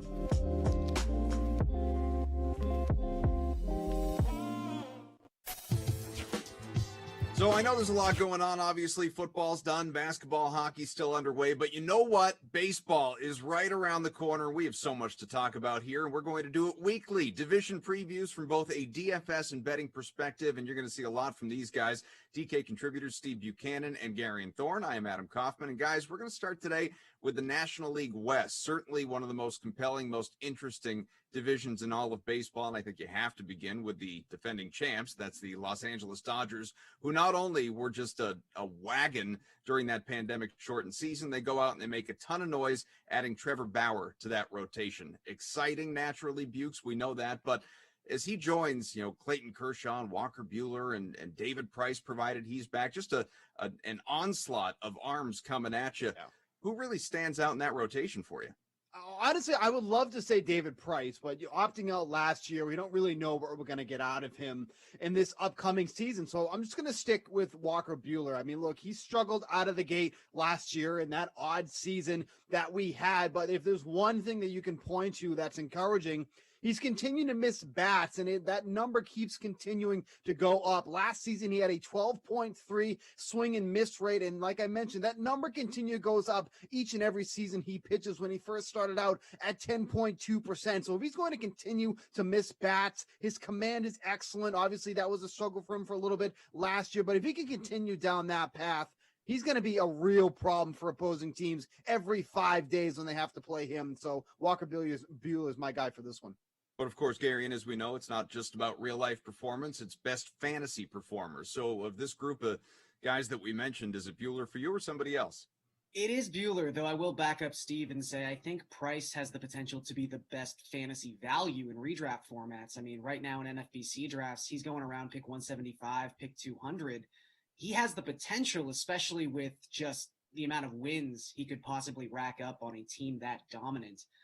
So something to keep an eye on, obviously. But if you're just going with best pitcher of the bunch, I think it has to be Buehler over someone like Trevor Bauer, who a lot of the projection systems don't love. I don't know if I'm as far down on Bauer as maybe some of the underlying sabermetrics are, but if you go by Steamer, if you go by the bat, whatever projection system you want to use, they all like Buehler more.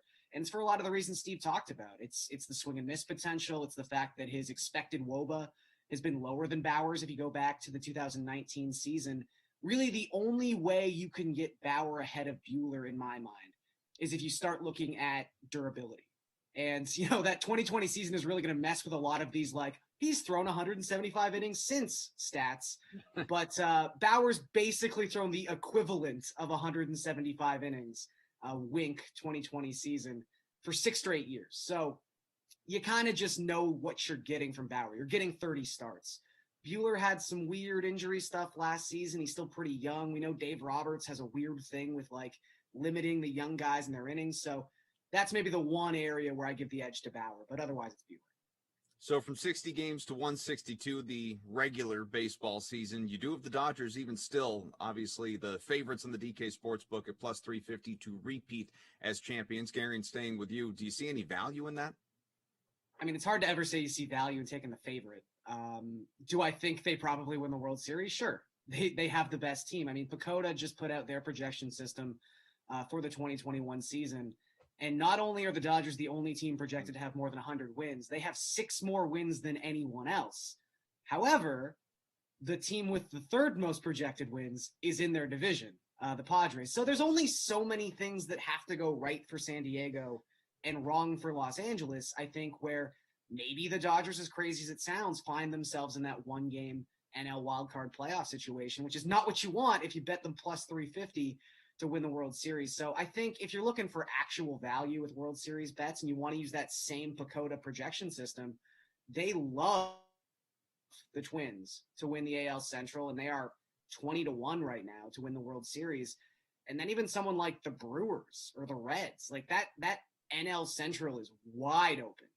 It seems like the Cubs don't want to play this year. So, I mean, the Brewers are like 44-1, and PECOTA has them winning about 90 games this season. So I think there's other bets and other places to go. You don't have to pick on the NL West, where 2 of the best teams in baseball, probably the 2 best teams in the National League, happen to reside. So same for you, Bukes, thinking value in mind. You'd rather put your money elsewhere? Well, real quick, I just got to take a quick check. Oh, yep, there it is. The PECOTA standings. They're in the trash barrel next to my desk here because they're absolutely horrific. The Twins aren't going anywhere this season, okay? I love the Twins. They have no pitching. They're not going to get that far, okay? And believe me, I'm a big Twins fan, so don't get me wrong. But kind of going off what Garion was saying, like, you want to get value here. Like, look at some of the teams that are way down the board, okay? Like, Garion's team here, the Blue Jays, 28-1. That whole cast of misfits that they have in the rotation, if they can actually start to align, that lineup is going to do a lot of damage. 28-1, that's value right there. Talk about the Nationals, another team that has some value here. Obviously, their pitching is immense, but can that lineup actually hit? 33-1, that's some value right there. I think about the Yankees last year, how they were the big favorites in the American League. As we were entering the month of, mid-September, we didn't even know if they were going to win the division. You're just not going to get the best bang for your buck there with the Dodgers. Will they go far? Absolutely. But is that really going to, cash in the money for you? Not necessarily. Guys, we've talked about the Padres. Let's do it some more here with more of a focus on San Diego and Bukes. Obviously the Padres have gone out. They've upgraded their rotation. Blake Snell, Yu Darvish, Joe Musgrove. But the conversation, it feels like it starts and ends with this team, with the offense, because of just what a force of nature Fernando Tatis Jr. was out there last year. And don't get me wrong, Manny Machado was great as well, but Tatis is rapidly ascended to one of the faces of Major League Baseball. But in terms of fantasy performance, where does he rank for you going into this season? I mean, I think he's in the top 3. Like, how can you not put him in the top 3 there? Defensively, offensively, like, he is the whole package. And we haven't even seen him play a full season of games yet. He's played 143 games, 39 home runs, 98 RBIs, 27 stolen bases. Like, he is the total package. Now, again, you can also say that is a very short sample that we have on Fernando Tatis Jr., but we have a short sample on everybody from last year. So you really can't use that argument. But from what we've seen, this is somebody who flew through the minors, has done it at every level in the minors, and now it's coming over to the major leagues as well. If he can tone down some of the strikeouts that he has and the swings and misses that he has, like, he legitimately could be the top player in Major League Baseball. His wins above replacement 2.9 was the first amongst all shortstops, 3rd in the league last year in that small sample. But truly, from what we've seen so far through the minors in the major leagues, he's the player. Top 3 for you as well, Gary? I mean, I think if we're talking fantasy baseball, he's the number 1 pick. I think the two guys who you kind of have to debate are Tatis and Acuna. And right now they're going 1-2, Acuna being the number 1 pick in NFBC formats. It's early, obviously. We're still a ways away here from this being like concrete ADP data. But I think all the negatives you can possibly come up with for Tatis are still just as prevalent with Acuna. So I'm thinking he's my number 1 guy. I mean, we talk about these projection systems. Steamer only has 2 players in 2021 projected to score 100 runs, drive in 100, and steal 20 bases. And it's those 2 guys.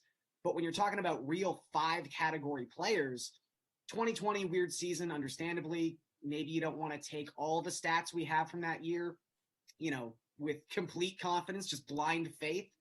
But Acuna had some real batting average issues. His expected batting average was just 254, where Tatis's was up at 298. That is a massive difference between those 2 numbers. And a big reason for that is, even with the strikeouts that Tatis brings to the table, he led all of baseball in barrels per plate appearance. When he puts the bat on the ball, he squares it up almost every time. So I really think he's the first player off the board for me this year.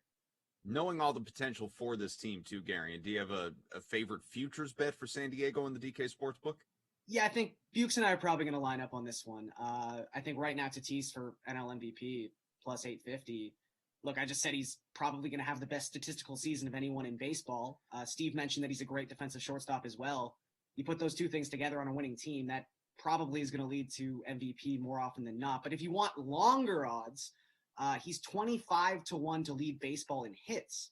And as I mentioned, strikeouts are an issue. That's obviously a bit of a wary thing you have to go when you're projecting this forward. But Steamer has him finishing 9th this year in hits anyway. And it's with a pretty, I wouldn't say a low estimate of plate appearances. We're talking about 677 plate appearances. But he's someone who's batting atop an order that should just be turning over constantly. Like, he could be averaging 4.7, 4.8 plate appearances per game. Might get up to like 730, 740 plate appearances if he stays healthy. That's just going to be volume across the board. So I think 25-1 to lead the league in hits is a pretty good one if you want slightly longer odds. You have anything different, Bukes? No, I mean, I'm pretty much on par with Gary in here. I love the MVP bet at plus 850. As the season goes along, I think those odds are just going to fall here. So you're probably not going to see anything better than plus 850 at the moment, at least heading into the season. So I like the MVP bet. I'm a big Tatis backer, so I think plus 850 for MVP would be the way I'm looking.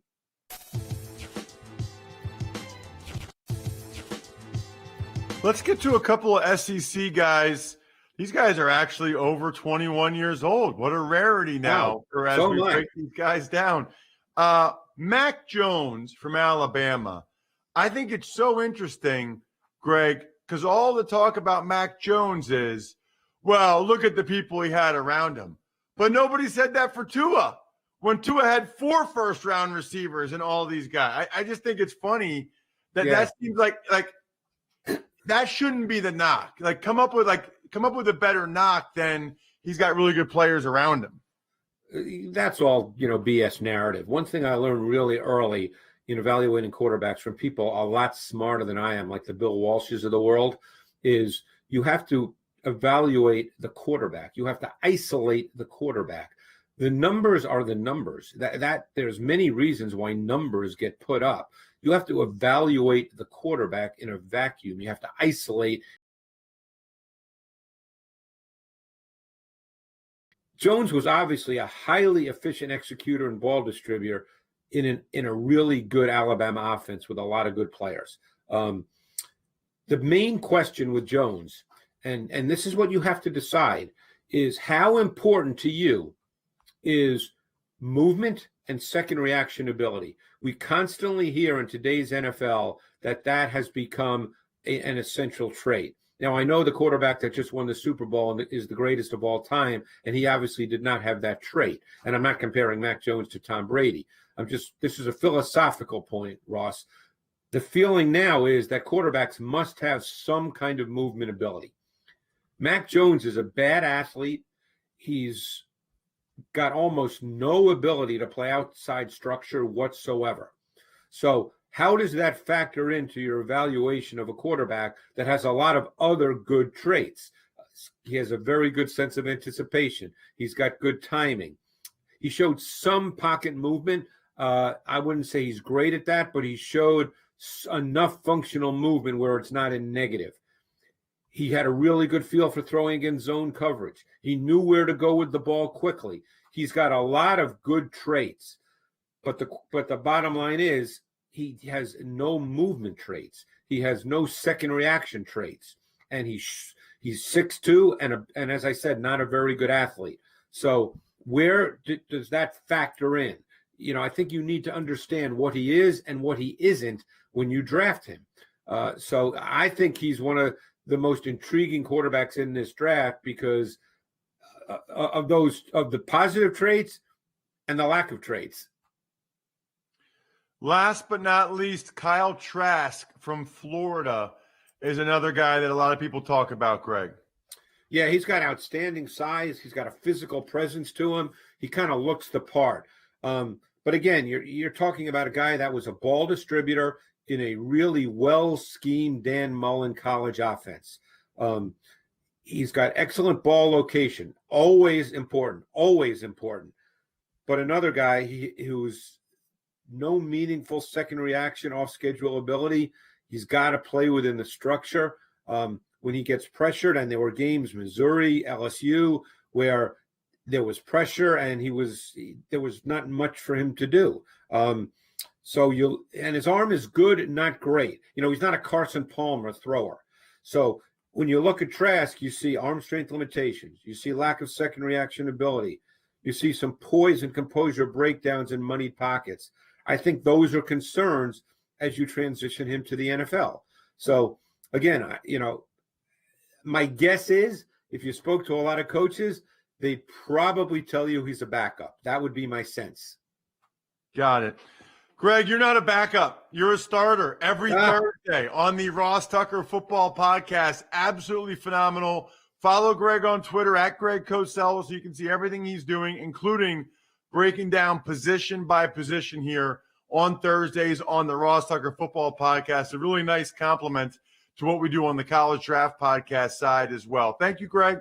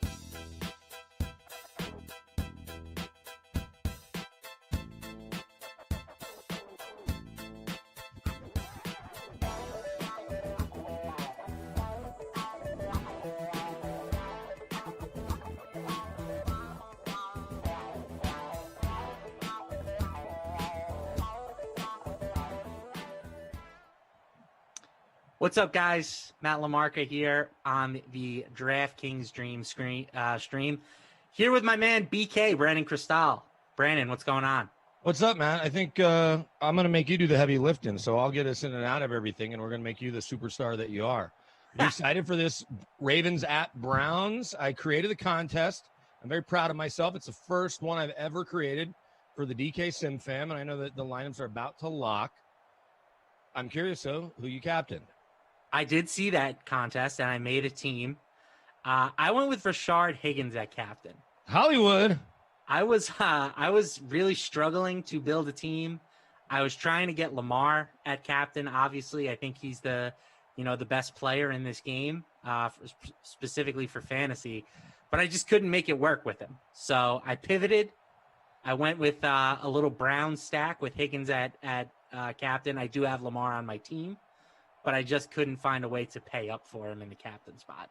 Well, so lineups are about to lock. I'll run through mine quickly. I did put Lamar in the captain spot because I think he will catch lightning in a bottle again, and he will have that 300-yard rushing game. It may not be against the Browns, but I don't want to not have him in the captain spot when he does have a 300-yard rushing game again. So I've got Lamar. I was able to get Baker and Jarvis. I was going back and forth between Jarvis and Odell.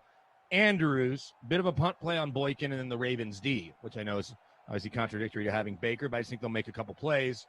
So, and again, the name of our contest, I need to double check it, but I think I called it Screw You, Art Modell, because obviously Cleveland, while they're happy to have their Browns back, wish they never would have left, right? So I think that I'm probably going to have the winning lineup, so I apologize to everybody. We will get everything going here in the chat, see what people are excited to get into tonight. I want to get your thoughts on some of the stuff going on in free agency and potential moves with quarterbacks. I've shared my thoughts plenty, and I'll certainly chime in. Want to see if you think that Deshaun's going to the Jets. I know that might put a smile on your face if that happens. I would bet it doesn't, but we'll see. So give me the rest of your lineup, though. Yeah, so I went Higgins, Lamar, Baker, Jarvis Landry, Kareem Hunt, and Justin Tucker. Not bad. I think Tucker's always an obvious play if you need to use a kicker, right? Especially considering that Austin Seibert is their kicker on here, and he's not even on their roster anymore, right? He got cut after week 1 or week 2. We'll give you some of these numbers here in the free showdown coming up in terms of ownership, but no weather to speak of in Cleveland tonight. That's actually a really cool stadium. I did a game there a couple years ago. But Lamar Jackson, 86.96% owned. So we'll see where he stacks up in the captain spot. But both he and Baker were played the most. It makes sense. You want to play these quarterbacks. They score well. Baker owned 56% of the time. Odell Beckham in Hollywood is good value on your captain there. 48% for Odell. Hollywood, 42%. Then after that, Mark Andrews, Jarvis Landry, a couple guys I have, and it goes from there. So we'll see if those plays end up being the difference. Calais Campbell makes a stop there on first down for a loss. I didn't come near any of the running backs, which might be a mistake because all 4 of these running backs could find the end zone. Yeah, I ended up going with Hunt just because I like the potential pass catching combination with Baker, having them together. But yeah, the Ravens are a very tough team. I mean, this is true in regular, fantasy football as well, because Lamar is just a hard guy to build your team around. Yeah, you're paying so much. You are paying top dollar. Right. And the majority of his fantasy points are going to come from his legs, which is a standalone thing. He's not the kind of quarterback that's going to have a high scoring wide receiver in most games. So it's kind of, he's not the prototypical, you want to stack him up type guy. So that's why I ended up going with just him and Justin Tucker for the Ravens. And I'm hoping for Lamar to, have that 300+ yard rushing game like you have been predicting. Yeah, today could be the day, right? But we'll see. Cleveland tends to know what's going on against the Browns. That was a money throw there by Baker. Hollywood couldn't come up with it. He's letting you down already. So we will see the Ravens take the offense here. You got the fact that Lamar did have a 300-yard game is impressive in and of itself, right? That's so bananas. Do we think it'll ever happen again? Or is that just wishful thinking? I don't know how in the world it could happen again. I mean, you wouldn't think, because how did it happen the first time? Right. Yeah, like that would, nobody's done that in an NFL game, correct? No. Yeah, I think. No, I feel like, well, there's been some 280s, I want to say. Yeah, Corey Dillon, I want to say it was like 269, maybe. Something like that. And look, I'm going to fire up these chats, and the DK Sim fam can correct us. And don't worry, we're going to try to shout everybody out. We'll see if they keep us on task. I know some people think that when I'm in the driver's seat, I pay more attention to the sim. Well, I just feel obligated. But if it's a terrible game, don't worry. We will go off the script here quickly. But Brother Phil's here, and Noah Moon. I'm sure Jordan Lindenbaum, of course, Sean Preston. Good to see everybody. We'll shout you out. CEH, who's always here, is here. So let us know who you need, who you want to see go big, who you captain, and we will get the 2 big contests up as well. Well, I say 2 big. Ours is the more important one, of course, but you don't win any money, just pride. Have you won any recently? Not recently. I have won one in the past. I've had a couple of top 5s. The last one that I did, I was 5th from last place. I'm in 3rd place right now, but that's I'm looking to rebound after a dreadful showing. Yeah, 5th from last place is tough. Contest. Yeah, 5th from last place is tough for sure. As we see there, Lamar using his legs 8 yards after contact. Appreciate that info. Lamar captain 41% of the time, owned again 87% of the time. So 41% in the free showdown. In our contest, he is, let me double check here, captain 55.6% of the time and owned 95.1% of the time. Yeah, our viewers know what's up. They know what's up, or as Glash referred to them, customers. No Moon says no.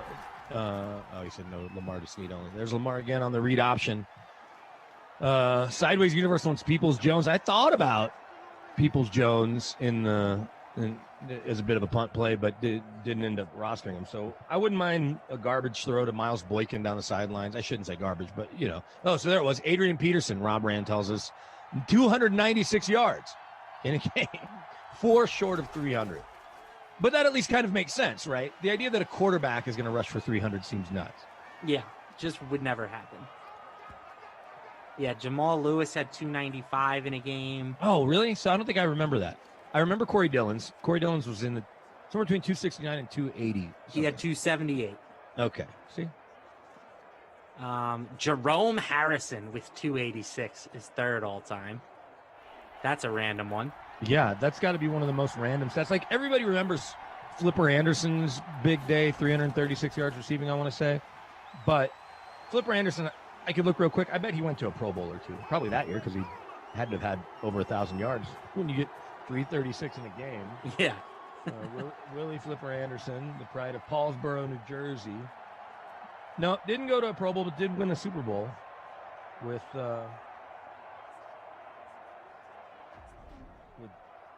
Denver. Flipper Anderson was on Super Bowl 32 roster? How do I not know that? Oh, yeah. How do I not know that? But yeah, 336 yards against the Saints, November 26, 1989. Well, this is shaping up to be a game for the punters, right? So far. Let's get into this for a little bit, though, as far as Deshaun Watson and your thoughts. I'm guessing you shared this on here before, but it's going to be the biggest story in the league until it's not, or unless something crazy knocks somebody off or knocks us off this conversation, you know, and things like that can't happen. But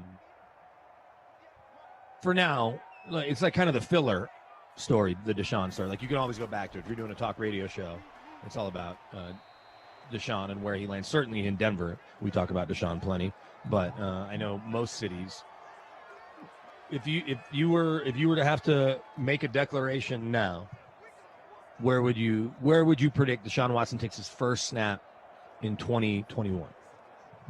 Yeah, it's a good question.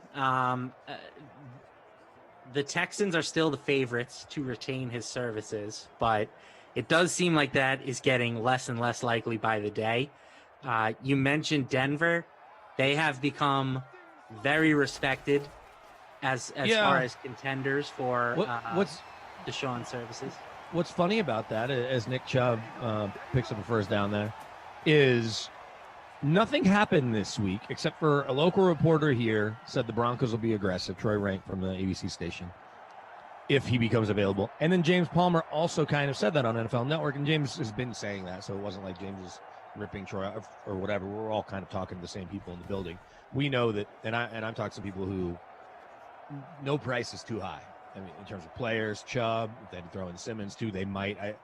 Simmons' name hasn't been talked about as much as maybe Chubb has, but nothing else has happened, right? Deshaun hasn't put up a picture of him in Colorado hanging out or tweeted at Kareem Jackson with all of his tweets and comments. So there was nothing monumental or of note, but like you said, it's become much more buzzworthy, and you can even check it out if you have access to the DraftKings Sportsbook. And then Drew tells us that the Panthers had a beat guy say that the Panthers were loading up, and that got buzz going. And why wouldn't you? Whether it's the team asking you to do it, or like people are accusing John McClain of, the team asking you to say they're not trading him to try to drive the price up. Calais Campbell with a big sack of Baker. If you've got the Ravens D, that might help you.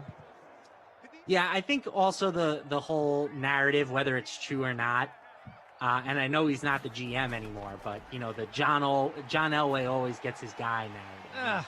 The fact that they were able to convince Peyton to go there, and here's where I'll push back against that a little, is that the biggest reason for that, John was a part of it, and John played it perfectly, and he didn't pressure Peyton because he was really the only guy that could relate to being the level of superstar that Peyton was, and in terms of what he meant to a town, especially, right? And so you had Arizona in the mix. Some people thought Houston, although I don't think Peyton was in a hurry to go in the division. San Fran was a team. But what the Broncos did have was Von Miller, starting to get into his early part of his career, but had a nice rookie season. Demaryius Thomas, Eric Decker, Julius Thomas.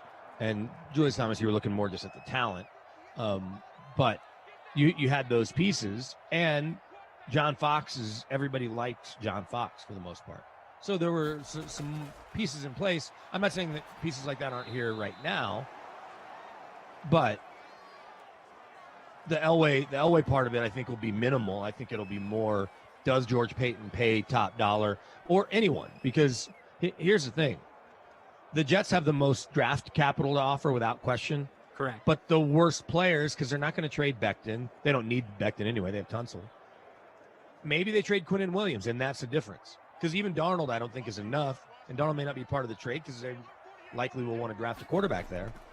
Then at 3, the Dolphins could put Tua in it. But unless you're putting Xavier Howard in it, the Dolphins have a nice roster, but it's not like they're stacked with Pro Bowlers. So then you jump to Carolina at 8. Christian McCaffrey, if he's part of it with a bunch of number ones, that's attractive and might help quiet a fan base a little bit that is going to be obviously irate that they lose Watson. Or the Broncos at 9, Bradley, Chubb, and others. Or the Niners at 12, I think will have to put Nick Bosa in the trade to win it. As crazy as that sounds, as good as he is, and I know he's coming off an injury. Hey, look, another punt, by the way. So I do think that the 49ers are, like, if I had to guess today what was going to happen, they would be my guess. Okay, but I just think that they have the best combination of a high draft pick and the blue chip player. And I do think that they will trade Nick Bosa if it means they can get Deshaun Watson. That's what I was going to ask you. And here's the thing for people that want to say they're not trading Nick Bosa. Well, you just saw J.J. Watt walk out the door as Lamar will dump off to Mark Andrews. Is that going to be the final play of the first quarter? But you just saw J.J. walk out the door, 3-time Defensive Player of the Year. No Super Bowls to show for it, not even an appearance. Aaron Donald just won his 3rd Defensive Player of the Year. Went to a Super Bowl, no Super Bowls. Khalil Mack got a Defensive Player of the Year, right? Those awards are cool.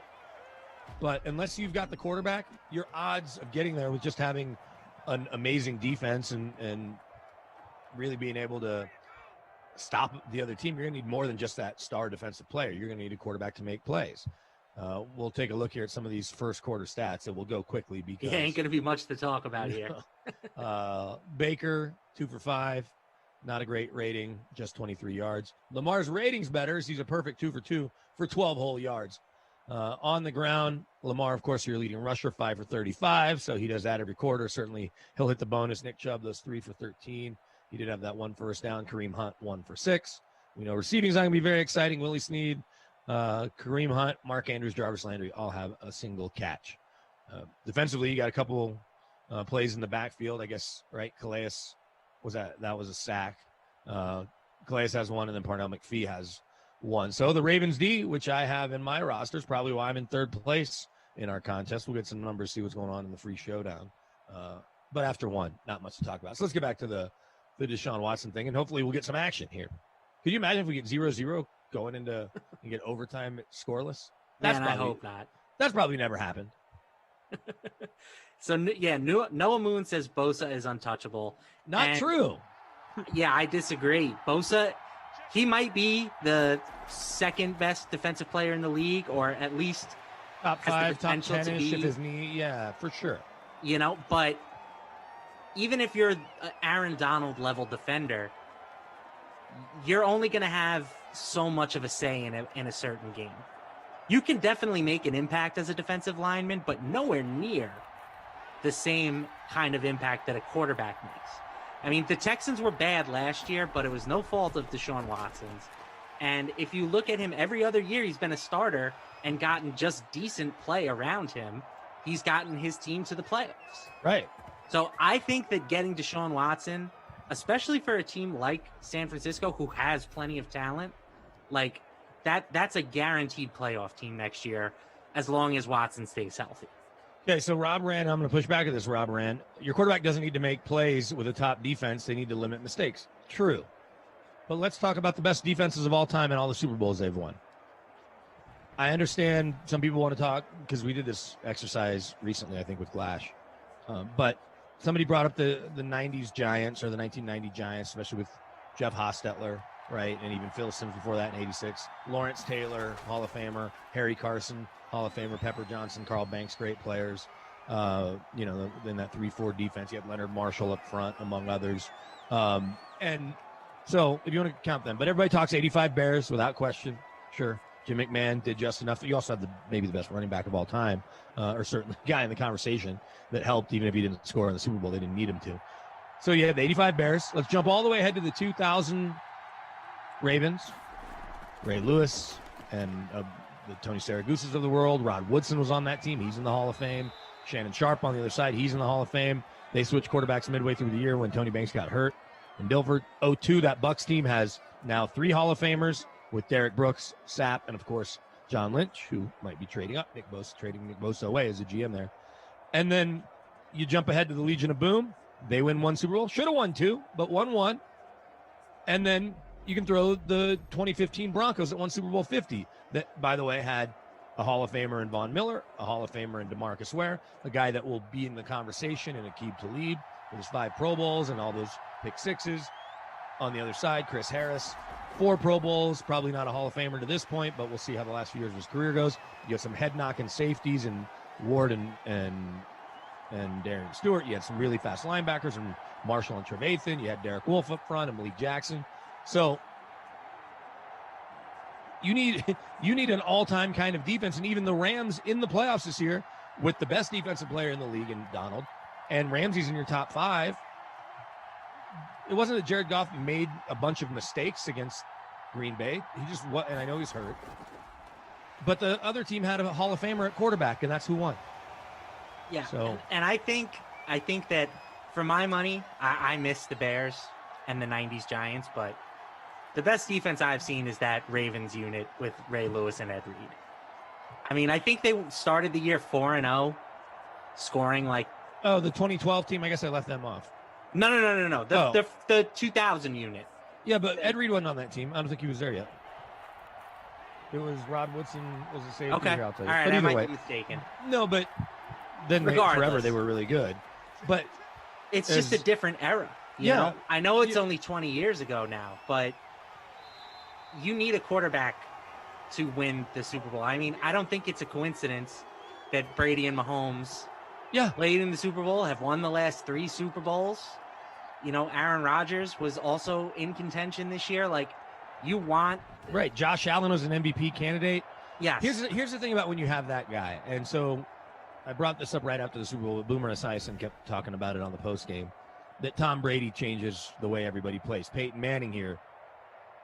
John Fox would always say that a rising tide raises all boats. When you have that guy, it just changes the way you approach every game. Even if maybe they're hurt, like Peyton Manning was for 7 weeks. That defense certainly carried him, and Brock Osweiler did just enough. Oh, could we have some scoring here? A pick for the Ravens. No, not fast enough, but nonetheless, returns it well into Baltimore territory. Williams setting up what, at the very least, is likely a Justin Tucker field goal if nothing else happens. But when you have that guy, Mahomes being the best example, you never really feel like you're out of it. And every week you know that you're going to be in every game. Or even if you're down a couple scores, you'll be in every game. And if you don't have that guy, your margin for error is so low that even if your defense is balling, but your quarterback throws a pick six, your running back fumbles, the special teams gives up a score, field position, and you still lose 10-9, it's not because your defense didn't do great holding the team to 10, but your offense got you 9. When you've got a quarterback, it just changes everything. When you've got a guy that's as good as Watson, then it's a different conversation. Jackson Johnson, Matt, says Deshaun Watson doesn't change how the Texans play. Well, they traded his best receiver away, and he had terrible running backs, and defense wasn't any good. But like you said, 2 years in a row, they went to the playoffs. Yes, and when I first heard about Deshaun Watson, you know, and him like demanding his way out of town, possibly, my thing was, yeah, maybe he is a bit overrated. And I went and checked the numbers this year. He had an incredible season. The fact that that team won 4 games with the year that he had is criminal. Over 4,800 yards, 33 touchdowns, 7 picks, completed over 70% of his passes, finished with a 112.4 quarterback rating.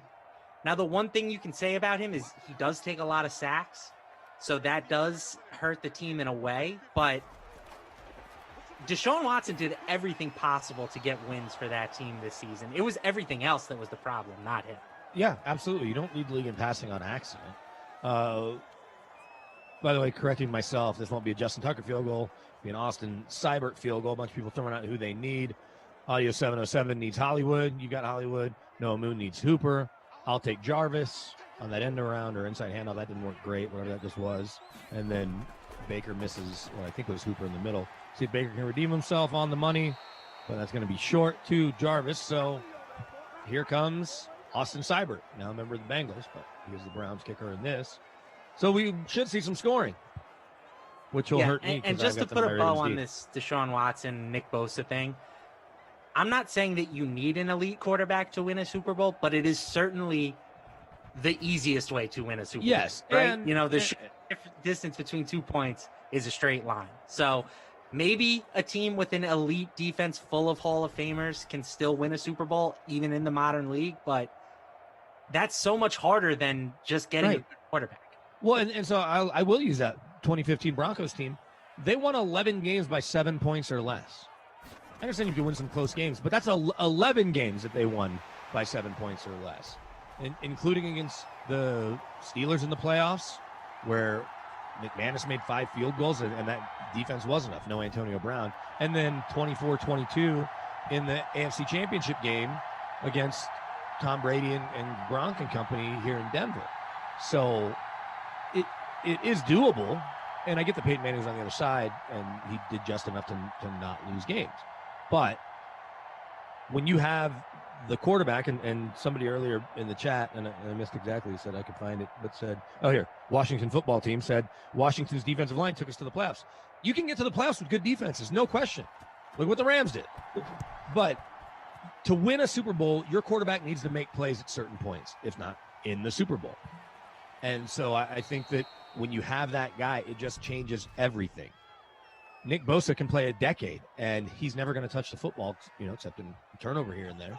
So even if he's wrecking the other offense, if your offense isn't scoring, it doesn't matter. What's up, Obi-Wan? I see you, baby. I'm doing good. Hopes all is well with you. Sean Preston says, not if you can fold space. Then you don't need a straight line. True. To get from point A to point B. You can I make didn't the case- think about that, Sean. Or time is a flat circle, as we learned in True Detective. Rob Rand says, look, okay, I'm not going to say a good to great quarterback makes it more likely to win a Super Bowl, but where do defenses rank in the last 20 years in Super Bowl winners? That's maybe a bit of a misnomer, right? The defense wins championships. You need both, right? That's why we can, those years that we were talking about, the 85 Bears or certainly the 2000 Ravens, where you have a bottom 20 offense or bottom 10, 12 offense, that is the true anomaly. You need both to be in the top 15-ish. You'd like your offense in the top 10, top 5, and then you need your defense in the top 15, or if your defense is top 5, your offense needs to be top 10 to 12. And the numbers do bear that out. You go look that up. Is Mark Ingram doing nothing on the ground? Well, at least it won't end 0-0, but we could get 3-3 going to overtime pretty easily. Yeah. And I did see some people mention Washington football team says the Tampa Bay defense won the Super Bowl this year. Sure. I don't necessarily. Tom Brady did throw 3 touchdowns in that Super Bowl, though, last I checked. Yes, but Tampa's defense did dominate that game, but that was also a very weird situation where the Chiefs were down both offensive tackles. Sure, and they moved their starting right guard to right tackle, so that meant you had 3 people playing out of position. Right. So I don't want to downplay the impact that the defense for Tampa Bay had in that game, but that wasn't a game where they were going to need to, bring the best performance that they've ever had. It seemed like every time Mahomes snapped the ball, they were just right in the backfield. Yeah, they depending on whose stats you look at, he was pressured either 31 out of 60 dropbacks or 44 out of 60 dropbacks, and Shaq Barrett either had 8 pressures or 12 pressures. It's certainly the defensive front, the fact they were able to get home with 4 with JPP and across the board with Vea and Sue and, of course, Shaq. It did make Mahomes' life tough, and I'm glad that he had surgery only in as much as that he was hurt badly enough he needed surgery on that toe. As Lamar, biggest pass of the game so far, down the right sideline to Willie Snead again, his 3rd catch. Rob Rand, BK would be boring if I agreed with everything you said. I get it, and most people don't. But we're trying to impart some logic here. And here's the thing about whether it's John McClain, the dean of Houston sports, saying that the Jets make the best package with all 5 of those draft picks, or at least 4 number 1s over the next couple of years with the Seattle picks. There's a chance that that's what Houston wants them to put out there. But Deshaun's no trade clause to go with what players may be offered to bring it over the top, as Lamar's going to run it all the way down to the 1. This should be setting up perfectly for a Mark Ingram touchdown here, but Lamar more than halfway to the bonus on the ground, 8 carries, 67 yards. Thought he was maybe going to sneak in there. I'm just saying, it's easy to talk about the Jets offering the best package because they absolutely can draft pick wise. But when you start putting real names in and they say, oh, we can have Nick Bosa in 12, that's a little bit different. We can have Bradley Chubb in 9, or Bradley Chubb, another player in 9. We can have Christian McCaffrey, and what if they throw in the kid, Jeremy Chin, Steve Atwater's nephew? What if like, here, we're going to send you a defensive stud that can play everywhere on the field to go with Christian McCaffrey and 3 number 1s. That might be really attractive because at 8, you can then do something if you need to get to 6 to draft the quarterback you want or go a little higher. So, all right, we can move on from Deshaun here for a little bit. Who does everybody need to score? Boykin just for fun. No Ingram. Well, no Ingram there. This could be a Lamar run for sure, or play action to Andrews. I wouldn't mind that. Lamar calling for motion. Nobody goes. Ingram again. Touchdown. That'll do it for all the Ingram owners. I'm not one of them, so that will drop me out of the top 10 for sure. I'm in 5th place in our contest. We'll see what it means in the big free showdown as well. Lamar with the read hands it to Ingram. Did you have Ingram in your lineup? I can't remember. Negative. Oh, well. Yeah, it looks like Ingram in the Sim family was only 16.1% owned. So if you had Ingram, that's a pretty big hit for you right there. For the record, I said we'll wrap up the Deshaun talk. I just meant you and I. We certainly might react if somebody like Jordan Lindenbaum says McCaffrey, 2 number 1s, and Jeremy Chin might be enough, and it very well might. That's where John McClain passing along whatever info he has from the Texans, and he's certainly plugged in. Some of that might be wishful thinking just to continue to drive the price up. But yeah, I will say this, and I've said this on here a few times. There are two big deadlines. I even said it, I think, yesterday or Saturday, which was yesterday. Two big deadlines. One being free agent signing period, March 17th, new league year. You can't get anyone to sign in Houston beyond back of the roster guys. Not one frontline guy will come anywhere near them if there's no certainty on Deshaun and the direction of the team. And then the even bigger one, because you can get by that, they don't have a lot of cash, and they may have to wait later anyway. And there's going to be more vets out there in June 1st releases and stuff because of how wonky the salary cap is this year. Draft weekend, the reason you have to make the trade before then, if you're going to do it, is because you want to know where the draft picks are. If you're trading with the Jets, you want to know you're picking at 2. You're trading with the Dolphins, you're getting your number 3 pick back. You're trading with Carolina, you're picking at 8. You're trading with Denver or San Fran, 9, 12, whatever. You want to know, because the second you make that trade, even if you do get Nick Bosa or Christian McCaffrey and Jeremy Chin, well, that pick at 8 may all of a sudden next year be 29, right? Same with San Fran, same with Denver, whomever it may be. So, we'll see how they right deadline spur action. We'll see how they react. So Baltimore up 7-3. Cleveland's got all 3 of their timeouts. Can Baker get a little magic going? I'm gonna bet no. Yeah, I'm gonna bet no as well. Based on what we've seen so far, he has not looked sharp to start this game. No, we could get a Ravens D. Although Odell, first down catch, shakes out of a tackle, first time out. We need to do it more than 12 yards at a time here, Baker.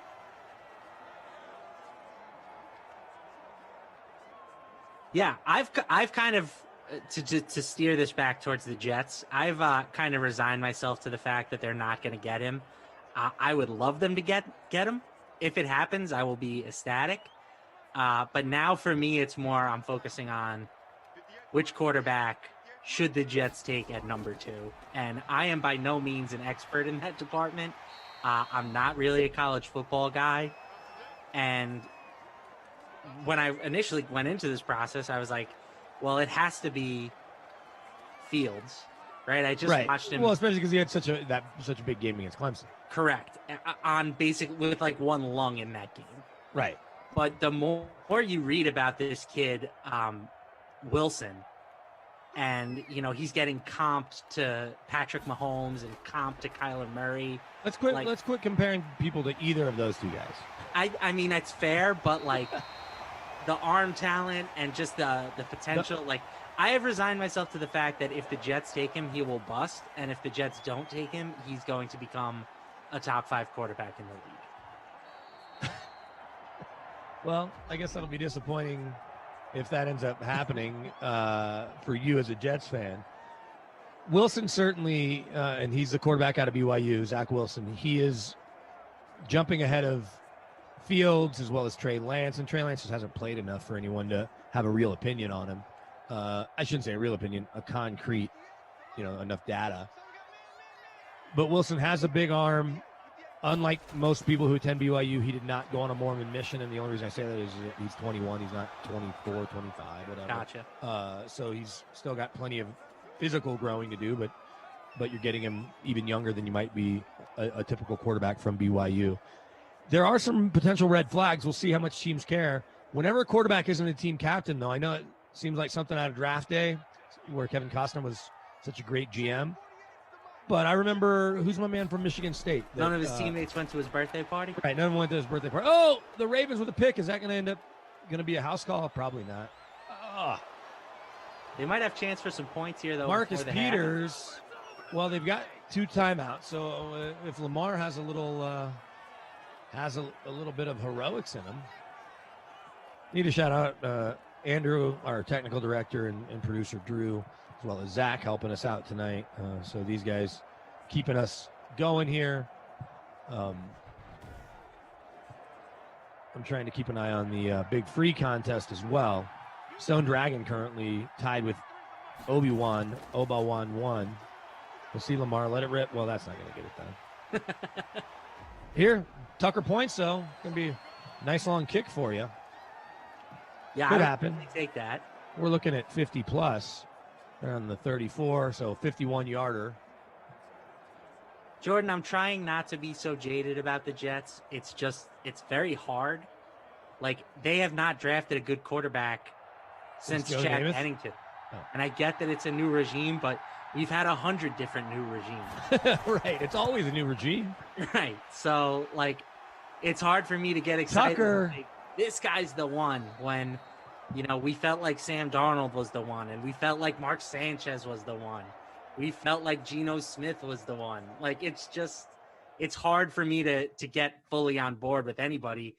I've been hurt too many times. I've got walls up. You got to break me down first. Tucker banging in the 51-yarder. That's going to certainly shake things up a bit. I have to think. So we'll keep an eye on the contest. We'll give you some of these stat leaders and where we are after the first half.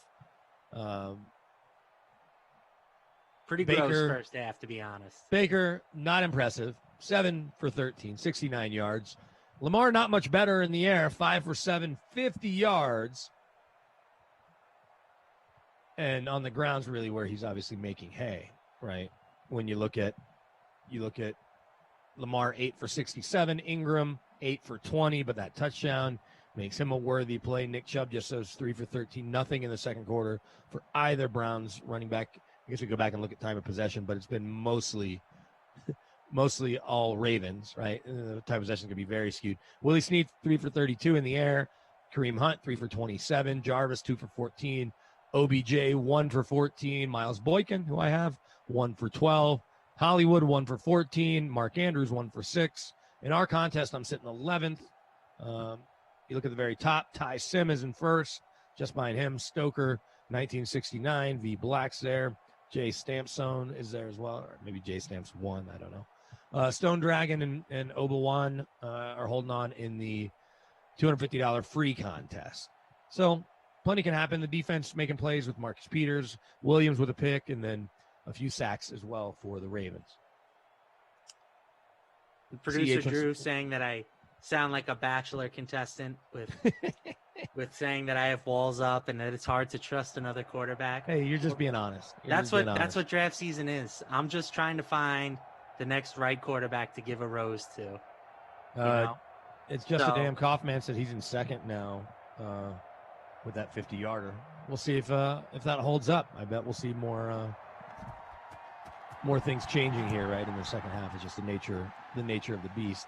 And the Ravens, of course, getting the ball. They could seal the game with any points here. I think that they could officially do it. Well, so looking at the Jets, the only reason to be optimistic is if they don't trade for Deshaun. Because that's the thing. If you trade for Deshaun and you're great there, but if they have to give up all of those first rounders they've just gotten, then replenishing the cupboard, which is very, very bare, will not be easy. Their roster's terrible. They have one of the worst rosters in football, if not the worst. You like Becton, you like Quinnen Williams, you like Mosley, and I like Denzel Mims. We'll see if he can stay healthy. So there's Lamar. He's gonna get the bonus here maybe on this drive. I think that's why the Jets would love it if they could space out the first round picks. Sure, and pick up something. I'm not saying they'll get a first for Darnold, but more than one team will be in on Darnold. They'll get a better package for Darnold. I said this last night or yesterday afternoon to Rossi. They'll get a better package for Darnold than the Eagles got for Wentz. Wow, you think so? I mean, the money, I guess, makes a difference. Well, right, there's that. People were hesitant. Darnold's still on a rookie deal, so even if you've got to pick up the fifth-year option, which you'll have to decide by May, you're paying him $4 or $5 million this year, and next year you're paying him $20 or whatever. But it's still a lot cheaper than whatever you're paying Carson Wentz. And so I think that he'll command a couple of twos. Will end up being the asking price. I'd be happy with any day 2 pick. Yeah, but I think you'll get one this year and one next year. That would be great. So you add that with a quarterback at 2, if that quarterback can actually play, and then the Seahawks 2 first-round picks the next 2 years, and then your first rounder coming up in a few years. And they've got money to spend.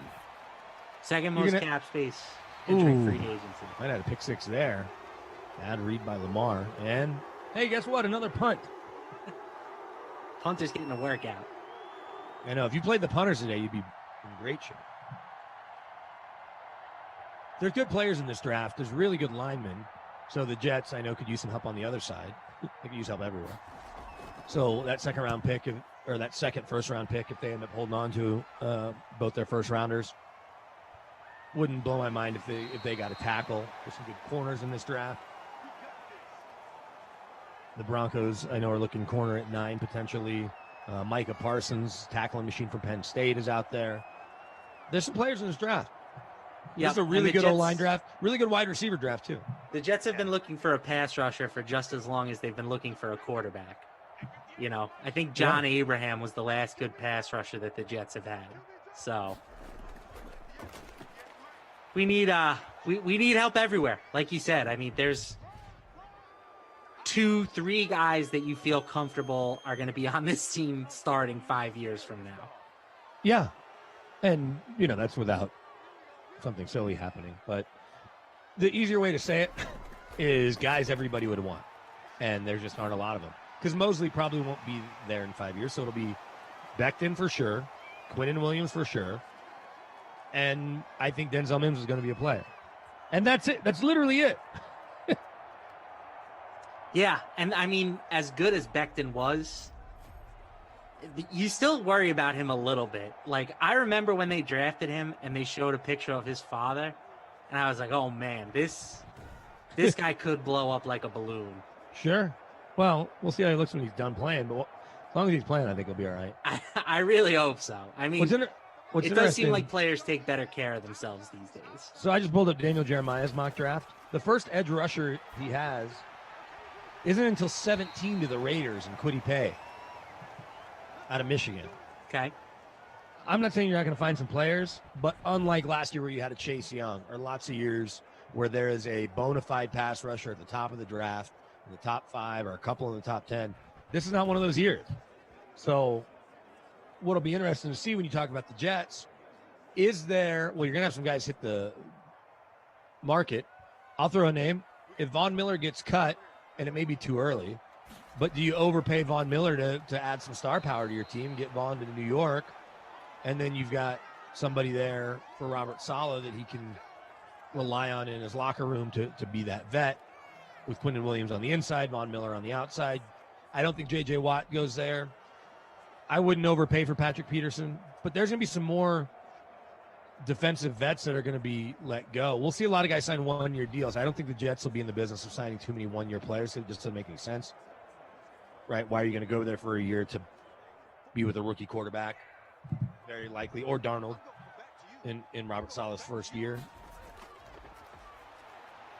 So, but when you got all that money, and they don't have to spend all of it. So if I'm the Jets, I'm almost trying to roll money over. And the full cross-field throw. Look like John Elway or Patrick Mahomes. Of course, he picked up 2 yards. 8 yards.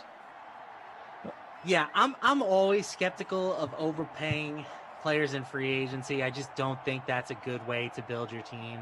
No, you can maybe re-sign Marcus May because he's a good player, but he may not want to stay. Right. I think that you build your team through the draft and you get those 1 or 2 missing pieces through free agency. You can't do it the opposite way. Yeah. So, maybe Von Miller, as much as he's been an all-world player, he's had some injury issues, and certainly this year. Yeah, I was just throwing a name out there. I would not rely on Von Miller. I was throwing a name, but if you're trying to get a little bit of star power, I think if I'm them, I'm trying to find as many good young players as I can, and maybe like the Colts did, you kind of just hold on to the cap room. Yeah, I think that they will be. I don't see Joe Douglas signing guys just to sign guys. I think he's going to be pretty smart with the money. I wouldn't mind seeing them go after, like an Allen Robinson or something like that. I think that this team needs that number 1 wide receiver, regardless of who you're going to bring in at quarterback. As much as I like Mims as well, I don't know if he's ready to be that alpha type guy. I think he's more of Baker to OBJ. I think makes he's that more some of game like a action field stretcher, at least at this point. Yeah, no, I think that's fair. The Browns knocking on the door. Could be a good time for Nick Chubb owners. We'll see if the Ravens D is stout.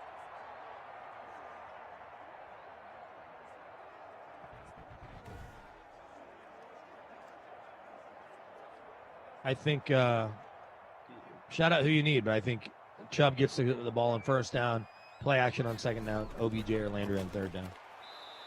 Yeah, well, the Ravens D certainly read what we were thinking. Matthew Judon knifes through with a big play there.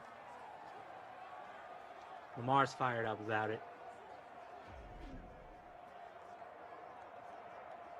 Did you play any NBA lineups tonight? I took a full week off against Koff, but I did beat him in NASCAR today. Nice. I built the lineup. Let me pull it up here. I think that as one of the NBA experts, you almost feel obligated to build one every night, huh? Yeah, I'm not going to say every night. There's Nick Chubb walking into the end zone. So all you Nick Chubb owners, that's certainly going to shake things up on the leaderboard. Jay Stamps won, is still in first place in the contest I created. I'm going to create another contest as well. You won't have as much time to get into it.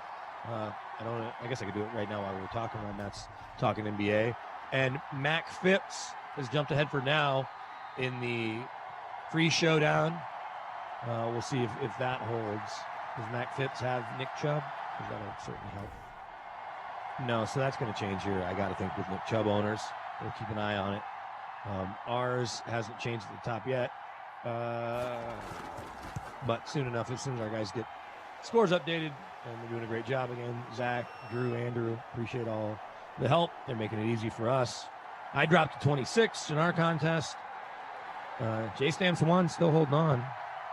Let's see. Even without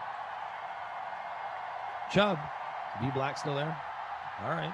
And the big contest, Mac Phipps still holding on as well. We'll see what happens here, and I may be ahead of the scores too. That's possible. Does Lamar get to the bonus here? I guess we'll have to keep an eye on it. I would bet on it. I mean, he's been willing to run pretty frequently in this game. Yeah. Well, so you built an NBA lineup, but it doesn't sound like you love it. It hasn't been going great. I was one of the many people that fell for the Dennis Smith Jr. trap. As I saw Greg Ehrenberg, formerly of DraftKings, say on Twitter, maybe we shouldn't have all rushed to play the guy who was the fourth string Knicks point guard at one point. Well, right, because you're always looking for value, of course. Right, and they are out of point guard options now. But apparently, still Dennis Smith Jr. not good enough to find that much court time for the Pistons, who have one of the worst rosters I've ever seen. So that hasn't worked out great for me. I did not foresee this Knicks explosion coming tonight. The Knicks are just very interesting, right? Julius Randle have 50 points. He's on his way there, but the problem is they're up 20 heading into the fourth quarter, basically. So he's probably done for the night. It's just been sort of a balanced attack there. But yeah, I thought the Timberwolves would keep that game a bit more competitive. Thunder look like they are going to cruise, but Jared Allen, another good game for the Cavaliers. I think that he's someone that we should definitely be rostering down the stretch here. With no Drummond anymore, he's going to get all the minutes he can handle, and he's excellent on a per-minute basis. So definitely somebody that we should be keeping our eye on. And on the Hawks-Nuggets side, Hawks have a lead here going into halftime. Lots of offense for the Hawks, so that could end up being like the team, the one team that makes a difference for people today. So it's been balanced for the Hawks. Trae Young's got only 11 to lead the team, but a lot of guys with 8 and 9. So, yeah, it's been an interesting slate, right? Sundays are always weird. I feel like the Sunday basketball is not the best quality usually because these teams are not equipped to be playing on Sundays, being that it's the day after Saturday, if you're catching my drift. Yeah. So, yeah, Sunday. Well, I don't know if that factors in as much with the pandemic. Yeah, probably. All right, audio. I see you, man. I'm sorry. What would you like us to talk about, sir? Audio, I await. Contest right now. It's just a damn Kaufman points out I should have done this sooner, but I'm doing it now. All right, so while BK gets that set up, we got another sack here from Derek Wolfe and the Ravens. Kyle wants to know if Glash is on Madden After Dark tomorrow. I can certainly look that up for you, Kyle. I got it right here in front of me. Glash and Tom. That's Glash's only game of the night. Chargers at Seahawks. Yes, so Kyle, Glash will be back tomorrow. He will not be here tonight. Baker Mayfield and the Browns offense stalling out again, and we've got a stoink off the crossbar. Not enough. That's why he's kicking in Cincy. Not in Cleveland anymore. So we've got a tie game here, quietly. Are we going to get free football? It seems like there's been a lot of overtime today. I think the first two games might have gone to overtime today. So free football is the theme on Sundays. Yeah, the theme of the day. Yeah. All right, I am close to having this contest made, so everybody can go make it here. I'm going to, unlike Glash, who made it 50 people last week on an accident, and one of them, I'm going to get $5,300. No, just kidding. Free. All right. Should have made this sooner. Giants versus Patriots. BK and Lamarca, Madden After Dark. Coming your way. So everybody, as you're hating what's going on with this game, we're about to see the third quarter come to a close. All knotted up at 10. We'll run down some of the numbers. We did have a change in the leaderboard in the big free showdown. DW04, that may be another way you want to pronounce that, but DW04 now in first place, a 10th of a point ahead of Lions for Life. I'm guessing he's not a Packers or a Bears fan. So Baker now 12 of 18, a little more respectable, 128 yards, completing 64% of his passes. He'll take that. Lamar, half of that, 31.9% completion or quarterback rating. Sorry, as he's 3 for 5. Maybe throw it a little more. Lamar 9 for 74. So that bonus is certainly in his sights. Nick Chubb, a touchdown. Mark Ingram, the second, a touchdown. See, Mark Ingram's a good example. Like, Mark Ingram still has good football left in him. Where will he end up? He has to sign a one-year deal somewhere. I think you'll see that a lot of places. And I know he was let go almost right away. In the air, Kareem Hunt and Jarvis Landry both have 4 catches. Everybody else has 3 or less. And then we know that defensively, the Ravens have been making plays. Williams had a pick for the Browns. But in our contest, the one I created with 81 players, I know J Stamps won, still in first place. Rimrods has jumped to second. V Black is in third. And we'll keep an eye on the $250 free showdown as well. So there you go. You are caught up on the stats as we start the fourth quarter. I am predicting Lamar gets his bonus on this drive.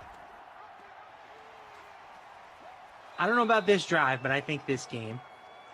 And just going through chat, catching up here a little bit. Justin Lee, what's going on? Lisa Robinson saying hello to both of us. Hello, Lisa. How are you? Obi-Wan, I see you. Shouting out my NBA DFS write-ups. I appreciate the love. Vidal, I'm assuming he's saying I'm his NBA DraftKings sensei. That's probably too high of a praise for me, but I appreciate the kind words nonetheless.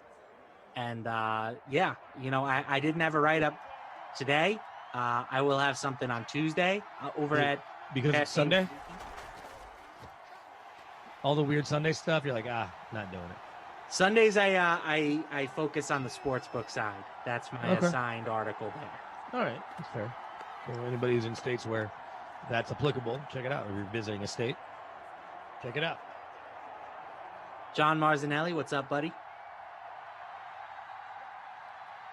Justin Lee says you're an OG. I'm not sure what that relates to in life or in Sims, because I'm definitely not an OG in Sims. I'm still one. Then it must be like. I think I'm the second newest. Even though I've been doing this since August, I think I'm the second newest announcer or reporter, as Tara Lynn likes to call us. So she does that every time. I've gone 3 full quarters without bringing it up, but I have to talk about Top Shots, guys. I have to do it. BK, are you familiar with NBA Top Shot? I'm not. Lamar, why are you sliding on 3rd and 10? Go get the first down. What a disaster. What is NBA Top Shots? Fill me in, and any of us that don't know what it is. So Tucker's going to try to break the tie and help your lineup. We'll see if Tucker can put this through before I go on my spiel about NBA Top Shots and how I'm going to get to retire early. All right, 46-yarder. Easy money for best kicker in football, maybe. Right down Broadway. And just like that, the Ravens take a 13-10 lead. Will that be enough to secure the win? Okay, so tell me what Top Shots is other than something that's going to help you retire. So essentially, it's like online NBA trading cards. And they are built into the blockchain. They use blockchain technology. It's officially licensed by the NBA. But instead of it being like a photo of a player like you would get in a regular sports card, it's a highlight for a player. So it can be like a dunk, it can be an assist, a steal, a block shot. But it is just absolutely taking off. Over the last 24 hours, there have been $20 million in marketplace sales. The NBA players are buying up moments of themselves and tweeting about it. ESPN did a story about them. Barstool did a story about them. Bleacher Report did a story about them.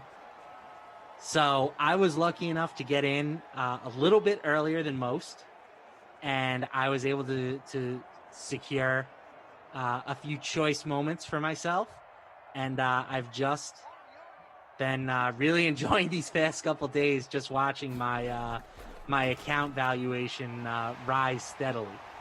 So I'm curious if any of you guys out in the DK Sim fam own any Top Shots. If you do, tell me what your favorite moment is that you own. But I just think it's super cool. Like, I don't know if you're into physical cards at all, BK. But not anymore, although I probably should be, because that market is certainly growing. Right, I saw Gary Vaynerchuk on Dan Patrick a while back talking about it, and I've got a buddy who owns one of the couple card shops here in Denver that I always see his stuff he posts. I know I wouldn't mind having like a Zion Williamson 1-of-1 card. Right. So the thing about physical cards is, even if you are lucky enough to get your hands on one of the elite, like a Zion 1-of-1 rookie autograph card, you then have to preserve it. You have to get it graded. And the grading process turnaround time right now is close to a year. Oh, really? Yeah, because, again, that market is taking off as well. So PSA is backed up like 10 months right now. Then once you get it graded, now you have to find a way to sell it.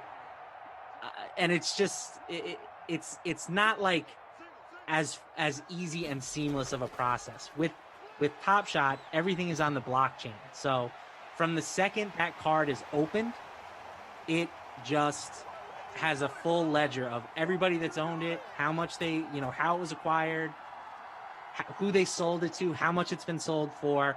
It's completely fraud proof. It's such a better system.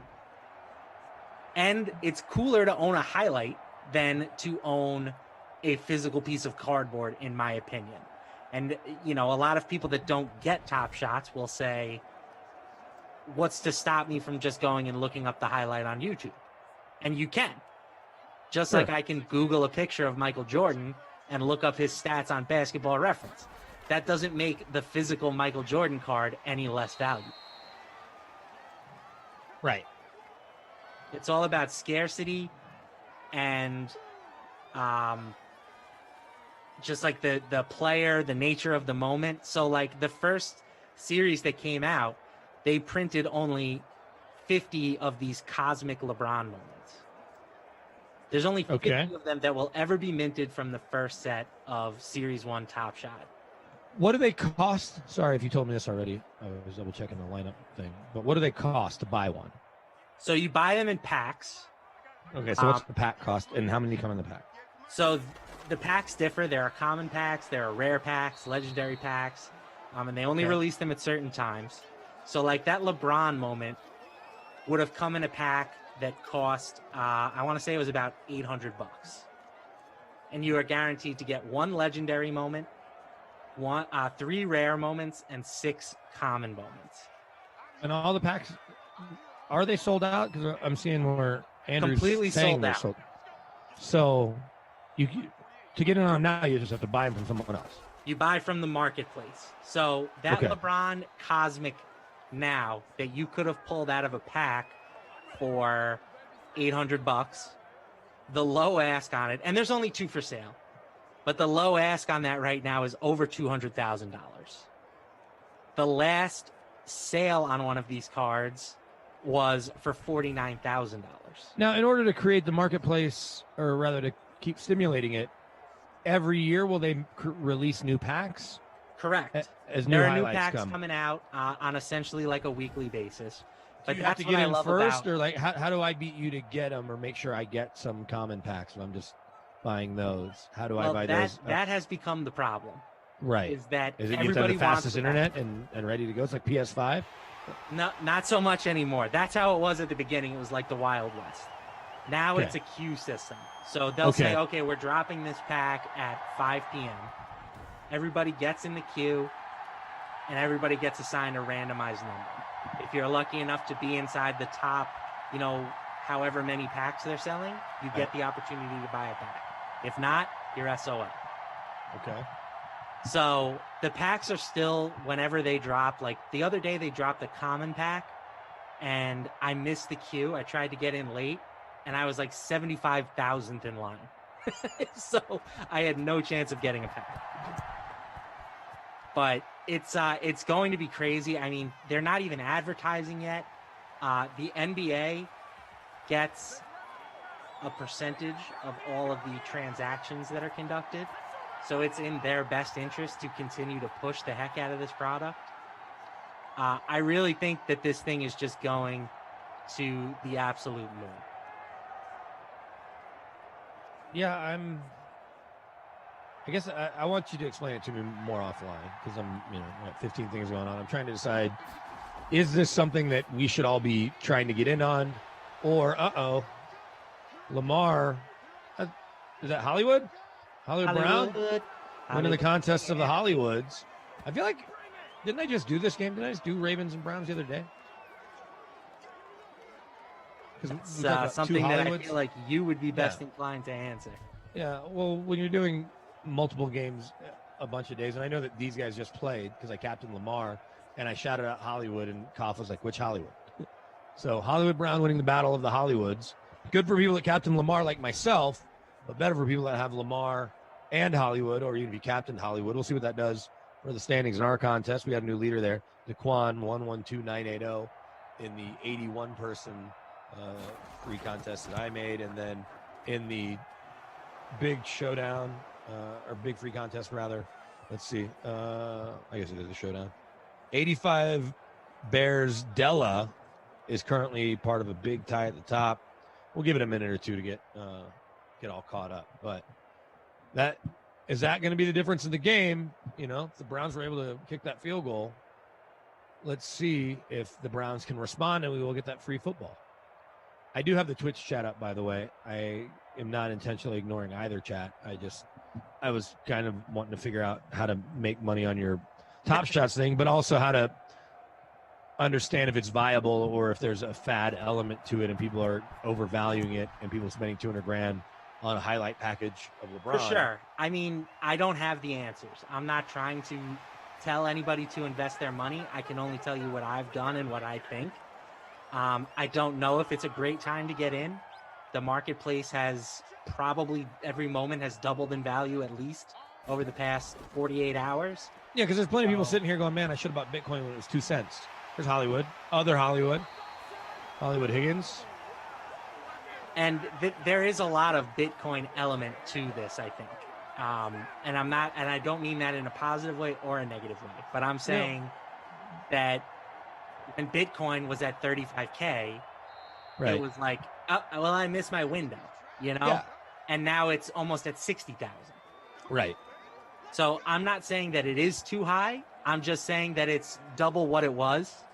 And I also think that, again, Bitcoin, what are we ever going to use Bitcoin for a transaction? Like, yeah, probably not like, if it's worth 60,000 a coin. Nobody's going to go pay for groceries with Bitcoin because they're going to be risking that they're going to spend $1 jillion with it, you know? Right.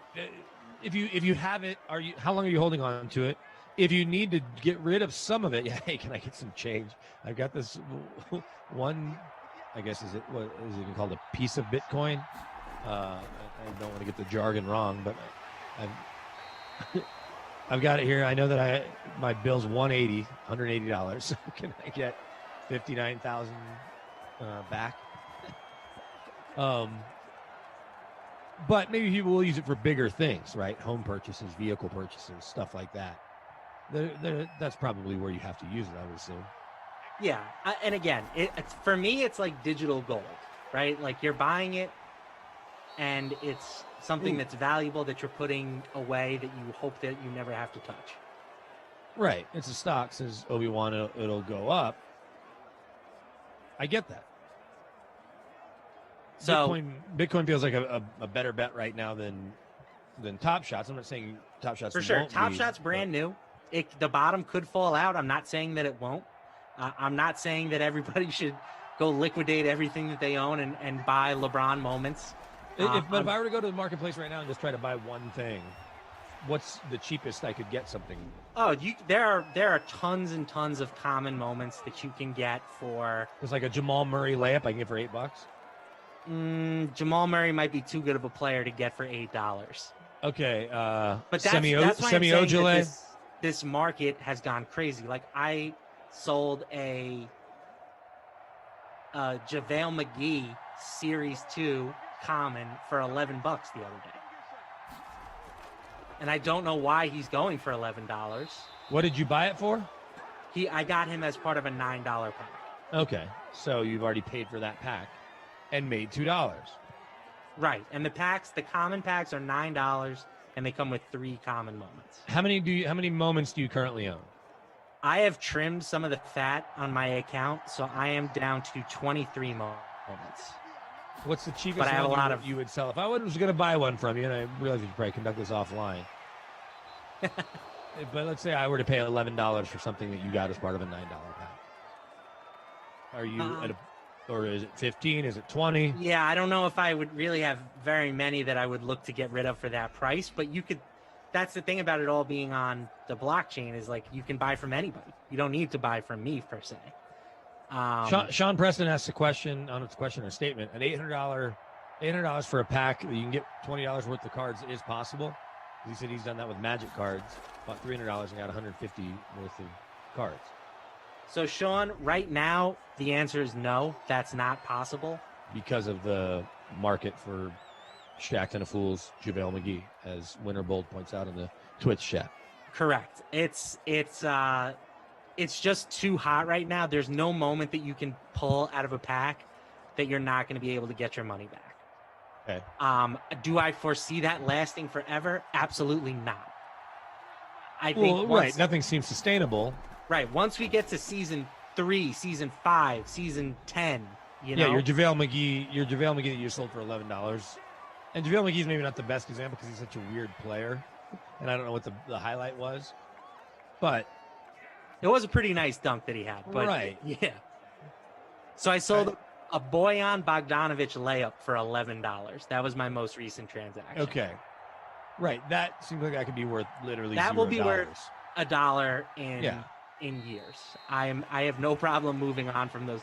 But could it be $20 next week? It could be. But for me, I'm getting out of those when I can. I guess I'm asking. By the way, the Browns need to be going for this. Oh, they've turned it over on downs. Oh, wait, 4th and 5. Turnover. We missed the turnover all the way around. Turnover on down. Sorry, we got too deep into the NBA Top Shot talk. Oh. All right. No. Okay, so here's a punt. 8 seconds. No timeouts left. All right. Sorry for missing our play-by-play at the end there. I am kind of interested in this. Producer says, I want a Greg Popovich 30-second timeout moment. They should package all of the Popovich interactions with Craig Sager and with some of the other sideline reporters, because that could be really fun. Was that a pick there to help somebody? No. I think it was a catch. Oh, no. Just a drop. Hollywood. Higgins. Stefanski. Virtual Stefanski. Can't believe it. Virtual Stefanski kind of looks like virtual Kyle Shanahan, but without a hat. Well, I guess maybe virtual Kyle Shanahan doesn't have a hat either. That's going to do it, though. 20-13 in a barn burner. Ravens and Browns. We will get these numbers added up. I know Zach's over there and everybody behind the scenes trying to rush through these numbers. You look at Baker, 20 of 30, 221 yards, no scores, 74 passer rating. Lamar, 87.6 pass rating, 6 of 11, 126 yards. That one TD, though, to Hollywood Brown. On the ground, Nick Chubb, 12 carries, 23 yards and a score. Lamar, 11 for 81. Doesn't get that bonus we thought was a lock. Ingram, 11 for 37 and a score. J.K. Dobbins, 4 for 10. Kareem Hunt, 2 for 21. Jarvis, 1 for -1 on the ground. In the air, Kareem Hunt leads all receivers, 5 catches, 31 yards. Hollywood Higgins, 4 for 52. Jarvis Landry, 4 for 40. Willie Snead. Wait, where's Hollywood Brown? Oh, 1 for 76. So he made it count. 1 for 76 and a touchdown. Hooper, just 2 for 13. Donovan Peoples-Jones, 1 for 29. Andrews, after having maybe the first, second catch of the game, didn't do anything else. 1 for 6 yards. That didn't help my lineup. I finished 58th, it looks like, in the free contest for the DK SimFam in the big free showdown. Let's see, assuming that these totals are good. Looks like Longhorn 33 jumps to the first place spot with Hollywood Brown in the captain spot. That one catch counting 21.9 fantasy points as a captain, where only 2.6% of people, Matt, captain Hollywood Brown in the big contest. Lamar Jackson, Nick Chubb, Higgins, Hunt, and Tucker part of that lineup. In ours, the first place lineup is M. Romero, 25. Lamar in the captain spot, where he got just 24.36. Chubb, Hollywood Brown, Jarvis, Tucker, Seibert. That's good enough for 74.86. The winning score at 78.54 for Longhorn 33. There were 8 people behind him at 78.46. So wins by less than 1/10 of a point. Who is the Matt LaMarca player of the game? I'm going to give it to Hollywood Brown. I think that long touchdown was basically the only sense of excitement in this game. And you can call it the difference, because Longhorn 33 has them. All those people in second place. Indy Glen, Balls Deep 1975, Polaris 1996, Europags, Lawhawk, Gertie, Jerusalem, Jew Crew, Logie 180. None of them had Hollywood in the captain spot. So I'm right there with you. That's a good pick. Who is the Babysitter Billy Not My Kid Award? Baker Mayfield. Yeah. Baker's ownership numbers were high. We can pull those up again. But Baker's ownership numbers, I think, were 58%. Not sure how many captain them. We can double check that. But I don't have a problem with that. Fantasy points, 220 passing yards, 1 interception, no touchdowns. No value there, right? That's costing player on the slate. Yeah, literally costing people money. All right, hey, DK Sim fan, why don't everybody go jump in my contest? Or there's obviously a free showdown hour contest that I created for LaMarca and then me coming up here. Revenge, Bill Belichick, Bill Parcells revenge game. It's all about the Bills, Giants, and Pats. I've had that game a couple times too. It's really never fun because I think Cam stinks. Of course, the last time I said that, I think he had 5 touchdowns in the game, 4 in the air and 1 on the ground. But I refuse to put Cam in my roster, not just because he's getting heckled by little kids at flag football games. Not sure if you saw that video. That was tough. We can talk about that coming up here. We will talk about that. And one last thing on Top Shots. Yes. I've seen some people say they should do NFL, they should do MLB. Don't worry, that's all coming.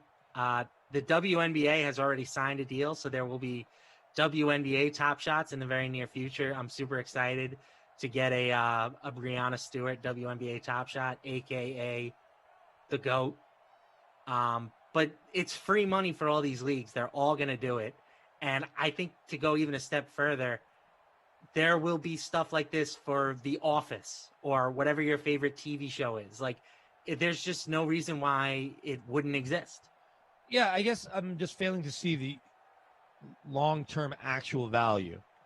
I get trying to play it like a stock, and we can talk about it more offline as well as in the next game, especially if it's as boring as this one was at times. But let's run here quickly. I'm going to make sure some kids are going to bed upstairs, and I know you're going to go grab a snack probably and check in on your NBA lineup, Refill the water bottle. as well as see if any Top Shot videos that you want to buy have popped into the marketplace. So go fill out your lineups for these contests, for the contests that are coming up. The next game, it is Giants at the Pats at 8 Mountain Time. I'm throwing Mountain Time first, 10 Eastern, 9 Central, 7 Pacific. Don't go anywhere. We'll be back here in just under 45 minutes. For Matt LaMarca and everybody behind the scenes, producer Drew, Andrew, Zach, and the rest of the ops team, I'm Brandon Cristal. We'll see you in just a little bit. All right, so from a couple of contenders in the Dodgers and the Padres, we go to the Giants, who probably at best look like a wild card team. Obviously not going to go out and win that division, barring something really remarkable and unforeseen. They've made some pitching upgrades in the offseason, but who stands out to you guys from a fantasy perspective? Bukes, you go first. Yeah, so, not a ton of fantasy love here for the Giants, but I'm kind of intrigued by Logan Webb. I think he's someone that at the back end of the rotation actually might be a bit of a dark horse here. I mean, he keeps the ball down, doesn't give up a lot of home runs, has some really good command.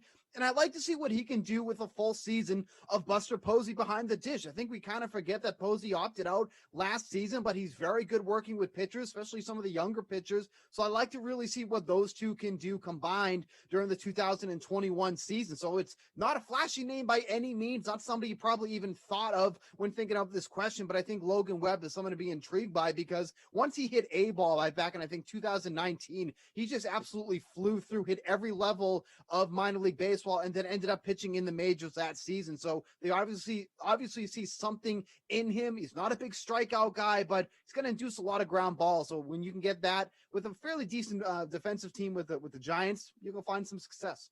Thank you for giving me credit, Bukes, for thinking up that question. What do you think, Darian? Yeah, I mean, it's funny. When you're talking about breakout players in the Giants, it's like the worst possible team to use that term, breakout. They're old. They're really old for how average and uninspiring they are. If you go through their projected starting lineup, which doesn't even include Evan Longoria, who's going to be like a platoon type player this season, 7 of their 8 positional players, projected, mind you, are over the age of 30. It is an old team. So I had like 3 names written down as guys who could even fit the criteria of breakout candidates. Logan Webb, I will say, was probably the most, he's the one who checked the most boxes because Mauricio Dubon, I know the bar for middle infielders is pretty low, but like 12th percentile exit velocity last season. Blech. Joey Bart, I is probably like the name that people think about most when they think about Giants breakout candidates, but it's already been announced that he's going to start the season in AAA. So yeah, there's just not a lot to like get excited about when we're talking about, who could just be that shocking Giants player who takes us all by storm. It's probably not going to happen. So I'll say Logan Webb, though, is like when he's pitching at home against the Rockies or the Diamondbacks, he's someone we're going to talk about a lot in DFS. Perfect transition. You mentioned the Rockies. That's where we go next, and it's where we go last, and it's probably for good reason. Nolan Arenado, he's gone off to St. Louis. The Rockies obviously made offseason news for all the wrong reasons and trading away a not only future but current superstar who had a massive contract as well. So that leaves behind the likes of Trevor Story, Charlie Blackmon to try and, clean up or make up for whatever is missing from a fantasy perspective. Any faith, Garion, that these guys are going to be able to do so? Yeah, I mean, it's still Colorado. It's still Coors Field for 81 games. I mean, Story, I know it just seems like he's now just alone in this dark, dark place. And I get it. It's a sad lineup and it's a sad situation in Colorado. But you go back to the start of 2018, he's top 20 in baseball in home runs, RBI, stolen bases. Like, he checks every box. So he's still going to be a very valuable piece, even though there isn't any of that quote unquote lineup protection in Colorado. But it's slim pickings when we're talking about good players on the Rockies. If you go through the NFBC ADP right now, they only have 3 players inside the top 200 picks. They only have 4 players inside the top 250 picks. So, stories about the only Rocky we're going to be talking about with any regularity this season. That's a bad story. That's not one that we're going to be telling all that often. So, Bukes, you just keep on. Who's the fantasy MVP for Colorado? What do you think? Leave it to you to just, decimate a good segment with one of your stupid puns. I'll give you somebody we should. We were doing so well. Quiet. Well, they're here for me and Garion. I'll give you somebody that we should be talking about, and that's Sam Hilliard. He's played 63 games in the majors so far. He has 13 home runs, 23 RBI, 5 stolen bases with isolated power of 337 and 229. This kid should be getting more of a chance than he's being projected for right now, because at this point, what do you have to lose? And, we talk about how bad that trade was for Nolan Arenado. The Rockies were so strapped for cash. That was a trade that needed to happen financially for them to recover. They were, it was not right to give him that contract because of how financially strapped they are with guys like him and Blackmon, but whatnot. But that's a whole different story. Sam Hilliard, I think, is a guy to kind of keep an eye on this year if they do give him a chance to play. David Dahl, no longer part of the team either, so that's something to watch. And even someone like CJ Cron on the minor league contract, but playing in Coors Field. I mean, that's an easy 30 home runs if he's active in that lineup there. Obviously, had the shortened season last year with the injury, but those are 2 guys that we're not even thinking about right now, but could be more of an impact player as the season goes on. Well, speaking of home runs then, Bukes, going back to Trevor Story, he is plus 2,200 on the DK Sportsbook to lead the National League in long balls. Do you have any confidence that's going to happen? I mean, I don't hate it, but with Arenado gone, he's lost some of that protection in the lineup because there's not really many guys that you fear. Charlie Blackmon probably leading off. I mean, that's not somebody who's going to be protecting Story in the heart of the lineup. So I don't hate it because, of course, playing in Coors Field, like Garion said, half the season, the long ball is going to go out. But Story is in that realm where he's usually around 30 home runs. I don't think that's going to get it done as the home run leader. So I get the odds are rather enticing, but you have somebody like Giancarlo Stanton who's in the same realm as the odds. Would you rather bank on Story or Giancarlo Stanton? Stanton obviously injury prone, but just from what he does when he's healthy, the ball's going to go out of the park with Stanton consistently, and he's going to have massive amount of protection in that Yankees lineup. So I don't hate the odds, but not somebody I'd be looking to take. Any more inclined on your end of things, Garion? They're not terrible odds. I mean, again, it's Colorado. And also, Story, it should be said, is one of the guys who really does take advantage of his surroundings, getting to play the 81 games in Coors Field. If you're going to do that, you want to hit fly balls, and in general, you just want to make contact. And Story, to his credit, has lessened that strikeout rate each of the past couple seasons. It seems like he's becoming a better all-around hitter.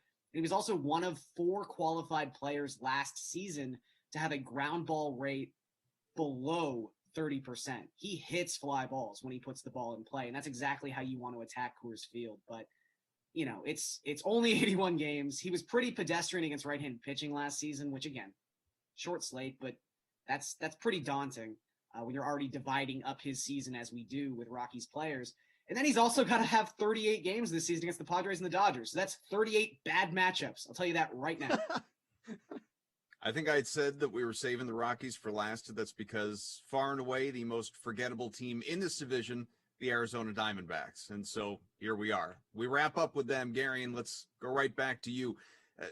It's not even really worth exploring any of the DK Sportsbook side of things with Arizona, but how about for just fantasy-wise? Is there any potential standout on this club? Yeah. I mean, Cole Calhoun's a fun name. I think he's someone who you go last season and he was decimated by some bad luck. His expected batting average was like 40 points lower, or 40 points higher, than his actual batting average, which kind of tanked his fantasy season. But he's kind of selling out for power the last 2 years. I think he's got 49 home runs in that span of time. Last season was 87th percentile in expected slugging and expected WOBA. Probably going to hit either leadoff or cleanup for this sad Arizona lineup. So with where he's going in drafts right now, I think he's a perfectly viable third outfielder. And yeah, I just think the value matches up with the player here. This is clearly not the same conversation as the Padres or Dodgers. That goes without saying. How about you, Bukes? Any other fun names? I was actually shocked that Garion wasn't on the same boat as me, but I'm going with Zach Gallen. I mean, his K percentage over the last 2 seasons of at least 28%. And then what we saw last year, only 12 starts. Let's not get all excited just yet, but he really tightened up his command, had a walk percentage of just 8.6%. So he's not going to be somebody that's going to be in the win column often, because I don't think the Diamondbacks are going to be winning often. There's a bet for you under whatever their win total is. There's one that you can consider. That's probably the only one. But Gallen is going to keep them in the game. He's going to give them a solid 5 to 6 innings. And from a fantasy perspective, that's all you can ask for somebody like Gallen. But I think he's going to rack up some strikeouts in this, and he's not going to walk a lot of guys. So on a team that's very uninteresting and very unexciting, at least Gallen's going to bring something every 5 days. Okay, so that's a look at the NL West, the first division of the many that we will be looking at over the next month and a half, leading you into the start of the Major League Baseball season. Join us again next week. We will continue to explore. In the meantime, Bukes, love your shirt, buddy. Thanks for being with us, Garion and Steve. We will talk to you again soon.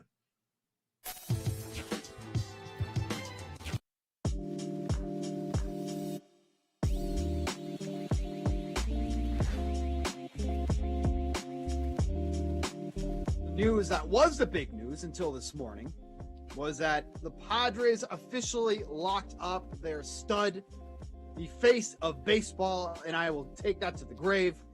Fernando Tatis Jr. signs the longest contract in baseball history, 14 years, $340 million with the Padres. That contract eclipsed the former record for longest. Bryce Harper and Giancarlo Stanton both signed 13-year deals with their respective teams. The third most lucrative contract in baseball, behind Mookie Betts and, of course, Mike Trout, who signed that absolute monster with the Angels.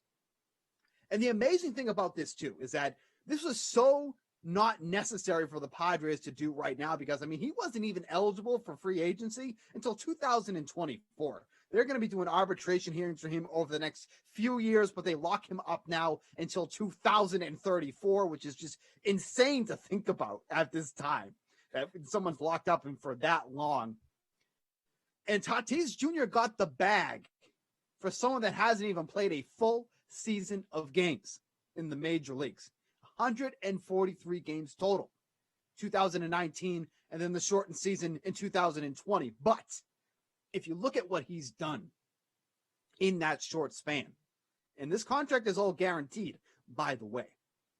If you see what he's done in that short span, 39 home runs, 98 RBIs, 27 stolen bases, isolated power of 272 and 295 in those seasons. Had the best wins above replacement amongst all shortstops last year at 2.9. That was also the 4th best in all of Major League. So now that Padres team is pretty strapped for cash moving forward. Manny Machado, Hosmer, Tatis Jr. Who knows what they're going to have with some of these young kids coming up. They have a plethora of prospects still in the system, even with after all the moves that they made. So that's going to be a problem down the road. But this is a team that clearly is looking to win today. They're looking to win yesterday, quite frankly. With all the moves they made in the rotation, in the lineup, you basically have one of the most premier players in the league coming up right now with Tatis. Put him up in the same realm as Ronald Acuna, Juan Soto. If anybody's upset this morning, it's Ronald Acuna, because he absolutely got screwed in his deal, but that's for a different day. But I was kind of surprised that some people were saying that maybe he left money on the table because of how soon he signed this deal. He may have. I don't care if I'm him. I'm just saying he probably did. Sure. It's a good deal for the Padres and for Tatis. Right. Because in a few years, if baseball keeps going the way it goes, at his average annual value, it's going to be kind of a steal maybe in 4 or 5 years when he's, 25, 26, 27. He's kind of a steal now. Right.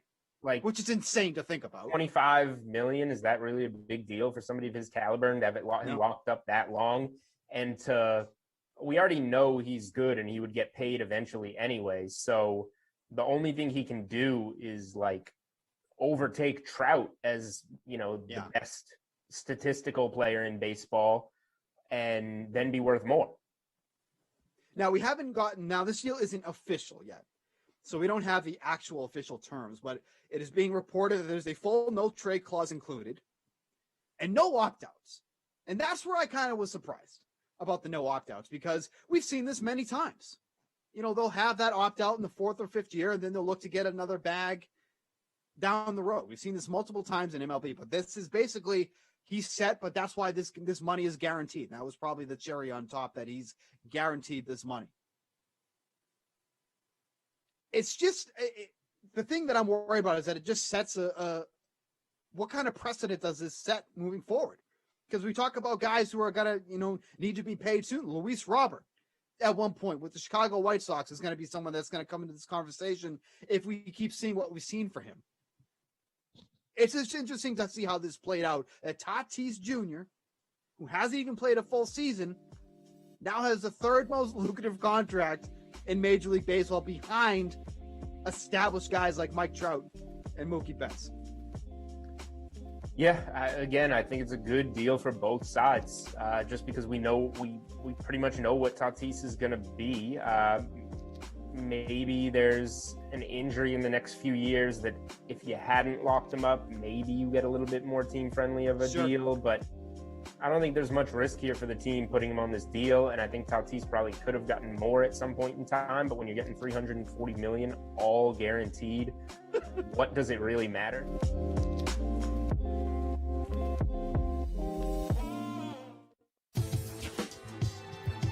Let's start today with Big Ben in your conversation with Greg about what the video showed for him and the Steelers' non-committal quotes as it relates to bringing him back in 2021. I think they are going to bring him back. I think Kevin Colbert did that deliberately to prepare the Steelers fan base in case they don't, maybe even take the temperature of the Steelers fan base. But really, I think he was sort of sending, this is my personal opinion, I think he was sort of sending a message to Roethlisberger and his reps like, hey, we got to really figure out the financial part of this. Really figure it out.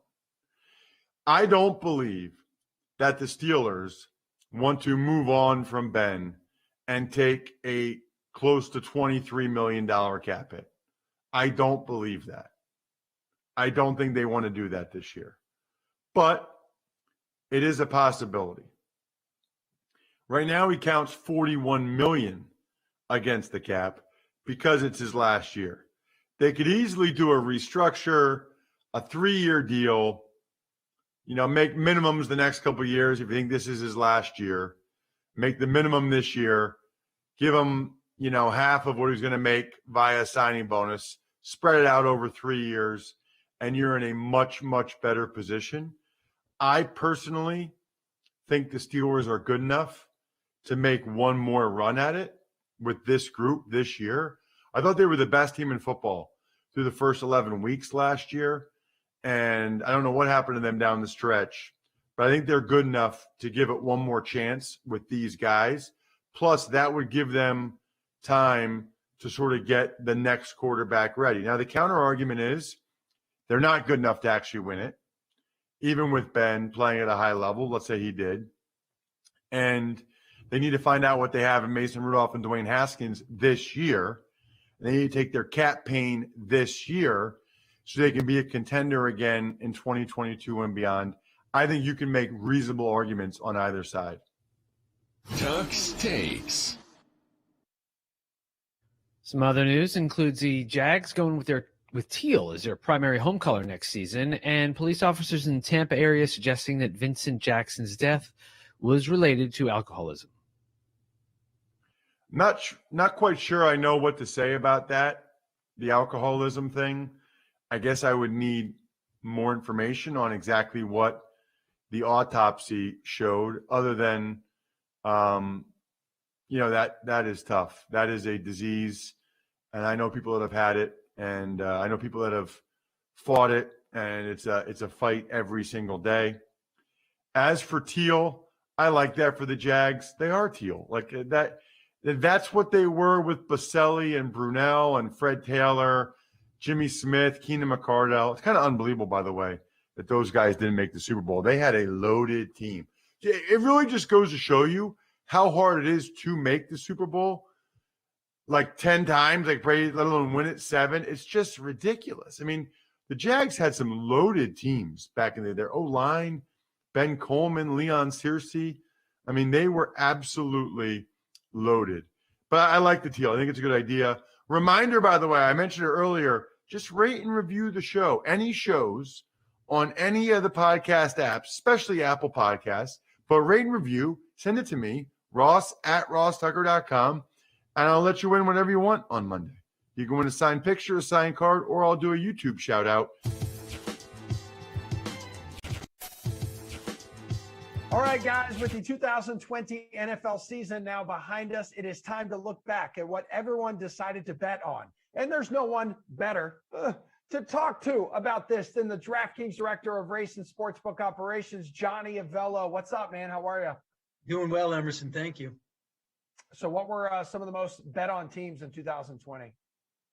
Well, the Chiefs were the number one team by handle and the Packers by total bets. And although the Chiefs went 14-2, they were only 7-9 against the spread, 8-8 for their overall record, over/under record. And as for the Packers, who won 13 games, they were 10-6 against the number and went over the total 9 times in 16 regular season games. That was a much greater outcome for the bettors. Hey, who'd you see like the least amount of bets on? Anyone out there just like I'm staying away from that team? The Cowboys were a team that they stayed away from after the first 5 or 6 weeks. They were terrible. Yeah, I feel that. How about some of the most bet on players? Patrick Mahomes made the bettors money. In most weeks, he passed for over 4,700 yards for the season, 40 TDs. Aaron Rodgers also rewarded the bettors in props betting. He passed for 51 TDs and won the MVP. But Derrick Henry was the number one player in both bets and handle. He was played almost every single week to score the first TD in the Titans game and also on weekly wagers on over the rushing yards total we posted. What surprises were there for you, though, in that category, most bet on players? Anything stand out? No, I don't think so. What stood out to me was not the players being bet on. It's the score to first touchdown. That seems to be a very popular bet now on our network. Yeah. How popular was Tom Brady? Oh, Tom Brady, he hasn't lost his charm. That's for sure. Yeah. What about what single game stood out to you, which took the most bets on? The single games that took the most bets were there were actually 2. The biggest wagered game, handle-wise, of the regular season was the Ravens at the Patriots in the middle of November, and that was a slight stunner. But one that was the most surprise to me was the Bucs at the Giants on November 2nd. That was our biggest Monday Night Football handle ever to date. Tough to answer the pregame why they bet that. Bucs were coming in and 6-2, and the Giants were 1-7. But a good piece of the action from that game came in the in-game wager, where the Bucs were down 14-3 at the half. Bucs scored late in that game, if you remember, to take the lead. Then the Giants scored with seconds left and then missed a 2-point conversion to tie the game. It was a very entertaining one.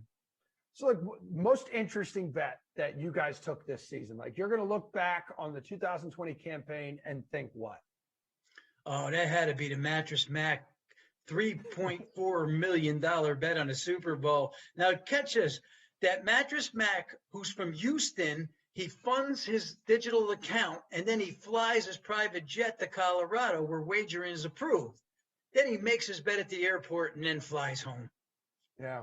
A lot of mattresses, right? You can buy with that cash. Any other stories you'd like to share with us from the NFL season? Anything we don't know about that didn't make headlines that you now could take us behind the scenes? I don't know if this is behind the scenes, but when it was announced that Tom Brady was heading to TB, Tampa Bay, back in March, April, our future book to win the NFC and Super Bowl was flooded with Bucs wagers, and that pattern continued throughout the entire season. That turned out to be a lucrative payout for those backers. Some had that bet at 40 or 50 to 1. How did the number of bets like on the NFL this year, Johnny, compare to years past on the DK Sportsbook? Since it was our biggest NFL season by a wide range, and remember, we're only in our third year, of course, the ticket count was off the charts, way off the charts. How about 4 times as much off the charts? Yeah. Damn, that is a lot. That's good. That's a good sign. It's good news. But all this talk about football is now over. What usually takes over as the most popular sport this time of year? Well, all current ongoing sports continue to have a strong support, but basketball, both pro and college, have taken the lead. In about a week or so, though, college basketball with the conference tourneys and then the field of 68 big dance, that's going to take precedence. Yeah, how exciting is that? Like, big event. We know what's going down this year. Like, just to be able to have that opportunity. I'm excited. Yeah. I mean, what should we expect from DK Sportsbook in 2021? Let me throw additional, increased, fresh, new, extra, all the adjectives I can possibly throw at you, Emerson. And you know what? A few surprises. Stay tuned.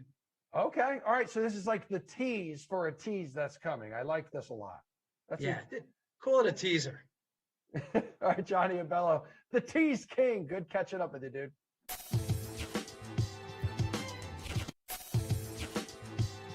All right, so from a couple of contenders in the Dodgers and the Padres, we go to the Giants, who probably at best look like a wild card team. Obviously not going to go out and win that division, barring something really remarkable and unforeseen. They've made some pitching upgrades in the offseason, but who stands out to you guys from a fantasy perspective? Bukes, you go first. Yeah, so, not a ton of fantasy love here for the Giants, but I'm kind of intrigued by Logan Webb. I think he's someone that at the back end of the rotation actually might be a bit of a dark horse here. I mean, he keeps the ball down, doesn't give up a lot of home runs, has some really good command.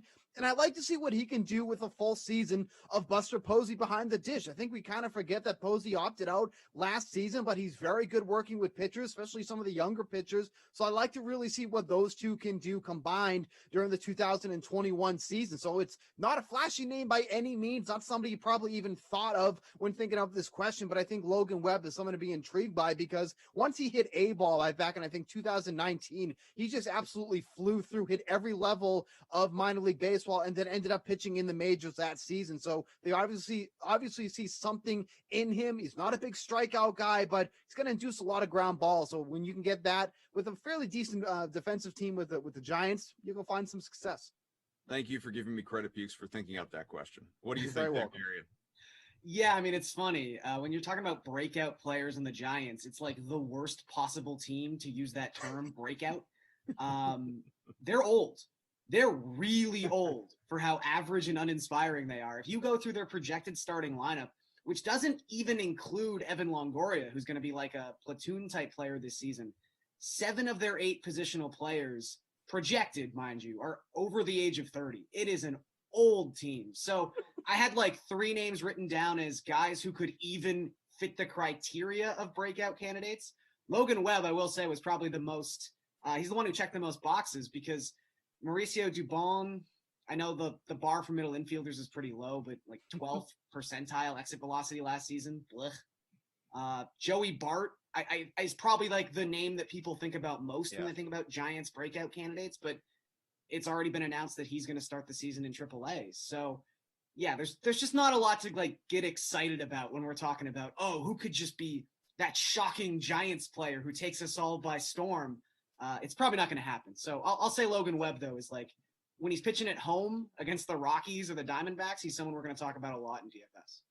Perfect transition. You mentioned the Rockies. That's where we go next, and it's where we go last, and it's probably for good reason. Nolan Arenado, he's gone off to St. Louis. The Rockies obviously made offseason news for all the wrong reasons and trading away a not only future but current superstar who had a massive contract as well. So that leaves behind the likes of Trevor Story, Charlie Blackmon to try and, clean up or make up for whatever is missing from a fantasy perspective. Any faith, Garion, that these guys are going to be able to do so? Yeah, I mean, it's still Colorado.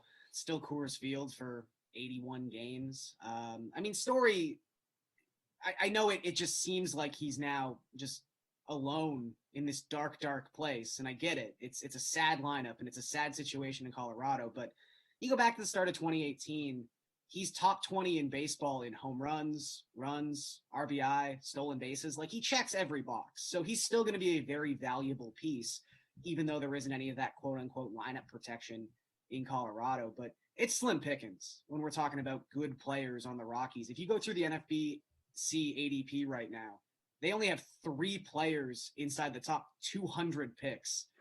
They only have 4 players inside the top 250 picks. So stories about the only Rocky we're going to be talking about with any regularity this season.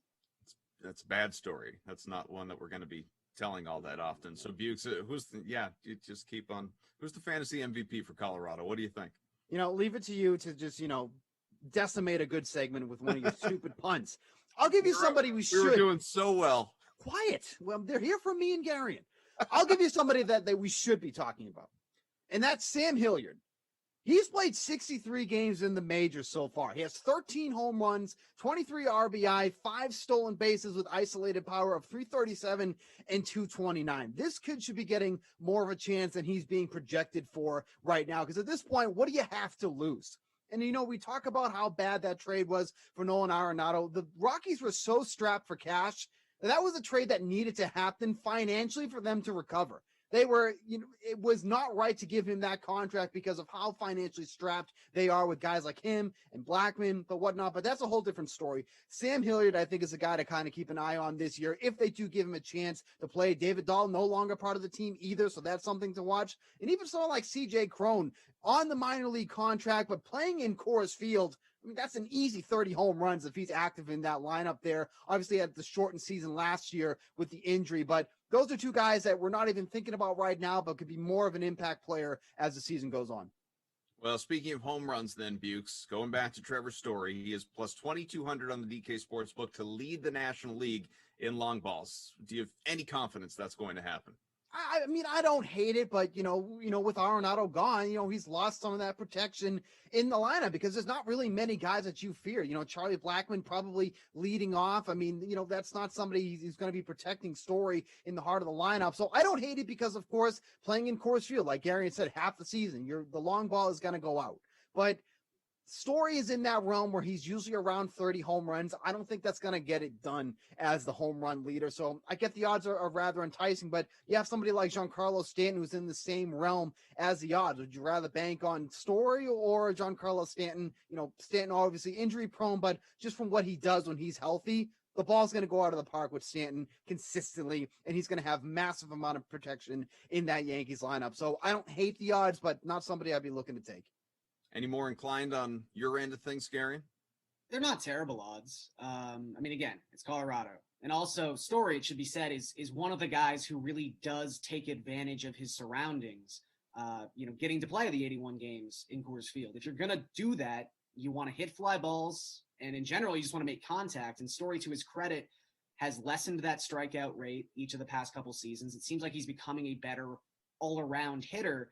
He was also one of 4 qualified players last season to have a ground ball rate below 30%. He hits fly balls when he puts the ball in play, and that's exactly how you want to attack Coors Field. But, it's only 81 games. He was pretty pedestrian against right-handed pitching last season, which, again, short slate, but that's pretty daunting when you're already dividing up his season as we do with Rockies players. And then he's also got to have 38 games this season against the Padres and the Dodgers. So that's 38 bad matchups. I'll tell you that right now. I think I had said that we were saving the Rockies for last. That's because far and away the most forgettable team in this division, the Arizona Diamondbacks. And so here we are. We wrap up with them, Gary, and let's go right back to you. It's not even really worth exploring any of the DK Sportsbook side of things with Arizona, but how about for just fantasy-wise, is there any potential standout on this club? Yeah. I mean, Cole Calhoun's a fun name. I think he's someone who you go last season and he was decimated by some bad luck. His expected batting average was like 40 points lower, or 40 points higher, than his actual batting average, which kind of tanked his fantasy season. But he's kind of selling out for power the last 2 years. I think he's got 49 home runs in that span of time. Last season was 87th percentile in expected slugging and expected WOBA.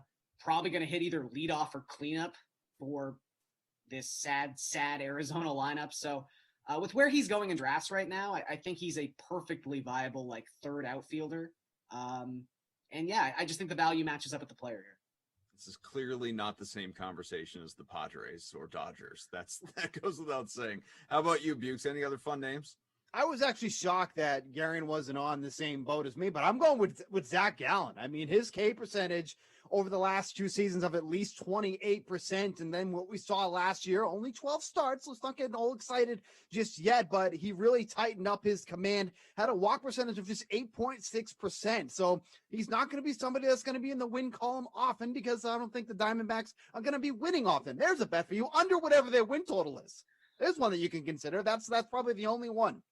But Gallen is going to keep them in the game. He's going to give them a solid 5 to 6 innings. And from a fantasy perspective, that's all you can ask for somebody like Gallen. But I think he's going to rack up some strikeouts in this, and he's not going to walk a lot of guys. So on a team that's very uninteresting and very unexciting, at least Gallen's going to bring something every 5 days.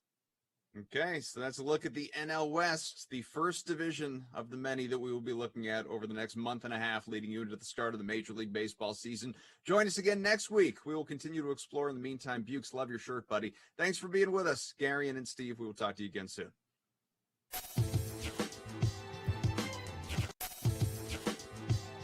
All right, so...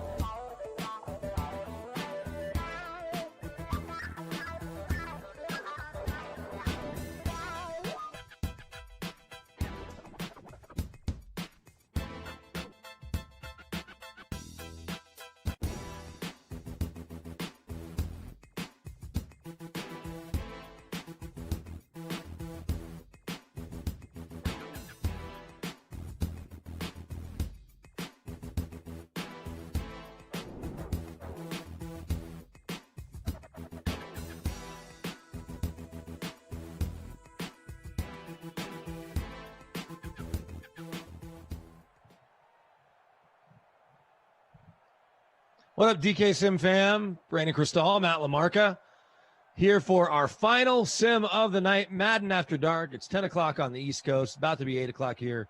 I guess it's not that the time isn't the same. It's almost 10 o'clock. We're seconds away from it being 10 o'clock on the East Coast, 9 in the Central time zone. Rocky Mountain, where I am, it's 8, and it's 7 out west. And if you're watching in Hawaii like Travis Castaneda, I want to say if it's 8 here, it's 4 there. I know that he's invited Glash to come stay with him in Hawaii. I don't know if you've gotten that invitation, but Matt LaMarca is here with me. Have you been invited by Travis to Hawaii? Have not. I might take him up on it. So I think he knows that, which is why he hasn't extended the offer. Yeah, well, you're selling all these Top Shot cards. You're big in that marketplace that you can hop on a flight to Hawaii anytime now. Although my wife said there were flights to Hawaii for $80 that she saw. Of course, that's before yesterday when that United Airlines engine blew. Some scary moments there for folks taking off from Denver to Honolulu. Luckily, everybody was okay. And best I can tell, the debris that fell from the sky in parts of the Denver suburbs didn't manage to hit anyone. Came close, and maybe I'm wrong if I missed something. But before we go to Hawaii and we've got the time zones covered, we do have Patriots, and they're all Blues, hosting the Giants, the Bill Belichick, Bill Parcells Bowl. This is a game that I've had before, and might have been the game where I called Cam out and said he wasn't going to do anything. He stinks, and then he had 5 touchdowns. That definitely happened in one of my Patriots games. But Were you at his camp this weekend? I was not at his camp. I was not talking trash. So that video, because I saw the video, was it from his camp? And we'll find out who you captain and who I captain, who everybody needs. But was that his camp? That wasn't just some kid's thing that he was stopping by? Cam Newton's camp. And this kid just talking smack. Yeah, and listen, they had the cell phone ready.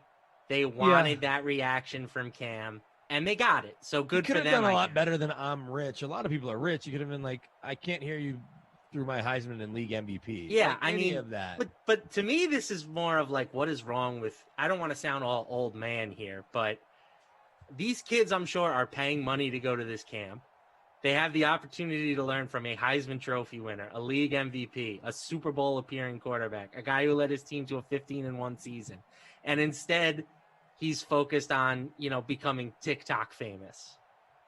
Well, that's kind of the way kids are. They want the next viral thing. They want to be the most watched video on TikTok. Now, for that one guy in Idaho, he ended up getting to hang out with Snoop Dogg because of his TikTok video with the Fleetwood Mac Dreams skateboarding and cranberry juice drinking. Oh, that guy. Yeah. Okay. But that feels like the exception. The fact that we can cite him by name or by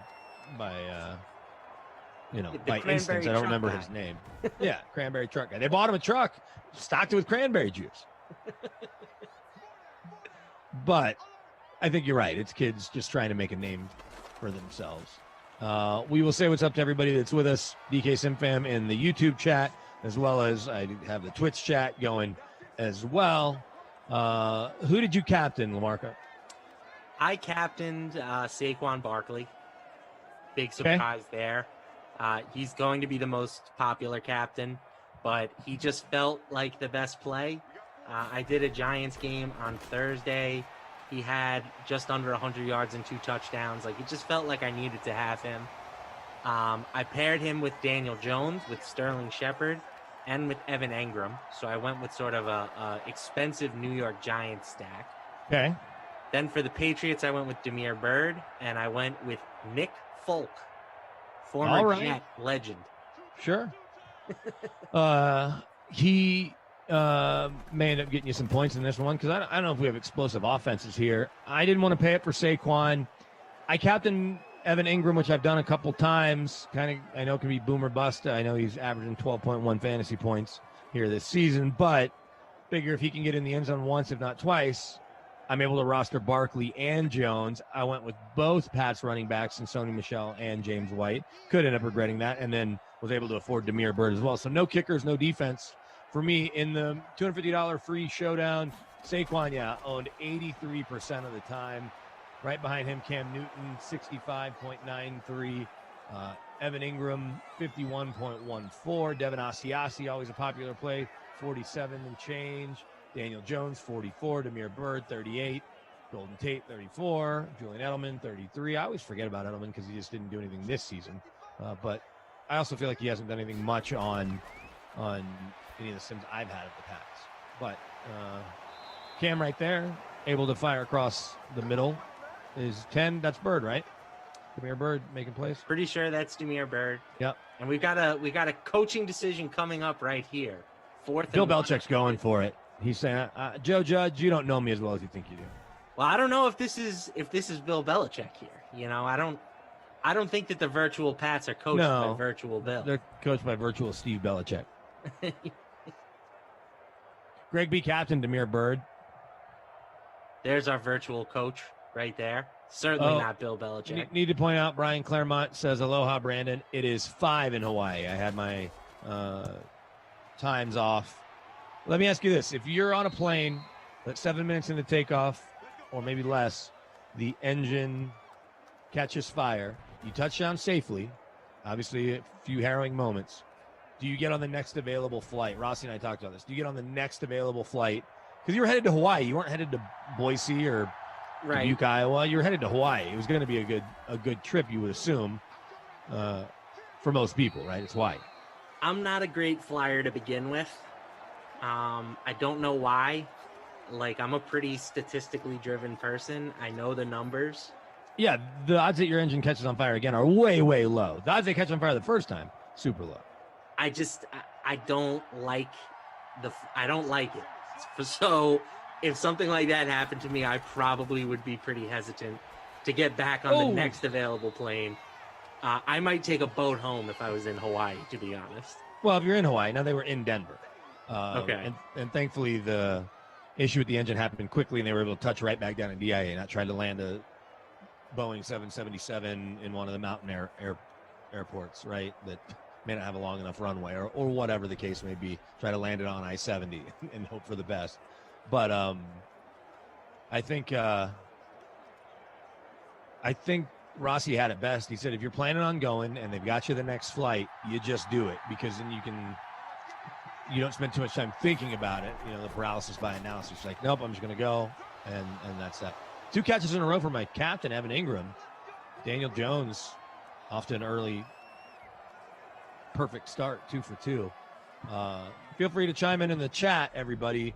If you're on a plane that the engine catches fire, but you're on your way to Hawaii, assuming you're not Brian Claremont, you're already there, Travis, who's there as well, that are you getting back on the next plane available when they say, hey, you're flying for free, we're sending you a refund on this, and you get one more free flight on us as well.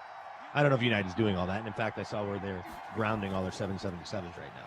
Anyway, are you getting on? I think I'm getting on. Yeah, Tom says, I thought we were going to Mars.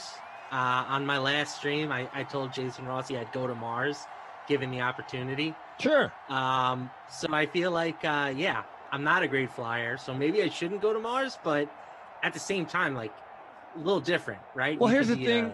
If you go to Mars, until that's a regular thing, if, let's say, they start the way Elon Musk has that plane, Richard Branson, all those people that were trying to get people to space, if they can get you to Mars and you're on one of those first trips and it doesn't go great, you'll be like Krista McAuliffe. You'll be a name remembered forever. I understand living's better, but being immortalized is also something to be said for that. Or they say, why did you need to go to Mars? You could just stay here and fine. So as a beat reporter, I'm assuming you do a lot of flying?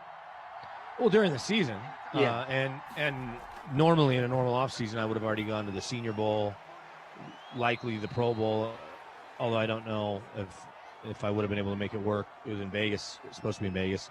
And will be next year. It'll be on the way to L.A. And then gone to Tampa and then been gearing up for the Combine here in a couple of weeks. So that plus every Broncos road trip last year. So that was 11 because they played in the Hall of Fame game.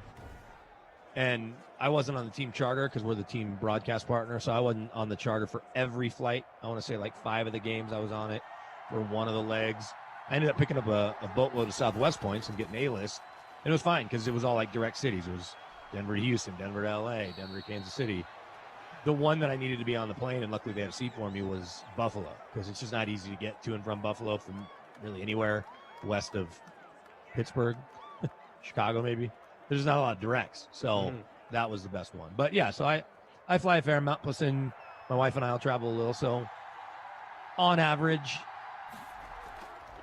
10 flights a year. Last year it was more like, the 2019 calendar year through the combine. You want to do that year over year, probably like 20 trips. Yeah, that's a lot of flying. That doesn't appeal to me.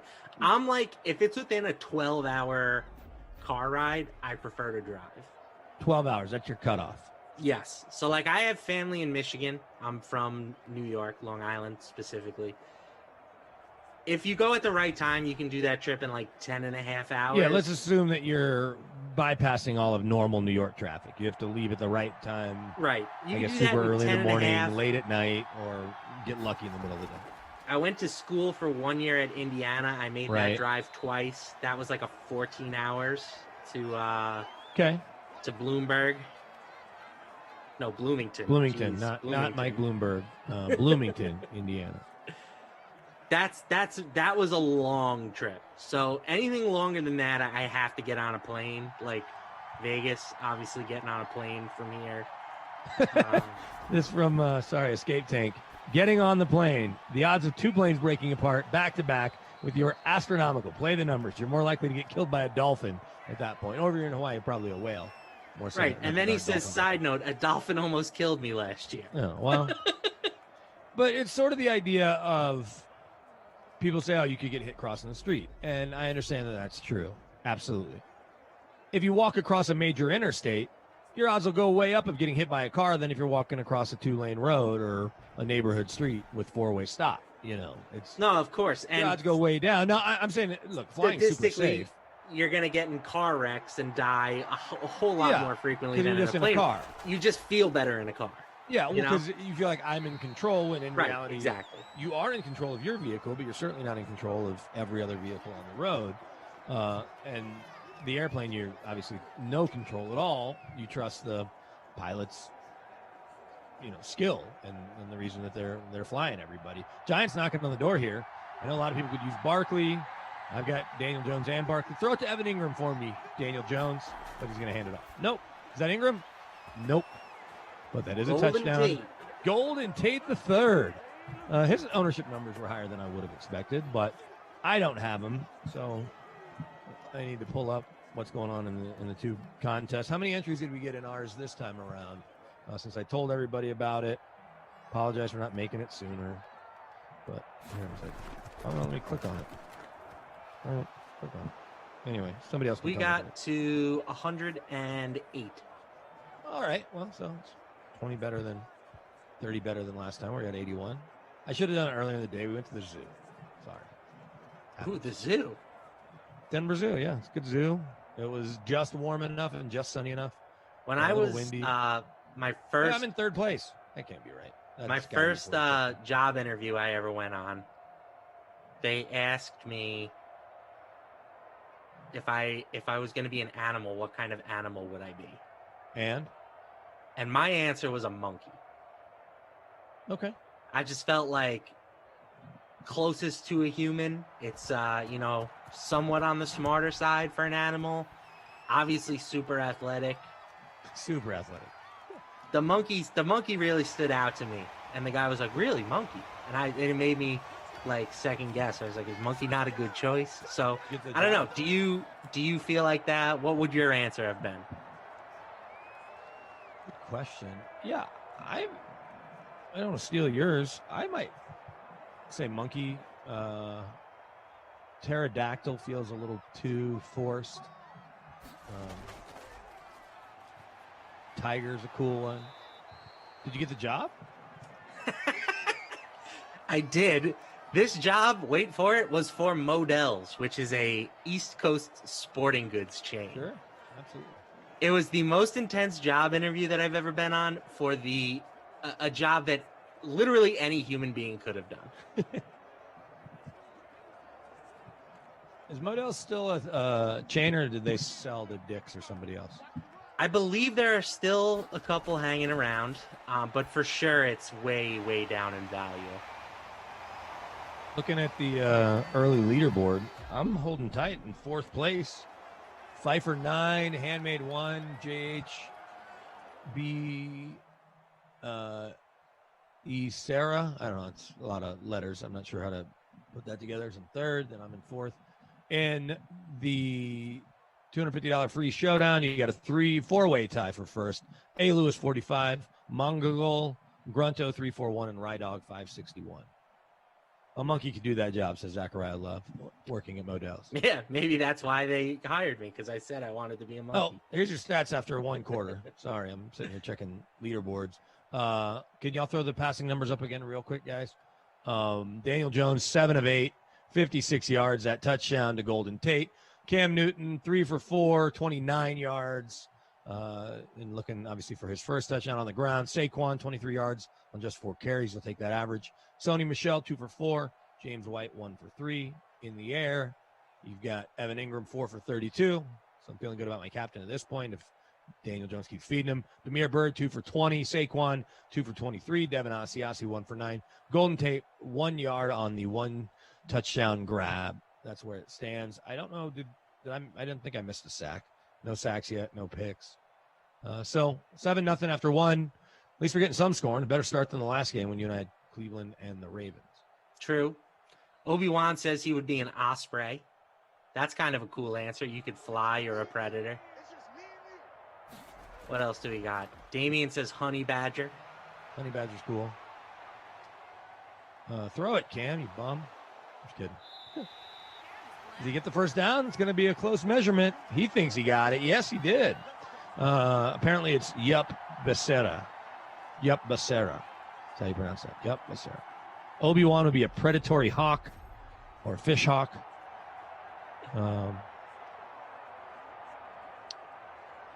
Lisa Robinson says a cookie monster. I'm not sure that's an animal.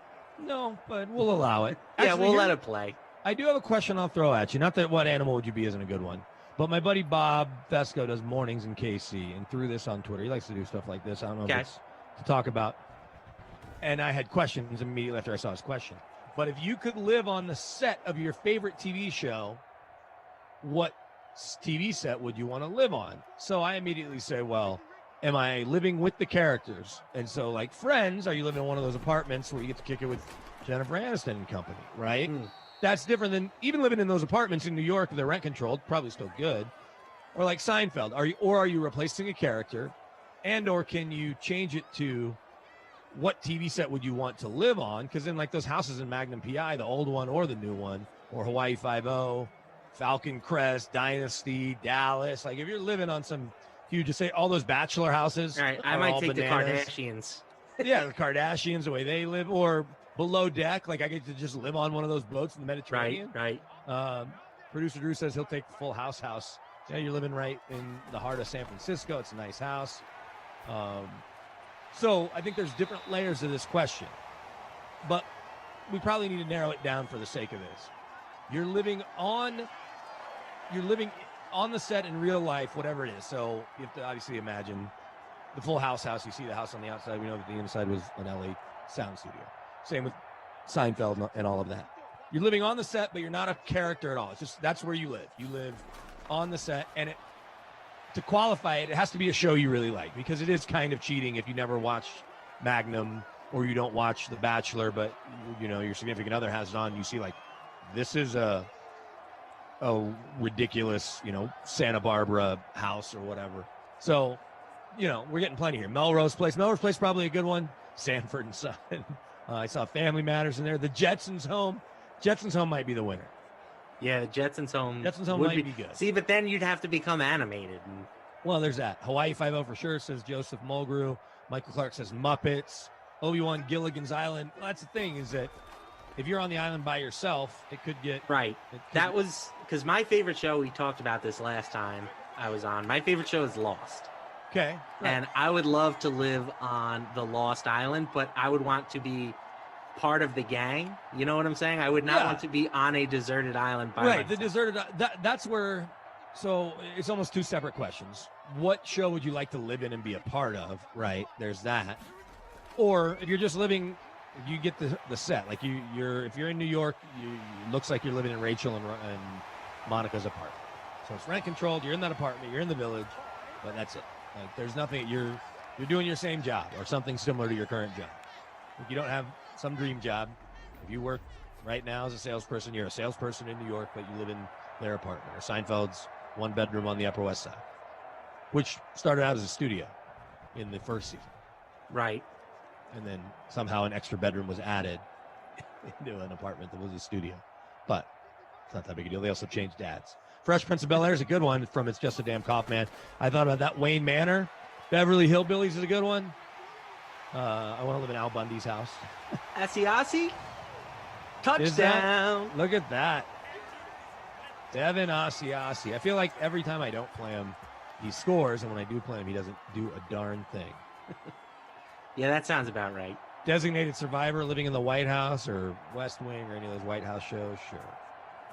See, the thing is, like, do I have to assume the costs of the house? No, I like... Because, like, I would love to live in, like, somebody just said the Entourage house. Yeah. That would be dope, but I don't want to pay those taxes. No. For the sake of this, you have somehow inherited it from a dead relative, right? Like, you're not all of a sudden on the hook. Saturday Night Live set. That's tough. It changes a lot. I mean, it'd be fun. But which set are you living on? Are you living on the Weekend Update desk? Yeah, I don't think I would want to live in the Saturday Night Live studio. Yeah, Neville Cleanup Hitters is Entourage as well. So where somebody else said the Kitty Ranch or the Bunny Ranch, good choices. But again, if you're there by yourself, then you're just in some weird ass house in Nevada, outside of Vegas. None of the inhabitants are there. You're there with your same family. Oh man. Let's see what that Asiasi touchdown did. Dropped me to 89th. Maddie N773 is in a three-way tie with Bone Dog 84. And what's his name here? Didn't see that coming. And then in the big free showdown, let's see. We have a much bigger tie for first place. I'm not reading all of your names. But to this point, geez, 143 people are tied for first. Wait, that's not right. Let's try that again. Still a lot of people. 119 people are tied for first. I predict that will change. The bar on Cheers set, get those back to back from two different people. There's not really a wrong answer. There's just a bunch of right answers. Yeah, I mean, people are throwing out the Playboy Mansion, which. Well, what show is that? I guess I don't know. I don't watch enough of the Playboy Channel. If there was I think there was like a legitimate Playboy. Yeah, like where where the Playmates are like hanging out, taking questions or something, probably. Yeah. And I would live in that house with no one having well, it. Here, that house is dope. Let's narrow it back down. Network television. So you're taking all your HBO shows off. Network television. The show had to air on CBS, NBC, Fox, or ABC. Which still keeps the Bachelor mansions in the running. It keeps all the 90210 houses in the runnings. Starfighter, SNL, Studio 88. You only want to live there on Saturday. I've been there. Trust me, it's a mess. Saturday rehearsal magic, and the drama, the live magic, rooftop party, after party, sure. Yeah, Playboy After Dark. That's what I'm saying. So, I Dream of Jeannie Bottle. Yeah, I mean, the Bachelor in Paradise house would be nice. Okay. Baywatch? Question mark. Who had the nicest house? I assume Hasselhoff's house was. Yeah, that was a little before my time. Yeah, and Baywatch, I'm fairly certain, wasn't on network TV. It was on maybe at first for like a year or two, but then it was on like whatever the CW's predecessors were. Still Wayne Manor. I can't see, the stipulation was I couldn't say something I haven't seen, and I have never watched. Well, I'm not going to hold you to that if you're aware of it. Like Beverly Hillbillies, you may have never watched, but you understand I lived in a big mansion in Beverly Hills in the 60s. Yes. That Ingram again, or is that? Nope, Ingram again, my captain, helping me out a little. So, yeah, you don't have to have seen it to be aware of it. Like, you didn't probably watch Dallas, but you understand they live on a big Right. ranch. So I can help fill in the holes as being a lot older than you. Fortress The Brady Solitude. Bunch house would be kind of dope. Brady I Bunch mean, house, sure. There was 9 people in there, and then space never seemed to be a problem. No, but I think they were all jammed into a couple of rooms, the kids. True. Although Alice had her own little apartment. The Different Strokes house, that's a good one. You're in a penthouse. I want to say that was Upper West, might have been Upper East Side. But and all you ever saw, I think you saw Arnold and Willis's bedroom and their living room, and that was it. And the living room was enormous. Same with Fresh Prince. You only saw the kitchen and the living room. Yeah, Fresh Prince house would be a great spot to live. Yeah, you're in Bel Air. I think people would go looking for that house, and the actual out front of the house was like Brentwood or some other. It wasn't wasn't in Bel Air proper. The He Teen says Titans I probably Tower. live in the King of Queens house already. Yeah, you may already be Adam's Family. That's not bad. AstroTurf Yard on Brady Bunch, Mike Sunken points out. Lost in Space, Spaceship, Star Trek Enterprise. Star Trek Enterprise qualifies for sure. Fantasy Island. The plane. 2-minute warning here. 7-7 Giants and Pats. Touchdowns were scored by Golden Tate and Devin Asiasi. You are now caught up on the scoring. We'll see if Daniel Jones and company can add to it, get you 6, or settle for a field goal. Swing pass to Saquon. Were his feet in? It looks like they were. Yeah, the 2.5 men property, not the largest, but No, but definitely you're in Malibu. prime location. Yeah, you're right there in Malibu. That's a good one. See, there's been shows that aren't your favorite shows, but like I remember watching, and it was USA, but there was some like FBI show where they were all undercover for different. Daniel Sanjata was in it. I can't remember what it was called. The guy that plays the Mandalorian was in it too. And they lived like, the house that the government bought them was on the beach in Malibu. It was like this ridiculous 6-bedroom, all glass house. But Just make sure you don't throw any stones. Absolutely. The Love Boat. Hey, there are people, maybe more pre-pandemic. In fact, definitely pre-pandemic. There were people that retired and lived on cruise ships because it was cheaper than having a house somewhere. And you always have medical help if you need it. And all your meals are taken care of, your housekeeping. So they would just stay on a cruise ship for a full year or years. Scarface House, it's not really TV shows, Keith. We do movies, it's going to open up a whole different can of worms. Maybe we'll do that next time. We had a long field goal attempt here that the Giants came up short on. So the Pats are going to take over in pretty good field position with under 2 minutes left in the half. Edward Price says Yellowstone. I've got all 29 episodes recorded because they just ran them all on Paramount, and I didn't feel like paying for Peacock. So I need to get into some Yellowstone here quickly. A lot of people are saying they would just live in bars, which I don't know. I fear It's great. for these. It's I great fear for these the times when you're awake, but what do I just want to relax? If anything, like, what are some of the shows where there was a bar below the apartment or a house or whatever? That was pretty much How I Met Your Mother. Was like Sure. that. The Always Sunny in Philadelphia bar. Well, that's the thing, is that if you're living there, presumably you get to go to the places. So, like, if you're living in the friends' apartments, either one of their apartments, you also get to go to Central Perk and drink coffee all day. Yeah, that doesn't appeal to me. Right. I mean, the apartment would be nice, but the coffee the thing- shop does very little for me. Here's the thing, too, is a nice pass and catch by Edelman is maybe we will get a field goal here. We'll see. Is they were always able to get that same couch, no matter the time of day. No matter the time of day. It had no bearing. I've never been to any restaurant or bar in the world or coffee shop where a group of 6 people could always have the same prime real estate that close to the service area. So I guess you have to suspend a little reality there. That Yeah, to me I mean, was, there are that a to me was couple more unrealistic episodes- than the rent-controlled apartment. There are a couple episodes where you see that there's like a reserved sign on the table, but again, even Really? if theoretically, who's reserving coffee shop space? Exactly, they would never reserve that table for that group for No. 10 years. And it's a coffee shop. Although They're they do reserving drink a tables lot for- of coffee, to be fair. Yeah, but how much are you really tipping on your 3 cups of coffee you have? I do like when they make fun of themselves and they're talking about work or whatever, and Joey's like, well, it's 10:30 and you're all hanging out at a coffee shop. Because at least Joey's an actor, so his lifestyle. He's got an excuse. Yeah, he's got an excuse in the middle of the day. Here we go. For the lead. Patriots up and good. I think it might have been right. But wasn't good. That green didn't cross field Didn't goal? turn green. Oh, maybe you missed it right. Yeah, wide right. Oh, that's a bad call by me. It's, hard to tell. tough. It's, Sitting in nobody Denver. can. You can't really see. No. So Daniel Jones takes the field again. Do the Giants still have timeouts? I feel like this is stuff we should know, but we're not really missing anything.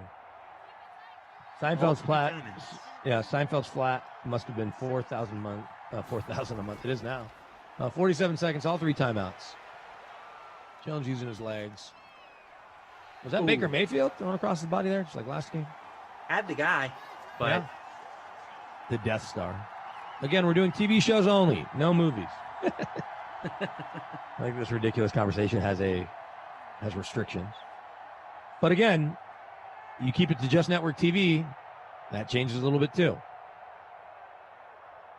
All of those 80s soap operas, though, I mean, The Houses in Falcon Crest were bonkers. I think they were up in like Napa or somewhere. Dynasty was somewhere like that, or Santa Barbara. Dallas again. And you have to live in Dallas, and even though I'm from there, I'm not trying to live there right now. It's a big sack that could do it. Are the Giants going to call their first time out? Are they just going to head on in with the tie? Joe Judge says, I don't know what Joe Judge said. Not calling timeout, though. Rookie mistake, Joe Judge. one of my favorite questions that you can debate, and there really is no right answer to, but would you rather fight one horse-sized duck or 100 duck-sized horses?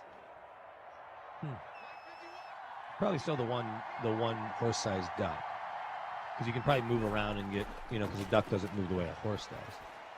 They can fly a little bit, so there's that. What a weird sequence there for the Giants to end the half. First down to Shepard, I guess, or an 8-yard pass to Shepard. Joe Judge getting out coached by Bill Belichick, it feels like, late. Producer Drew, one of them, or Andrew, one of them jumped in and said they take the horse-sized duck as well. Because I think 100 duck-sized horses, 100 of anything. I think I could just kick them off, though. Maybe, but when they start going and you're on the ground, it is a wrap. The big duck the big duck, I think, scares me a little bit. Yeah, Tom's got the right answer. He's terrified either way. And by the way, Edward came up with the right answer to the previous question, Lucifer's House, which I don't know if you've watched. I haven't Lucifer. seen I'm guessing it's in hell, though, right? Well, he's the devil, but he lives in Los Angeles. Oh, right. And he's got like this baller loft on top of a nightclub that he owns. Okay. All right. Yeah, I've not seen any episodes of Lucifer. It's not bad. I'm behind. I haven't watched the whole show, but the couple seasons that I watched, I found pretty entertaining. Running down the stats quickly, both quarterbacks doing okay. Your touchdowns again were, so Cam Newton, 9 for 12, 130-yard passer rating, 109 yards. Daniel Jones is right there with him, 13 of 15, 102 yards. Both have a touchdown. Saquon on the ground, not much in the second quarter, 6 for 31. Sony Michel, 4 for 11. White and Cam Newton both have 1 carry for 3 yards. In the air, Evan Ingram halfway to a bonus, 6 for 53. Saquon, 4 for 26. Edelman, 3 for 34. Asiasi, 3 for 39 a score. Golden Tate, a second catch now for 9 yards. He has 2 catches, 10 yards in a score. Lemire Byrd, 2 for 20. Came in the first quarter. Shepard, that 1 catch to end the half. And then defensively, you've got 1 sack for John Simon. That is it in terms of significant defensive points. And you have a field goal for the Pats. So there you go. You're all caught up. We'll look at our leaderboards real quick. Again, Brandon Cristal, Matt LaMarca here with you on Madden After Dark. I am in 82nd place in our should have made this sooner Giants vs. Patriots, BK and LaMarca, Madden After Dark, free DK SimFam contest. Matty N, 773, along with Bone Dog, 84, and didn't see that coming, all tied with 62.01. And 63.01 has Tyler JI3 in sole possession of first place. And then All those people that were tied for first are now in second. 118 of them are in second place. So we're going to need some things to separate these guys a little bit here in the second half, or there'll be a whole lot of splitting up the prizes. Yeah, and we put the kibosh on this game. We're like, oh, we're off to a great start. Much more entertaining than our last game. And yeah, that ended quickly. Sean Preston says 100 duck-sized horses you can stampede right over. Oh, they can stampede you. Yeah. This game blows. We're trying to make it fun. We can't control what they're doing. It's simulated. But maybe Saquon's going to get loose here or not. If you have any other questions with no right answer and no real wrong answer, I guess we can do it now because it's the second half. A movie set that you would want to live on. Again, no, like the normal stuff is going on around you. So like if you lived in the Forest Moon of Endor, there's Ewoks and stuff, but like Luke isn't stopping by and Obi-Wan's not stopping by or Yoda. Oh! Is that a touchdown? Oh, that is a touchdown. Saquon. Look at that. Daniel Jones Saquon out of the backfield. 76 yards. That's going to put Saquon over 100 receiving if my math in my head is right. So Saquon in the big showdown. Captain 32% of the time. He's owned the most at 83.1. That's going to help a lot of people. We'll see what that means at the top. Tyler JI3 has Asiasi captain, does have Barkley. All these folks that were tied in second place also have Asiasi captain and Barkley. So you may not get much movement there unless somebody can jump past all of them. But right on the money. Good extension from Saquon, looking like a receiver there. Yeah, and that's what you love about Saquon, right? That's why he's so tantalizing in fantasy, is because he can do stuff like that. And I think it's going to be very interesting to see where he gets drafted next year and where Christian McCaffrey gets drafted next year. I still think McCaffrey will be the number one pick. But with Saquon, I think that the gap is going to be a little bit closer this year between guys like him and Dalvin Cook and Derrick Henry. Alvin Kamara is going to certainly be, I think, in Correct, that conversation too. Yep. But it may be one of those where just pick your poison. We know Dalvin Cook's catches are way less than the other three, right? I mean, not embarrassingly less, but how many catches did Dalvin Cook have this year? He's probably more involved than you think. I want to say around 40 to 50. Yeah. So he's not Derrick Henry level low, but he certainly isn't, McCaffrey, come on. Or even Saquon, what we think he will be if he played a full season in this new offense. Yeah, 44 catches in 14 games for Dalvin. Okay. So I think it'll be, what player do you either like the most, like their matchups, like their playoff schedule, and or don't mind cheering for them if you're not a fan of one of their teams in their division? Yeah, the playoff schedule is a good point. I mean, I think that that's probably undervalued in a lot of fantasy leagues, especially in these formats. Like now DraftKings offers the best ball format, right? Which is just you draft your team, you set it and forget it. And I don't think people put enough emphasis on playoff schedules in those leagues, because obviously the goal is to make the playoffs, but when you get there, you want to have chances to win.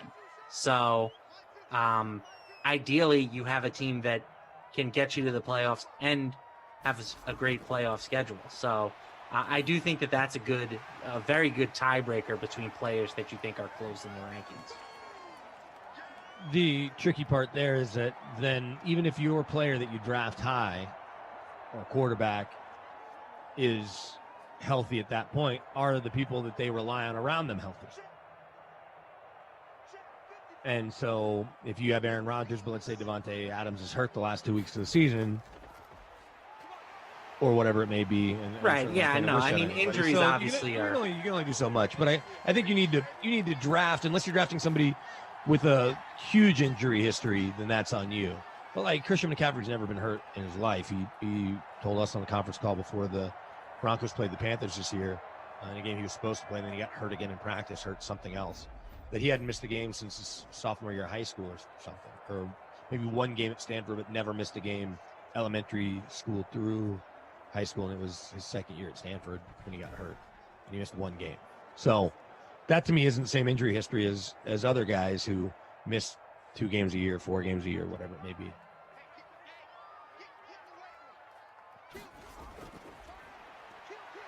All right, Cam and company are going to try to tie it up. Not a great play design and execution, but if you got Asiasi in that captain spot like so many do, picking up a little bit of help there. Somehow that worked.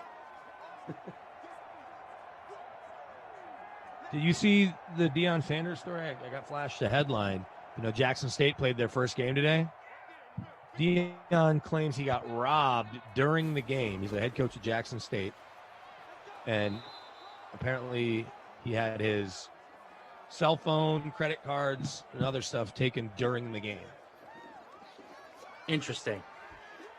Kind of feels like it's some sort of that. inside job. I don't know who has access to the Jackson State coaches area or wherever he would have left his stuff. Yeah, I mean, you would think that would be a little bit more secured. You know, like even like the players now, and again, Jackson State is not a major Division I program, but No. like you see the players' lockers at a lot of these places now, they all have safes and stuff in them. It pretty much happened after Pat Croce's brother robbed Allen Iverson. Then they realized the locker room wasn't safe enough. They need to have little safes in every player's locker. Everything showed back up in his locker. It was just a prank. Okay. Okay. Well, you see the follow-up story. Way to go, Prime. At least he let everybody And know. of course, who could off a forget little bit. Brady's jersey being stolen from the Super Bowl? That one's a little different, and that actually ruined post-game coverage for a lot of us that maybe don't cover a team, but have someone you're trying to talk to that didn't get brought to a podium. Yeah, that whole story was crazy. It's a fun story. I mean, that kind of, again, ties into the whole world of sports, not necessarily cards, but memorabilia. Yeah. You know, and the guy got caught because he was selling stuff that no one should have been able to have gotten their hands on. Right. Well, I don't know exactly how he's going to be able to sell it and get away with it unless he was in he'd have to sell it online, secure the transfer, right? The mailing, whatever it is, and also be in a non-extradition country. He wasn't. He was in Mexico. Right. Right. And I think his thing, because when they eventually caught him, he was like, yeah, I have it. Like, he wasn't even trying to hide it per se. Well, they had him on camera. He just didn't think that it was like that big of a deal. I don't know. Hey, I've been in locker rooms after a Super Bowl. It is hectic, but to have the balls to reach in to Tom Brady's bag as they're starting to pack it up. The one thing is there's at most 4 to 6 equipment people. And if you kind of watch the flow of when they're going, if they're going to load stuff into a truck and you look around and no one's that close and you've kind of been eyeing it the whole time and it's Tom Brady, so you're watching him go to the shower, he's doing an interview and you get super crowded around him. And I can't remember exactly when the dude grabbed it, but pretty ballsy. Yeah, as Bill Raftery would say, that guy's got some onions. Did he end up going to jail? Like, he can't be in jail for that long, I would think. Maybe. I don't think he went to jail, but he worked for some sort of publication, and he certainly lost his job. Yeah, he lost his job. They're saying we're missing Edelman stats. I don't know if We'll that's catch true or up, not, guys. You but know how this everything works will be by now. caught up. Great job behind the scenes, producer Drew, Andrew, Zach, all helping us out here. And we'll see if Cam Newton and the Pats can tie this thing up here. Oh. 2nd and goal. I've got both Pats running backs, so I'll take a touchdown from one of them. Sonny Michel's not going to get there, though. My buddy Lucci Rivera is here to remind me that Dame Lillard is better than Steph Curry. You'll never get me to change my mind. Steph Curry is obviously better than Damian Lillard. That's But a if good I question. haven't convinced you by now, nothing will change your mind. I don't know which player. If you're starting a team with the age difference, it's not that much of a difference. Who has the fullback, by the way? Nobody. Something. I don't know how many people roster. Is that Devlin? How many people are rostering the fullback? Is it still Devlin? Is he still the fullback? No. I think that was James Devlin and It's Vital. Oh, Or Vitali. Dick Vitale, baby. It's awesome. Yeah, that touchdown was not awesome. He's under just 0.07%. He's a real diaper dandy. Oh, he's the elevator man.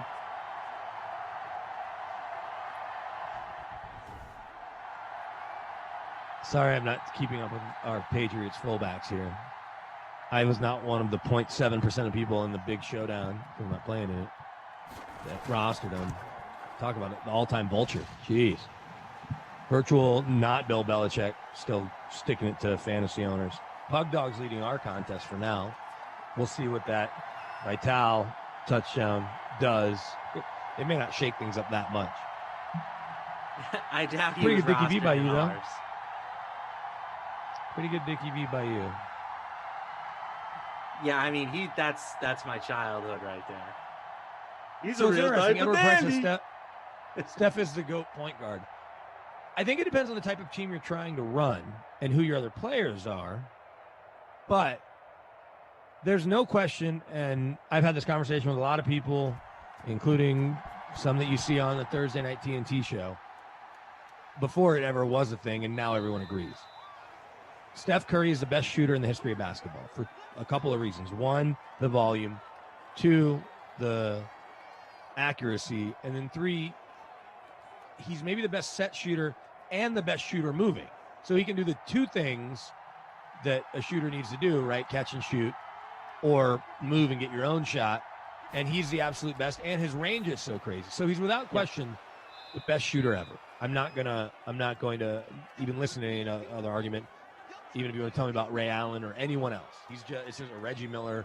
They'll even tell you Steph's a better shooter. They'll have a hard time admitting it. You can have a conversation about, like open corner threes if he's the best shooter or not. But when you factor in the off the dribble ability, it's not close. So to let y'all behind the curtain, and people are going to get mad at me for mentioning, but I used to do a radio show with Kenny Smith. I was texting him when Steph was doing it like to the Spurs early in his career in the playoffs before they were really any good. And I was texting him, and I maybe not that early into his career, but I said he's the best shooter of all time. He said, no, Larry Bird's still better because Larry could also shoot set and shoot moving. So Kenny wasn't hearing it. Kenny then came around. Kenny played against all of them except for Steph, right? He played against Ray Allen. He played against, young Ray Allen, but then he certainly played against Larry and Reggie. I think right now, just completely wide open three, open gym, I would take Joe Harris. Okay. I don't know how many people, some people might take Duncan Robinson. Some people might take a healthy Klay Thompson. Right. Kevin Durant's going to knock down a lot. There's a lot of really good, just wide open shooters that'll make it. I still think you'll take J.J. Redick. Another sack there for the Pats. It's at least our second. Dame is a true complete point guard, and everyone is a better defensive point guard than Steph. I'm not saying he doesn't play defense. Just about everyone that would be in this conversation, you would likely take them ahead. So depending on how you're building your team, you're just picking point guards across the board, Steph's going to be very high on the list, maybe ahead of Jason Kidd, Steve Nash, John Stockton, Magic. I'm probably taking Magic because at 6'9", he creates so many different matchups. And if you're going to let me cheat, and if I'm building my team and I can draft LeBron, then I'm playing LeBron as my point guard. Yep. And the game has changed. So you can call LeBron a point guard, and that'll blow up everyone's argument. For sure. I think you could get away with playing Jordan at point guard too if you wanted to. The thing with Magic is just that if you're playing by today's rules. Jason McCourty with the interception. Will that change the outcome of this game? Yeah, with today's rules, that's the trickier part too, is that the game has changed so much. Right. But Magic today is still Ben Simmons to some degree, with obviously more flair and all of the Magic stuff. But no one's accusing Magic of being some great shooter. Maybe the most remarkable career evolution is the amount of threes Jason Kidd ended up taking and making from where he was when he came into the league in Dallas when I was a kid to where he finished in terms of threes made. BK, Steph's top fives in steals. Top fives in steals doesn't scare a defense or an offense. Or they're still going to attack Steph. You get steals by playing passing lanes and good team defense, right? Of those steals, how many is he just picking a guy clean? Probably not. I'm not saying he doesn't. Agree 100%. Steals do not equate defense for guards, just like blocks don't necessarily equate good defense for big men. I've seen this now a couple of times. Congo Cab points out that Dame in the last 2 to 3 years has hit more clutch shots than Steph.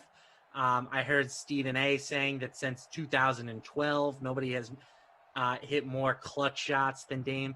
That's because there was a good 4 or 5 year stretch where the Warriors were never playing close games. You don't have to worry about clutch shots when you're up by 30. Exactly. That to me is like the same thing as, the quarterbacks who have a million game-winning drives. Well, that means your team was losing in the fourth quarter. Tony Romo has great fourth quarter numbers, but that's because he also played poorly enough at stretches to help him end up behind. Like when he threw 5 interceptions against the Bills. Daniel Jones, 16 of 20, 197 yards, 2 TDs. That big INT, though, will that be the difference in the game? Cam, 15 of 19, 174 yards, 1 TD. So both could get to the bonus, but I wouldn't bank on it. Sony Michel, 8 carries, just 17 yards. Perhaps a good candidate for the Babysitter Billy Not My Kid Award. Saquon, 7 for 32, not much on the ground, but we know about the big touchdown catch. James White, 2 for 13. Vital, the 2-yard run for a touchdown. Cam Newton, 1 carry, 3 yards. In the air, Evan Ingram still leading the way, 6 for 53. Saquon, though, now tied, and he hit that bonus, 6 for 108 with the 76-yard score. Devin Asiasi, 6 for 47 and a TD. Julian Edelman is eyeing the bonus as well. He's got 5 for 82. N'Keal Harry, 2 for 25. Golden Tate, 2 for 10 with that score. Jameer Byrd, still 2 for 20. Slayton, 1 for 13. Sterling Shepard, 1 for 13. And now I believe we got a couple Patriot sacks as well. See Chris B joining the stream. Just got out of work. Welcome, Chris B. Always a pleasure to have you here. Let's look at these leaders in these two contests. In our contest, where we have 109 players, I'm in 89th, so I'm definitely not doing great. Pug Dog is in first place by 1/10 of a point over Fievel. He is captain. Pug Dog's captain. Saquon, probably the right way to go. He's got 43.5 points in the captain spot. Let's look at the big contest. We had that log jam. It's gotten a little cleaner. SM1833, no question. Barkley in the captain spot there. 105.78. So safe to say the big contest, you got better scoring than you got in our smaller, more fun DK SimFam contest. K. Pierman is 5 points behind at 100.38.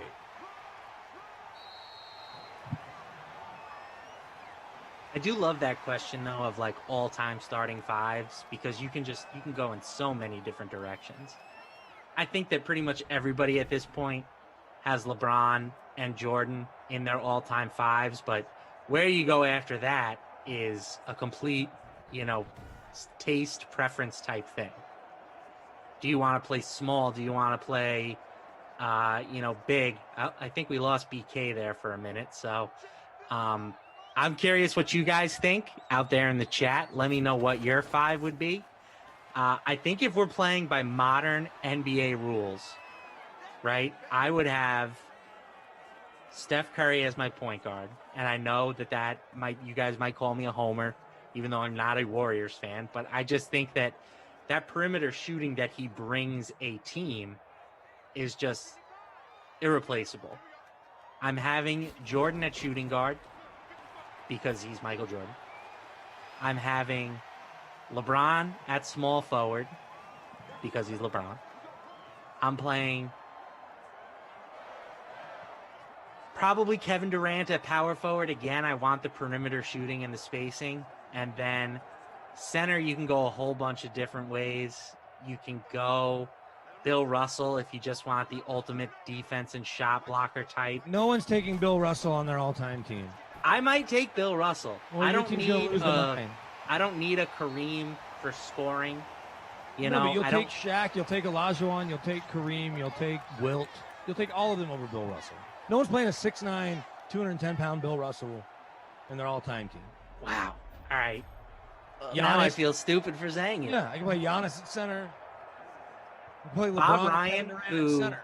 Bob Ryan of the Boston Globe, one of the most respected basketball names of all time. Absolutely. Love Bob He Ryan. said that his pick at center would actually be Bill Walton. Okay, Bill Walton, plenty of people will tell you as Cam rushes down to almost 1 yard line. Bill Walton, when he was healthy, was as talented a big man as we've ever seen. Right. The biggest problem was his knees failed him, and that was that. Yeah, Hakeem, great choice at center. Lucci brings him up. A couple other people have mentioned Hakeem as well. I know You know who else you have to consider at center? Tim Duncan, because he was a center. Agreed. I wouldn't want to power play forward. two traditional big men. You know, if we're playing Well, the modern game. And we understand how the modern game works now. So who would translate? Larry Bird would still be fine as a 4 in the modern game. I know he's not as athletic as most of these guys. We're probably playing Kevin Durant as a 4 now. Yeah, Durant. But you could play like or you Olajuwon could and play LeBron Giannis. there. You could play Olajuwon and Giannis. I would, and maybe I'm biased. In fact, I know I'm biased. But my all-time 5 would have Jordan, LeBron, and it might have Dirk as my 4. Because you want somebody out there that's going to do what Dirk does. And then my center is probably Olajuwon or Kareem or someone's going to be good on both ends. But I don't have to run stuff for. They'll block everything and then they'll also score whenever the ball comes their way. And they'll rebound. Yeah, a couple people saying they wouldn't want to have Steph on their team. I get that. And if you wanted to go with the LeBron at point guard route, you could make some really nasty defensive teams. Here's what I'd probably do, honestly. I would probably have LeBron as my point guard. Okay. And then I would have both Jordan and Kobe as my wings. So you got LeBron plus both of them. Yeah. You plan on bringing a second ball to the game? It'll work. Because they'll all score 30. Because you have to guard him, right? And so how are you can't double anybody. And then my 4 is somebody like a Dirk or Giannis, who I don't have to run anything for. And my 5's Olajuwon, Shaq, although maybe not Shaq, just because he clogs at the middle a little too much. Right. Plus, you can't play him with Kobe. Well, they got over it. Drew says Shaq, Tim Duncan, Olajuwon, Patrick Ewing, and Eric Montross. He's going all bigs. Yeah, I don't know who's bringing the ball up. I don't know how Eric Montross got invited to that team. If I have to play LeBron as a 3, then I'm playing Magic as my point guard. Yeah, very even fair. In a modern would, NBA. If I was going to try and build a hyper defensive team, I would probably swap out Steph for Scottie Pippen. Oh, Scottie Pippen. Okay. And I might swap out Kevin Durant for like a prime young Kawhi Leonard. What's interesting is that if you're making a team, you have to decide, are we picking the best 5 players, right, to make the best, like who are the best 5 players? That's versus always my approach. Right. Who are the best 5 players versus what is my best team? I want to build a 5? cohesive roster. Right, because you could probably make the case that Wilt should be the center in terms of the most dominant talent that the league's ever seen in their era. But he hardly won. If you're Bill Simmons, you take it a step further and you pick the year of the player. You pick what vintage of the player you want. You know, but a modern NBA, if you had LeBron and Steph on the court together with Jordan or Kobe, and then is Giannis your 4, somebody like that, or Dirk even, or is it Tim Duncan as your 4, even though he's really a 5? Is Tim Duncan your center? Because he could handle the spacing. And he's got 5 rings. Karl Malone, David Robinson, like making your 5 is Rodman a part of it because you don't have to run anything for him at all. He'll clean up whatever he needs to. He's going to guard the other team's best player also, and he's a monster on the glass. I think I want somebody bigger than Rodman as my 4, though. Producer Drew says Barkley. He's my all-time favorite, so his birthday was yesterday. Yeah, the round mound ain't making it on my team. If I was going to take a traditional, power forward, I would probably take Kevin Garnett, just because he can do it on both ends at an elite level. But, that's a good debate, too. You know, who's the greatest power forward of all time? So, because you can go in probably 5 different. It's not Tim Duncan because he was a center. So it's your conversation. It's probably Karl Malone's in the conversation. If you're calling Barkley a 4, he's there. If Dirk is a 4, Is Giannis a 4? Giannis now has back-to-back MVPs, certainly KG. Dirk. Yeah, I mentioned Dirk. If Dirk's truly a 4, which I guess he is. Like, I'm certainly a modern NBA. Dirk helps my offense. There's Evan Ingram. He's going to be closing in on that bonus maybe to try to tie this up here. The Giants. Maybe we'll get the overtime game we were looking for last game. Here, if the Giants can punch this in. But, before he got to the NBA, Sabonis, supposed to be maybe a top 5 player all time. Well, I'll tell you what, I love his son. Yeah, different kind of player, although he's still a great player, but his dad was 7'4". K-Sizzle says Stockton, Jordan, LeBron, Garnett, Olajuwon. That's an easy, traditional starting 5 that you're not going to have a hard time with. Stockton's not going to look to shoot much. He's the all-time leader in assists. He's going to play tough D. He's going to cheap shot you here and there. Just keep you honest.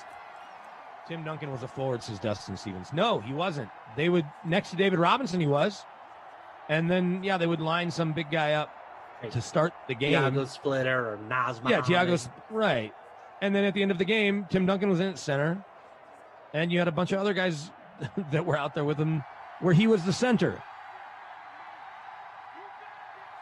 We're at the 2-minute warning here. This game's getting interesting. Saquon again. Oh, makes a guy miss. Another miss. No.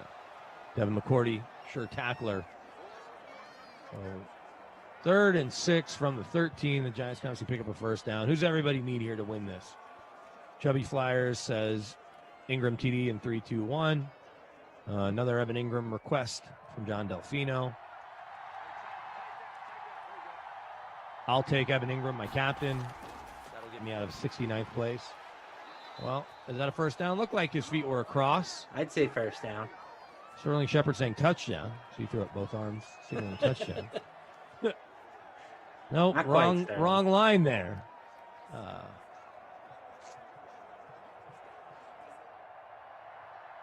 Let's see. They're going no huddle here. 1st and goal. We still have all 3 timeouts. Why would you go no huddle? There's Ingram again. That is well short. Keep the clock running, though. Make the Patriots call timeout. I guess they don't need to. They're up. Dirk wouldn't be good today when he retired like yesterday. Well, to LaMarcus' point, I think we're going to take them in their prime because Wilt Chamberlain would not be very effective today, nor would Bill Russell after celebrating his 80th birthday the other day or whatever it was. We're taking them in their prime. Daniel Jones with a touchdown run there. That'll shake up the leaderboard a little bit. A lot of people had Daniel Jones, but if you had him in your captain spot, does that end up putting you over the top? Pug Dog is still leading our contest by almost 5 points. The larger free showdown, as I just clicked off it, larger free showdown. A. Lewis 45. Well, these points, I think I clicked on it too many times. We need to update that a little bit. Said 41 points. This is what's going on here. 41 points is not going to be first place. Let's try this again. SM1833 is still in first place. Extra points up and good. Are we going to get free football here? I have no faith that Cam Newton can get them down the field and get them into field goal range, but Cam has proven me wrong before. Even before today when little kids are picking on him. Poor Cam. D. Jones, TD, SM1833 is a DK bot. That doesn't sound right, but maybe. I've been tracking live players versus bots. I'm going to assume everybody in here is a live player. TayB233 has jumped ahead of Pug Dog. And does TayB have Daniel Jones in the captain spot? Indeed. Indeed. In our contest here.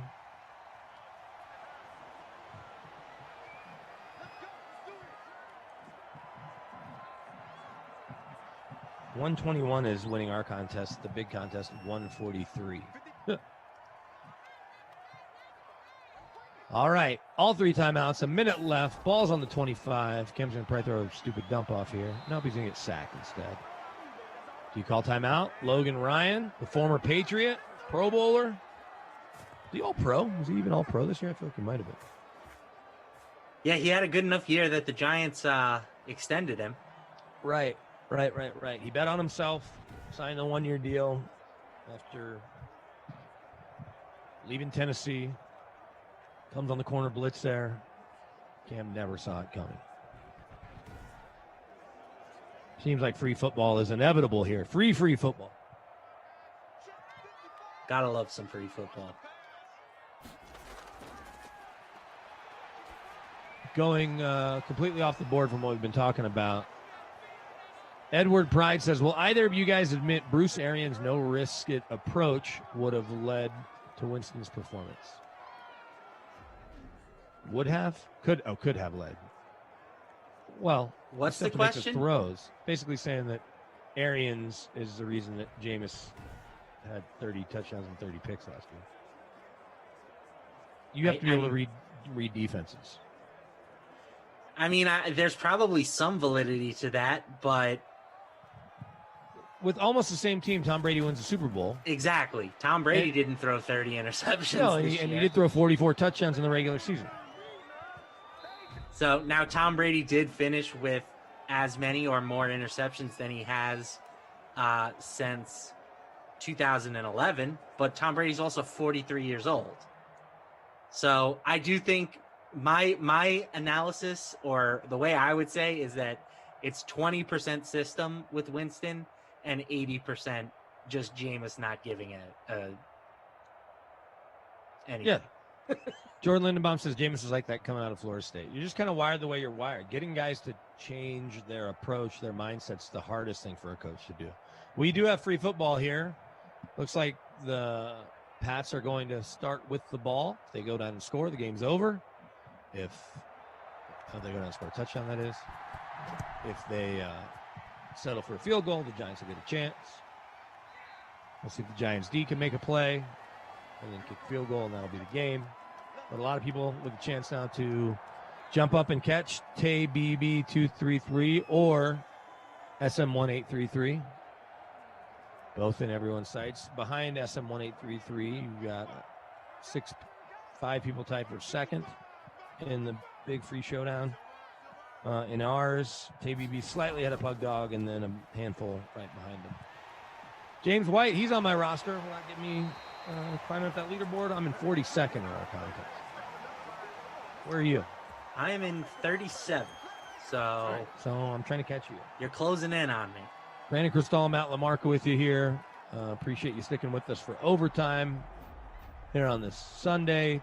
We got 6 more games coming your way tomorrow, and really all day, every day until, I don't know, the Hall of Fame game maybe at this point, right? So all day, every day. Yeah, I mean, who knows? We did have some cornhole on the Dream Stream. You never know. Maybe we had some MLE, Major League Eating. Yeah. So maybe there will be some of those sprinkled in occasionally, but barring something like that, it'll be 6 streams a day, 7 days a week. John Delfina says the game is rigged for Edelman and Ingram. Well, I've got Ingram. I don't have Edelman. So if it was rigged, they forgot to tell me because I would have put both of them in my line. Yeah. Mikhail was unguardable, but strictly a post player, says Brother Phil. Yeah, Mikhail in today's game would have had to. Look, if he would have come up today, he would have been like Brooke Lopez. He was learning how to shoot.